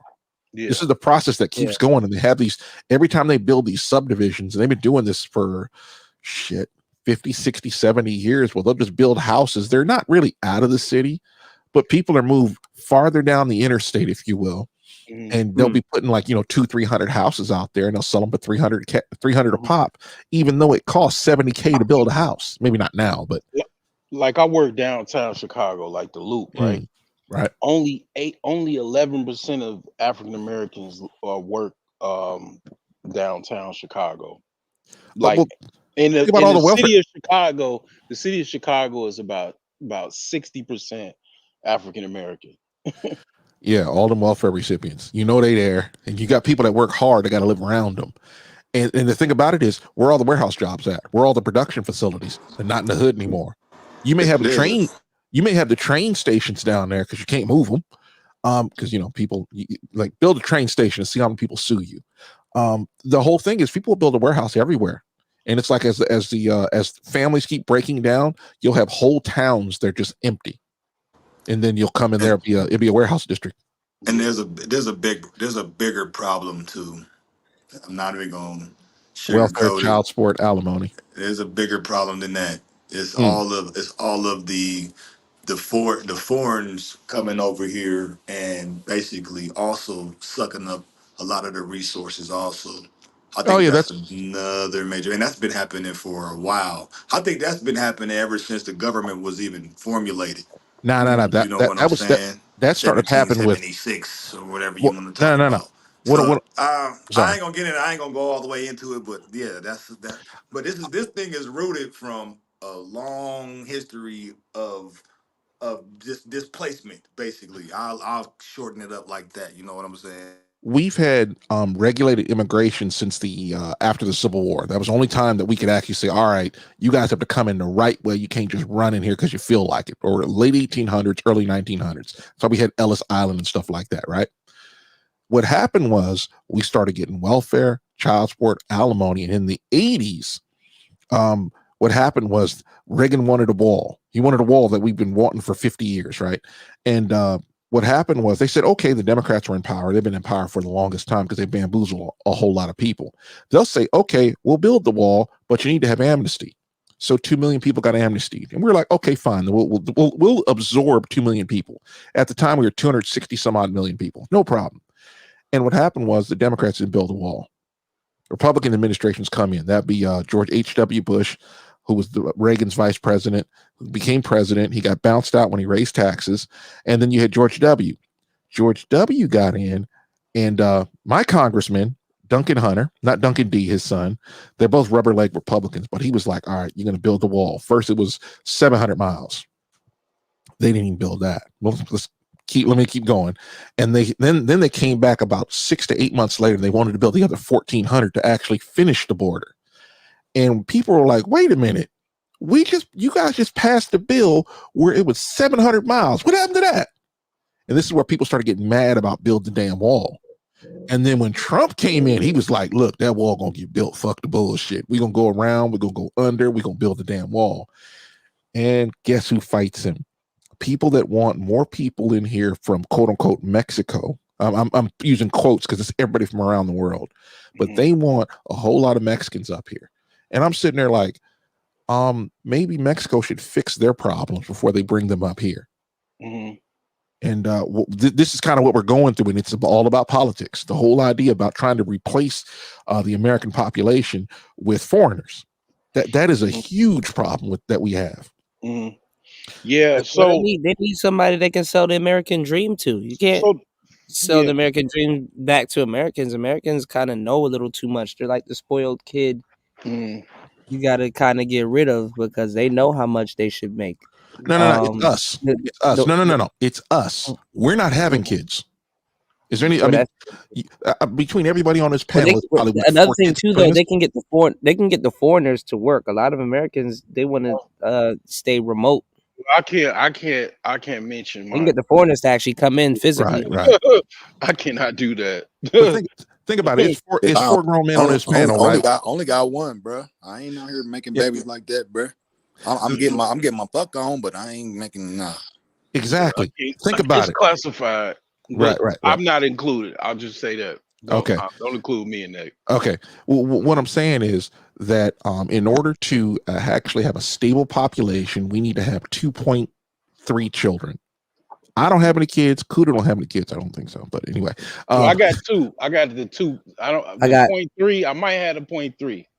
I got three Asian kids in Vietnam. The thing about it is they keep saying that, oh, well, the population is shrinking. We need to bring more immigrants. I said the population is shrinking because you allow women to F men over in court. That's why the population is shrinking. Guys have been on strike for 40 years telling these broads to go fuck themselves if they ever wanted kids. I'm a Dusty. Oh, my bad. Go ahead, man. I messed up the Jessica X talk sound effect. But basically, it's women that they will be okay. Let's just say it's a risk. It's a risk, but they are okay with just kind of having a baby. And That's Mhm. all I'll say about that. A lot of women are very comfortable being a baby mama and taking 30% of a man's income and then calling him a But the deadbeat. majority of them want to be single mothers. That's what they aim for, and pretend like that's Yeah, not what they aim for. yeah. Exactly. It's not all inclusive. So most of them do. Yeah, I agree with that. But it is Yeah. it is an outlier of percentage of women that are truly they just want to be single moms. They want Well, a I mean, kid. they're not really single moms. They know that if they have a baby attached to them, at some point they will be taken care of, whether Mhm. it's a man or the government. Well, they got. Oh, It's a it's a cop out. It's really a cop out. It's really a cop out when you think of it. Well, I don't want to get into all of that. What somebody wants to do with their dick. That I'm not a dick police. Facts. That's other channels. They might do dick policing, or other people. I don't do any dick policing. But back to the immigration. I would say that yeah, definitely there's a secret. Well, it's not even so much a secret, but they want them in, obviously. My man, one of the other guys is ex-military. I'm also ex-military. I can promise you Yeah, wholeheartedly. that's me I could too, bro. Yeah, I could promise you wholeheartedly that the U.S. military can literally secure the border within 24 hours. I promise you that. Within, Yeah. I would say, a day. if they wanted Nobody. to, if they wanted to, If yeah, they they could. wanted If they to, wanted to, yeah. that would be like nothing. That would literally be nothing for them to, from the whole Mexico to California to Texas to Arizona. They can secure the border tomorrow. What's ironic, what's ironic from what you was just saying right now, that's actually their duty to do that anyways. That's Yeah. actually a government duty. That's Yeah. what they're supposed to do. So protect they the border. don't do it, Yeah. therefore means it's logic. It's a logic tree. They don't do it, therefore it means they want them to actually come in. And who wants them to come in? Okay, let's talk about the northern, the Just Pearly, because that's what Just Pearly is from. She's from the north suburbs. Rich white chick that lives up on the north shore of Illinois. They want them in there. Those types, those liberal elites, the Republican elites, or Pearl's not whatever. a leftist. Oh, it doesn't matter. She's basically a rich white woman from. Wait. We can't skip past that little point. The thing about it is conservatives want them out. There's a difference between legal immigration and illegal immigration. Okay. Illegal part is we don't like. I don't Chicago, look at it. I don't know about I don't- Chicago. Is it a sanctuary state? Yeah. Yeah. I don't look at it as no Republican or Democrat. I didn't say Republican. I said conservative. I don't look at it as conservative or liberal. If people believe in I don't fall for that. That's, in my opinion, that's for like the people that are not really thinking things through. They want to blame one side and all. This is in my opinion, basically, I should say, in-group moves preference that they want to do. They want these people in because you got to understand. Come in my brain. I mean, now pause. Come and I should have said the triple pause. But basically, what I'm trying to say is, before people overtalk me, is basically that the people, a lot of those rich people that live up north and the other parts of the country, they need people to cut their grass. They need people to build construction homes. They need people to build the infrastructure. And they'll rather have those people do it than your black ass. Nah, not That's necessarily. Let me basically what say I this. No. What's happening? Let me stop you right there. What's happening is people, American brown folks, that's why I'm falling to the whole black, the African, all that bullshit. People are starting to find out who they really are, bro. And this is what's happening. And people that finding out who the fuck they really are, they're not going for the bull crap anymore. They're like, hold up. So y'all basically removed me from my birthright and try to put yourself in my place and try to act like, here it is. I'm paying for some stuff where you should be paying for where you at, because you come from a different land, and I'm already home. So people is figuring this out. This is what's really happening. So the government is basically playing this conspiracy side to where they be like, okay, we're gonna do this because we got control of the money and all of this stuff. So we're gonna offer all these people to come over here to remove these people that's waking up to find out, to figuring out who they fucking really are. Now, they literally, hold on. literally did it. They literally did it. Let me get in there. The whole thing is, what Dusty was saying, it's like you can't bring people from over there over here without bringing what they have over there over here. I'm totally in agreement with that. We got to understand the same people that say you can't defend your home, that you shouldn't have any ability to speak. They're literally the same ones that want rampant illegal immigration. They talk about this amongst themselves. These are the same people. And it doesn't matter what party, because they're on both sides of the parties. Conservatives just saying, look, let's just have some legal immigration at some point. At some point, there are other people. They both lying to you, bro. No, wait. Hold on. Let's not go there. Let's not go there. What I'm trying to tell you is you have people that say, look, hell, there was a Colorado congressman. I can't remember his name. He was a dude that made the loudest noise to get everybody to wake up and says, wait a minute. Why are these people coming in here rampantly? He used to say that America's full up. We need time to assimilate the people who are here. You've all talked to people who are Latino that speak as fluent English as I do. They don't speak with a trace of an accent, don't even speak Spanish. Think about people from all over the world coming here. We need time to say, all right, you guys come here, you become part of us. You don't try to bring your little goofy nonsense from your country, all this shit. We don't want that here. We don't want what's going on in other parts of the world that are on fire right now. In America, we are a melting pot. We're literally a box of chocolate. So we're all going to mix up and we all going to still eat chocolate. It's a picture of Reagan and George Bush and they're in the room laughing. Mm-hmm. And that's literally what they do to y'all. Like they be all working together and they be laughing in the room while y'all thinking about conservative and liberal and conservative. They're making decisions based off of agenda and hiding it with liberalism and conservatism. It's all agenda based, bro. It's literally like. Hold on, we can't be vague. We cannot be vague like that. Hold on a second. I noticed you didn't name any Democrats, the ones that actually keep the border open, because you have conservatives that are like, yo, fam, hold up a second. I don't watch the news. That's apparent.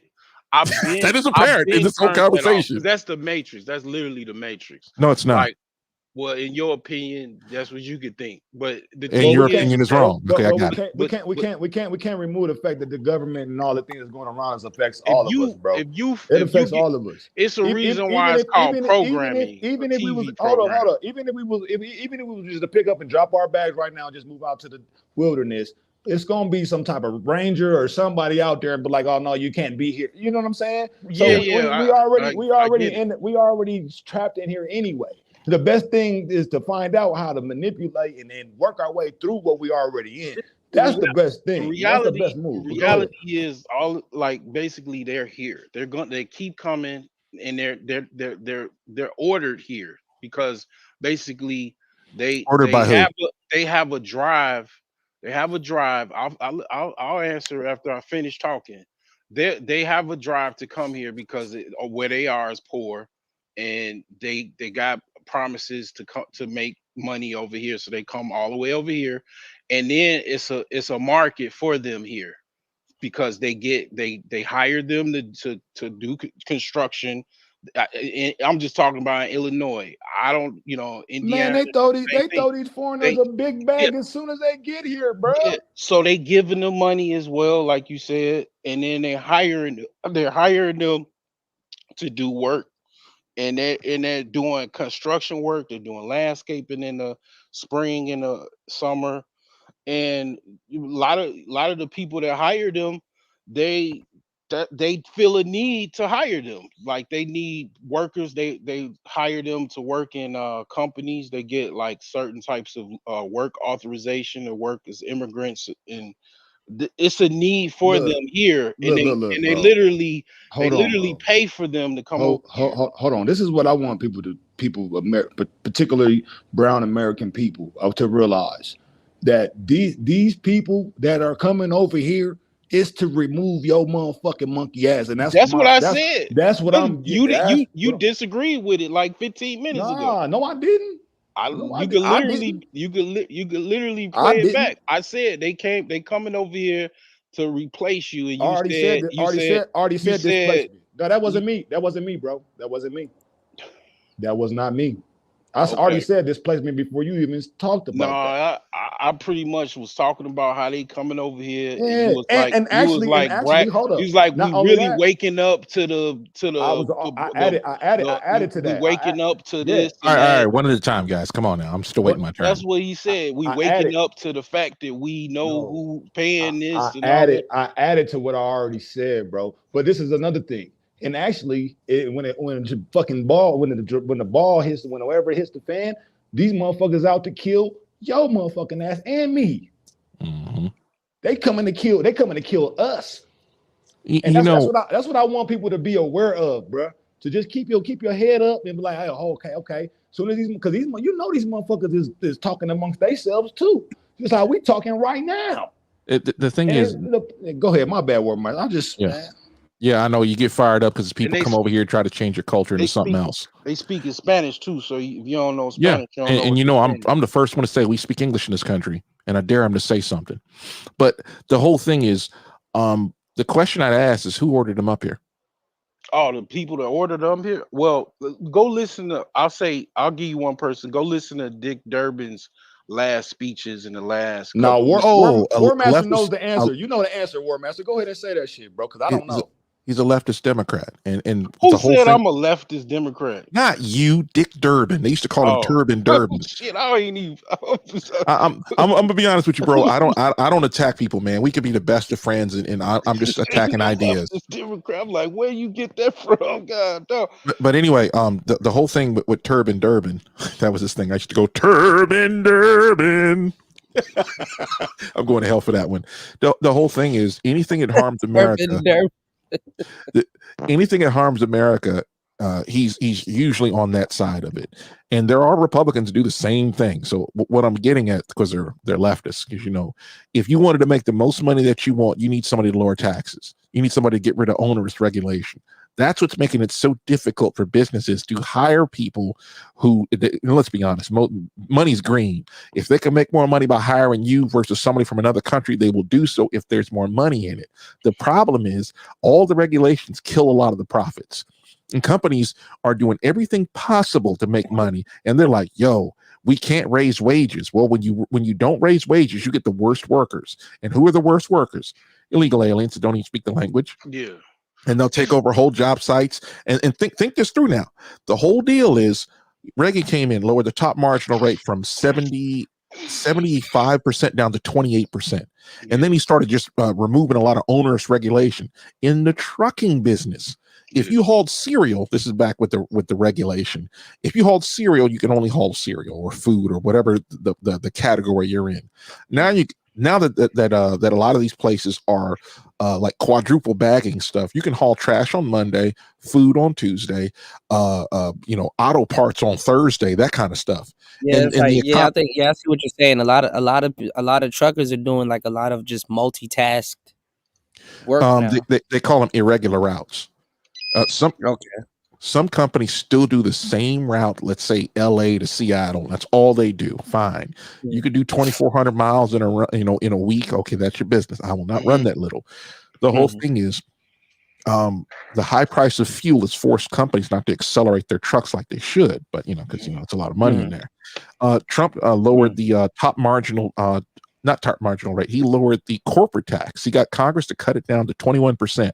We got 3 years of raises inside of 6 months because they knew if one company was going to pay us 5 cents more a mile, a lot of drivers are going to leave. And so they just kept giving us raises to keep us because guys are quitting like flies. So hold on a second. This company over here is going to pay me 55 cents. You only paying me 45. What's up with that? And then I'm gonna tell y'all that 5 cents add up too. Shout outs to Paul Hightower. He said, "I got a bread truck. Get up off that crumb shit, nigga." What's going on, Paul? Hey, is your super chat working? No, bro. I got demonetized, bro. They demonetized me over a 2-second clip of white people fighting. Man, DJ Kuda got that exclusive stuff over here, man. You ain't gonna get this nowhere else. Yeah, man. Yeah. So yeah, support, man. Hit the cash app. The links are in the description. Shoot, man, I Um, was trying to. Hey, I was telling you, man, I was trying to make this option play on the spy, man. I was trying to hit, but they knocked me out because I set my trailing stop.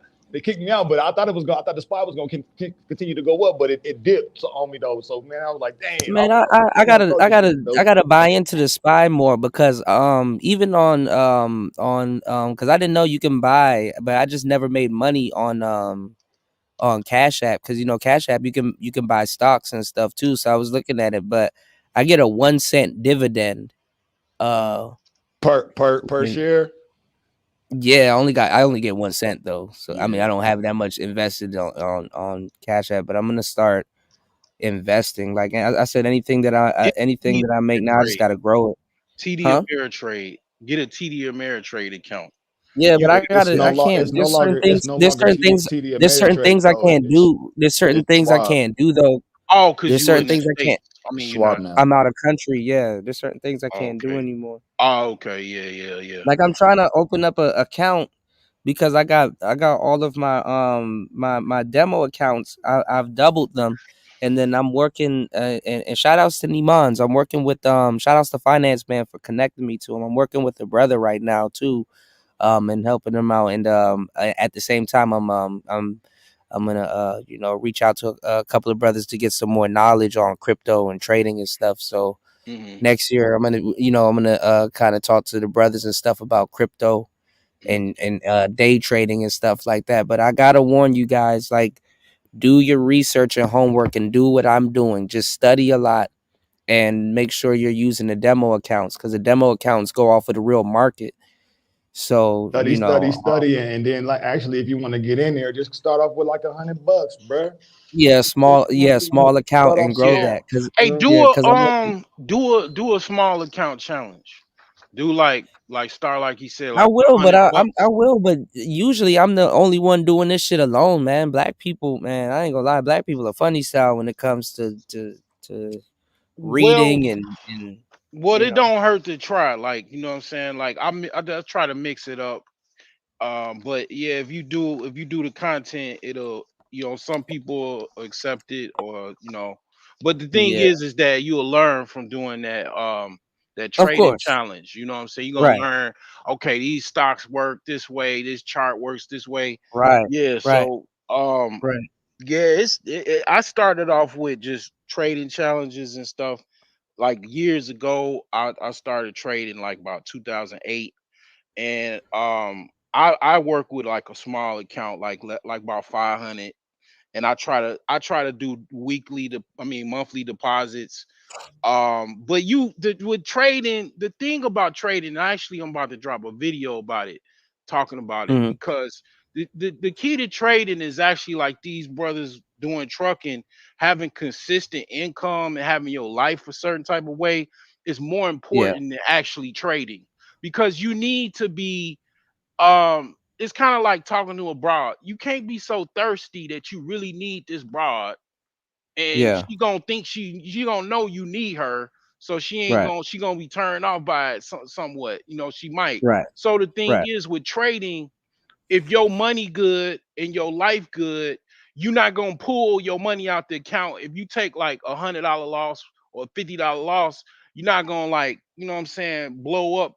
I Your mean, yeah, there's a lot of things. I get what you're yeah, saying. There's a lot of yeah. things you need to have in place You before you do it you're not because gonna be emotional with it. You know what I'm you saying? don't want to revenge trade. You don't want to Yeah, you do This all is this you is a know. key. This is a key term I learned from one of my mentors. Risk management. That's the Yeah, biggest. That's the biggest factor. that That's stop like, loss is your best you know what I'm friend. yes, saying? sir. Yes, sir. That That stop loss. stop loss is That definitely your stop best loss will friend. stop you from jumping out the window.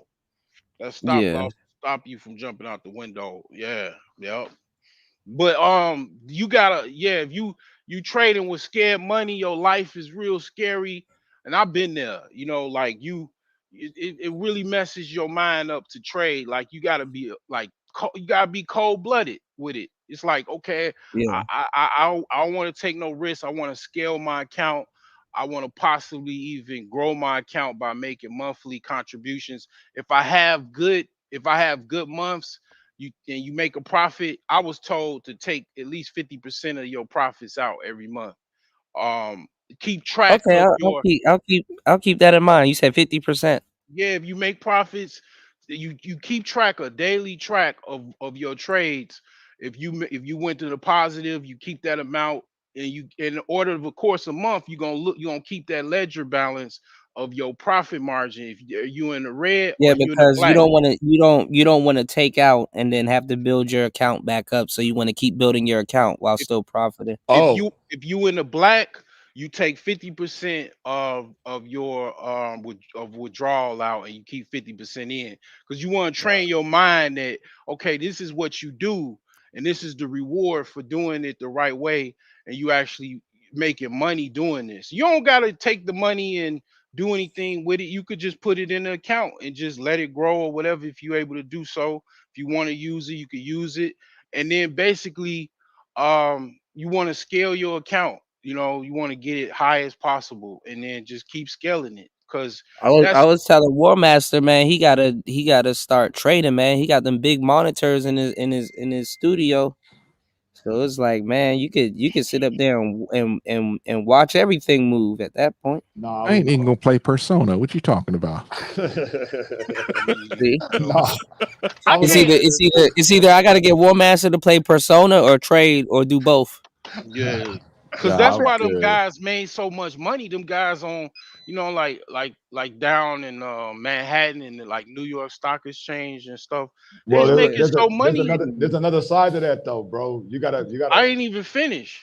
All right, go They ahead. making so much money that they was making so much money, and then they was blowing through a lot of coke too. But they was making so much money. Women, they was tricking. They was tricking so hard because was making so much money. Like women wasn't even a Well, problem really you with gotta them. wash the money too now. You gotta launder it. Look at Miami. Miami's nothing but coke money. All of that shit is built from That's something else. I ain't when you dealing with that. That's you like you gotta the wash the dude money. A lot said of that. people wash the money with crypto and Bitcoin and stuff. Well, yeah, they might have clients that's dirty that they're trying to wash the money, and then you going into Ozarks and shit like that.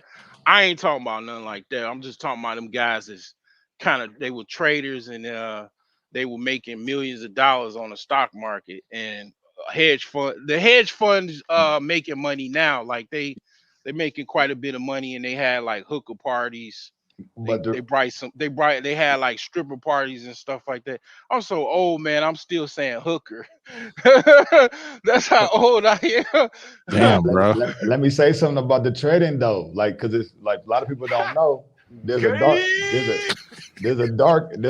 pool that a lot of hedge funds they are aware of, but the retail investors are not aware of the dark pool, which basically they able to know how many people are buying a certain stock and selling a certain stock. They already getting certain data before the retail investor even gets the information. Yeah. But because of that, though, the retail investor can actually be like, okay, how is this chart moving?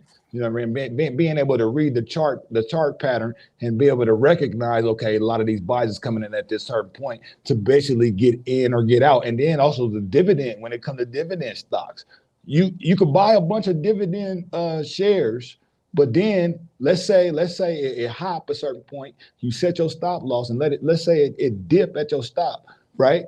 But you want to keep at least one share of that dividend stock, just in case you want to jump back in, then you will still get your dividends for the amount of shares that you have at the time the dividend is being able to be paid out. Because if you cash out all your dividend stocks, the stock will look at it as if you got out the entire stock. You know what I'm saying? But if you keep at least one share in there and you buy back in later when you see an opportunity, then when it comes to the point to the dividends being put out, it'll be looked at as if you've been in the stock the entire time.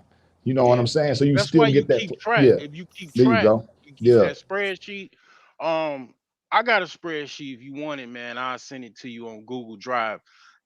You keep track of your deposits and your Well, I'm about to make a withdrawals. tab in the Discord where we all can share this stuff because I got free books and stuff that I want to send you guys. And We all can Yeah, compare notes and yeah, stuff. cause like, I mean, to be honest, man, like the money is in investing, real estate, and businesses. Having businesses, like if these, even having a truck, being an owner operator is a business. And then, I even hear people talking about like they got other trucks and then they leasing them out to other truck drivers. And I mean, it's just crazy. It's so much money, man. It's just like crazy. Like, and I don't want to argue with y'all over no politics and shit. It's money out here. Like I'm gonna be living with them white folks. Like I was like, but they were poor. But I'm gonna be rich. I'm gonna be living around them rich white folks, and I want y'all to be living across the street, man. You know what I'm saying? I want to be Shit, I'm like, trying to, I'm trying to get me a ranch, man. Fuck all yeah, that. okay. Yeah, I'm Or, gonna be I out mean, ducked you want off. to be by yourself, like your neighbor, like 5 miles away or something like Yeah, that. Yes. hell Okay, yeah. Yes. I feel you. I feel you. Yeah, I want my neighbor to at least be about probably like, I say about 2 blocks away, about a block away. That'd be cool. You know what I'm saying? You got to walk a War little. Master trying to own some goats. Oh, goats is good, dude. Yeah, Dude, goats are tasty, man. I don't know what you're talking about. goat. Something wrong I with mean, Cuda. I mean, like if you Yeah, they're Gonna be over there tasty. eating that. Hey, War Master One gonna of be you over there eating niggas that. was eating that. Gonna be over there hey, eating that goat cheese. hey, all War Master got to do, right, is just give me some money, right? I Nope. got a lot. I don't hate on the player, hate the game. He give me some money, right? I got a lot. I got a lot right next to my house. I can do whatever I want to. I basically just grow a garden because it's too much grass to cut. So I could even build a house on the lot, right? What So state you in? I'm in Indiana. Oh man, I'm gonna pass on that one. But I mean, it's cool. It's cool. I just don't want to. I could do it myself. I just ain't into it like that. Like I could literally have a little small farm, like some chickens. I can have some goats. Matter of fact, I probably should get some. Well, I got to get one when I got a certain thing I got to get, and then I'm gonna buy me a goat. And I'm gonna take a Ma- picture because I promised one of my subscribers that's what I'll do. But basically, they eat a lot of grass, so it might even help my ass out because I Grass got eating this big motherfuckers. I got this big ass lot next to my house, and I gotta cut this fucking grass, and it gets really, really tall, and it's hard to cut it. And I ain't got no riding lawnmower, so I'll be using a regular lawnmower cutting this whole Man, big Oh ass man, you gonna lot. I've tear been, that thing up. I've I been in don't Yeah, Gary. already did it. you gotta get a John Deere. Yeah, I've been in Gary, Indiana, man. It's kind of crazy. You ain't in Gary, is Nah, you? I ain't doing that. yeah, I'm in Gary. Yeah, Oh my goodness, Oh man. no, Gary no. is like a ghost town, homeboy. I don't know what the hell going no, on it up ain't no, there, it man. ain't like it's certain parts No, of no, it no, like no, that. no. Yeah, it's certain parts Mm-mm. that it's like that. Yeah, it's certain parts that's a ghost I town. don't like Gary. I'm sorry. I'm be honest. I'm not trying to. No, no. War Master going off the ringer right now. Yeah. Because you go into Bro, Gary, what they go. was that? That's an MG42. That motherfucker sounds Oh, mean. that's you. That's War Master doing them sound effects. Oh, okay. What do y'all use for the sound effects? What's a good thing? Is that the Rodecaster? Yeah, Rodecaster Oh, Pro. okay. I got the old one. I haven't got the new one yet. How many sounds do Y'all you see can everybody with store? them now. They standard now. Well, Yeah, I it's got like standard equipment. 48. There's like 48 on the pads, even though there's like 8 pads. And then you got one on your computer. Especially if they're short, you could download them really quick if you want to play around. And I Y'all bought it. believe it? Road ain't even reach out to me. None of that, man. Who is that? Oh, Bro, Oh, They I don't give a should have. hell about you. They The should have dudes reached that out to me because Kuda be putting out the good info on these the products, dudes man. that you tell to get a Roadmaster and all these equipment, they don't even really give you no props. Really, they get on, hell get no, man. popular, You said and then you wrote to them already, Kuda? You already wrote to them like, Yeah, hey, man. look. I done sold a couple hundred roadcasters, man. what you do People is done this is how broke I theirs would and have done it. rebought it again This is what I would do. over the I Yeah, would if they tell them new over the dudes to time. start using it, maybe their sound quality would be better. niggas really got self-hatred Well, complexes. that's the So thing. this It helps people that don't know what they're doing with sound, but them people just don't know what they're doing in general. so Yeah. like you know You know, what? When I had my store, I had a computer store in Chicago on the South Side, right? It literally mm, black folks was like not buying from me. they was like kind of like low key boycotting me for a while. They I go was out just of their way not to buy from you or support. blacks be hating on each other. Like they really black people have a lot of black people have a hatred complex where You they know don't. why, right? Yeah, I know. It's a lot of black folks who like try to screw each other over, and they think you ain't no different. And plus it goes back to slavery and stuff. But the thing is that I peeped it and I was like, okay, I got you, mama. I just made my store a shipping center.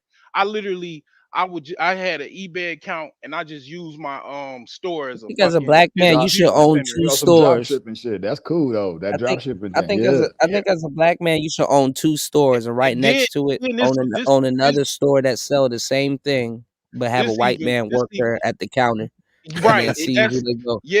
That works too because black people actually don't even support each other. And if you got a white dude there, a white chick, they'll But support literally it. have a white own both buildings. They don't know. You stay in one spot and you can always go next door and check on the other spot, but you own both buildings but have a white guy at the counter. You know? Do you have any? And they'll sell more. Do you have any stores where it's mainly upscale people out that come to it? Because it does change your perspective when you talk to them every day. It kind of like, okay, I got this. You know, the dudes that be like, Janet and I were having dinner when this object came out of the sky and gave us a chiclet. You know, that type of dude. I tell you like this, you'd be like, yo, fam, this dude got a little bit of cash and he wants XX. He wants this, and this. At work. Yeah. And it's like there are so many folks that keep trying to be ghetto in their professional life when it's like, yo, man, nobody acts like that. You know the dudes that be like, orale, you know, my Latino homeboys, they don't act like that at work. Yeah. They yes, sir, we'll get to it, and yes, it'll be there at 10 o'clock. That's how they are. People have a business voice, but black folks, especially black women, do not have a business voice. They're usually some of the worst employees that you have to deal with. I have to disagree with you on that one. No, they do have the profession. Fuck you, Dusty. No, I'm just kidding. no, they know how to play. They know how to put the mask on, bro, when it comes to the right. I'm just, hey. Yeah.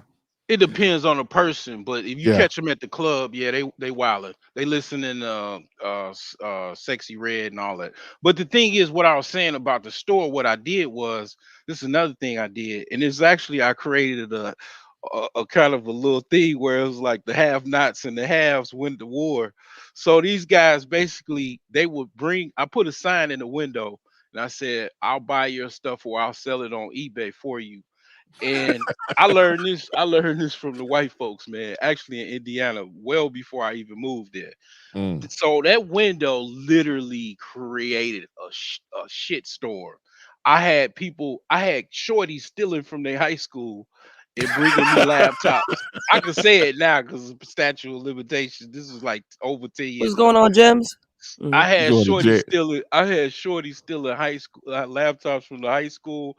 I had crackheads. I had everybody bringing me laptops and iPhones, TVs. I had so much stuff coming in. I didn't even have enough money to buy the stuff, and I would just sell it on eBay or whoever came in the store.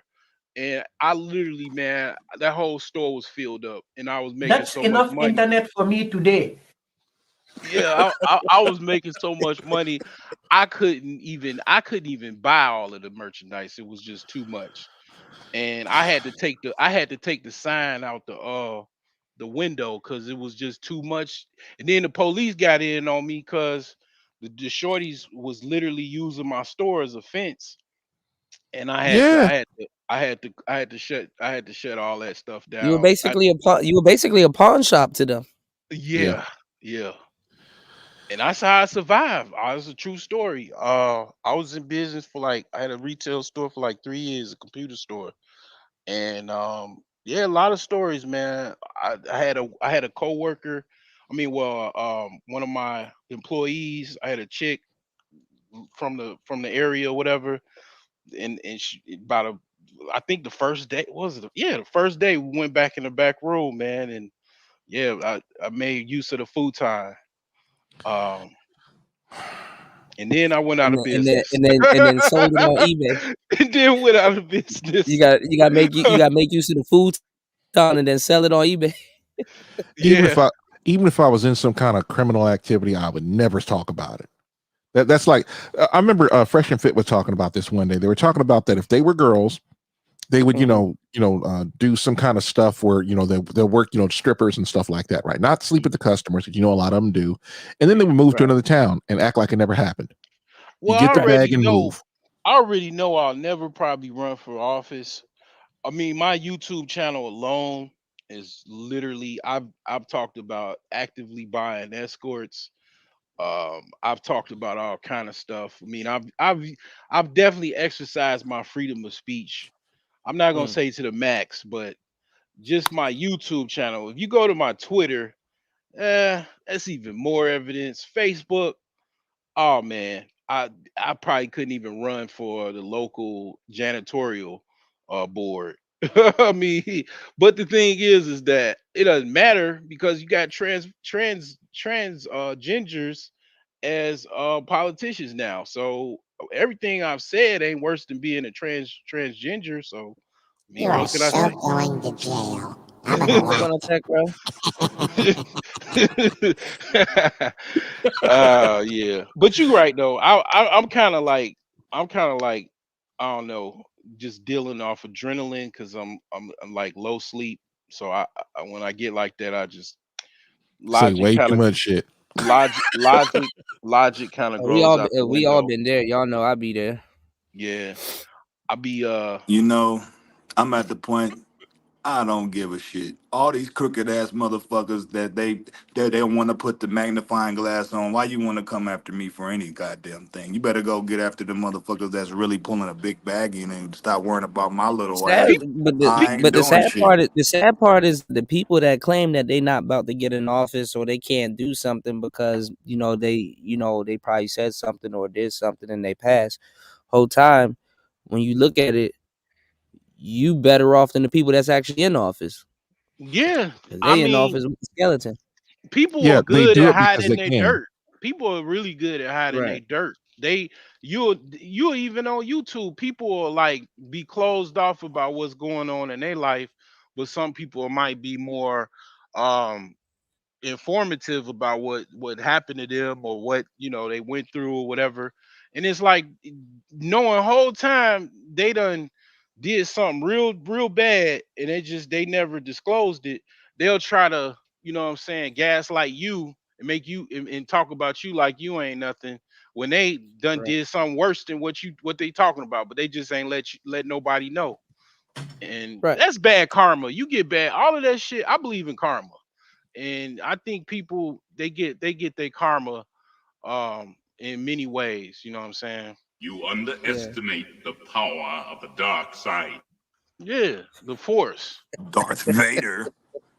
I don't know what you guys are talking about. Darth Vader's a weak dude. Just saying. Yeah, man. Don't he really have one arm and shit? Didn't Anakin get his arm? No, they just they were two robotic. One is robotic, right? He had his arms and legs burned off, and he got them replaced. Far as I know, because he never took his gloves off. Welcome back, Tech Bro. Yeah, it's like I don't really worry about that shit. Main thing with people is like if you got money, if you successful, you don't give a fuck about what nobody say and all that. You know what I'm saying? White supremacy is life. Please send me that white face. You got that clip of Fasty? Every time I see Fasty in the chat, I gotta play that. You know he's from Africa. Hey, play that again. Play that again. He said white. What? Play that again, please. White supremacy is life. Please send me that white face money. I need it. I need it. Please. He was talking to some pro-ax, and it was funny as hell. He was like, "Who wears the pants in your house?" I need it, please. I need it, please. Yeah, that's why I used to be. I had a full circle. Like I was one time real conscious. I was one time probably you could say pro. I think every black person goes through that phase to a certain degree. Yeah, it's like a circle of life. It's the cool thing to do, but if you're not black, you're not supposed to do it. Yeah. But one of the things I noticed about pro, eventually you realize you were lied to. Yep. Yeah, it's like one of the things I noticed about pro blacks, and a lot of them was interchangeable.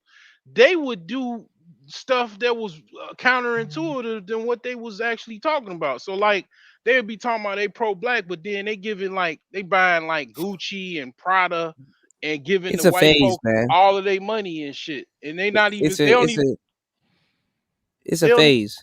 they don't even support black folks, and they talking about black folks. That's like you fake fuck. And then they dogging out black women and then talking about the black woman is God. I'm like, you wax. Y'all And some the wacky thing about it, niggas. most of the pro-wax are Marxists. You know, Like y'all literally full of shit. literally followers of Karl Marx and not realizing Karl Marx was a German white guy. And then they like they talking about black woman is God and this and that, and then they deadbeat dads and shit Yeah. and terrible mothers. You Well, know what that I'm whole saying? Marxist thing, that's a whole that's our whole entire world is a Marxist. We live in a Marxist world. That's just what it is. We They have a lot of create people Prince that Sellers. use we live in a world where a lot of people use government to enrich themselves at the same time fucking everybody else around them up. That's true. And I can't say, hey man, it's only black people doing it or it's only white people doing it. It's like it's a certain mind state. You know, it'd be different if you owned a business or anyone else owned a business and you hired whoever you wanted to hire. Now it's like, nope, you have to hire the paraplegic with the hair lip and who wears a wig on Sundays and a dress on Thursdays. You got to deal with that shit. Hey, let me tell y'all. And for the I'm just saying, let me say this for the LLC owners. I got a note on this. Starting 2024, they're upping the charge on whatever fee. I can't remember. It's some type of filing fee where they're gonna charge you $500 a day if you don't file certain paperwork to let them know what you've been Yeah, I making. was looking at that for your LLC. $5,000 a day. If you own an LLC, they'll do that. Yeah, if you don't have a register to Shout do outs your to fasting though. Fasting, and I need to sit down and listen to it today. Fasting sent me Andrew Tate's thing a long time ago. I want to share it in the group chat. His Hustlers University. Andrew Tate gave the game on there. He was like, you don't even need to start a business. He said you can run a business and don't even have to register it until you make your first $1 million. I wouldn't want to follow nobody Nah, that's because he said that. legal litigation with the Romanian government. He also said that he thought Romania was sweet and he could kind of get away with stuff, and turned out to Yeah. be totally Nah, false. but, Oh, wait. he's right We about gotta that come because back. what a lot of people is they start spending their money on the office, they start spending their money on all this stuff and LLCs and all this stuff, and they haven't even made their first dollar in business yet. This is what I learned from and my grandfather was in business for like 40 years. Basically, you want to focus on making money first. It's kind of like what you said, right? You saying the same Yeah. thing. You got to Yeah, that's make what Andrew money Tate said. first. You got to Yeah, make well, people. And then worry he goes about into all that more. other shit later. Worry about all the other stuff later, man. Yeah, that's what worry he's about saying because he goes into more details on on the course. But This is what you got to make some. You hold on 1 second. The thing about Andrew Tate, right? His whole deal was a lot of people didn't want him talking, and the State Department started fucking with him because he was in another country having a profound influence on men, saying, "Look, you got to be men. Fuck all the other bullshit. You know, fuck these bitches, fuck everything, and make some money." That was his whole stick the entire time, or shtick. Yeah. And what happened is you have a bunch of goofy leftists in the State Department that decided to fuck with him, and then they ended up pushing the Romanian government to arrest him. And over in Romania, it's a whole different mind state, man. Just from what I see of it, the whole idea is, okay, fine. I caught you speeding. You're gonna get a ticket. He's like, hey, can I pay you? Under the table. Sure, fine. They do that kind of stuff over there. You can do that stuff over in Thailand. If you don't file your taxes, yeah. I saw this thing where it's like and I think I'm gonna post this soon on my shorts. It's like this guy asked the rich guy, and they're like, "Hey, do you want to pay taxes?" And the guy was like, "No." And they were like, the government was like, "Well, listen, can we borrow the money that you would pay in taxes?" Basically. And he's like, "Okay, but what's the catch?" And he's like, "There is no catch. We just want to borrow the money that you're paying in taxes." Yeah, if you don't pay the taxes, they'll paying audit taxes, it. yeah. They'll audit you and then they'll possibly even you'll owe back taxes. And then every time if you file taxes, if you work a W-2 job, they'll take your withholdings. So like I owe the IRS like about $2,000. I gotta call Yeah, they'll them to try to garnish. You'll garnish. Yeah. yeah, I gotta call them to try to negotiate a Yeah, I was settlement. about to say that's negotiable. I was just about to Yeah, say that. That's yeah, I gotta call negotiable. them to negotiate a settlement. So the thing is like, yeah, you don't want to do that because you're gonna owe, and then it grows in interest. I initially only owed them 1,000, but I didn't pay them for a while, so it grows in interest every month, every day. So yeah, that I wouldn't say that's good advice. Andrew Tate already got money, so it's just like he And like he okay, got lawyers too. he got lawyers and all of that. So yeah, but the thing Yeah, but is, what you he was should saying get is money. that you don't want when your businesses crash and then you don't want to be in debt for the Yeah, business. So that's Mhm. why he was like, you don't necessarily have to buy a office, a table, and a LLC and spend 200K to yeah, just you start don't up want to a do that. business. You don't want to do that. You want to focus on marketing. If you don't have like no brick and mortar store or nothing like that, Right. it's just your home office. You want to focus your money on talking to people, going lives for free. That's free marketing. What you doing right now is free marketing. Right. Facebook, all of that, like it's free marketing. Just what you want to focus on. Every day you want to focus on sales and marketing. You don't want to worry about should I file this and should I file that and all that. You want to focus on sales and marketing because that's what's going to get you the customers, the clients, the So leads. what's happening? Because I heard it was a thing, and then I heard it disappear. I heard that you would have to pay $500 a day for your business, and then I somebody heard it was said that. 5,000 a day. Yeah, I heard 500. It 500. it is I heard it. it's 500 a day up to $10,000. Oh, okay. That's It what was I. some That's, chick on yeah, Instagram that was talking about it. It was basically having a signer, agent signer for your business. Like you gotta submit reports, and if you don't do them, you get like a garnishment or some type of fine of $500 a day. I don't have a LLC. I have a sole See, they're proprietorship. trying, but see, that's what they're doing to try to stop black You people and just people in general from starting businesses because you do you have not to need start a a business or develop LLC. a what, skill. You do I'm what, not need a LLC to start a business. what If Right. you making less than I would say $100,000 a year, you do not need a LLC. And really, you don't need a LLC till I would say you making at least half a million to $1 million dollars. Because I'm Like wondering if it's better to operate your business through a trust or something. Like it's a different because it's different forms of ways you can start your well, that business. the But trust the but go ahead. trust protects you from loss, like from personal debtors that might be coming after you or people that are suing you. That's what the trust does. But there's certain legalities you got to talk to a lawyer and all that. But the thing is that what I was saying about damn, I forgot my train of thought as far as what we was talking about before that. We're talking about the LLCs though. Yeah, the LLCs you don't need it and if you're not making money to just go get an LLC because you want to feel Billy Badass. That's not the way to go. You get an LLC when your business is already making a lot of money and you actually want to Yeah, incorporate. that's what Andrew Tate was saying. He was like, make money first, and then if you want to Yeah, do it, and then go legit. I'm not even talking about like no little money like $100, thousands of dollars, tens of thousands of dollars. I'm talking about you got hundreds of thousands of dollars that your business is making Right. on That's a what he on a said. He said, on don't you yeah. don't gotta do nothing until you really Yeah. start until you're like 100 to a million in. Okay. Yeah, I agree with that.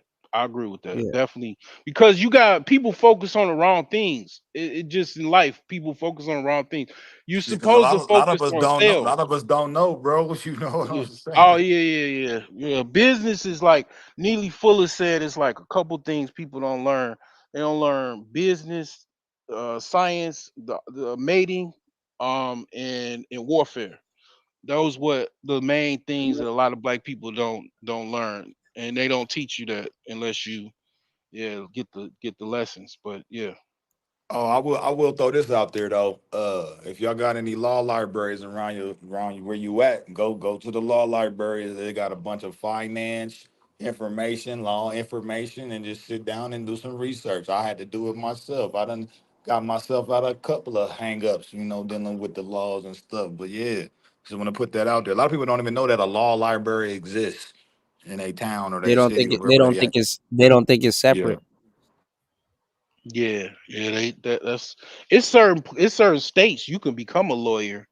Montana is one of those states. You go to Montana, if you could pass that bar, you could be a Yeah, you lawyer take in the bar exam. Montana. Yeah, they got some of these law companies, they got where they'll fund you to go learn this stuff. You want to start your own law firm? Yeah, they'll give you the bread to go start your own It law firm. and Yeah. I suggest anybody to look for the Black Law Dictionary.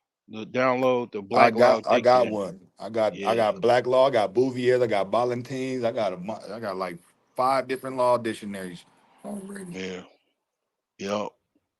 But it's like, yeah, man, it's so much money out here, man. It's so many ways to make money.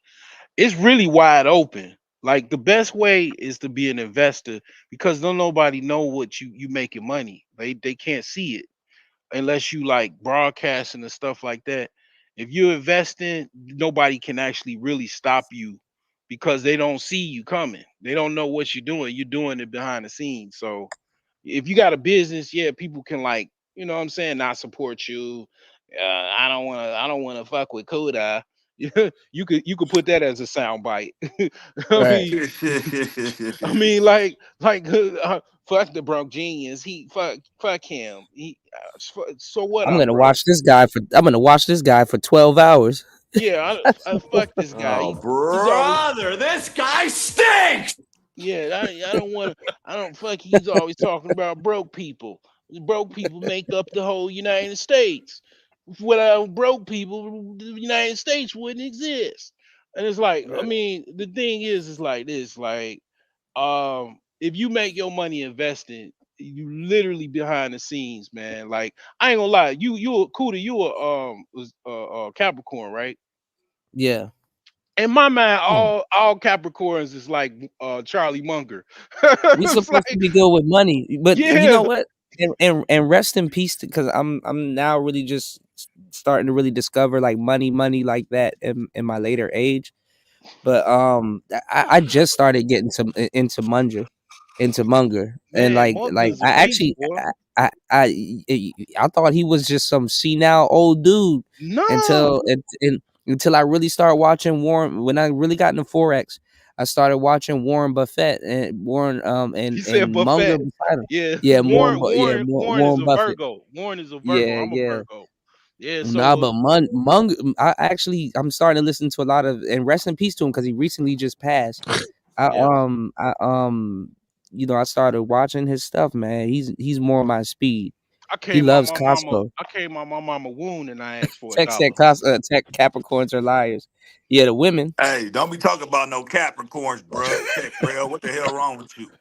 I'm a Cap. My birthday was on Christmas, bro. I'm a gift to the world, goddammit. Yeah, man. So, Hey, I forgot to tell you, man. I was giving y'all a break on Christmas, man. Happy birthday, Star P, man. oh, it's all good, man. Hey, man, I was just chilling, Happy saucing it birthday, up, man. chilling with a couple of, Yeah, yeah. couple of Star Pete. diamonds.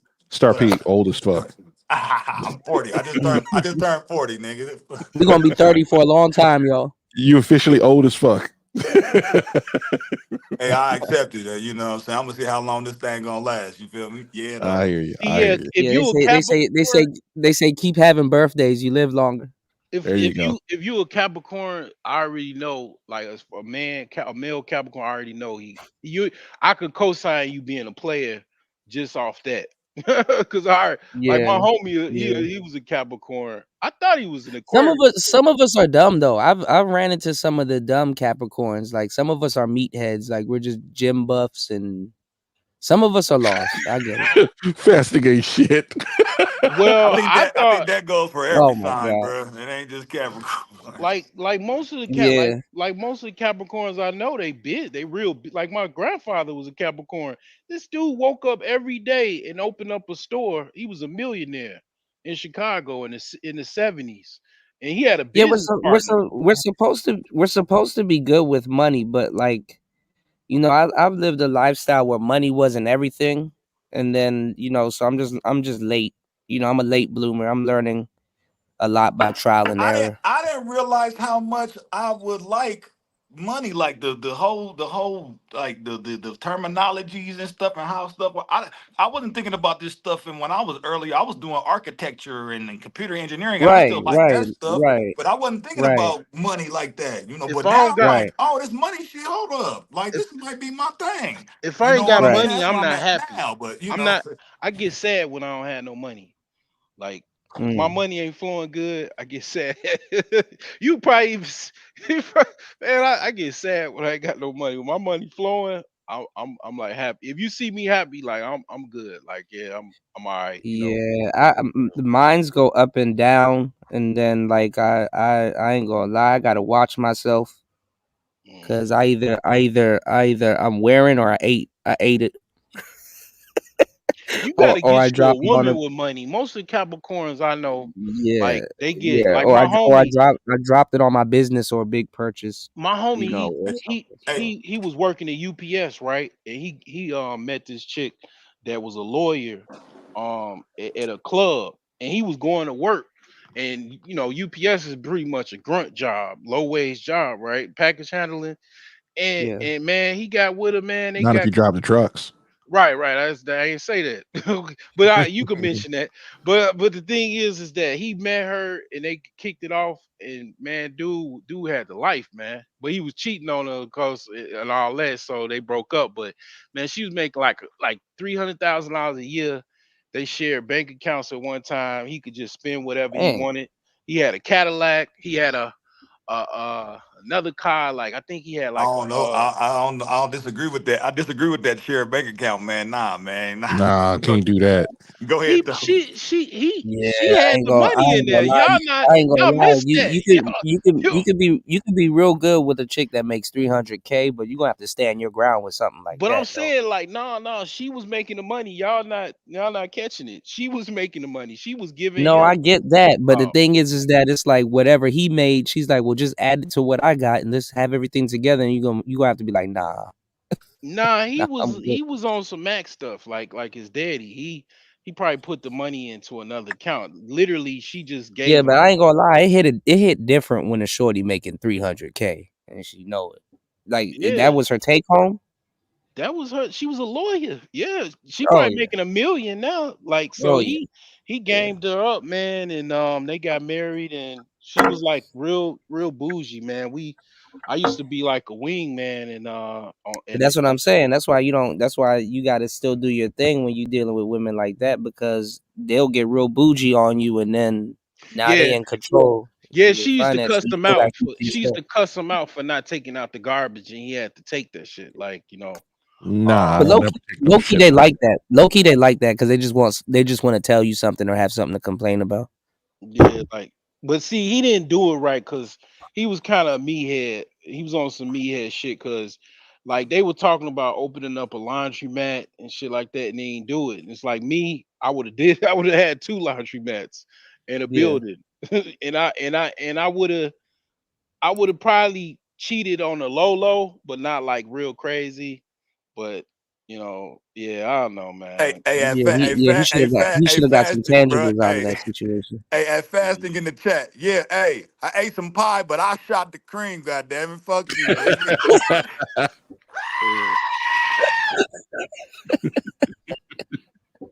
You said Capricorn is the GOAT, right? Okay. Capricorn. Yeah, we're really bipolar though. Actually, Crazy tripolar. motherfuckers.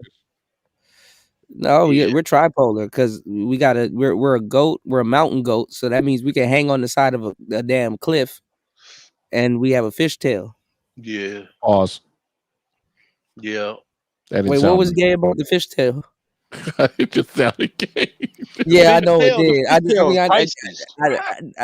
I agree with the pause. I agree with the pause. I And just it didn't know smell what kind of sounded gay. funny, so I had to pause with that too. Like, hold up. Yeah, no, wait, hold on. Like, hold Wait, hold up. on. I agree with the pause. I'm just trying to figure out what about it is gay. Something is gay about it. I just don't know. Anyway. Yeah. But I mean, Capricorns On to the like next subject, man. It's a good yeah. Right. Oh, okay, yeah, y'all don't want no light on y'all. No. But yeah, okay. I ain't gonna lie. If you do a fasting set, you are gonna get jumped by deers, bro. I can show y'all videos of hunters spraying deer. elk piss on them, and the Oh deers no, just go stupid when they spray elk piss on them, I especially the don't fuck with dudes. elk. Elk are dangerous. They scare the shit out of me. I almost hit one. I was just about to say all that cross country shit, and y'all going through the hills and stuff. You haven't seen bears and elks and shit, and I'm like, damn. I have not seen a bear, but I meant, bro, I was eye to eye with the elk, I bro. probably shit my pants. I see a bear. This is broad daylight, and I come over this little rise, and I just passed the FedEx truck going up a small little rise, and I come over there, this motherfucker just standing there looking at me like, who the fuck are you? This is my spot, that kind of shit. And I hit my four ways and got on the brakes. I could not stop, dude. And then FedEx came up behind me, and FedEx trucks are fast. And he come down the hill, saw me slowing down. He changed lanes, and he hit his four ways, and he was on the brakes. One of us was gonna hit this motherfucker, and it was like you could see him looking the other way. You know how people cross the street. He looked one way, then he says, "Oh," he did a double take. Says, "Oh shit, there are two of them," and that motherfucker got to galloping. And when I mean galloping, he was easily doing 50, 60 miles an hour. Yeah, they take off. Don't fuck with elk. Don't do it. Don't come near them. Motherfuckers. I mean, literally, you park and let that motherfucker do his thing. They said in trucking school they explode when you hit a deer hit a truck. They just explode because the truck is so big. No, they bounce off the truck. That's what happens. Nice and killing me. She said, "Help the bear." Y'all ever heard? End up coming through your windshield after they bounce off the hood of your thing. Yeah, Y'all ever heard Mystical? He said, "If you see me in the fight with a grizzly bear, help the bear." What's going on, RG3? Shout outs to RG3. Happy holidays, player. Deer's got to weigh 700-800 pounds or more. Like the bigger ones probably have I saw a bear in Gatlinburg. Oh, hell no. It was very imagine that. Imagine something as big as a deer coming through your windshield. That's gonna hit you right in the face. Ooh. Yeah, you can go off in a ditch. Ooh. And you better hope it ain't got no damn antlers. You definitely the wild horses is crazy. Oh, they find you got a deer antler in your throat. Man, them shits are crazy. I can just imagine that. That's some dark shit right there. Nice said, "Where's my porridge?" Yeah, them shits are crazy, man. Like you guys on the I was going through New Mexico because there was a fire that shut down I-25 and nobody said anything, which kind of annoyed the fuck out of me. And I'm the one calling the office. This fire had been going on for 4 or 5 days. I didn't know nothing about it. But anyway, they shut the road down and you had to detour. But I was like telling the office, "Yo, fam, what do I do?" Because the detour is like an extra 150 miles, and some people get mad. Most people don't care. But the whole thing was, I'm going up there at night, and there's these elk walking across the road. Bro, I was gonna hit one of them. But they jumped out of the way, and I was happy for it. And now I know why people drive around with their high beams on, just for that shit. I mean, I'll run over a coyote. I recently seen a video where one got hit. One was like running across the street, and then it kind of fell. And then this car hit it. I saw that when I was a teenager. I saw that. My mom was driving down the street and saw a coyote come out on the main street, and it just spent sideways, and then it was dead. Yeah, the coyotes are not endangered. They actually gotta shoot them because there's so many of them. They'll kill a dog. You know what they do? Like they'll go up to your child. Yeah, they'll kill you. Yeah, they'll kill your toddler, or your kid. Yeah. Especially in California, you can't leave certain animals in your yard, bro. A coyote will. And mountain lions are fucking dangerous. Yeah, they got mountain lions in California. They got I think they got bears too. Yep. And they got coyotes. They got bears, coyotes. We don't have wolves, not in California that I know of. Maybe up north. They got cougars. Yeah. Yeah, so like the wolves are making a comeback where I'm from, the eastern northern wolf.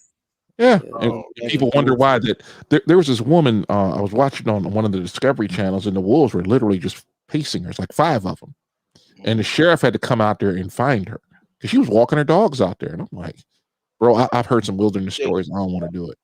Yeah, that shit is crazy. I'll stay on the blacktop.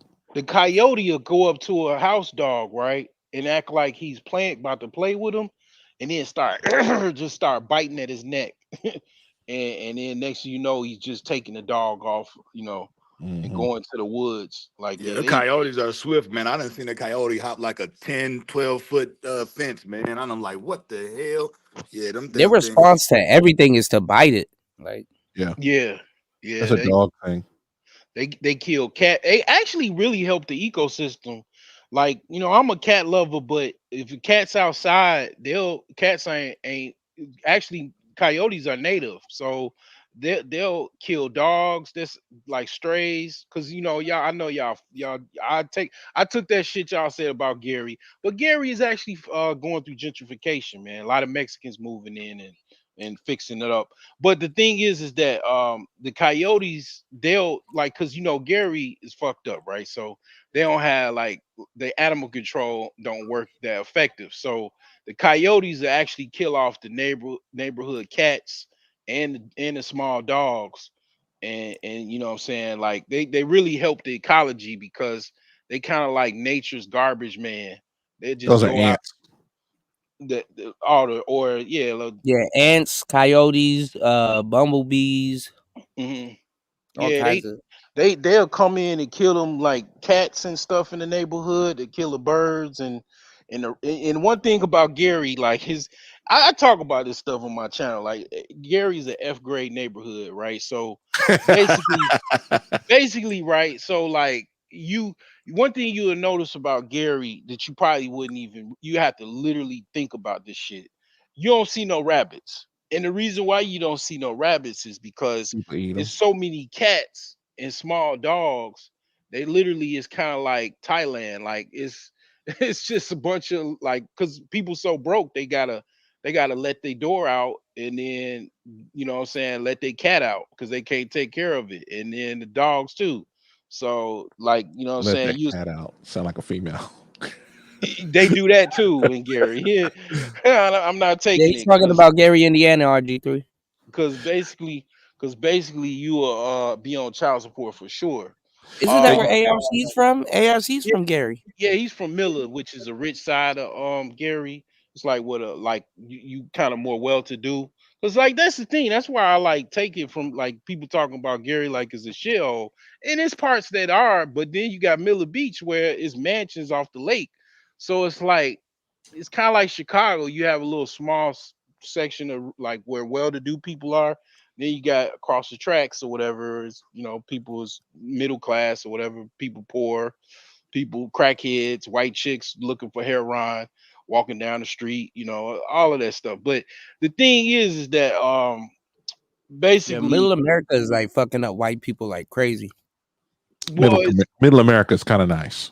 well, meth and they got a Other lot of than the meth. meth mouth, meth Yeah, heads. the meth is real bad in Indiana, and the heroin, the fentanyl. Yeah, the Rust Belt, like Pennsylvania, you know, the street that what's that, Kensington Street. They got all of that stuff over there, and then you know Ohio, Indiana. Um, You know what's so weird about like say Columbus? You be 30 miles outside of town and you're in the rural areas, and I'm talking farms.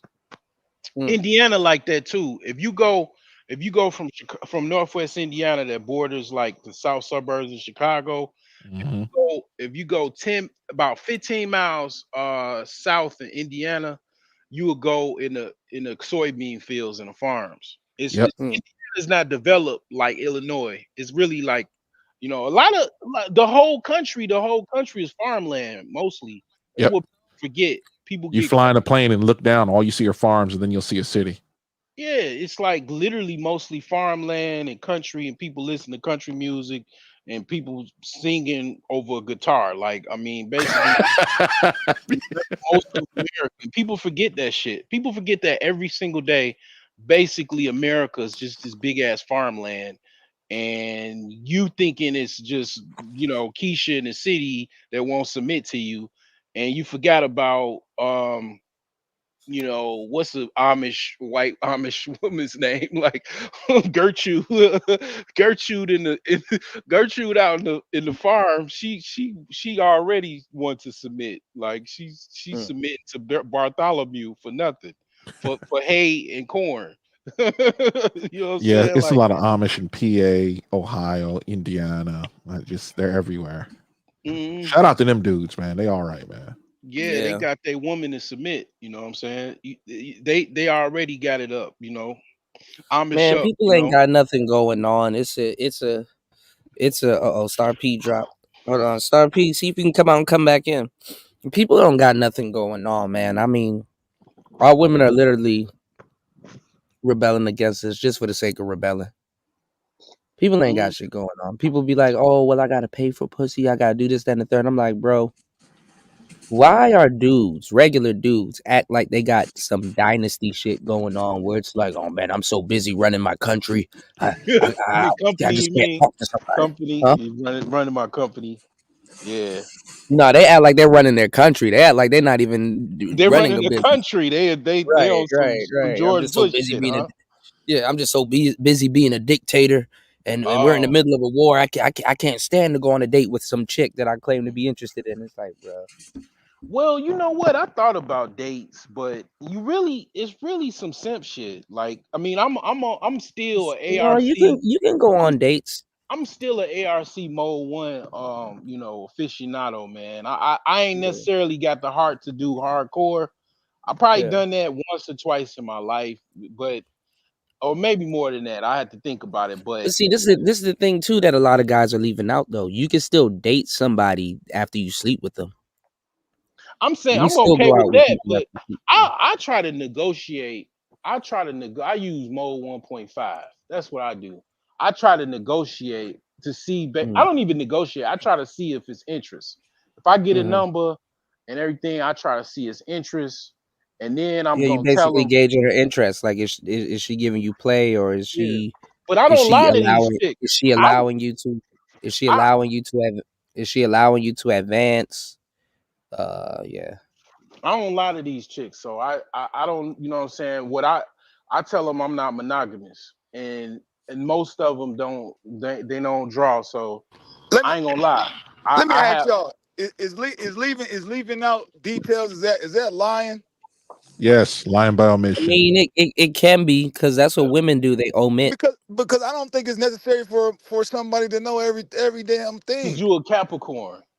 Well, Nah, I'm just joking. no, I get They what gotta know Star P is saying everything, because you know. everything shouldn't be detailed, but if you kind of give them, right, hey, this is what's going on, you don't have to go into grave details, but yeah. Well, the thing is like I already know if you get with a broad, you gonna give her some good, and she gonna be in a trance. You know what I'm saying? Like Well, it's I mean, Nigga some said, girls "Cause you hold can't. on, hold Hold on, on, hold on. You think I didn't catch that? You talking about because you a Capricorn, man? What?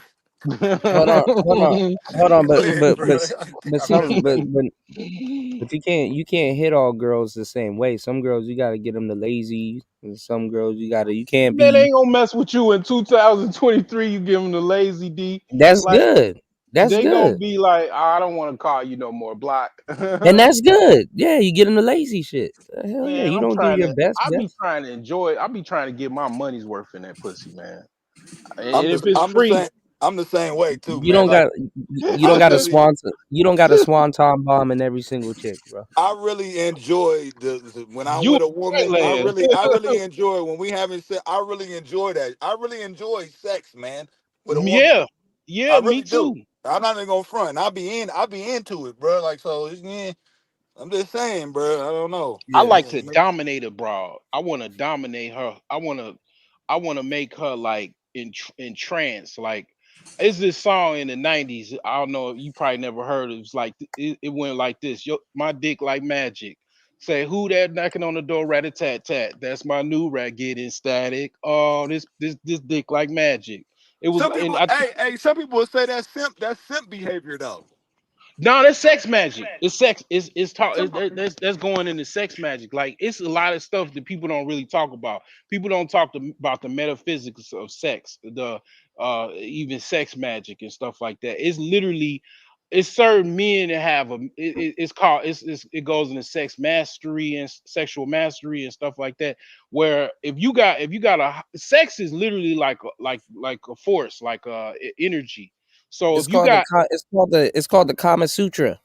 Yeah, it's literally a force. If you really got a strong force sexually, you know what I'm saying? One, chicks gonna wanna gonna tell their friends, and their friends gonna wanna fuck you too. That's what I'm But saying. You don't want to give everybody the daddy strokes. You want sometimes you gotta chill, bro. but the Can't hit thing everybody. but the thing is that with Hold on, certain no, hold on. Kudo over here telling on himself. Go ahead.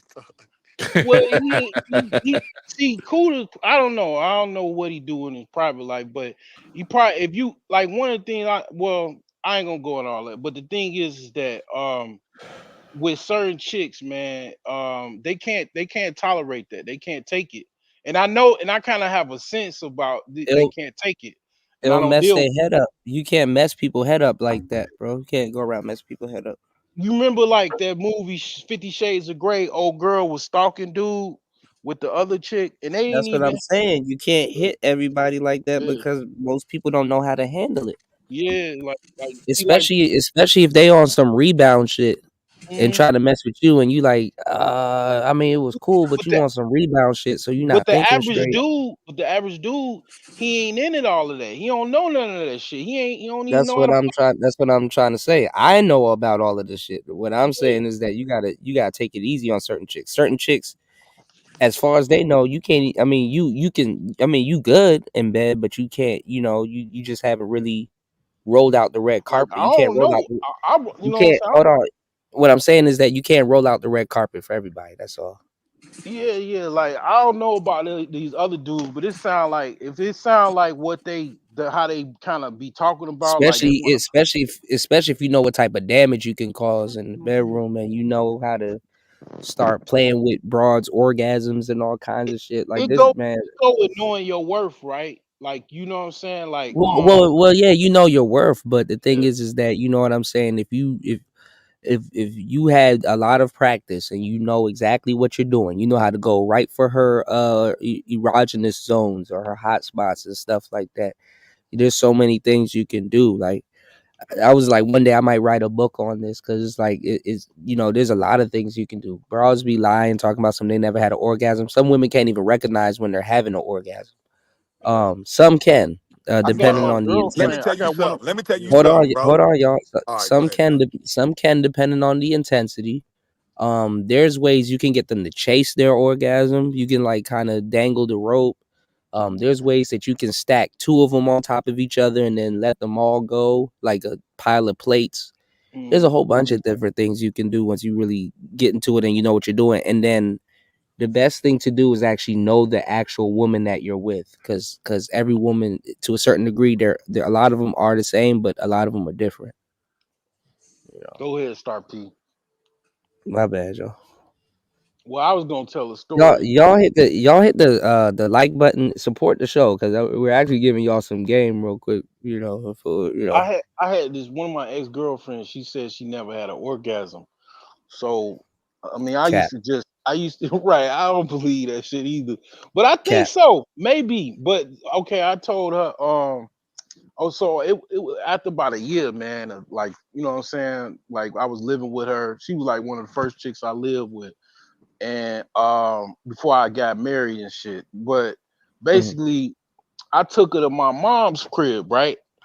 mhm. And you know what I'm saying? I pounded. I watched the porno and it was like you know what I'm saying? I got some moves. That's how you can get new moves. Like people be like, don't Well, the watch. porno thing is kind of capped too, depending on what you're That's doing how you because they that's do how you stuff from learn new angles. moves. You learn new moves.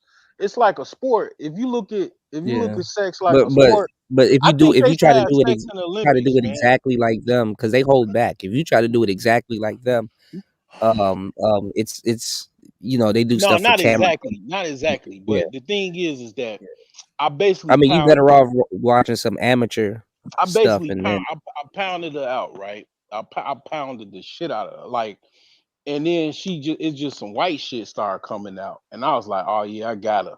And I was like, man, that was a good feeling when I went to that shower. I was like, I got her. Cause see, I think I got her out of her comfort zone. It was the first time she was in my house. She was worried about my daddy coming home. and my Shout mama outs to come home. Tony Anthems.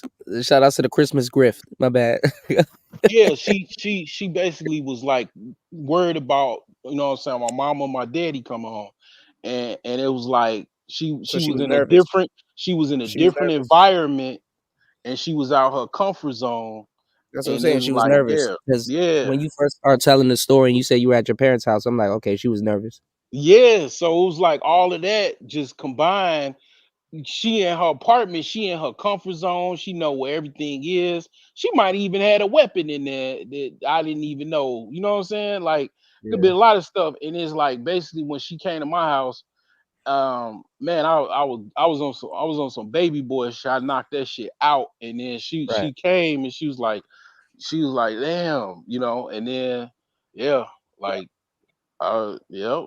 But you know what I'm saying? Like, I don't be saying nothing. I don't brag. Like, I swear to God, my internet persona is like I'm just this lame, nerdy motherfucker that don't get nothing. And it's like I don't want to brag because I don't want niggas to be hating on me. And I really, to be honest, this is low key, this is real shit. I don't want niggas to be going out fucking trying to, cause niggas try to copy you. Like if you're literally an influencer. Like people don't understand whatever you say. It's people that are going to try to copy and do what you Oh, do what you trust try me, to I do. know.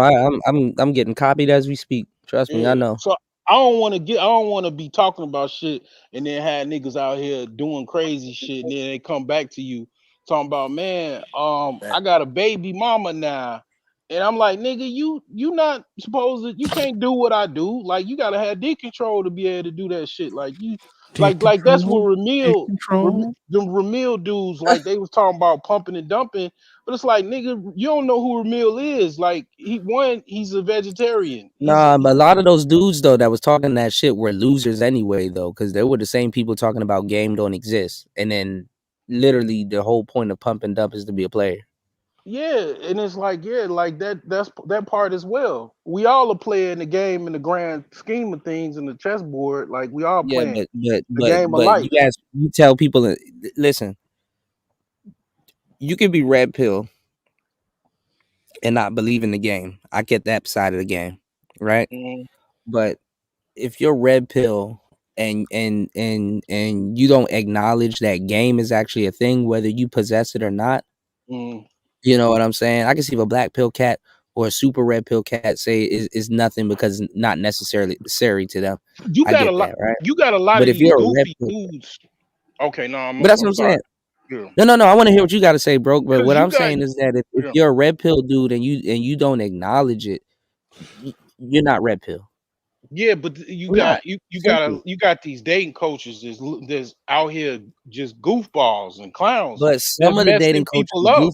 That's goofballs. A lot of the mess. dating coaches, dating coaches aren't goofballs. You know, Mm, ARC, I don't consider him a goofball. no. Yeah, but this, It was but like this what I'm some that saying. was cool, but it was like other dudes that was on some clown shit, and it's like And they a lot of following those them. dudes, grifted to be in Passport Bros. And right now, as we speak, like I told y'all, now Passport Bros are trying to become dating coaches, especially international dating coaches.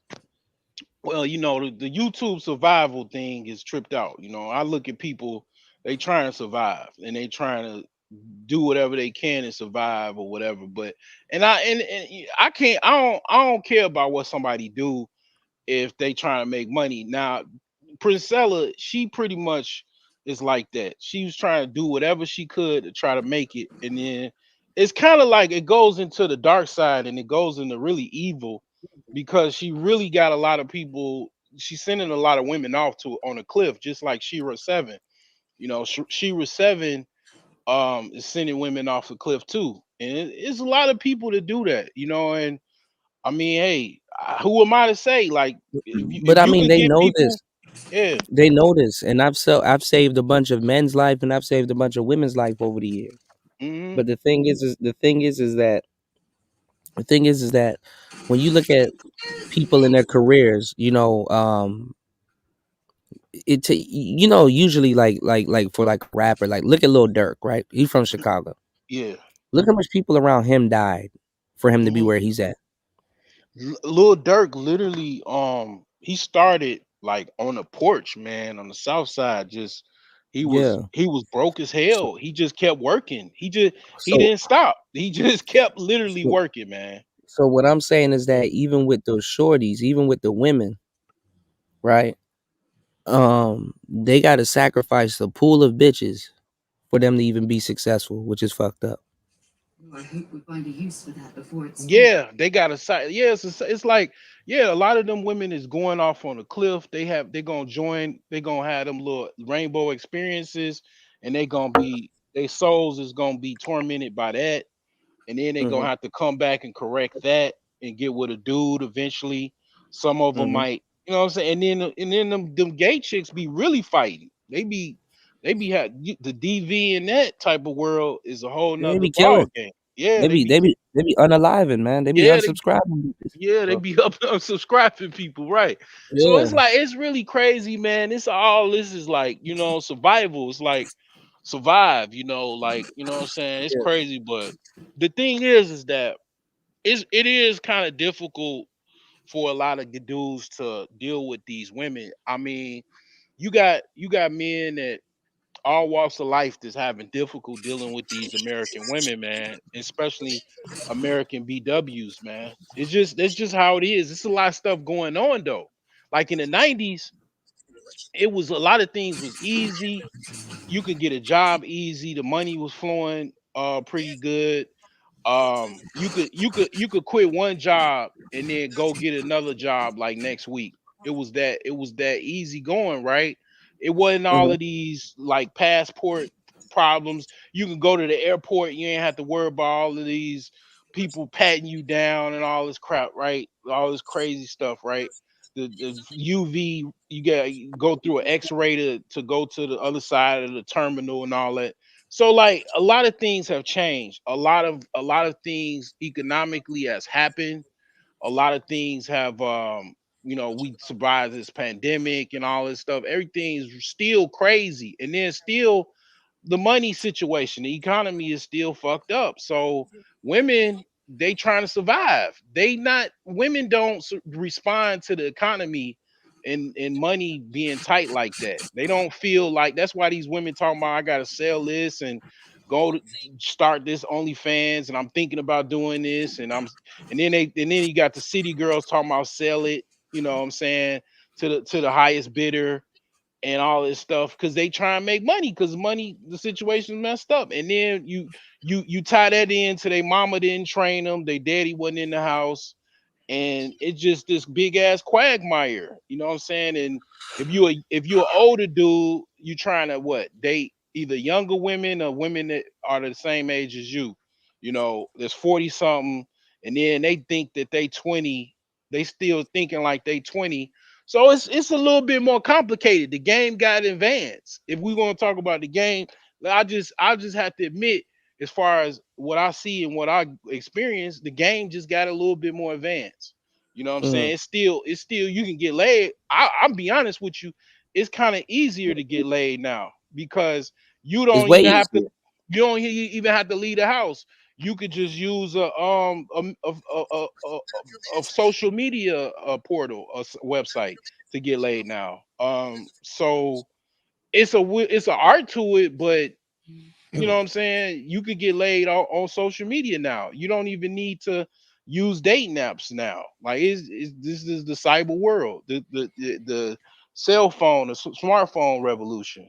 You use an app on a phone or a dating app, or Facebook, Instagram, Twitter now, and then they got You all said kind dating of other coaches are stuff. grifters. Yeah, they're different type of grifters though. They're not the type of grifters that people claim they are. But this is But this is this is where young men mess up, and I'm gonna let you rock. This is how they mhm. mess up, right? I'll be right back. Mhm. So a Okay, lot of okay, well, mess. Mhm. so a lot of what men fuck up in their head is they looking at that smartphone and they looking at the internet, and what social media and all of these things are doing is making a false reality of the dating world. So if you believe everything you see on a computer screen and a cell phone screen is what's out there in the dating world because a chick got a profile, it's like when I first came on, I started asking you about why does a chick on Twitter has or TikTok has 1,000,000 followers or 100,000 followers, but her YouTube page only has 136 subscribers. Right. The one is different than the other. You know Right. what I'm saying? So it's like if you're believing reality is social media and an internet app, if you fall for that trick, you're gonna be desperate. You're gonna be But miserable. but this is the thing though. This is the thing though. Imagine growing up with that. Like Right, literally kids right. kids get there's a difference between having a social media and a social life. Kids Yeah. get a social media before they even think about what the hell a social life is. Yeah, because People y'all trade in grew their up, y'all millennials and definitely the Z's, y'all grew up with that. I grew up where it was no well internet. well I the millennials it was like for the first half of our childhood and stuff like that, we went outside and even into our teens and stuff. And but then y'all that second still half, had the internet. Y'all had the but that's what I'm internet. saying. Yeah, The second half of it was all internet. we didn't get the internet till the internet didn't start getting real fast. So like about 96, 90, 97. 98. Yeah. So it's like that whole time you only had phones. You had to call somebody on the phone, and if you you know what I'm saying, like you had to knock on their door to find out if they was there. I mean, like, you know what I'm saying? That was how we communicated. So it's Same like here. basically nowadays you got, you know what I'm saying, a smartphone, a baby Uh-oh. Mhm. grows up with the internet and the smartphone, so they think that this is the actual world when it actually the Yeah. world is outside. The world actually is outside. The data, the statistics is not for the internet. That's not. So if you Right. liking a broad, you liking trying to like a bitch to death to try to get her to like you and get Yeah, go but in your when inbox. imagine the first time you've ever seen a broad that you like is on the internet. That's the reality for some people. I know that shit crazy, God right? damn it. I spit my fucking coffee out, man. Bro, I can't bro, think believe about it. that My shit bad for the crazy. coffee, bro. But No, think no, about it. no. That It's shit is it's wild. some no, it's just something to think about because we don't really think about it. It's some warped shit, bro. I mean, yeah, you live in a farm and then you ain't seen people that like that. And the first time you really seen a bad bitch was Bro, on not even, Instagram. even if you live in the city. Nah, you seen bras if you live in the city. Yeah, No, you you can't. seen broads, but nah, you sometimes you'll see some jaw dropping broads on social media, and you like, damn. And you Oh, see okay. something close to it in real life. Well, if you But live in like, the listen, city, you gonna listen to see broad some. that you crushing on head over You heels, have a little bit of one-itis. Having one-itis for some broad on your phone that Mhm. you don't know is crazy. Right, right. And then you got guys ain't even talking about this. You know what I'm saying? You don't Because even get they're not support. player enough to talk about it. They haven't But acknowledged it. They wait yeah, for this is why I keep telling people to support this channel. They need somebody like me to you run this think the across other their desk people for are them to like really sit there. agents or some shit that they, or they Man, just like it's just the market nobody dictates. nobody talks about the things that I've talked about. Like I'm a very niche Cause see, the creator. thing is you conscious. I know why. You know what I'm saying. I forget that shit. Like you really, Yeah, you know what I'm saying. You got conscious roots like myself. So yeah. you know about a lot of different shit like I do. And it's like, but see, here's the thing. This is where I fucked up, right? And it kind of goes along with what you're saying and what we both saying.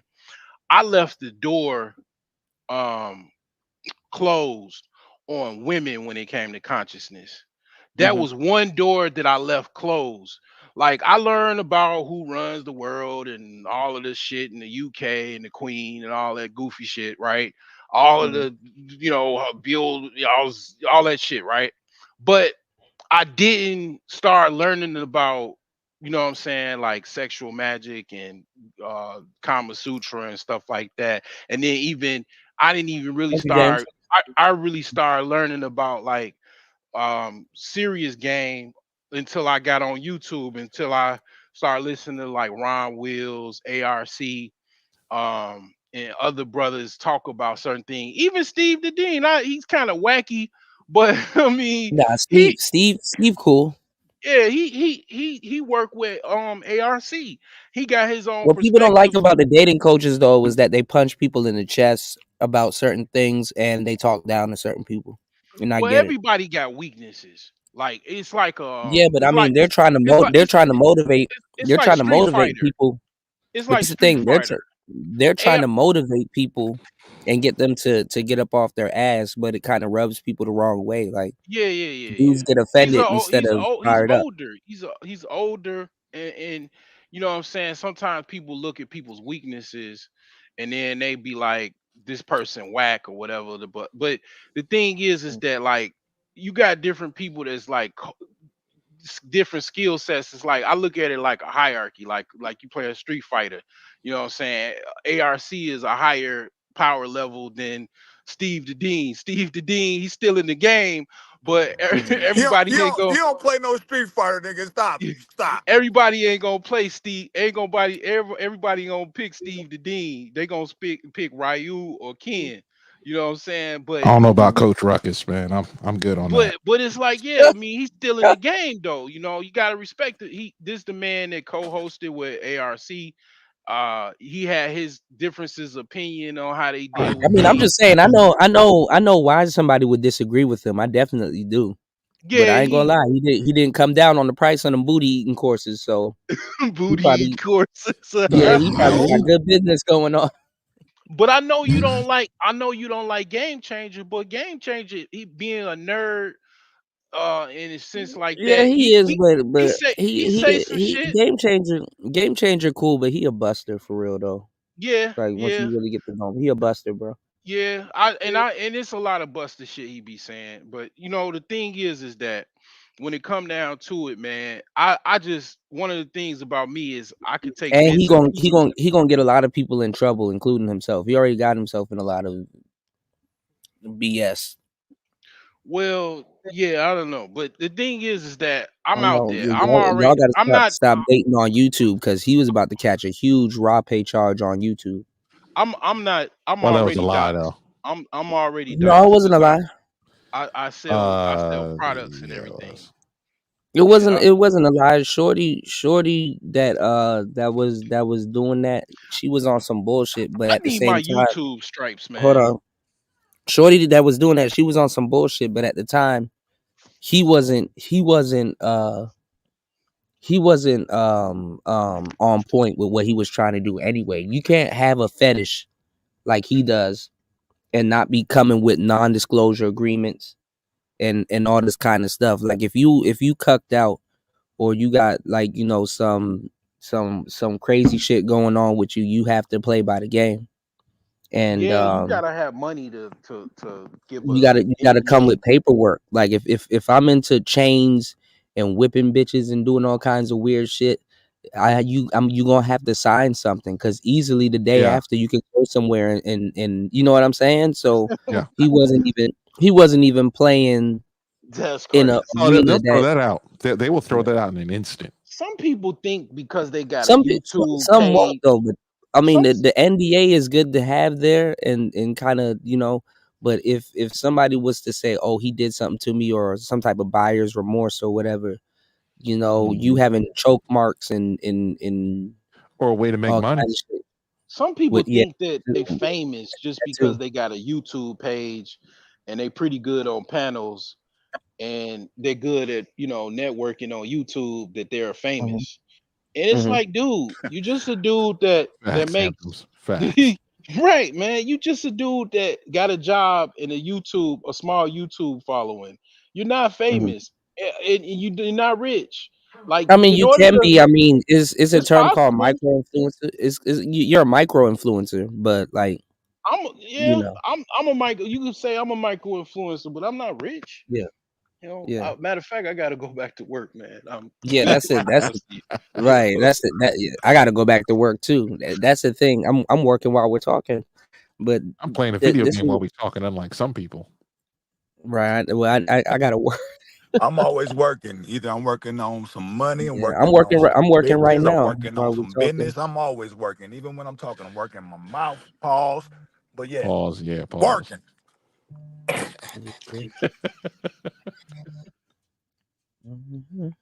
I stay working, man. I just don't see where it's getting me, but I'm blessed. Yeah.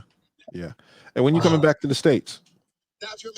Soon. I gotta bury some people and some other stuff, and I don't know what the hell's going on. Nothing's going right. I just need a blessing or something to come through. Oh, broke genius dropped. God damn. All right, let me drop this link again if you guys want to join. Y'all hit the like button, support the channel. I mean, definitely kicking it with you guys for 9 hours and 24 minutes, man.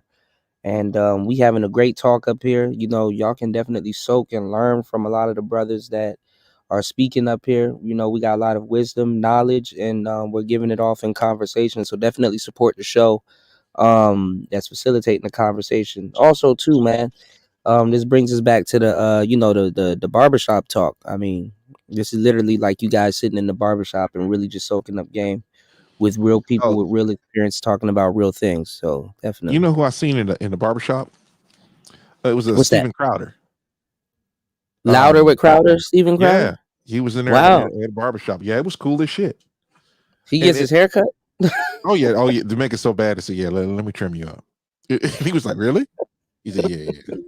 And then he shaved me after he's done. He's like, yeah, I don't look homeless anymore. He looked like he was tired, man. But it was like Steven Crowder's one of those dudes, real sharp, real funny. And it was just like some real shit. Because the dudes that was there was kind of like, all right, you're not a white guy, you're Steven Crowder. That was the whole thing that you got that I got out of it. It was actually a really good combo happening. And everybody was like, damn, because they didn't know who he was. Yeah. And it was like he was saying that, basically you always hear people talk about the barbershop, let's go. And he and his cameraman, I think maybe one other person went down there. He had a scraggly beard when he walked in, but he was cleaned up when he walked out. Yeah, sometimes I ain't gonna lie, as a guy, you gotta go full Scruff McGruff. Yeah. It was a really good convo, man. I ain't gonna lie about that. What was he talking about? I mean, anyhow you have a guy that that's good at talking and they're sitting down, like and speaking, like it's something to listen to. Like if you were sitting down with like Jay Leno or Jay Leno's funny as fuck. Yeah. I find it always cool to be able to speak to someone off air like that. Nice's picture matches the background. What's going on, James? What's going on, Nicer? Y'all jump in. Cooling, man. This came from outside, man. It's raining up here though, but man, I done took my ass to the park and worked out a little bit, man. First time back. Know what I'm saying? Yeah, I'm getting back in the gym. I'm getting back in the gym too. Yeah, man. I just did a couple of dips, couple of push-ups, you know what I'm saying? Shit like that, man. So I just had to get back out there, man, do something. You feel me? But on Steve though. Toya said, "What y'all time back? What y'all time back?" Oh no, she in Texas. My bad. That's a little too Atlanta. What y'all time back? That's Texas right there. But my bad. Go ahead. Nah, but on Steve, Steve don't really like to show his accolades. You know what I'm saying? He don't like to talk about it too much on. Well, I mean, in these spaces. He's a bit dated. He's a bit dated. That's what I got into. That's a fact, he old school. He's a bit dated, but he claims to be a gigolo and all this other stuff. I mean, you can learn a lot from Steve if you sit down and listen to him, but he's just gonna punch you in the chest. He really took that from Rosebud, and he gonna berate you. Some dudes need that punching in the chest, though, not necessarily. That's like an old uncle. It's an old uncle. You know what I'm saying? He gonna come through, man, and he ain't gonna put up with all your bull crap, yo. But I done seen Steve helped out many people behind the scenes, and actually dudes with great platforms even mentioned it. Like AM talked about it. Steve helped out a lot of people behind the scenes. Steve's a real dude. Like he's a real stand-up guy. Yeah. And he helped out the white manosphere, yo, when they was going through their little troubles, financial problems. You know what I mean? And I ain't even know that. You feel me? So he definitely helped out a lot of spaces behind the scenes, man. And I seen this dude like ride his bike. You know what I'm saying? Like, yo, he definitely get his miles in, stay working out. You know, late night show. He do the late night, yo, with like the taxi cab confessions and shit like that. You know what I mean? He be dropping some game on the late night, just cruising around, doing his thing, man. So I want to give him his flowers. You feel me? Yeah, Hey everyone. he did. I mean, I think a lot of people deserve their flowers. I think out of all dating coaches, the black dating coaches deserve the most praise out of everything. I mean, I was just about to say that, man. Like out of all the with all cats I due, done heard, it's the Brown brothers, man. They got the most game in this motherfucker for real, for real. I ain't I even gonna mean, but hold you you. have to. I mean, Go ahead, though. with all due Yeah. dating respect. I mean, with all due respect, white dudes they can date and not have to worry about getting killed like that. Um, uh, Asian dudes they can date and not have to worry about getting killed like that. It's starting to happen a little bit with the Spanish cats, but those are the cats that's really in the gangs and stuff like that. They might run into certain little problems, but black people in general, you can't just be dating like that. You know what I'm saying? Hey, the You Spanish get cats be soaking up hella too, though. They be sneak they do soaking be like a soaking up hella game, but motherfucker, like boy. this is the thing. You a young black man and you dressing up and putting on cologne and feeling good. You about to go out and stuff like that. Whole time you don't even realize you dressing up for your funeral. No, now I got quiet. Nah, we listening to you. I'm trying to give everybody else No, a I'm chance to saying talk. now it gets quiet when you start saying stuff like that because it's the truth. You go outside and get set up. You gotta how much people I gotta tell them, okay, when you gonna go pick up shorty, you go into a certain part of town or whatever, you need to back your car into the parking space. Don't turn Oh, your damn motor right. off. Mm-hmm. Don't turn your motor off. Keep your hazard lights on. Keep your foot on the brake and stuff like that. First of all, don't even actually. Y'all need to start being smart and get some cooperation out of these chicks and get them to meet you somewhere neutral at a station Yeah, or something like that. that's cool. Because you never know where you're going. You know. That's a fact, yo. I was on a And these people get platform. on here and lie to y'all and be like, "Oh, people in other countries don't got dating coaches." That's bullshit. You got Indian dating coaches, you got Armenian dating coaches, you got all kinds of different dating coaches and stuff like that. So, yeah, Tech World, you want to bring your gun, but you don't want to have to sometimes use your gun. You dig what I'm saying? You wanna go on a date, not go to jail. You dig? And then Nah, even you so, if don't you want to use go. your gun, they got guns too. They'll retaliate right back on. They That's a just looking for fact. some shit. You don't want to go to jail in no foreign country, man. That's a fact, yo. Them And then jails be whole T looking they be like, crazy. oh, okay, so such and such shot up who and whoop de whoop and who he was over here for Tisha. Okay, yeah, we're gonna hit up Tisha. Yo, give me your phone. They're gonna get all your information off that bitch phone. Start coming to your job and shit. You just some regular square dude trying to date. Now you beefing with some dudes all summer. That's some weird shit right there. That's some real shit right there though. Mm-hmm. And you ain't get no pussy. No pussy. Life Yeah, I ain't nothing. remember. I remember when Kuda was like, "My nigga, you got to get accustomed with the locals out there." You know what I'm saying? You know what I Yeah. mean? Like, find somebody that know they way around, man, so you won't get lost up in the sauce, man. He just take you everywhere. He know where the girls at or whatever you looking for. You know what I'm saying? You just got to get accustomed with the locals, man. I don't know, man. I just be this peeping game through Kuda and other brothers that be traveling over abroad. Know what I'm saying? Listen Well, to I mean, like Zoom the I keep a Thailander a lot of little brothers bit. alive. I keep a lot of brothers Word, that's a alive for some fact. of the stuff that I'm saying. Until y'all find yourself into a situation, then it can really help you. That's a fact, yo. Cause I remember when I used to be on the chat line back in the day, yo, like going to certain female houses and shit. Yo, Fab, I used to check the closet underneath the bed. You know what I mean? That was just me, yo. That is the type of She time up that we there, was she on up back in there, the she up day. there, she up there giggling like, "What you doing, boy? You play too much." Oh my god! Like, look, Yup, that's a fact. I'm you trying to can't be be falling safe, asleep. yo. You can't fall asleep at their crib. You can't be doing Oh certain things. hell nah, bro. Never that, yo. Or sometimes You when I used to don't go have to the the luxury. projects, sometimes when I used to go to the project show, I used to tell the cab driver, like, yo, wait right here, yo. Let me go peep out the scenery real quick. Right. I'll give you a couple extra dollars or whatever. You know what I mean? That was just me. Me and my homies back in the day. But yeah, man. It's I've been definitely fortunate, man. I've done some reckless, man. I've done some reckless stuff, bro. But yeah, I shouldn't have been yeah, doing that yo, back we then, all bro. did, bro. When you look But back up on it, you was like, yo, we was living on the ass back then. You heard? You heard, Star P? You heard? I remember I had this one, bro, man. Matter of fact, never mind. Yeah, let's Nah, talk about yo. something else. Let's talk about something else. Okay, go ahead, bro. Some of this stuff could save lives, man. You feel So, me? Especially like living like that.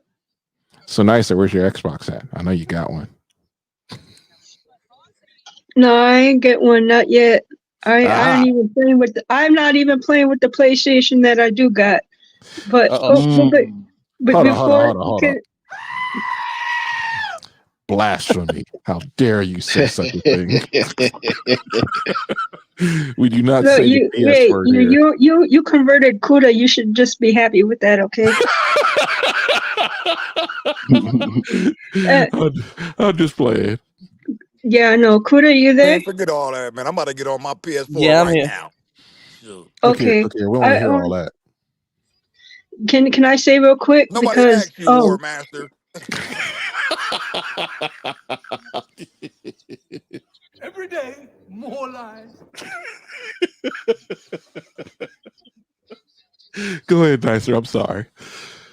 I just want to say, because even though it's not the 28th yet in the States, it is where Kuda's at. So I want to wish Kuda a happy anniversary, happy channel anniversary. And the reason I remember it is because it was on December 29th is when I started my music channel. So my channel anniversary is the day after It's yours. So tomorrow. that's how I Right. remember it. It's tomorrow. I remember. Yep.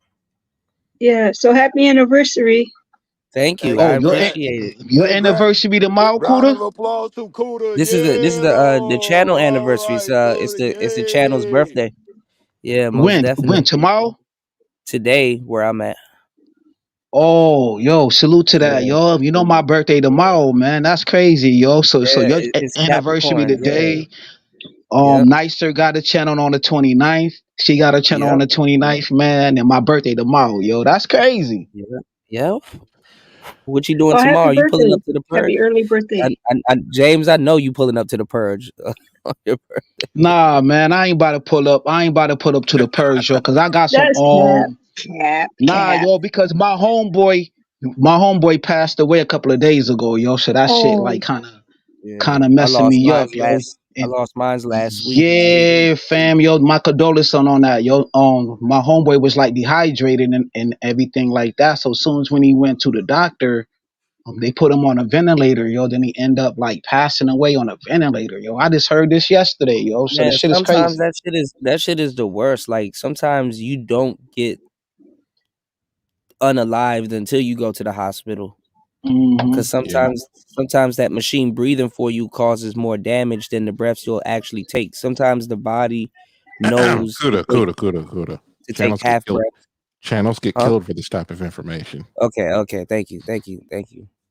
See, Yeah, yo. So his son Master actually knows. He's like, okay, this guy's like 9 hours in. He's not thinking straight. Let me stop. Because there's somebody behind the keyboard going. I need to go get myself a goddamn bagel.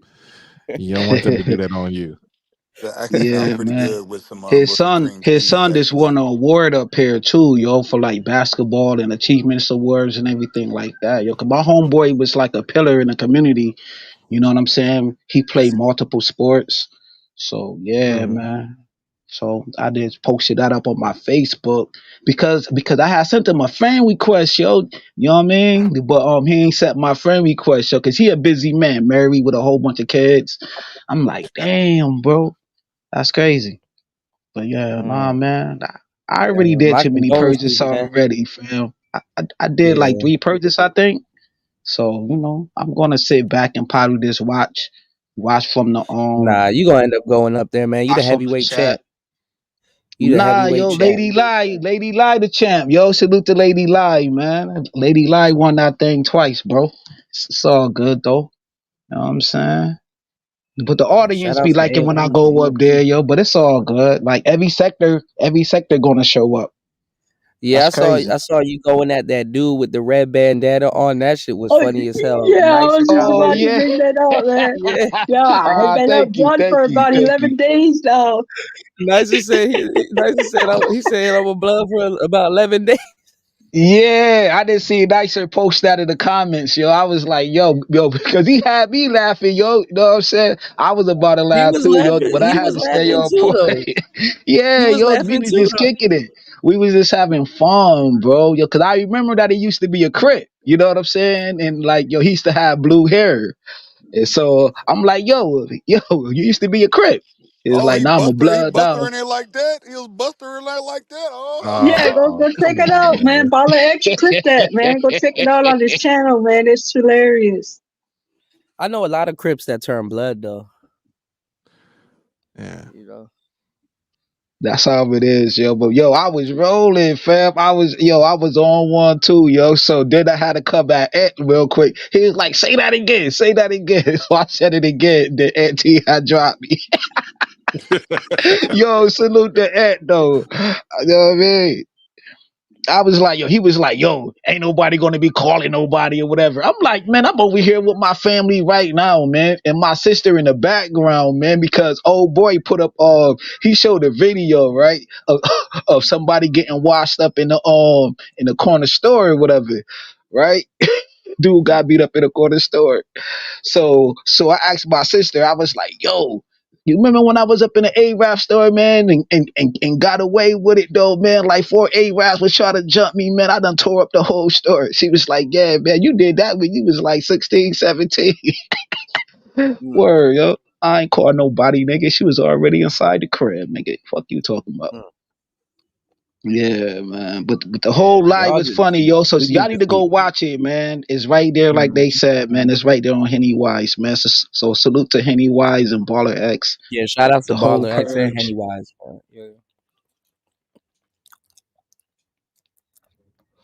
He gave your girl a fair warning. He's like, listen, I'm not trying to go on you, but you gotta stop. He told Sexy Red, look, you gotta stop. I'm about to flame your ass. She stopped real quick. Stop that motherfucker Word. real quick. That's crazy. You know? Salute to E Black, yo. E Black got an ill avatar, yo, of the Payday. You remember the video game called Payday?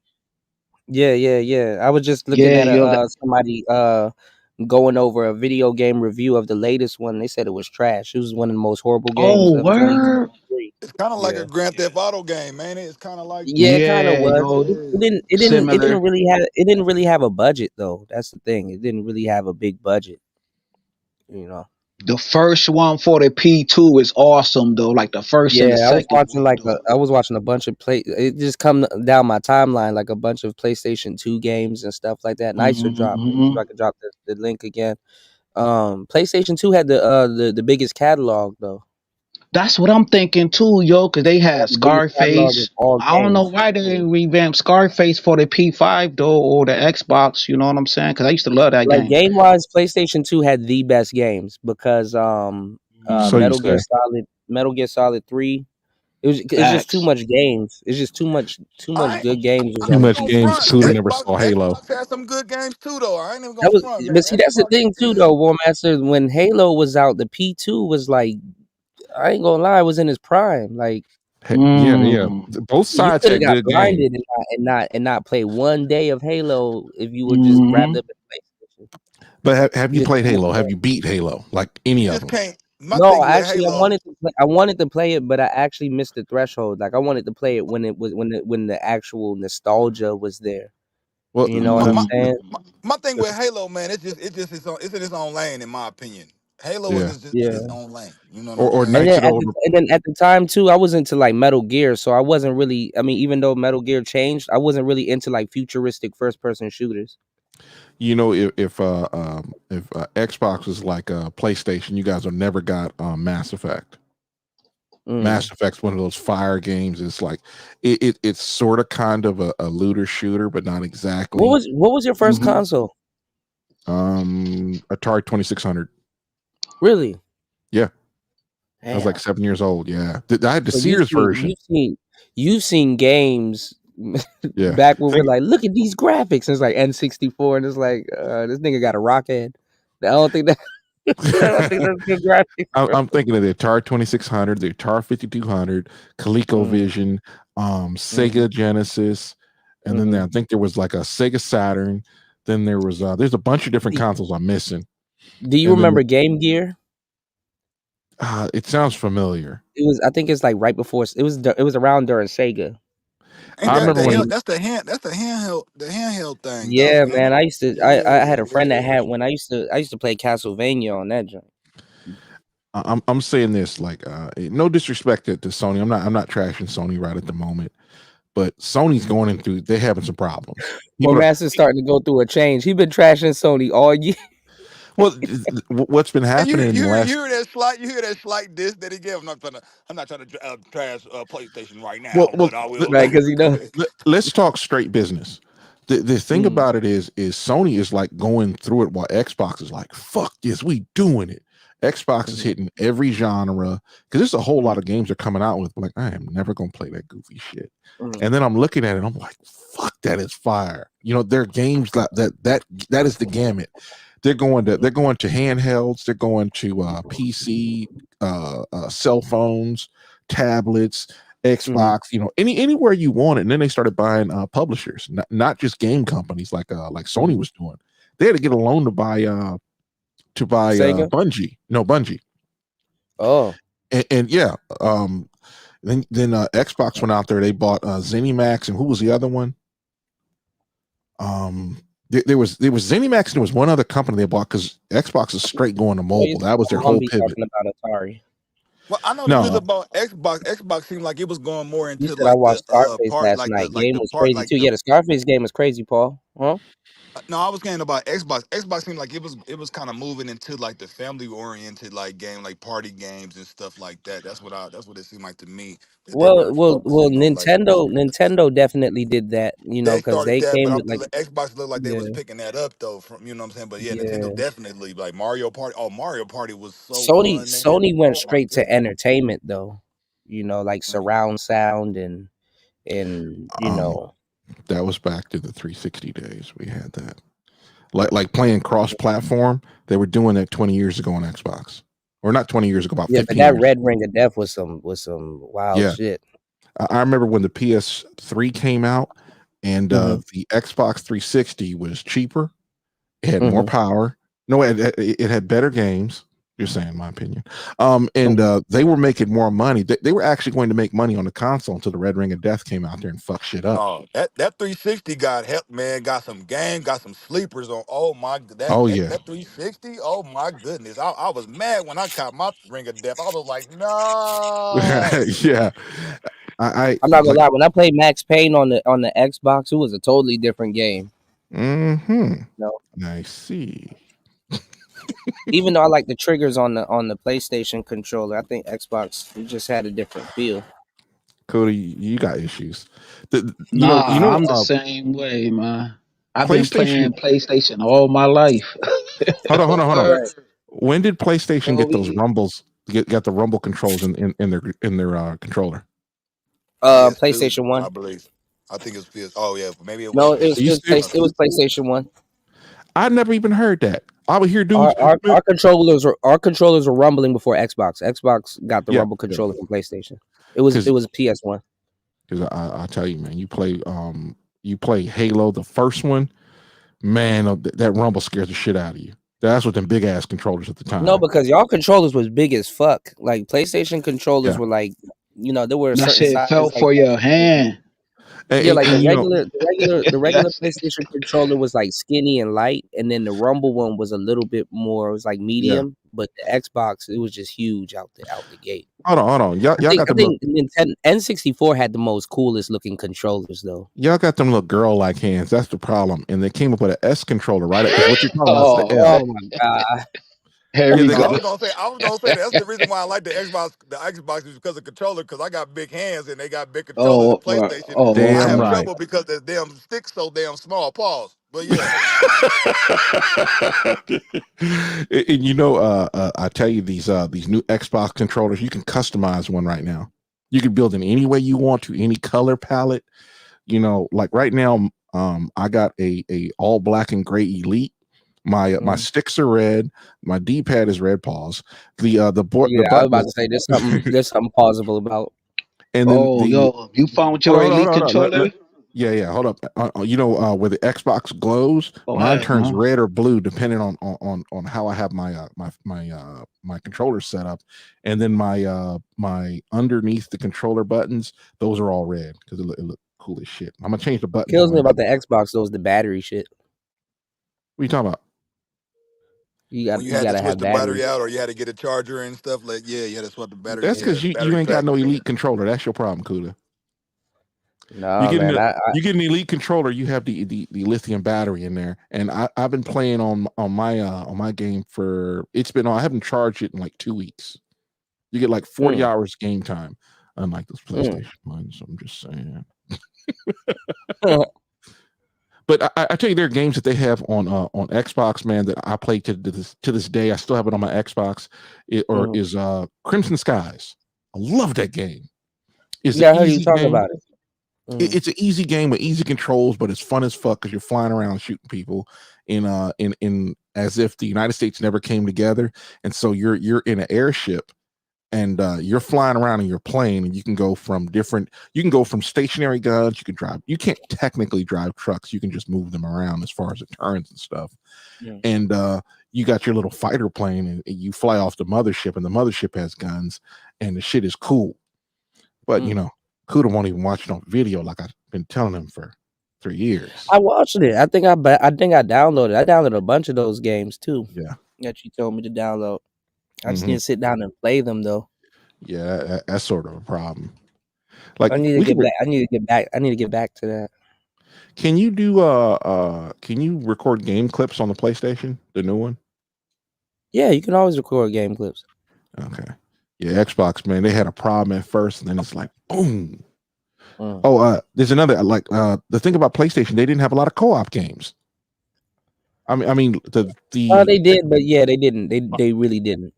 I like co-op games too. Actually, that's what the Xbox. I like the Xbox for that too. I mean, they tried. I mean, they got games like Little Big Planet and man, come on, man. You got to check out what's that one? Destroy All Humans. Damn, that game. Yeah, those fun. are good. That's a good game. Yeah. And there's Army of Two. I'm looking at it right now. Yeah, Army Crimson of Two Skies. is gonna be. We had Rainbow Six. That was semi co-op. Yeah. The older Rainbow Six, they changed it though. Yeah, the older Tom Rainbow Clancy. Six was like that, but yeah. I ain't gonna lie, I didn't like when they started competing with Call of Duty because Rainbow Six was its own thing. It still is its own thing, actually. Oh, you remember that video game Black? Mm-hmm. It ain't got nothing but shooting in it. There's very little preamble. You just getting in it. It's very little preamble. You just you're going from mission to mission. I love that game, but it started to piss me off because all the guns, except for you have to convert it where it's single shot, because I do not like single shot. I don't like fully automatic rifles. You don't like burst. Let me tell y'all all this. of it.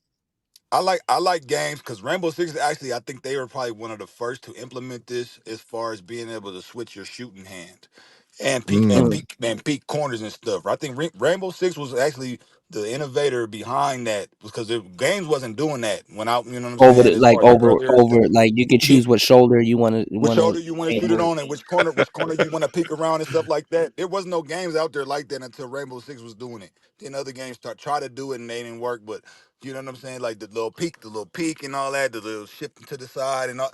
Yeah, Rainbow Six was doing that and going for cover, going behind cover and jumping over. Like, you know, games just didn't used to be like that until Rainbow Six did it. You know what I'm saying? For real. You Because know, Tom Clancy, they started that. That's where Gears of War got that from Rainbow, in my you got opinion. when we start But go talking ahead. about games, I'm starting to look down at the Game Pass screen. They got Forza 5 back on Game Pass. And Forza's, man, I'm gonna be honest. They took it off and then they brought it back. You talking about Yeah, racing? You talking about yeah, racing? yes. Oh man, I ain't played a racing game. Oh my goodness, I miss my racing games. Oh, y'all Hey, about to make me I'm not cry. gonna lie, I tell you y'all, about I tell you about Forza, right? and I think they got it on Xbox. But if you haven't played Gran Turismo, oh my god, Yeah, Gran Turismo ain't shit to Forza. I'm gonna be honest with you. I'm not even trying to nah, cap. Gran Turismo, Come on, Cootie, you tripping now? You don't know what you're talking about. nah, There's bro, hold on, I'm a huge Gran Turismo fan. hold on. Which Gran Turismo are you talking about? Damn near all of them, even though some of them they messed up on some of them, Yeah. and that's the company. Now Forza has you played a little bit of Horizon because they fucked that game up. I don't know what they were thinking. Yeah, they messed up Horizon. The other Forzas were cool, but Gran Turismo is a completely different beast.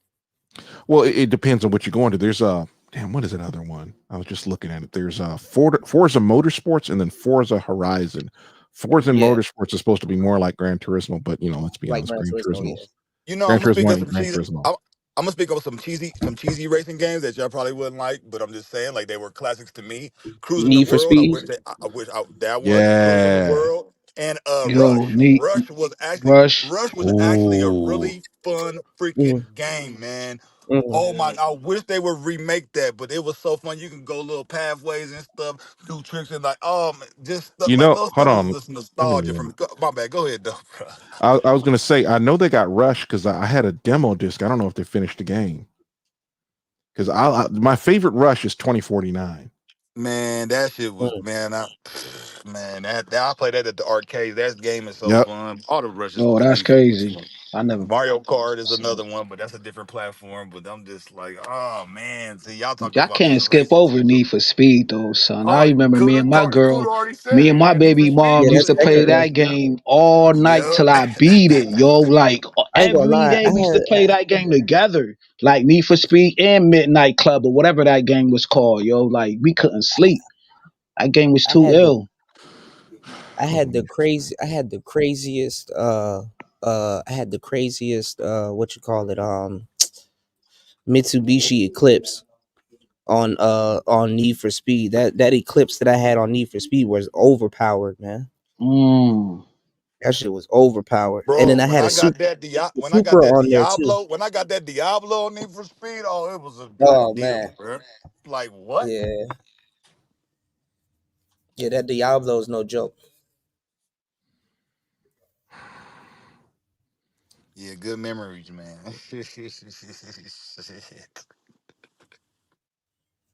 I wish I knew how to make games and program games. I got a lot of game ideas, but man, shoot, man. Damn. Now check us out. San Francisco Rush 2049 came out in October of 1999. That's crazy. You Bro, just said that. we What? are old, man. Yeah, I don't even think it I came don't out feel for the old. I don't consoles. feel old though, bro. I don't feel old. I don't. My mind is still fresh. I be doing what I'm doing, but I don't feel old. I might look. I got a Right. few grades and stuff but I don't feel old. I probably can't get all the bitches I used to get, but the shit, I don't care. I'm tripping. But He said I got 2 grades here and I can't get all the you know, bitches I used to get. Yo, that's flavor though. but I'm just Yo, I ain't saying, even. like, I don't feel old though, Yeah, man. I don't, man. I still, I can run. I can nah, still shoot basketball. I can still that's do what's up. push-ups and pull-ups and dips and all that. I can do all that stuff. I can still get my fuck on. I can do my dick still work. I don't feel old. I just don't. I don't know, man. I guess it's a mindset thing. You know, if you feel old, then that's when you old. In my opinion, that's how I feel.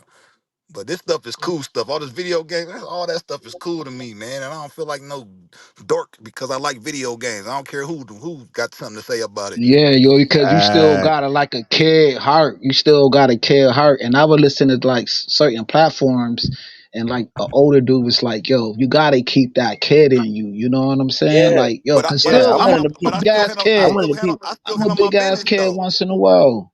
I'm one of the people that preach that you gotta keep that. You gotta keep your sense of humor, and you gotta be still be a kid at heart. But I Hold still on a handle sec. my I still handle my business though, so it don't matter. Like, you know what I'm saying? Whatever And anybody that's the talking whole about. point. Yeah. Man, I want Rush 2049. I missed that game. Like where I went, Man, man, I went. don't start, War Master, because you about to bring me, bruh. Bro, Me and my all little those bro, we shortcuts. used to play that game so Shout much. outs to Oh my everybody here. goodness. We need at least 2 to 3 contributors. Please support I the got you. channel. I'm about to throw you something right now. Let me see how much I got. I appreciate you. It is the anniversary of the channel. I should make a big deal about it later on today, but it's cool. It's cool. I'm glad Nicer is the only person that figured it. Man, you know I ain't gonna know nothing about that. I barely remember my name. I barely remembered until like a couple days ago. I'm like, damn, it is the anniversary of the channel. Yeah. Man, so much stuff has happened in this space. Is ridiculous, man. Kevin blew up, then passed away. Yeah, yo, that was crazy though. That was crazy. Sinful gone. I just saw a Oh tribute yeah, stream earlier.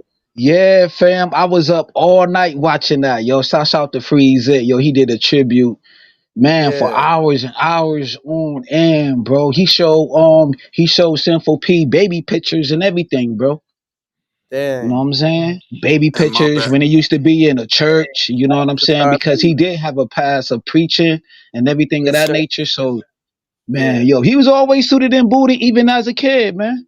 No, I That's a feel you. fact. I just want to make sure you got that, Kudo. I just sent you a little Yeah, something, man. I Least I appreciate could you, do, man. bro. Shout outs to Star P dropping the huge $5 on the Cash App. I appreciate you, man.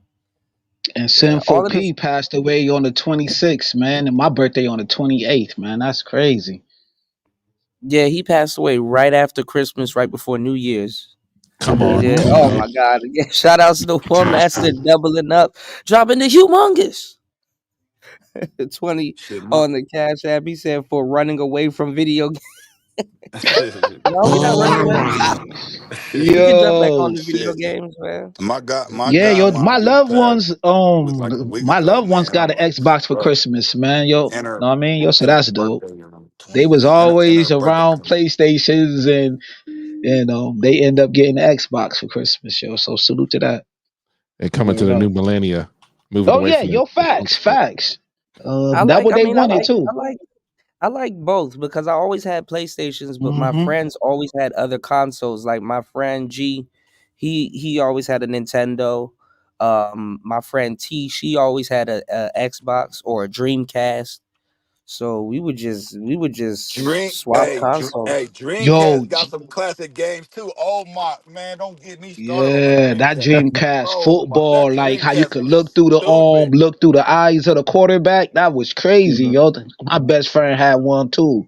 He showed No, me I ain't that gonna lie. football I ain't game. gonna lie. I don't know how That was Dreamcast went crazy. bankrupt, bro. No, I don't know how they but went All right, all one of at a the time, one at a time. wait, hold on. All of the Maddens had that quarterback vision. Like 2006, I think Madden started that.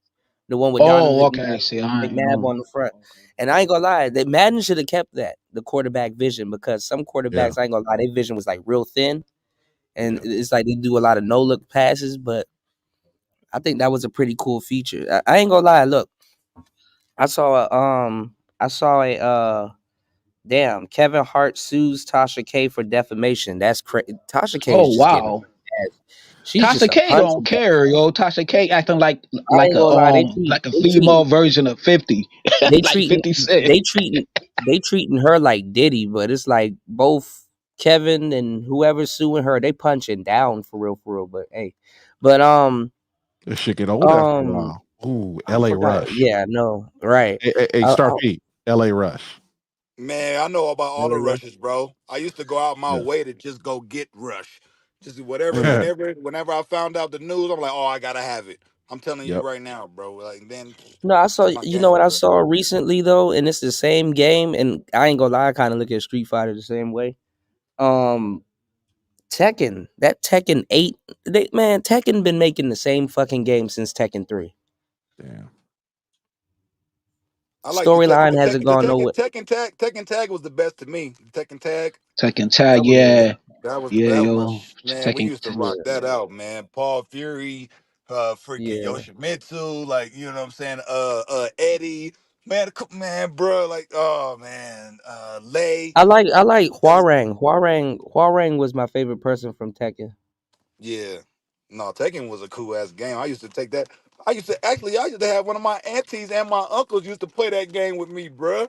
And I'm like, how Yeah. they know? They just sitting over here playing this game, and I'm like, oh, I ain't know y'all got down on the game. Yep, they over there playing too, having fun. You know Yeah. what I'm saying?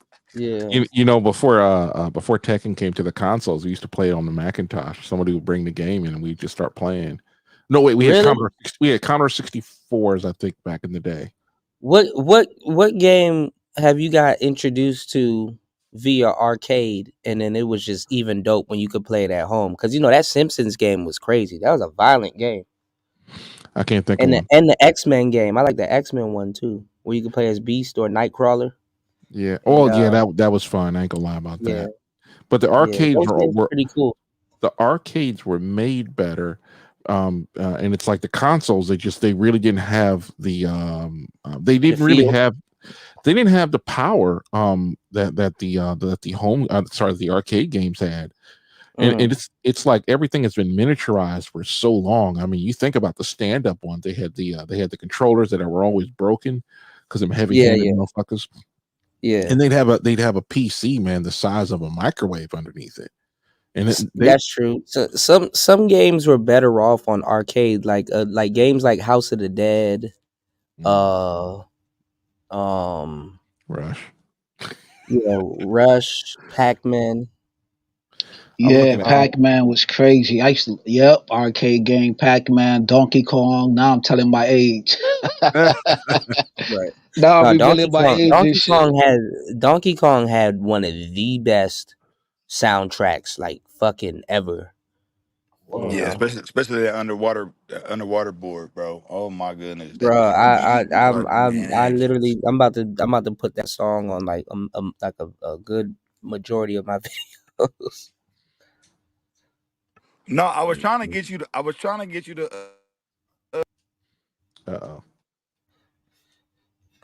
Uh-oh. The white man's got his foot on it. Ninja, that damn Ninja game. I forgot the right one though. Used to play that in the arcade all the time. Oh, Ninja Gaiden. Yup. That game was I think hard. that shit was, yo. I end up going to my homeboy house and he had it right at his house. I'm like, what? It came out of the house. You got Ninja Gaiden. You got Strider.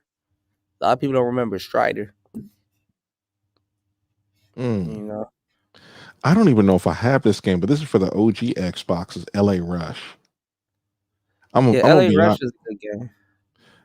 I used to put the steering on heavy steering. I think it's at hard. You know a game they don't talk about? It was pretty good game, and I guess like Grand Theft Auto, even though Grand Theft Auto was out before it. Do y'all remember those true crime games? Yeah, like LA Noire, Streets of LA. Yeah, and then you have LA Noire, and then you have True Crime Streets in New York. Streets of New York. I have Streets of New York, I think. Yeah, there was one with an Asian dude, and then there was another one with a black dude. That's just wrong, man. I want to Bam! I had the Jet Li video game, homie. I think it was Jet Li, right? Sorry, go ahead. That Jackie Chan game was actually pretty good. Some of those movie games are pretty good. I forgot to add that they're going to. They're trying to push. I'm not trying to push, but they're trying to re-upload. Try to convert it so you got backwards compatibility. I can play. We can play OG Xbox games on the Xbox S and X, and I'm still looking for because right now you can find LA Rush at Amazon right now, and I don't know if I bought the game or not. It's been a while. Have you ever thought about getting an emulator? That's what Xbox is having. That's what Xbox is programmed with. Because when you start up an Xbox games, it'll literally show up Xbox. You play an Xbox 360 games, it'll be 360. I think. Yeah, I saw when I was playing Mass Effect, it still had like a disc loading. So it's like they didn't change much. They probably just like ported it and then just like up the scale, the graphics and stuff. Yeah, they had to rebuild the graphics because oh my god, It looked good though. I ain't gonna lie. It looked really good. Mass Effect looked really good for like a regular Xbox game. The first Mass Effects was just trash looking, but it was it was the shit. I like the details though. Yeah, yeah.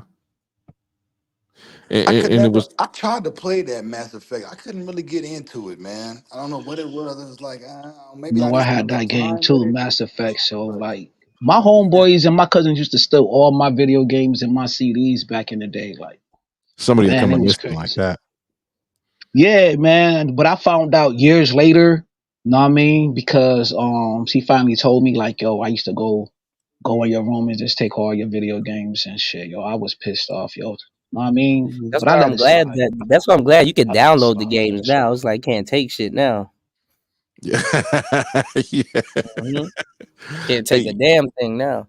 I was the biggest ones of my siblings, so ain't nobody stealing shit from me. That's an ass whooping. Well, that's a whole fact, yo. See, because I used to have like the first blueprint with Characters One and Jay-Z. Yo, she took all my greatest Oh CDs, yeah, and if yo. you would have Mob Deep, the first Mob Deep, like I'm like, wow, if you bro. would have typed to hide some of your video games in your CD cases, you would fuck. And I blame my homeboy at the time. I was like, damn, son. I still owe him an apology. I went to his crib and everything and blamed him, bruh. And all the time it was her ass. You gotta buy him some Facts. Chipotle and be like, listen, sorry. Yeah, Sorry. man. If I you ain't seen live. him in a few years though, man, but I'm gonna apologize to him one day. Never. Oh man, they got a Rainbow Six Siege, I think it is. Under Siege? No, Siege. That's my Yeah. game. I play that right now. Yeah, Rainbow Six Siege Deluxe Edition is out. I don't even know what it costs these days. I don't even think Tom Clancy even fuck with them games no more. Oh shit, it's like $10. No, I ain't gonna do that. No, we ain't doing that. I used to love Onimusha. Who? My friends could never solve those puzzles, so I ended up solving it for them. It's like an RPG game type, right? Yeah, it's a samurai game, but then it started getting better. Like it started like the storyline started getting better. The hell you doing, man? So you got a mute button for that. So you got a mute button for that. I almost didn't know what the fuck. Like, what the fuck's going on over there? Pause.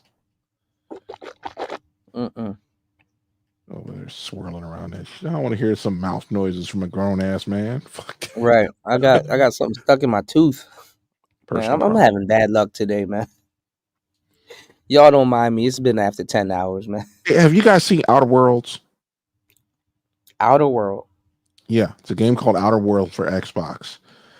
I gotta you really and I only remember, because that was it's an probably older. That was an older game though on PlayStation though. War Master. Yeah. And I Yeah, think War I bought Master has got me into more futuristic games in 1 year than anybody else because I don't play like sci-fi. Yeah. Like the closest to sci-fi futuristic games that I got that was a little bit different back in the day was more so like Half-Life and I think Aliens. There are some chill games where you can just play it, talk, have fun. There's this motorcycle game which is almost a side scroller, and you're riding a motorcycle and it's not you're racing, but you're not really racing with a bunch of people, and you be doing backflips and nose grinds and that kind of shit. It's absolutely cool. Hey, Kuda, you know what, bro? I got an idea of what you should do, bro. I'm not trying to tell you what to do. I'm just saying you should No, you good. literally set up a day that you're gonna do a gaming stream, so I could go do some research, and everybody just go find all those games that they used to play and just bring them up and have like a nostalgic like memory about it, and everybody just give their memory of that moment and playing those games. You know what I'm saying? Like literally, just that Right. should be dope. That'd be a dope show to me, in my opinion. I'm just saying. I've been telling Kuda that for 3 years. Yeah, but the gaming community and the manosphere, they're just geeks, bro. They're not even. I can't even call people here geeks. Like the funny part is that they would consider. Well, I wouldn't say War Master. But they would consider us Pookies and Ray Rays. And the funny part is that we're talking about all the stuff that they claim to be talking about. We talk about crypto. We sit up here, we're geeking out about games right now. We geek out about a lot of different things. People don't know games and women go together. Actually, I'm just saying. I'm just put it out there. Yeah, there's some truth But to that. there's always. Have you ever played Redfall? Star P, Kuda? Redfall.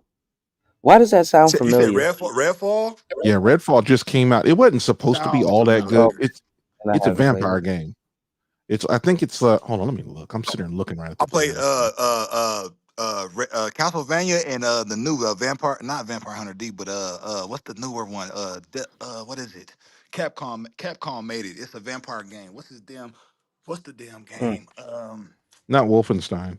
No. It's another one. Capcom made it though. That used to be a big game back in the day too with Call of Duty. Yeah, but this one, Redfall, is a co-op game. You can do 2 to 4 people, like Halo 3, but nobody knows nothing about that. PlayStation dudes, y'all ain't shit. No, I'm just kidding. What is it, Dante? Oh, What is it, man. Dante? Y'all remember the Vampire Dante? Capcom made his name is Dante. Devil May Cry. Devil May Cry. Yes, I played Yeah, that. Devil May Cry is a great Man, oh game. my goodness, bro. Damn, they got so many damn languages for this game. This game was supposed to be fire, and a lot of people didn't like it. I don't know why, but then Starfield came out, and I can't play nothing else. Some games just didn't stick, and it came out at the wrong time. It's timing too with these games when you put them out. Like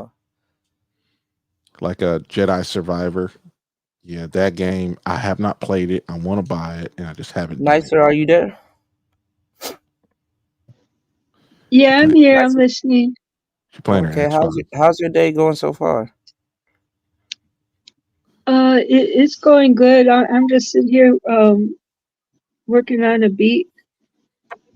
Okay. Did you get to figure out your controller? No, not yet. It's still in a box.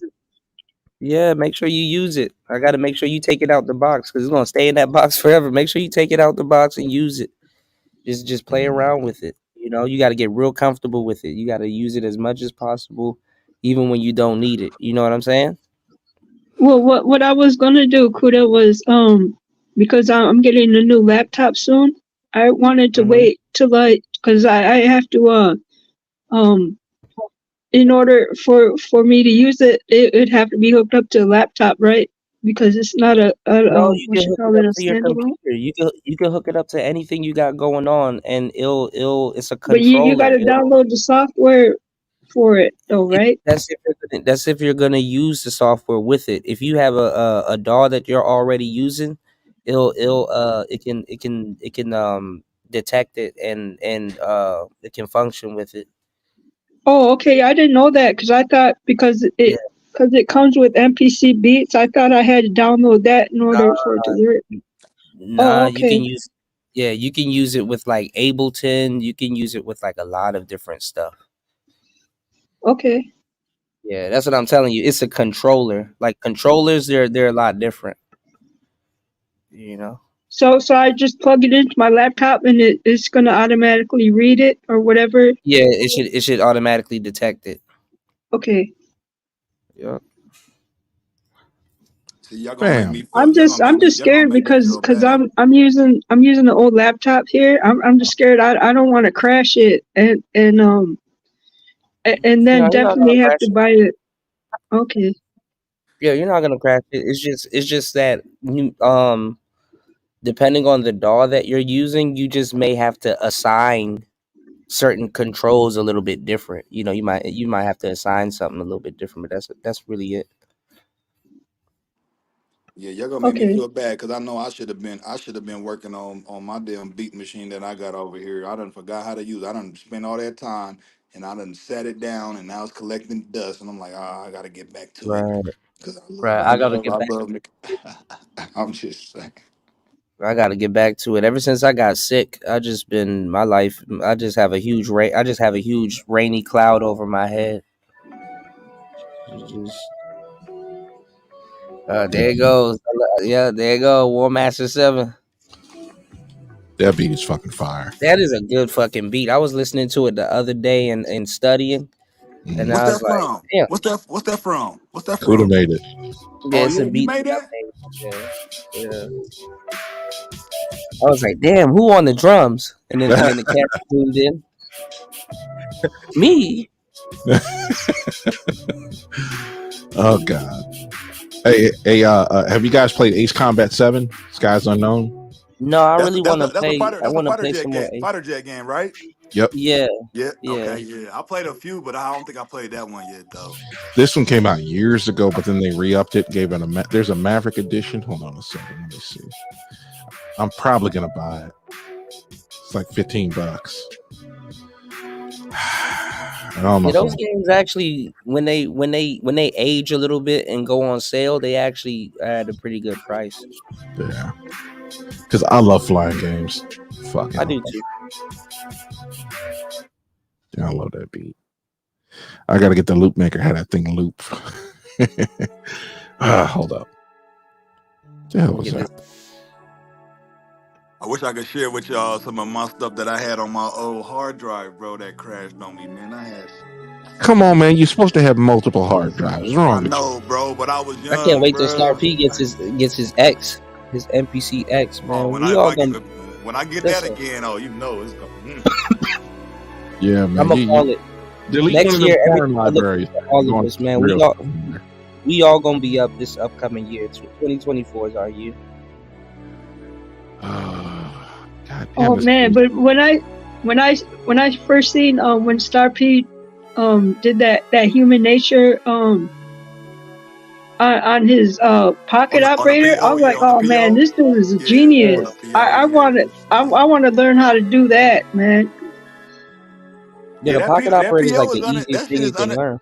It's underestimated though. It's underestimated. See, you keep saying that, Kuda, but I'm having a very difficult time learning it. Because you gotta spend at least a day with it. You can't keep putting it down. You gotta spend a whole day with it. You can get it in less than an hour. Hey, Kuda, turn that music down just a little bit. There we go. That's perfect. Yeah. You can spend a whole day with. You gotta spend a whole day with it at least. It's like, honestly, if you master one, you can master the other one. It's like the easiest groove box to learn. Yeah, they all work pretty much the same, and including with the DAWs. You know what I'm saying? Yeah, When you get into the DAWs, you can transfer that knowledge over to the DAWs. You know what I'm saying? Yeah, once you kind of learn how to like master a bunch of groove boxes, the DAWs start getting really easier. I noticed that. Yep. Yes. I'm looking at Forex the same way though. I'm like, okay, I'm like when I look at the chart and the screen, I'm like, oh, it's just like a NPC.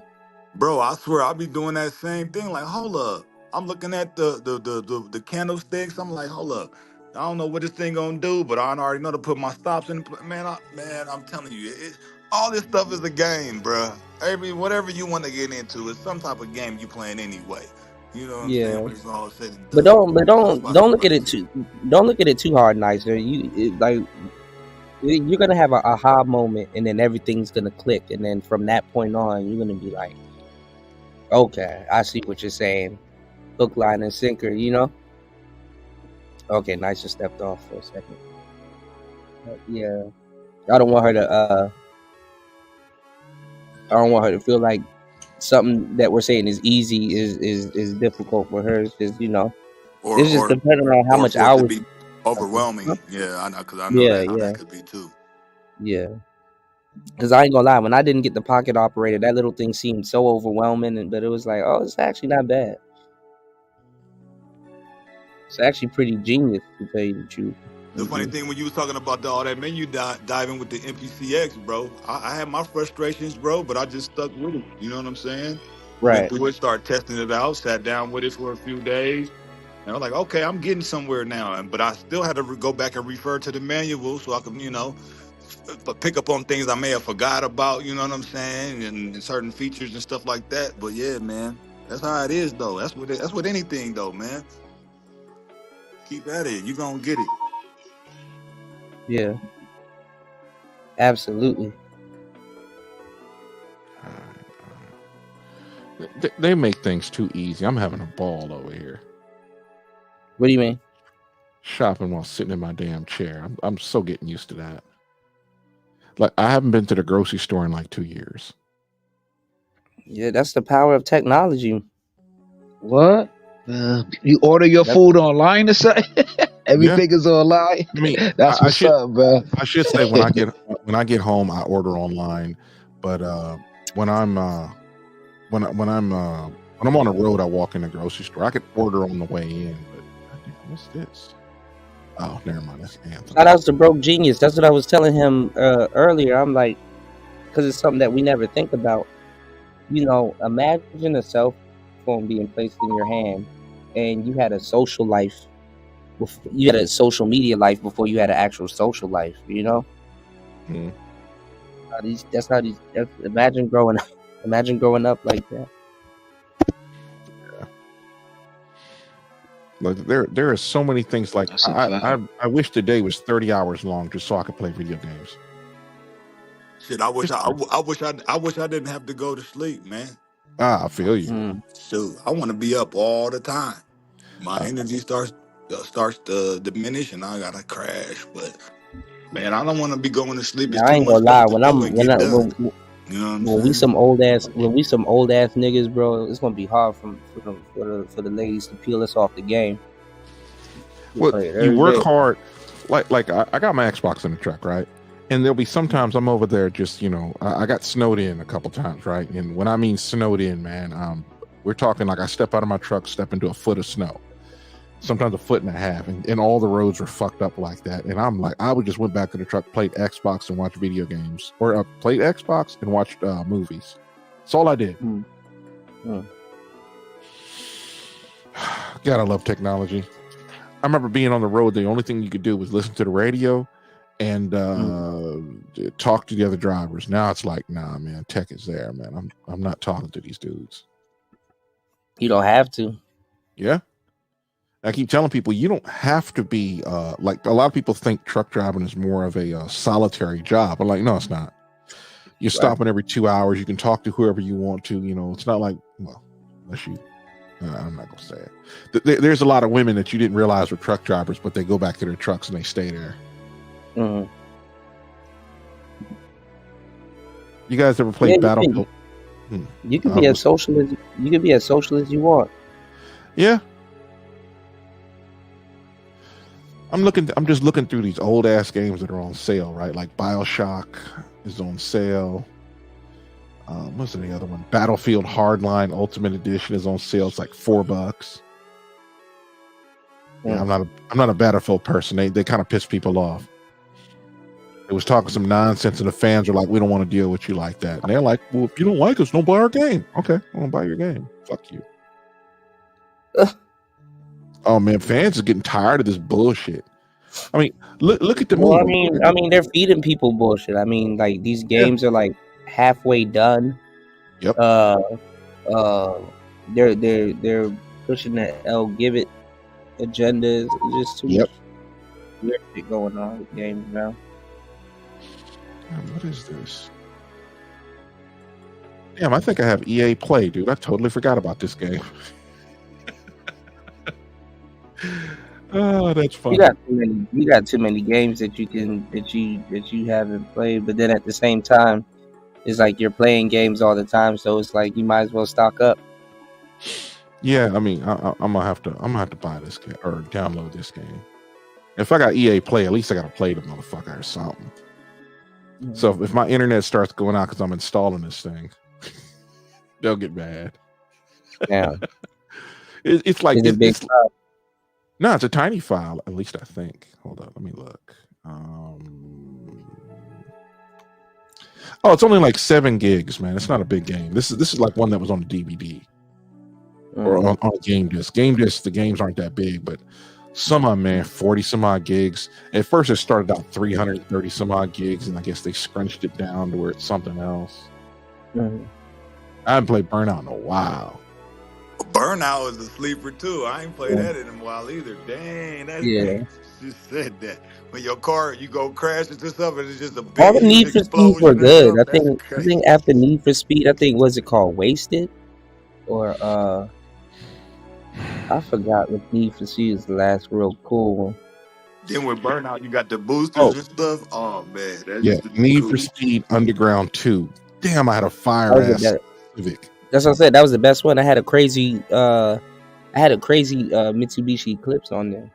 It was overpowered. That Eclipse was fire. And I got like some steering wheels for Xbox, man. I'm like, I never used them in here, and I'm like, you know what, I'm gonna get them things in here. I like that you can customize the cars in on the Need for Speed. Yep, they had the best customization of anything. And it's like I liked the Horizon 5 Forza until they had them wild ass driving computer cars. It's like, bro, the lane is big enough for 2 cars, and every time in the corner, it's always somebody coming right at you head on, running right into you. It got old, man. I said, I ain't never gonna buy this game. And they have to get with a different build, but even then, it was like, You know, the game was really good, and I think most people should play it, but it's old now. And it was a great concept. They had a game called Test Drive, but it was Oh like this yeah, game. I remember forgot what that it's game called. too, actually. Yeah, I think it was Remember called that Test Drive Unlimited or yeah. something. Test Drive Unlimited. Wasn't it where you could do the destruction derby on Test Drive? Yeah, you They had could, the but you destruction could derby actually too? walk around. You could walk around. You can drive all over the map, race anywhere, find luxury cars. It is weird. But then they kind of got like Midnight Club like shit, and they start cheating. Like really, a Hummer beats a Supra. Like, okay, now y'all tripping. Yeah, I know a Hummer can't hit a curve, hit a turn like that. You know, like okay. Hummers are slow as shit. Without flipping Yeah. over, if it's going that fast, that motherfucker gonna roll the fuck over. Hell yeah. Sitting up there racing Supras and shit with a Hummer. Like, come on now. Oh, or Crackdown, man. Crackdown's fire. I remember Crackdown. I remember The police Crackdown. dude, he be jumping on top of buildings. Oh man. And then the ones with Terry Crews was in there, I was like, man, that's fire. Oh my goodness, I remember that. Yeah, this game is like 20 gigs, man. Damn, that game is huge. Pause. I beat Crackdown 3. It was all right. Did someone say crack? Your ass is going down. I gotta play Cyberpunk, man. I bought this game and there's a new build for it, but I know it's a big ass game. Did they fix it? They did a bunch of damn, they're selling it for $30. Anyway, hold on, let me see. Damn, that's crazy. It's a 65 gigabyte game, man. I'm gonna wait till later, maybe. I'm gonna buy this game. Crackdown for the dirty 30 is ridiculous. And there's an old ass game that I have for I think it's a 360. It's called Dark Void. Think of it as I remember that. Yeah, you know what I'm talking about. And they selling it What for was like. What was the most scary game in your opinion? I don't play scary games.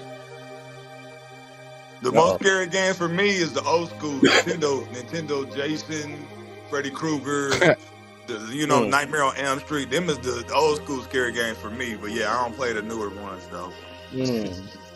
Oh no! Actually, this is like borderline scary. The Last of Us. Last of Us is actually a really fucking good game, and it has a multiplayer mode. Yeah, son. I remember playing that. Yo. When the P3 came out with the bundle pack. That shit came with the game. Anybody play Destiny? Destiny, I did play. I didn't really like Destiny, but I'll speak about this. Resident Evil was a good one too. Yeah, Destiny looks weird. That's like the classic scary game, Resident Evil. Yeah. I couldn't move my feet and this motherfucker stomping towards me. I'm good. I was done right there. Or Alone in the Dark. That was a crazy game too. Yeah. In Silent Hill. That's that Donkey Kong. That's that Donkey Kong melody right there. I know that. Yeah. That shit fire. You just gotta have it going for man, bro. He put his foot in the production on his own. The album is just as good as the game. Yeah, I'm gonna have to get Starlink for my truck, man. What does the Starlink do again? It's internet you can get in the rural areas. 'Cause I'm in the rural areas all the time. Yeah, I'm to the point, man. I'm not fucking with Verizon where they want to charge you $40 for one line, man. Fuck that. Shit get on my damn nerves. You get 5G, and I'm like, I'm in the rural areas. Ain't no 5G out there.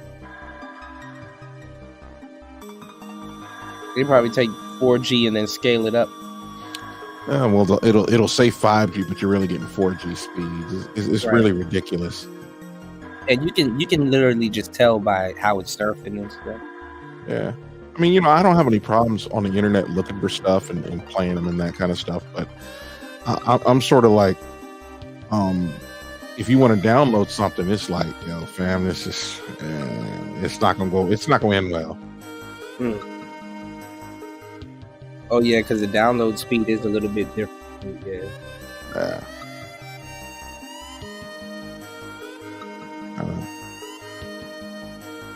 Hold on. Okay, yeah. This Forza Horizon 5 is 135 gigabytes. I'm good. They got all them updates. That's why. Yeah. I keep telling you, man. We should. Man, we should get on the stream, play some video games. No, man, I'm gonna do it later. Years later, that game gets. I didn't expect to get sick though. When I got sick, and then I had to. All kinds of stuff started happening since then, but I'm getting that. I know. I'm getting that. Oh, it's another game, Halo ODST. It's like regular Halo, man, but I played that too, where you play against the bots. Yeah, the alien bots. Yeah. Yeah. Well, it's this is one where you're a team of 4 people, and I'm trying to think.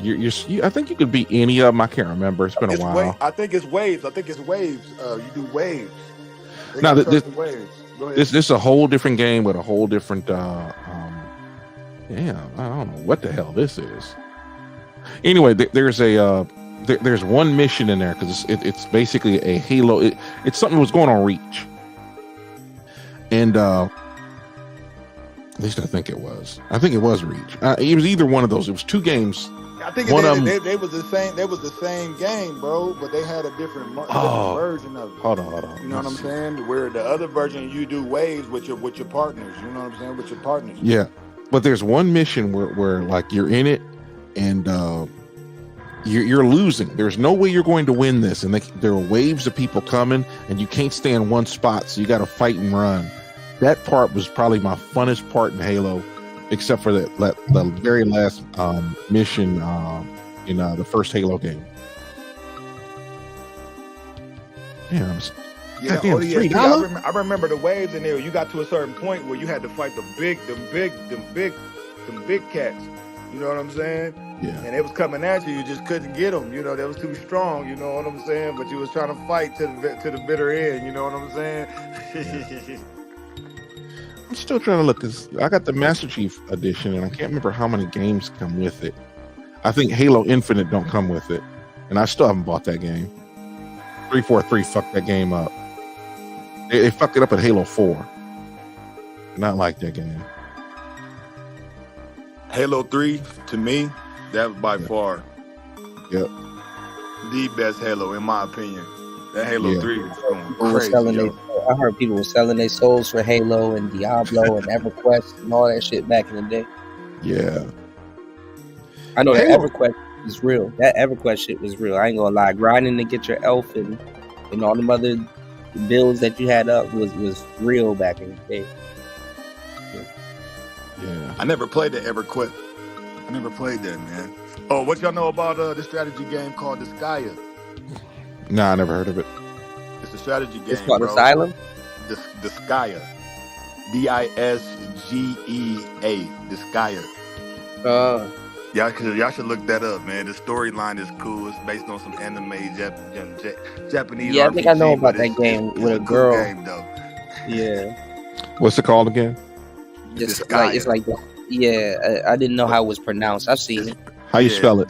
Disgea. Okay, I see it. It said it's a series.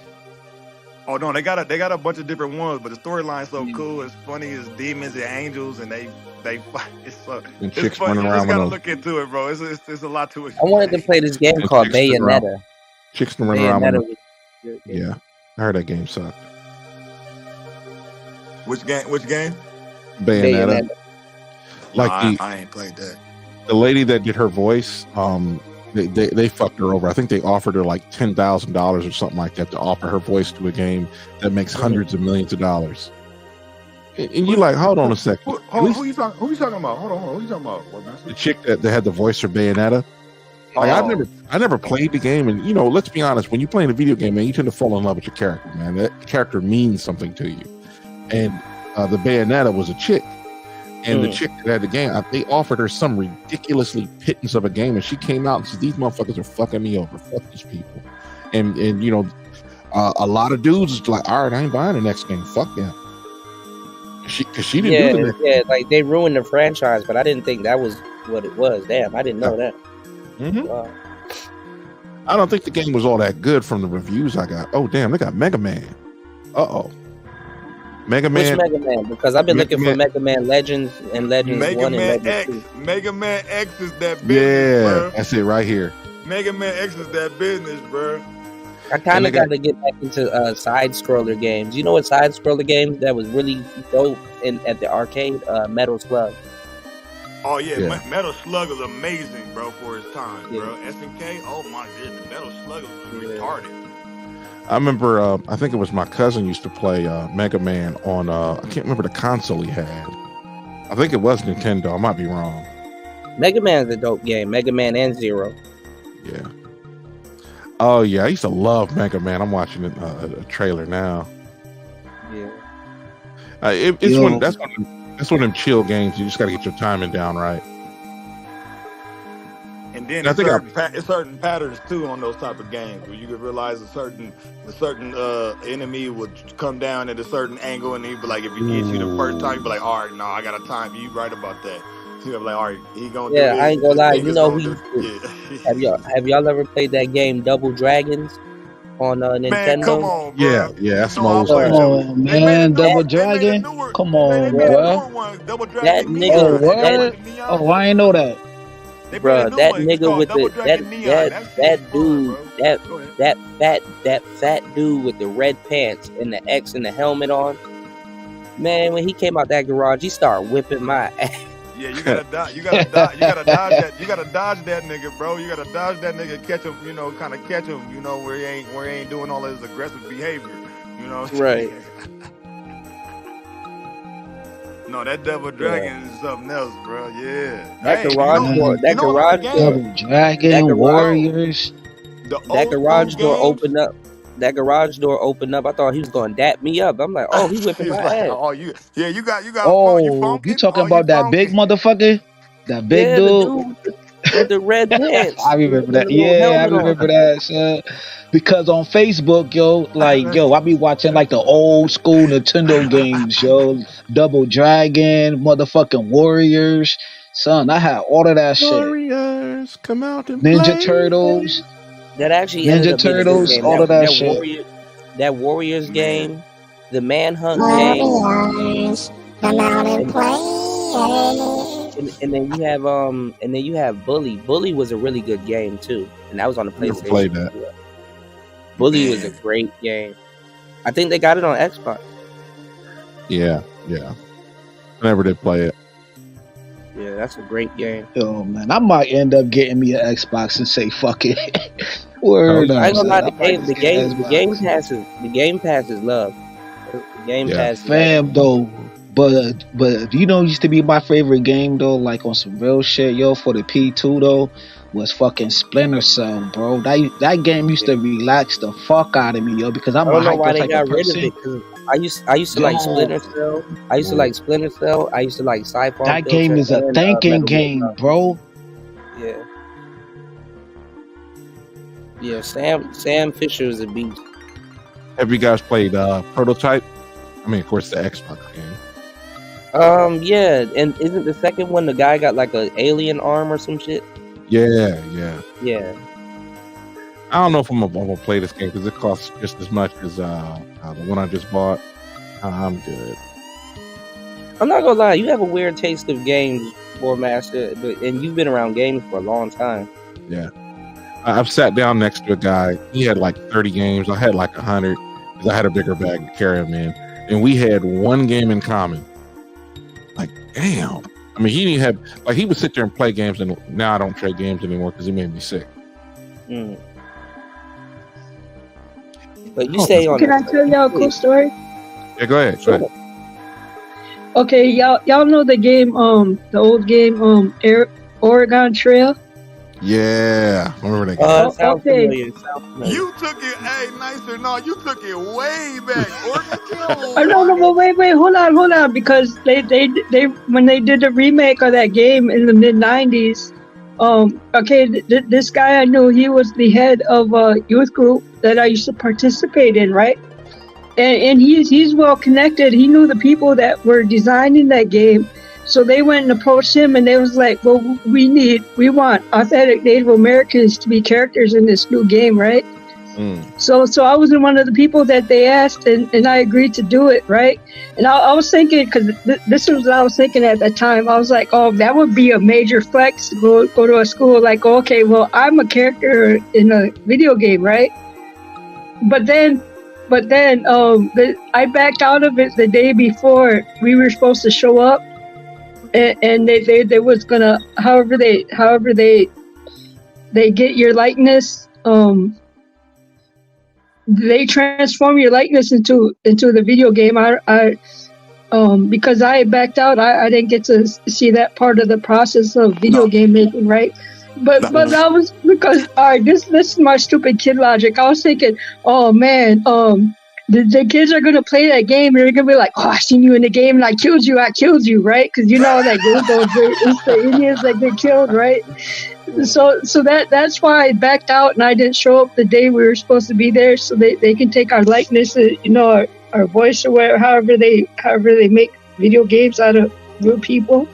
But yeah, I was like, man, I'd be kicking myself because I actually backed out of it. No, that's crazy. At the last minute.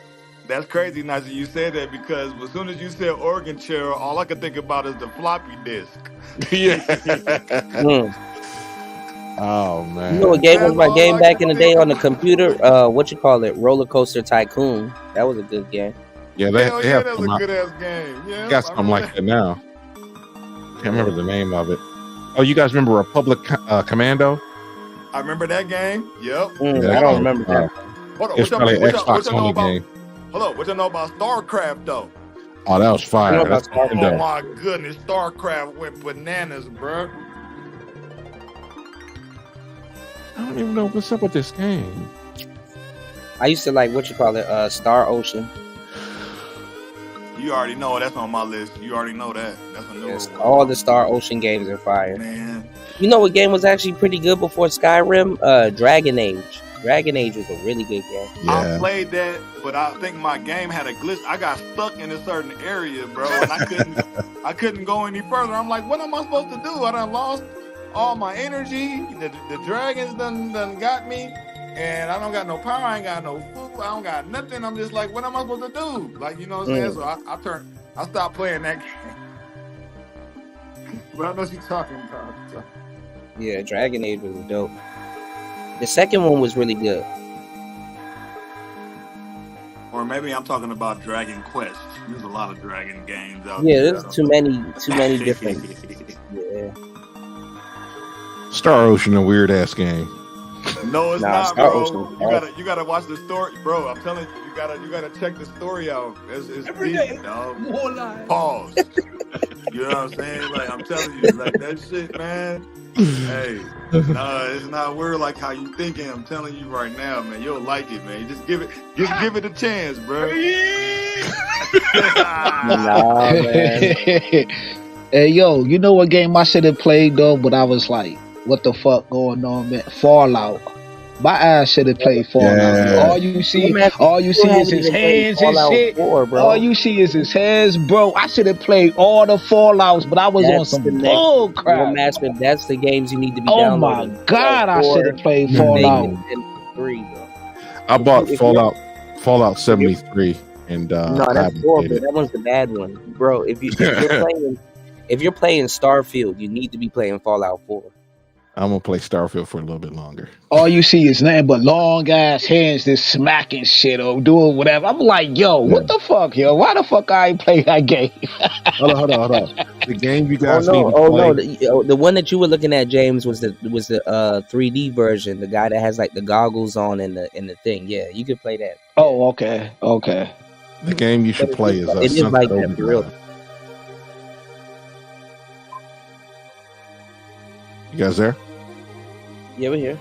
Yeah, yo, I'm here. I'm just listening. Yeah, like Sunset Overdrive is just something. It's one of those quirky games that are just fun as shit to play. Right. I don't know much about this game. Let me put more shit in here. Have you ever played this game called Mars Matrix on the Dreamcast? Ain't sound right. It's a shooter, bro. Man, that game is so dope, man. It's a shit like a little like kind of like y'all remember Galaga, right? Yeah. It's more of an upgraded version of Galaga, but it's like you got to figure out the motions of the. It's similar, but it's similar to Galaga, but it's more upgraded. But it's just fun because you got certain powers that you wouldn't have in Galaga. The ships look better. You got certain ships that got more power. And you got other ships that got more speed, and then you got that certain attribute where you got to press the button down, and then it lets off like a blast, like an EMP, kind of like. It's dope, man. Y'all should just look it up on. It's fire, man. That's another one. I don't know if y'all played it or not, but I just wanted to say that. Yeah, that kind of reminds me of Chorus. Keep telling Kuda play Chorus. Yeah, I'll play it one day. Chorus is fucking fire. This is like the 100th. This is like the 100th game War Master and recommended. I gotta start a new list. No, because they're good games. It's just I gotta gotta sit down. Huh? Chorus is basically a flying game, and you're some bald headed chick. And I'm gonna be honest, I don't like playing games where the chick is like the person you're playing, but. She is like, it's like she whispers to herself, and at first it fucks you up because you don't know she's talking to herself. But goddamn it fucking works. No. Oh, there's another shooter game called Star. Have you ever heard of Starbird? That name sounds familiar. It's called Starbird, man. That's another one on the Dreamcast. It's another shooter. That shit's fun too. They got these characters. They got the anime characters. They got their little dialogue and they story. Man, a lot of this stuff is fire, man. A lot of people don't know nothing about this. But see, we can geek out and talk like this, and the funny thing is that you got people that are self-proclaimed geeks in this space that man is not talking about nothing, man. Yeah, yo, because you got dudes like Nerd. I think you got Nerd Red Pill. That nigga don't talk about nothing nerdish though. I'm like, what the fuck? How you gonna call yourself Nerd Red Pill? But you ain't talking about nothing, bro. Like, I'm not even gonna lie. Somebody mentioned Game Changer earlier. He don't even talk about shit like this. My nigga, now you got Orange Pill. What the fuck is an Orange Pill? People just making shit up. Exactly what you said. It's an orange pill. It's literally a pill of an orange fruit. That's what it is. It ain't no actual pill. There's a word that I wish I'd remembered. It's in Mandarin. It's talking about that's a Flintstone tablet. These niggas taking ecstasy. They're not even taking red pills anymore. They were talking about women that are too old to be trying to to date, and they called them. I can't remember the name. It was in Mandarin, but she says orange at the bottom of the basket, the unsold sugar cane, and damn, what was that last one? The thing that you put between the stove. Wait, what? The thing that you put between the stove and the wall. You know, it's fucking. It keeps. Is it like some type of padding or something? It's like a piece of wood that nobody wants, so you throw it back there to hold the stove off the wall. It was funny as shit how she said it. Oh shit! Yeah, it was funny as fuck, man. I gotta find that soundbite, man. That was fucking hilarious. I don't know, man. Some stuff that they say in other countries is fucking hilarious in English. Yeah, bum gun took me out when I first. What'd you say? Bum gun? Yeah, the bum gun. It didn't sound right. What the hell is that, bro? Bum gun. What is that? Hold on. Kuda, when you go to the when you go to the bathroom, right? Do they have like the little water gun that you can shoot up your backside? That's what I'm saying. The bum gun. Oh my goodness! That's what you were talking about. Something Hey yo! I had a brain freeze. I ain't gonna front. I had a brain freeze. I'm over here like, what the? I remember Kuda was Let me talking not about say that. nothing. I remember Kuda was talking about that, and I'd watched the video earlier, and dude was talking about, sometimes you got to be careful with that shit because you might just blow your asshole off. Yeah, bro. Some of them be strong as shit. Man, I thought you was talking about a butt cheek injection. Pause. But yeah, man.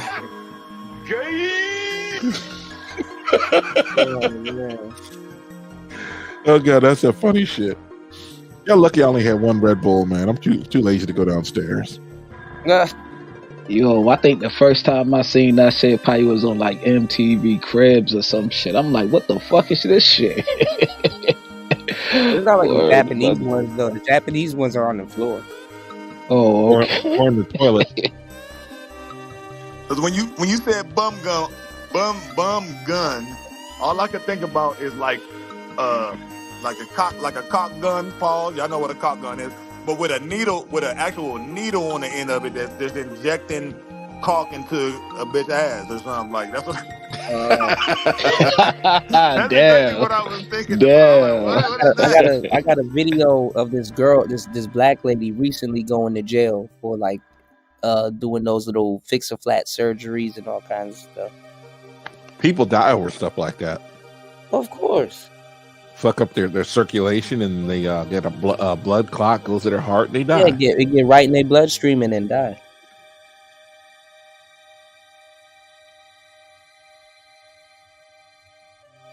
You know what that shit remind me of though? Since they want them BBOs, that shit be reminding me of like Blue Magic. You know what I'm saying? That what's the dude who Denzel played this shit? Frank Lucas. Yeah. Then like everybody dying from the drug, and everybody want to get the shit even more and shit. Did you know when he went to go get the actual drug, he came actually out here where I'm at, within the Golden Triangle himself. Oh word! Oh shit! I didn't know that. Yeah, he cut the middleman out and came to the Gold Triangle and got it pure. And then the crazy part is that he has so much power, bro. They were sending dope back attached to the caskets of soldiers, bro. That's a fact. Military vehicles were transporting dope. That's true. Because he had a cousin. He had a cousin or somebody that was like in the army too, though. You feel me? Yeah. So like he had a plug with that. That's crazy though, yo. Cause that was unheard of, like cutting off the middleman and go direct at that particular time, yo. That was very unheard of.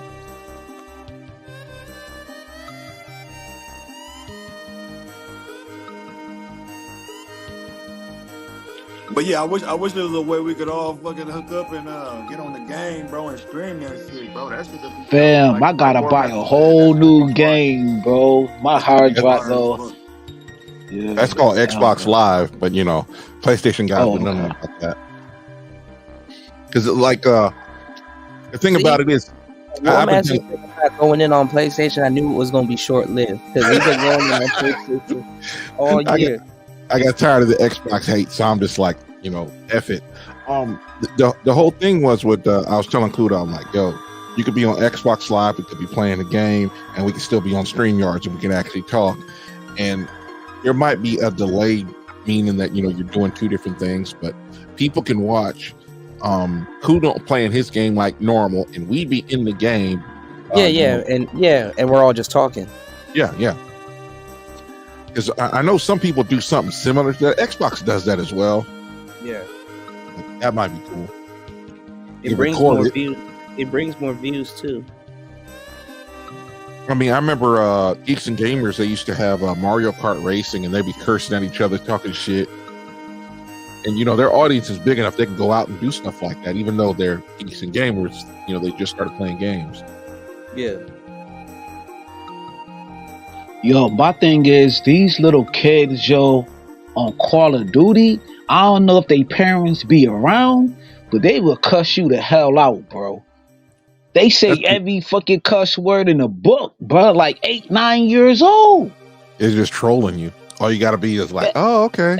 I'm gonna tell your mama. No, they be dead ass. If you get on I there, be be like, hearing they mama in the background, like let them cuss. They be like, his mic is on, but I can't hear him. He breathes like a nigger.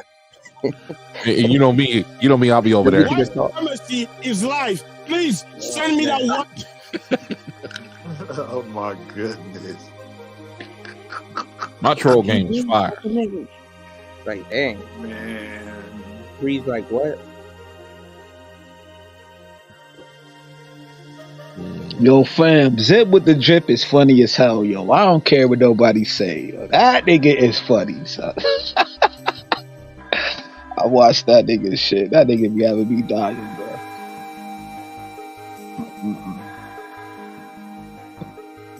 Man, oh man. My bad, yo. I just got a notification, but I ain't about to go over there. Yo, I'm gonna watch him later.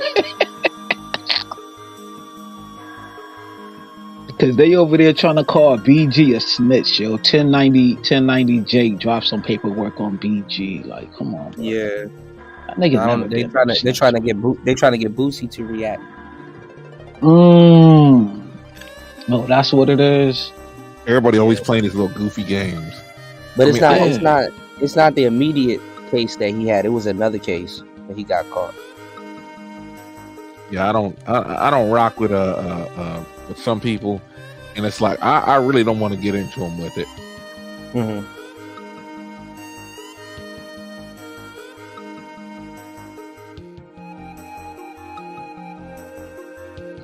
It's freaking crazy how some of these YouTubers be knowing like half of my homeboys in real life. Like, yo, Zip though, like, yo, half of my sandbox homeboys. I'm like, wow, that's crazy.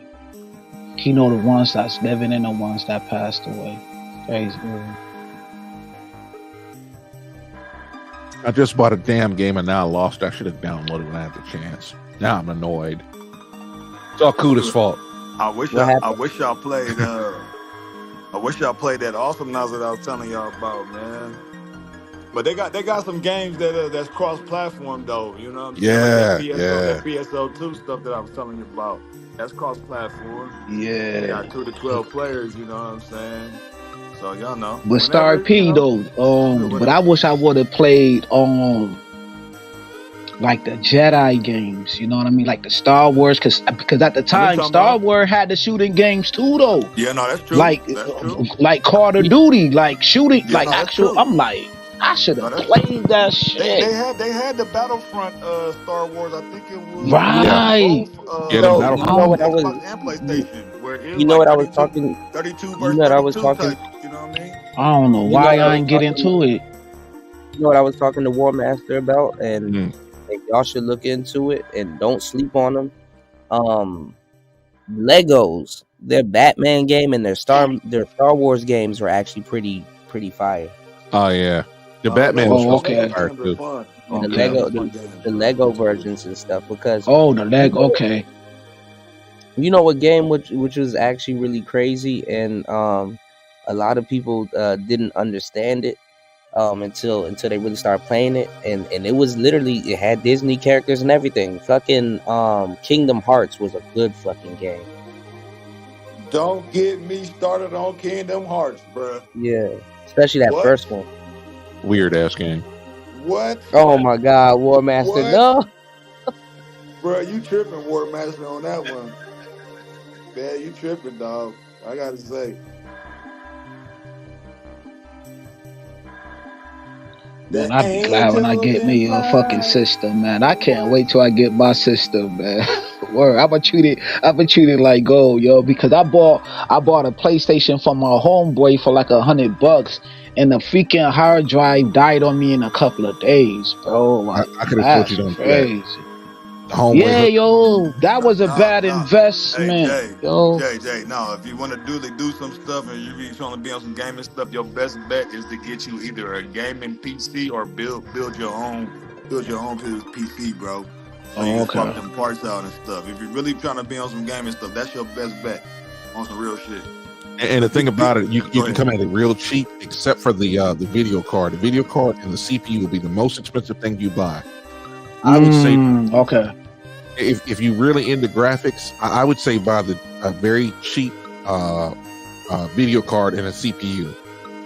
You know, because what is that? An i5. I can't tell you about AMD. AMD CPUs are better, but I wouldn't go over $300. I wouldn't go over $300 on one of those. And buy you a $200 card, man. You're gaming at a relatively cheap price. Okay. No, I'm just gonna get Xbox and say fuck it.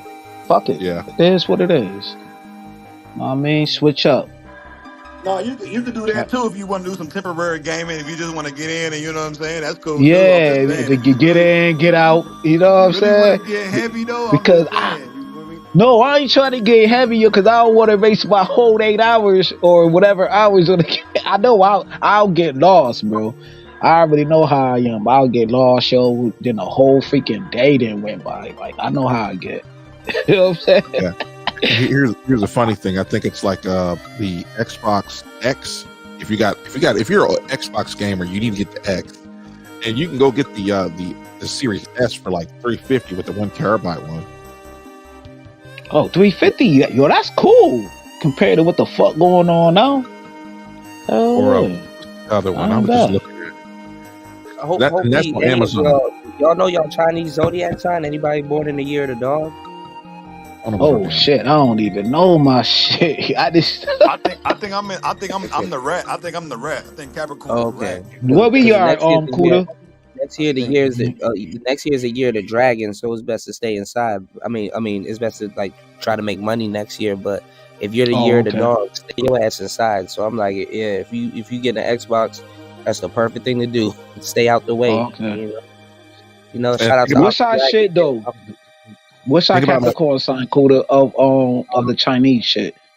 Let me see if I can bring it up. Is by your birth your birth it's the year? rat or the monkey? I think. Hold on, let me get a chart. Damn monkeys. Please, I hope I ain't no rat. I've never been a rat in my life. I ain't telling nobody in my life. Don't ever be no rat, my nigga. And the thing about it is, like the Xbox Series X, that one is like $400 right now. That's at least on Amazon. Shit, That the PS5 still going for like $500, right? Some shit. Ain't nobody want no PS5. We got a new one coming out, the PS5 Pro. Yeah, like I ain't trying to buy that. I heard some glitches going on with it. But do the Xbox got boxing games though? Like I like my boxing shit. Okay. They were supposed to come out with another fight night. They're trying to make another one with like fight night. Night was my shit, yo. But I couldn't beat Ice. What the fuck his name was? Ice or some shit. I never could beat Frost. Ivan Frost. I never could beat Frost. So I said, fuck it. That was the weirdest looking nigga ever, bro. You didn't know if he was white or black, but you know he'll whip your ass. Let's see. I don't even know what game that is. Okay, so I'm 1989, so I'm a snake. They got Big Rubble Bronze Boxing. I think I'll take a rat. What's your birth year? 83. 83 is 25th of December. 83. Hold on. What the hell is 83? Hold on, y'all. I see 84. The pig. 1983, you're the pig. Oink oink, motherfucker. What about What about 79? But the 79 opposite is of what? the opposite, I think the opposite of the pig is a goat. It probably is the goat. I don't know what you're You talking know, the about. opposite of the dragon is the dog. I mean, the opposite is the enemy year, though. Hold on. You said 79, right? You're a goat. You're a goat in all sense of the word, JFK. Are you a pookie? Not what you call it? Jessica says Pookie with an E in it. Yes, he did. AI. Kuda wears a wig. Shiva says Cooter with the EU. Cuda. Cue that I wonder shit what. up. I wonder what her crazy ass is doing. Jessica probably somewhere raising hell somewhere else. Let me see if this is gonna say the opposite. See, this is so weird because there it is. The dragon is the opposite. The opposite of the snake is the pig. Yeah. You're in my enemy year, Star P. Your birthday. No shit. Yeah. But see, look, what you got to look up is the next year. That's going to be your dominant year because that's your birth year. So my next one is coming in. Let me see. I forgot the future ones. There's some future years that's coming up. That should be good. 2025. 2025 is my year. Have you guys played Armor Core? I have played that. Yep. They got Armor Core 6. I guess it just came out. It ain't even on Game Pass. Ain't that a Have you played Heavy Gear? Heavy Gear. No. I played Heavy Gear. I played that. Have y'all played Gundam? Because Gundam. I've heard of Gundam. Man, I watched the anime. Capcom made a cold ass Gundam. Man, oh my goodness, bro. That Gundam. None of y'all played any of the Dragon Ball Z Budokai joint, the Tenkaichi joint? I played those too. I played those. Bro, they need to put GT in Oh those. yeah, son. At my cousin's house back in the day. He used to have all the Dragon Balls. Even the one for Game Boy Advance was good. Legacy of Goku 2 and Legacy of Goku. Oh my god. Have you guys played Star Wars Squadrons? No, I heard of it. That's the one with the ships, right? I played it. It was cool. That's what I slipped on all the Star Wars games. Facts. That's why I messed up at. I might have to get up out of the building soon because we are at 11:11, and to keep this up, I can't go over 11:30 or I think 11:55 or something like that. That's all good, man. Nice being up here, bro. I'm gonna come back in the next couple of hours. This time I'm for real. I'm about to go hit some pool and have me some shots. Pause. But yeah. Every day, more lies. I knew War Master was gonna say something. I said when I first came back on, I said War Master called that shit, man. It's 5:55 a.m. Yeah, Kuda didn't come back for like 4 days, man. I'm like, man, let's do that. He ain't played Xbox in like 80 That's crazy, yo. That's a good lottery. That's a good lottery number. I was gonna come back on Christmas afternoon, but I was like, let me y'all. There's too much fuckery going on in these streets. Let me let y'all rest. Bro. Have y'all Merry Christmas, even though everybody is doing fuckery, man. My mind's so messed up, bro. I don't even I'm at the point whatever. I don't even the birthday thing is cool, but I really don't care, man. It's more important shit.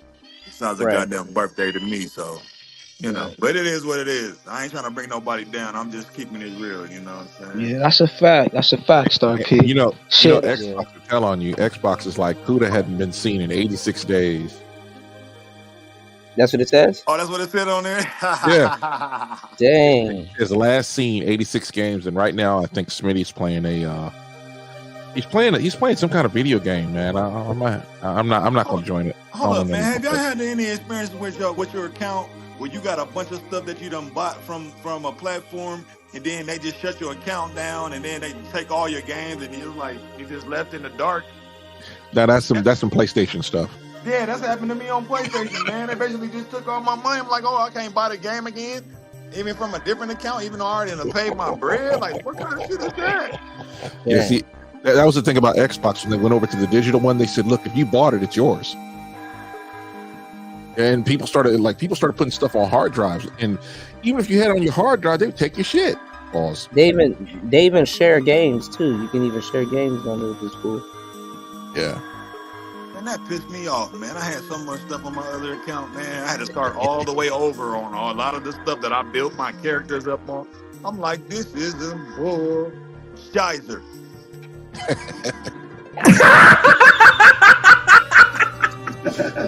Yeah, they took your money and walked away. I'm be honest with you, man. Like Sony, they did some fuck shit. I ain't gonna lie about that one. Xbox will do some fuck shit one day, but they sort of easing you into the fuck shit. Ooh, you could change it. Okay. I'm gonna have to play this game again, man. What's that? I'm gonna use a controller this time. Star Wars Squadrons.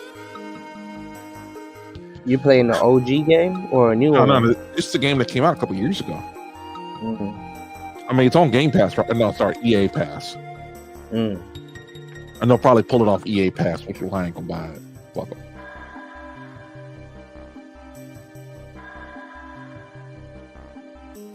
I really wish they would say what year it came out. That would make it be like, okay, I know what's up with that. Guess I gotta go. No, that's something, man. How music can just bring back memories, man. That's some amazing stuff, man. It transmutes you. It brings you back to it with anything like that, you know.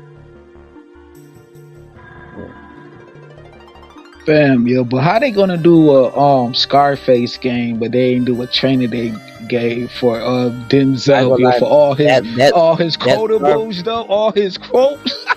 That Scarface game was fire, especially the one on the PlayStation 2. Oh my god, yo, they should have did a remake of Scarface, bro, for like the Xbox, both versions of the Xbox or the PlayStation, bro. Scarface quotes. When he was in a restaurant scene though, they should have had that one up there. He was like, yo, you want to be the bad guy, you just scared of whatever he said though. Oh my lord, man, he had so many quotables too. The Scarface one. The Scarface game was actually just as good as the Grand Theft Auto Vice City game, but in its own different way.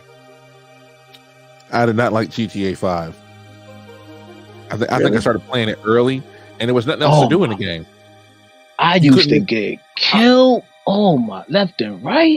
I'll say why I like the GTA 5 game is because of the soundtrack with the Flying Lotus, all this stuff on there. I'm like, man, this is crazy. And being able to get in this newer cars. It was mostly the soundtrack though. It wasn't the game itself. It was the music mostly. Right.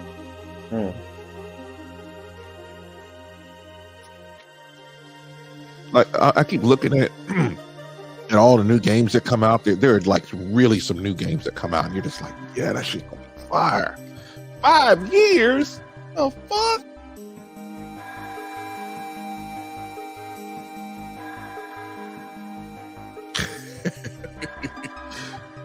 Kuda, you tired as fuck, huh? What time is it? Yeah. It's like 3 o'clock in the morning. And I'm still up working. Y'all about to see a big video just pop up on your timeline. Y'all not gonna miss me. I'm gonna still be here. Oh shit! If you're gonna be up, hang with us, shit. Yeah, because I hate to like sleep is like the most important thing. Yeah. What's going on here? I wish it wasn't, but you're right though, War Master. Like, damn. Especially when you get older, you gotta recharge. You gotta recharge like crazy, man. It's like when I come home, man. It's like, I walk in, and this is the only place I can relax, man. Hotels don't do it. Just parking somewhere, and I'd have to sit for 3 or 4 days. But after a while, you get tired of sitting at the truck all day. I'm pretty sure. there's like a hotel that I do like going to. It's over in Memphis. There's barely enough room for a couple of trucks to park there because they closed one side of the gates, which really annoys me, but whatever. As a matter of fact, they closed two sides of the gates because you can't drive around the hotel anymore. It's like you drive in one way and you gotta wait for everybody to leave to get back out. Really frustrating. It's expensive as hell. I think it's like $150 a night. And the reason why it's so high is like you're on the other side of the parking lot from a mall. They got movie theaters. There's a Best Buy on the far side. Like across the street, there's a Barnes and Noble over there. Because if you got a mall, you got good food. I mean, I'm like junk food. Sometimes you got a hankering for it. You're like, look, I could buy a steak, but there's restaurants there as well around it. This is over in Tennessee. I love this place. I never go there. It's one of the people. It's one of the places you can roll into like 10, 11 o'clock at night, and you got a parking space. And it's still open. Hotels are open 24 hours. I mean, there's another one in Dallas that I like going to, but I really don't like it. But it's cool, If you got to go in Dallas, that's like there's actually two of them if I got it right. But this one is like they actually have truck parking, like specific truck parking for actual trucks. Yeah, and the dude was like, the dude is cool as shit. I love this guy. And his daughter's too damn skinny, but she's fine as fuck. And he, me and the other driver, we were sitting there talking, and he's like, yeah, you got to be careful. You can't park on that side of the hotel. You got to park around here where we're at, and we can keep an eye on your trucks. This is okay. And one guy says, what if somebody breaks in my room? He says, shoot these motherfuckers. It's a lot of Indian families that owns them. His accent just cracked us up. And he was like, "No, this is Texas. They come over and shoot their ass." He says, "All right, motherfucker, fuck around with me, because Indian dudes are funny as hell." Yes, I love this guy. His family's cool as shit. You shoot him. Yeah, that's what it was. Oh man. I remember one time somebody, I don't know who it is, but my friend kept making fun of it. It was like, we bought something from a guy from 7-Eleven, and the Indian dude behind the counter was like, light it, smoke it, shoot it now, smoke it. Light it now, smoke it. It's funny as hell listening to somebody with another accent using our vernacular. I remember it used to crack me up, and Jessica would be like, I got you. Like, you don't even sound right. But it's funny as fuck. Oh no, I think I got another one of hers. You underestimate the power of the dark side. That don't sound like her. You just want us to date a Dusty. No, the funny shit is from Simpsons. You want a squeegee? You want a squeegee? Yeah. What's the name of Boo? Got the titties out. Got the titties out. You got more sound effects of her than anybody else. What's a titty? What's a titty? I forgot what the conversation was about, but that's what she was talking about, man. It was funny as fuck. And I played it for like an hour later. She's like, "Oh, master, I'm trying to keep this G-rated." I'm like, "But you said this 2 hours ago." Yeah, she was like talking about somebody that was dressed a certain type of way. She was like critiquing their clothing and stuff. No, that's hella funny though. Yeah. I'm looking at this. I'm looking at these thumbnails. Right, people go to a lot of trouble to make a good thumbnail, and it's like every time this guy. That y'all wouldn't think that there's a whole bunch of stuff that happened, and like there's so many news people. There's so many new people here right now that's clogging up the airways, repeating and regurgitating everything we say. I would swear the era with everything that we're talking about never happened. Yep. In less than 2 years, y'all. I told y'all how fast this was gonna go. But I think that's always gonna be the case, though, bruh. Like it's always gonna be someone in a lateral position fall. Yeah, but we didn't come in stealing from other people, man. We came in inventing shit. We didn't come in stealing. That's true. That's what happens. Yeah. See, Kuda, but that's what sets you apart, and that's what's gonna make sure that's what's gonna ensure that you're always gonna be straight no matter what. Hopefully. Uh-oh. I think you're correct, but yeah, hopefully. Hey, Ryan Reynolds, I think, is suing Disney. I think they fired him too. Bro, I don't know what's going on with people. Everybody's getting sued. There's just people just lawsuits everywhere just for anything. Mid-level managers fuck up a whole lot of shit, and it's like you think about Ryan Reynolds and you think about I should say Deadpool and Wolverine are like they're masculine characters, and they're not these strong female characters that Kathleen Kennedy wants to put out there. So she sabotages them at every turn, and there are people in Disney that encourage her. And I'm just like, all right, that's your problem now. I mean, I don't go to Marvel movies. I'm probably not going to go to the next 2 or 3 DC movies.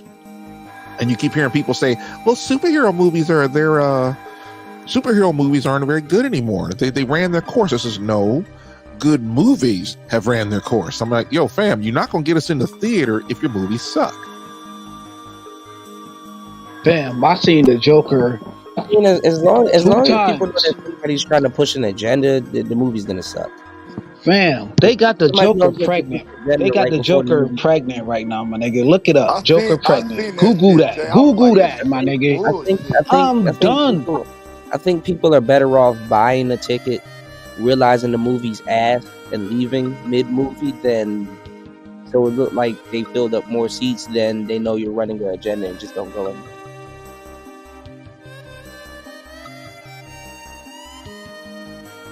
That's just me.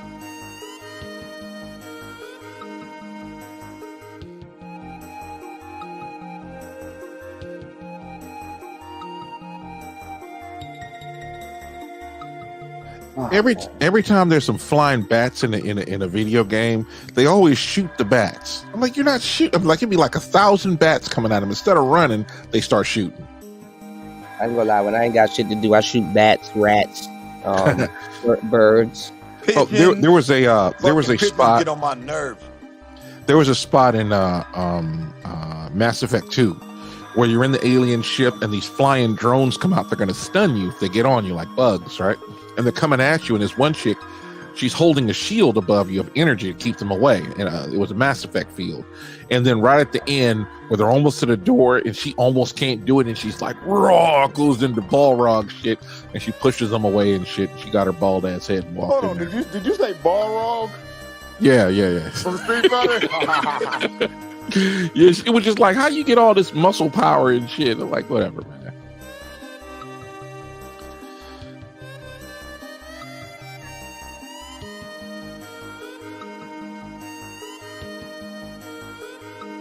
I mean, there are all these channels out there that function like the media, and it's like you be listening to you listen to a lot of content creators on there, or you try to watch the news, and the news media don't have shit. When you go on the internet, and you're like, you get 10 times the amount of information. You even find out Kuda ain't played a video game in 86 days. I'm just saying. I think that's cap.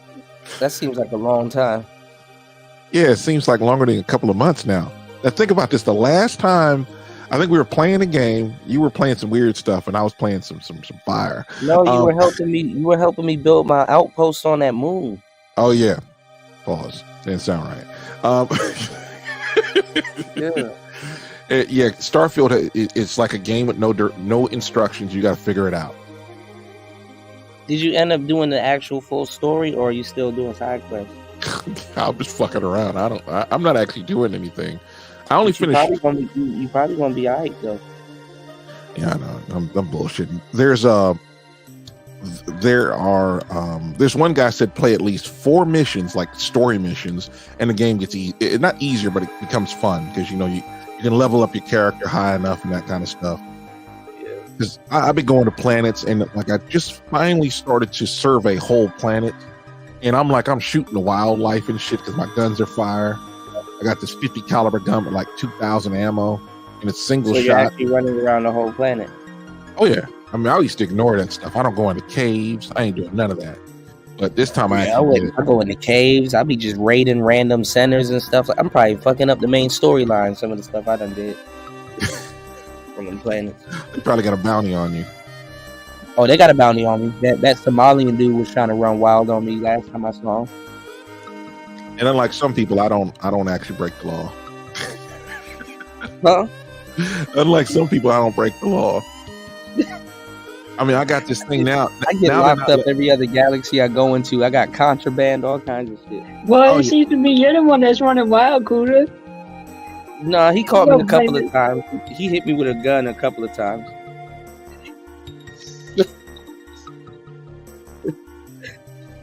I never forget what Nice said. I'll never let a Somalian run. He said, she said a Somalian never ran wild though. Who said that? Nice. I did. Could have been giving me crap ever since. Hey, you know what, Nicer? I know what you're talking about. You know, there's a truck stop in St. Paul. It's a little tiny one. And I had no idea you had to pay to park. I go in there and park because I came in through the wrong entrance. And guess where I parked at? I parked literally in a repair shop. And I'm hearing dudes talking rapid fire Somalian or whatever language they speak. And you said rapid fire. Yeah, they're like, motherfucker. I'm like, God damn, motherfucker trying to sleep. I'll never go back there, man. I mean, I'll go to scale, but I'll never go back there, man. Fuck that. That sounds like a machine gun mouth to me. God damn. Yeah. And it'd be like, there's one thing, like in a truck stop, about 8, 9 o'clock, people stop walking around yelling and shit. You know, they go back to their trucks and they get some sleep. Or they'll go ahead and sit in the truck stop and sit in the lounge and talk in there, or smoke a cigarette somewhere else. And they go be hanging out outside your truck, you know, running their mouth because they're trying to talk over the engine. And it's like, you know, your engine's going to turn off at some point, and well, most guys. And then you start hearing all the noise around you. It's like when you're in the sleeper, you got a reefer behind you, you got an engine on. A lot of time you have a reefer on the other side of you, on both sides sometimes, and engines in the front of you, and put you in a cocoon of just diesel noise, and that becomes white noise after a while. But then you got some dude right next to your truck yelling at some guy on the other side of the parking lot. Like, why don't you walk away and start saying that shit? Damn, so they verbally ran wild on you. Pause. Ain't nobody running wild on me. That's Nicer over there. This game is taking forever to download. I don't know, but every time I see a Somalian person, I have to be like, I got to make sure they don't run wild. I mean, not to really go in on Somalis, man, but I'm driving down a road, right? Minding my own goddamn business. And this dude, Somalian, he passes me right before we come to the 55 zone, right? And I wasn't even going to slow down. I got shit to do. This dude zips by me and cuts me off and then immediately starts to slow down. And I changed lanes, blew right by him at 70 miles an hour. And I'm like, fuck you, motherfucker. And he tries to race and catch up to me. I'm like, you ain't never going to catch me. Because it was like 3 trucks that he was holding up at the same time. And it's like, bro, you tripping. And then gonna look at me like I did something to him. Like, get your bitch ass down the road. You was gonna slow down. Slow your little bitch ass down. Shut the fuck up. That's what Nicer be saying after they run wild on her. They do be funny like that here in Minnesota, man. I just don't let it get to me because I love taking road trips and stuff. But once you get outside the Twin Cities area, you know, it's pretty much smooth sailing. Mm-hmm. Yeah, I heard they're a different breed in the Twin Cities. I heard they're a different breed in the Twin Cities. Like, yeah, it's like being out there in Eau Claire, Wisconsin, and seeing a group of Asians. You be looking at them like, wait, why are they looking different? Oh wait, there aren't any Asians around here except for them. And we're in Wisconsin, not Madison, but Wisconsin. I mean, you know what I mean? Eau Claire, not It messed me up because one of them was kind of fine too. Yeah, but a lot of the time the Asians they'll leave you alone as long as you leave them alone. Well, there was like years ago. There was an Asian guy hunting, and he was from Laos. He was Hmong. He was just minding his own business hunting in Wisconsin, and some white guys came up to him and they were like, "Hey, you're not supposed to be here. You're trespassing or whatever." And he went berserk and he just started shooting at him. I don't think he killed anyone, but he shot like 5 of them. They all took out one as soon as I was like, man, that's crazy. That's the only. Sorry. That's the only story I really heard of, you know, of Asian doing something like that, man. Yeah, and most of them are chill. And That dude was like, wreck them shit. I shot them all in the ass. Nah, you know what? The Virginia shooter was like that caught me off guard. Yeah, that dude was nuts. Yeah. At a Virginia Tech, yeah, that was what shit like 10 years ago, 12 years ago. Yeah, I think so. Yeah. Yeah, people. I don't know, man. It was just wild up there. Hey, I gotta ask all y'all, man. Like, where are we at, man? Well, like, we're about 2 or 3. What are we in, bro? Like, we gonna be. Go ahead, bro. I was gonna say that we're about 2 or 3 Supreme Court justice, or not, just 2 or 3 Supreme Court decisions on getting a lot of our rights back. And I'm like about a month behind in that kind of stuff. What's going on? What's going on, Degenerate? Yeah, VTech was 2007. Yep. Hey, I'm getting old. I really wonder, man. Even given with all the games and the TV, how it just. I wonder, like, how are these things shaping the minds of people? And then how are people so accepting of these certain things? Even though I was accepting of certain things, but I had a wake up moment. You know what I'm saying? I hear you, man. I think a lot of it is that instead of people, I always say this: if everybody was armed, you would hardly have any crime. Where the people that are illegally allowed to be armed, they go after them as if they were trying to kill somebody who was trying to kill them. Like they did something wrong by defending their lives. Because they were just supposed to die and they'll just be another statistic. But, since you fought back, we're just going to have to, basically throw your ass in jail like they did to that young man over in Wisconsin. And they went death on this dude. You couldn't mention his name, from Kenosha. You couldn't mention his name. They kept misquoting the facts, and he got the same lawyer, Nick Sandman, over in Covington, Kentucky, who was minding his own business, not saying the shit. He didn't say a word. And some dude is trash, bro. Like you can't smoke cigarettes at a certain age. You can't drink liquor. They talk about you carrying guns. You can't do nothing. But guess what you can do, and guess what you're free to do? Change your gender anytime you want. That. Yep. You can wear a wig, and you could be murdered. There you go. There you go. You cheeky bastard. I forgot about that one. Well, how you doing, Kuda? How much longer are you gonna be on? I gotta go soon. It's 11:35, and then I gotta put out a bunch of shorts and some videos, and then the book should be out in less than 24 hours. I gotta finish that. It's just a bunch of tedious work I gotta do. That should be done. But did you like the video I sent to you? Yeah, I like the video. I like the cars. I like all of them. You had the 454 Chevelle. You had some really notable cars on there. Okay, cool. Yeah. I like the beat though. Like it starts off, like I said, it starts off a little bit like weird, and then it picks up, and then it gets really good. I just need to figure out how to get it on here, like how I got this music playing. I want to have it on here. I gotta figure it out. The beat gets better. It opens up. I actually really like the beat. I want to slow it down too. I want to screw or drop it. I got to sit down with my equipment and see how I can do that. No, I was just gonna say. Speaking of that, I sent you that West Coast Wavy. Did you get that? No, you emailed it. Yeah, I emailed it. Yeah. Okay. I'm gonna check my email. 25 stars. I sent you that West Coast Wavy. It's a rough draft, but I think it's got a cool sound to it. You know what I'm saying? Off the beat, off of your stream. I recorded it. You know what I'm saying? And re-recorded it again with my voice back behind it. You know what I'm saying? Pause. But yeah. Okay, yeah, I gotta check that out. Yeah, hell yeah, I'll definitely check it out. That's Wavy, baby. You know what I'm saying? It's some cool shit. Just the sound of the West. Because we on the west side of the country. I know you on the east side of the world. Yeah. The west side of the world, I should say. I'm on the west side of the world. You on the what that's kind of, you know what I'm saying? Just give them some west. I like the west type beats, yeah. No, but Nicer made a really good beat. You know, I can't wait for you guys to hear it. It's a pretty good beat. But you gotta listen to it because it opens up.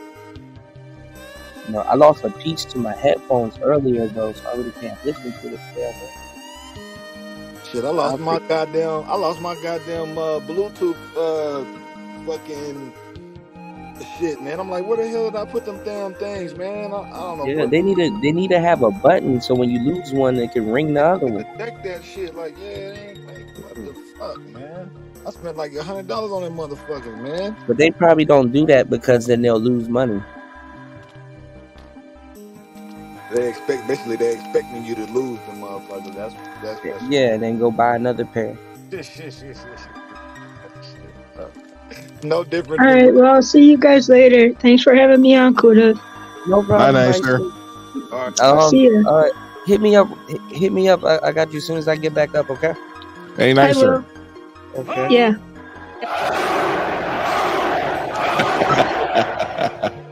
What was that? That's the Spartans roar. Yeah. Oh, okay.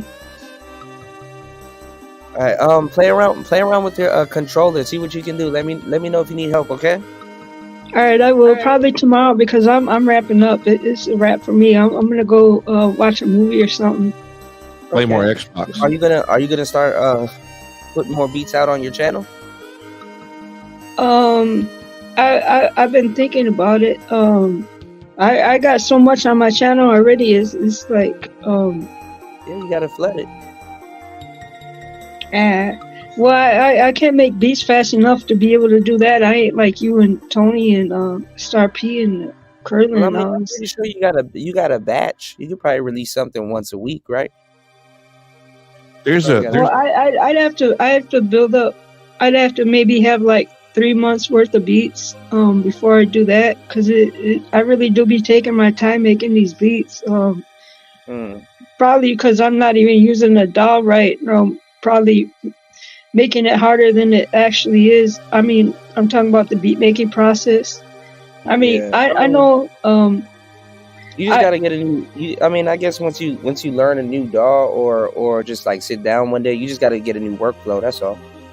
Well, I think because what I'll do, I'm gonna try this MPK tomorrow. I'm gonna see if I can get the hang of it easily. I know pretty much that's gonna cut down the time it takes to make a beat. If I can actually get the hang of it, right? Right. I'm trying to get there, Kuda. I'm really trying. It's just this is the frustrating thing for me because I told you how I was a kid. I always wanted to go out for band, but I never could because I couldn't get the hang of reading music. But I always loved making music. That was my childhood dream. The frustrating thing for me is because I'm someone that I get the hang of something pretty easily, and it doesn't take much for me to get into the zone. Except for making music. That's what I was saying before you left earlier. I was telling Star P, I was like, don't pressure yourself. I'm like, you're gonna have an aha moment, and then it's all gonna click. So just don't pressure yourself. As long as you creating and having fun. The whole point is to sit down and actually really, you know what I'm saying? Yeah. But see, that's what I like about your music shows, Kuda, is you can explain things in a way for me I can actually grasp what you're saying. Right. Because I know sometimes it gets, confusing.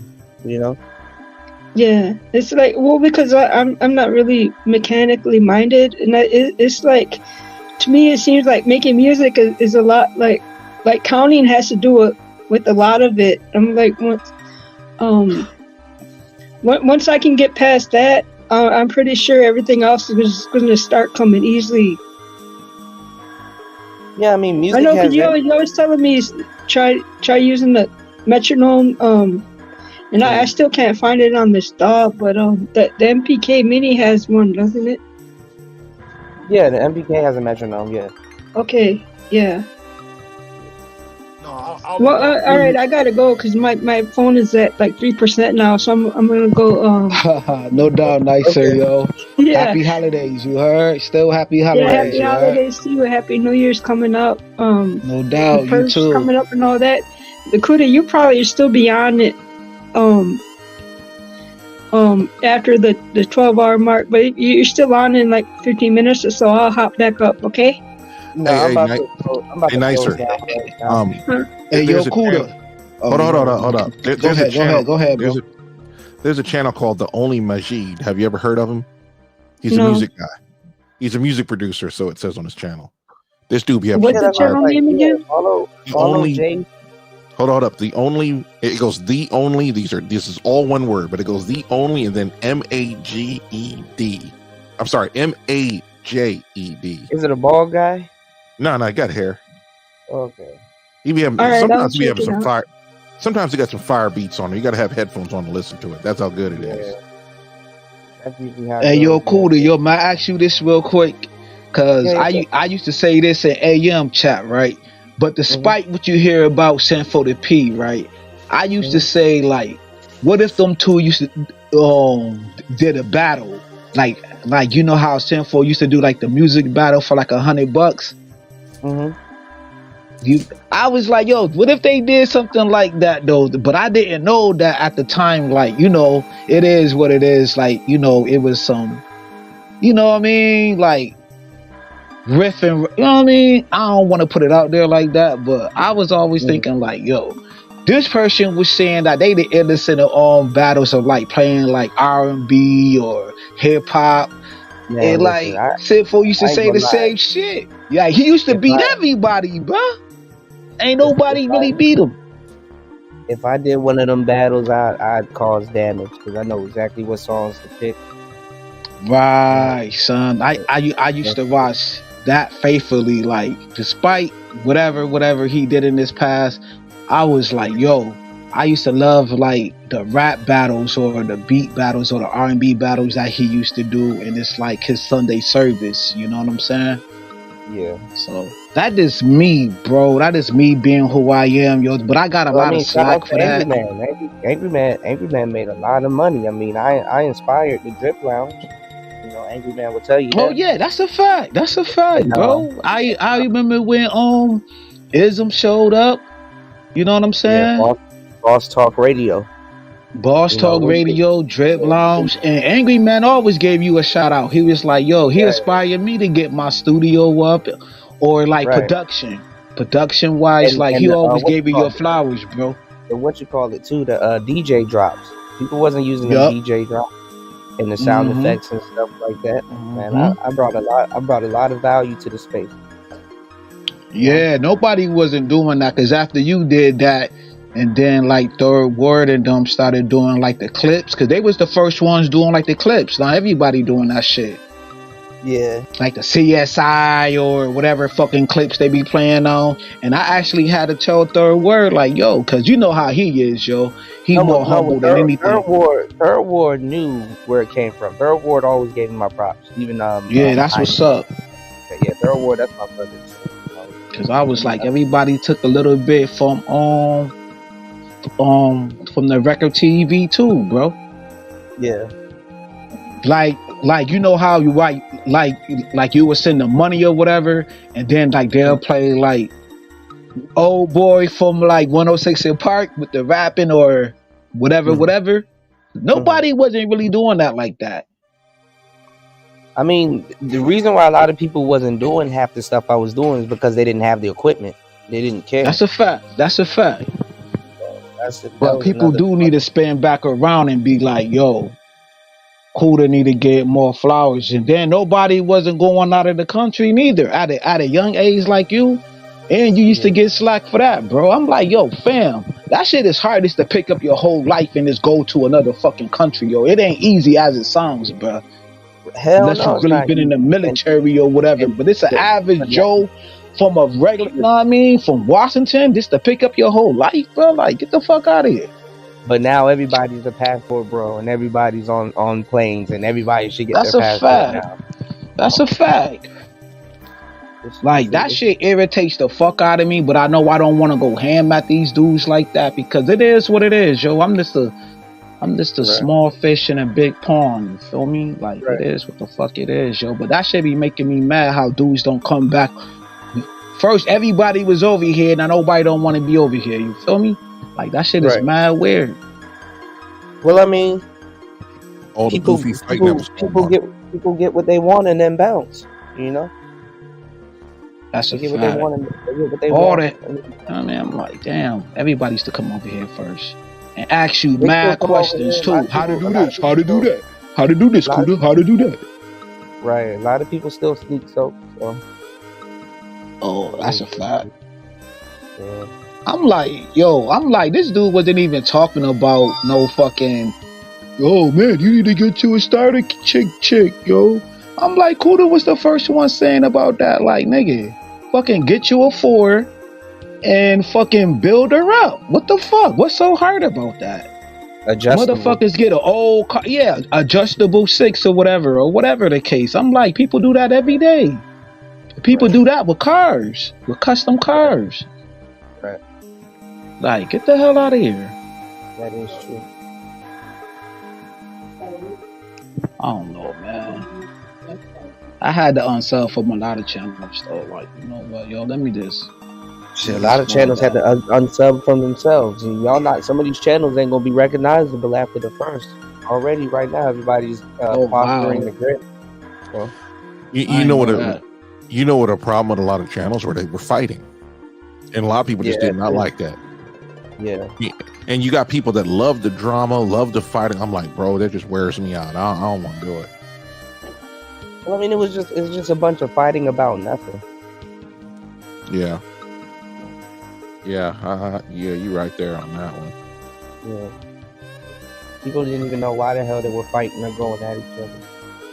Yeah. But at the time, I think some fighting should have just stayed behind the scenes though. Like, you should. Know what I mean? Like, everything is starting to come up. Like, what good is that when somebody want to chase clout? It only takes one person to chase clout. I was like, yo, why that ugly ass dude had to do all of that fuck shit? Because if you know, you know what I'm saying? And most of us was already here, so we really know what was really going on. Like Shorty right now, she's still trying to milk. Shorty right now is still trying to milk that Aunt T situation. I know. I'm like, fam, that's crazy. I'm like, that's like a bitter baby moms or a bitter chick that can't get over it. I'm like, a bitter something, straight up bitter something. Like yeah, straight up lying like shit. I'm like, you got the block button. Why you ain't utilize that? Like, you know how many people I blocked off of Facebook? She was using him. Instagram. She's not trying to act like she wasn't using the man. Right. That's a fact. That's crazy.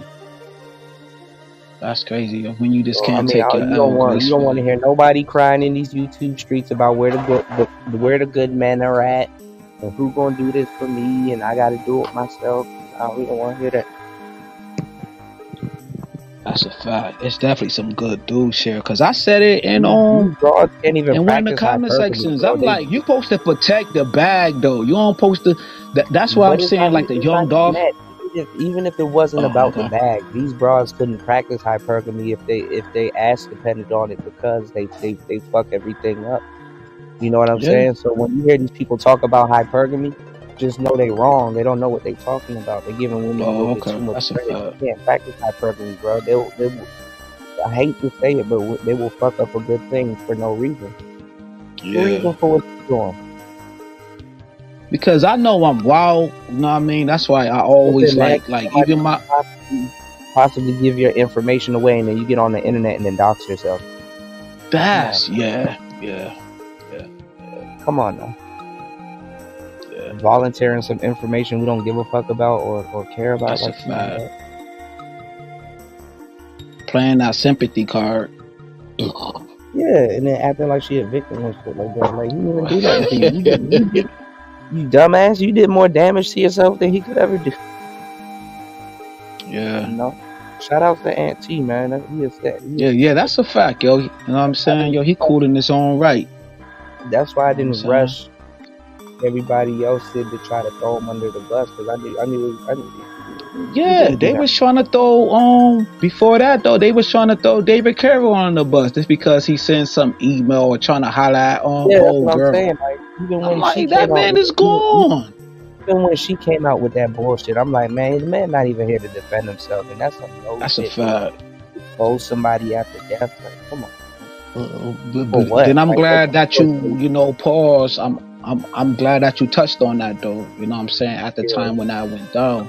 No, because That was we look crazy. at stuff for shock value, but we don't sit back and be Mhm. like, okay, what's this for? We be like, oh my god, that's great. You just start believing shit, and man, they Right. be doctoring them text messages like she wasn't buttering up and simping back. Man, these broads That's be a fact. simping like shit back. Even if they running game, they simp back. Especially when you go to like the beef sector and find out how people could like dox up some old fucking be fake ass simping text messages. These motherfuckers be having a lot of time on their hands. I'm like, yo, technology is crazy, like what Warren Master said. Like he love it because he use it in a good use. Some people use that shit for evil, my nigga.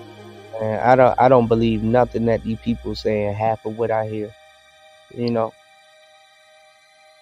That's a They fact. can say whatever, but if you know, like I know, you know what I'm Mhm. saying? Like, Hey, Yeah. it's probably, it's bro, none acting of what like she you wasn't hear, heard up. half of what you see, though. That's what it is. You know what I'm Yeah. saying? All right, y'all. I got less than 2 minutes. I gotta bounce before they. This joint won't even be up in 2 minutes.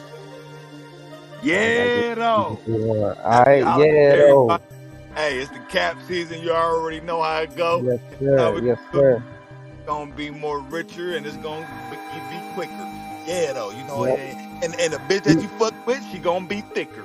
Just wanna We put it gonna out. get up on this. We gonna get up on this Forex talk too, man. We gonna figure. We Oh, gonna figure some shit out. I gotta get in there, bro. I gotta get Yeah, in there. yeah. We We gotta. gonna get up on it, and I'm gonna open up a new slot in the Discord, and I'm just gonna be just dropping game and sharing what I know. I got some books and stuff and PDFs I want to drop in there so you guys can download. Okay. You tapped me in with that game, that Forex game that I downloaded it. I ain't really messed around with it though. I'm gonna get around to it though. Yeah, I doubled my my demo account. I doubled like 2 demo accounts, got them from 10,000 to 20,000. Nice. Yeah. So. But my thing is, With a good book. Go ahead, fam. Go ahead. So, have you related the demo with the actual and see how they reflect with each other? No, I mean the demo is on the actual market. So if I had those same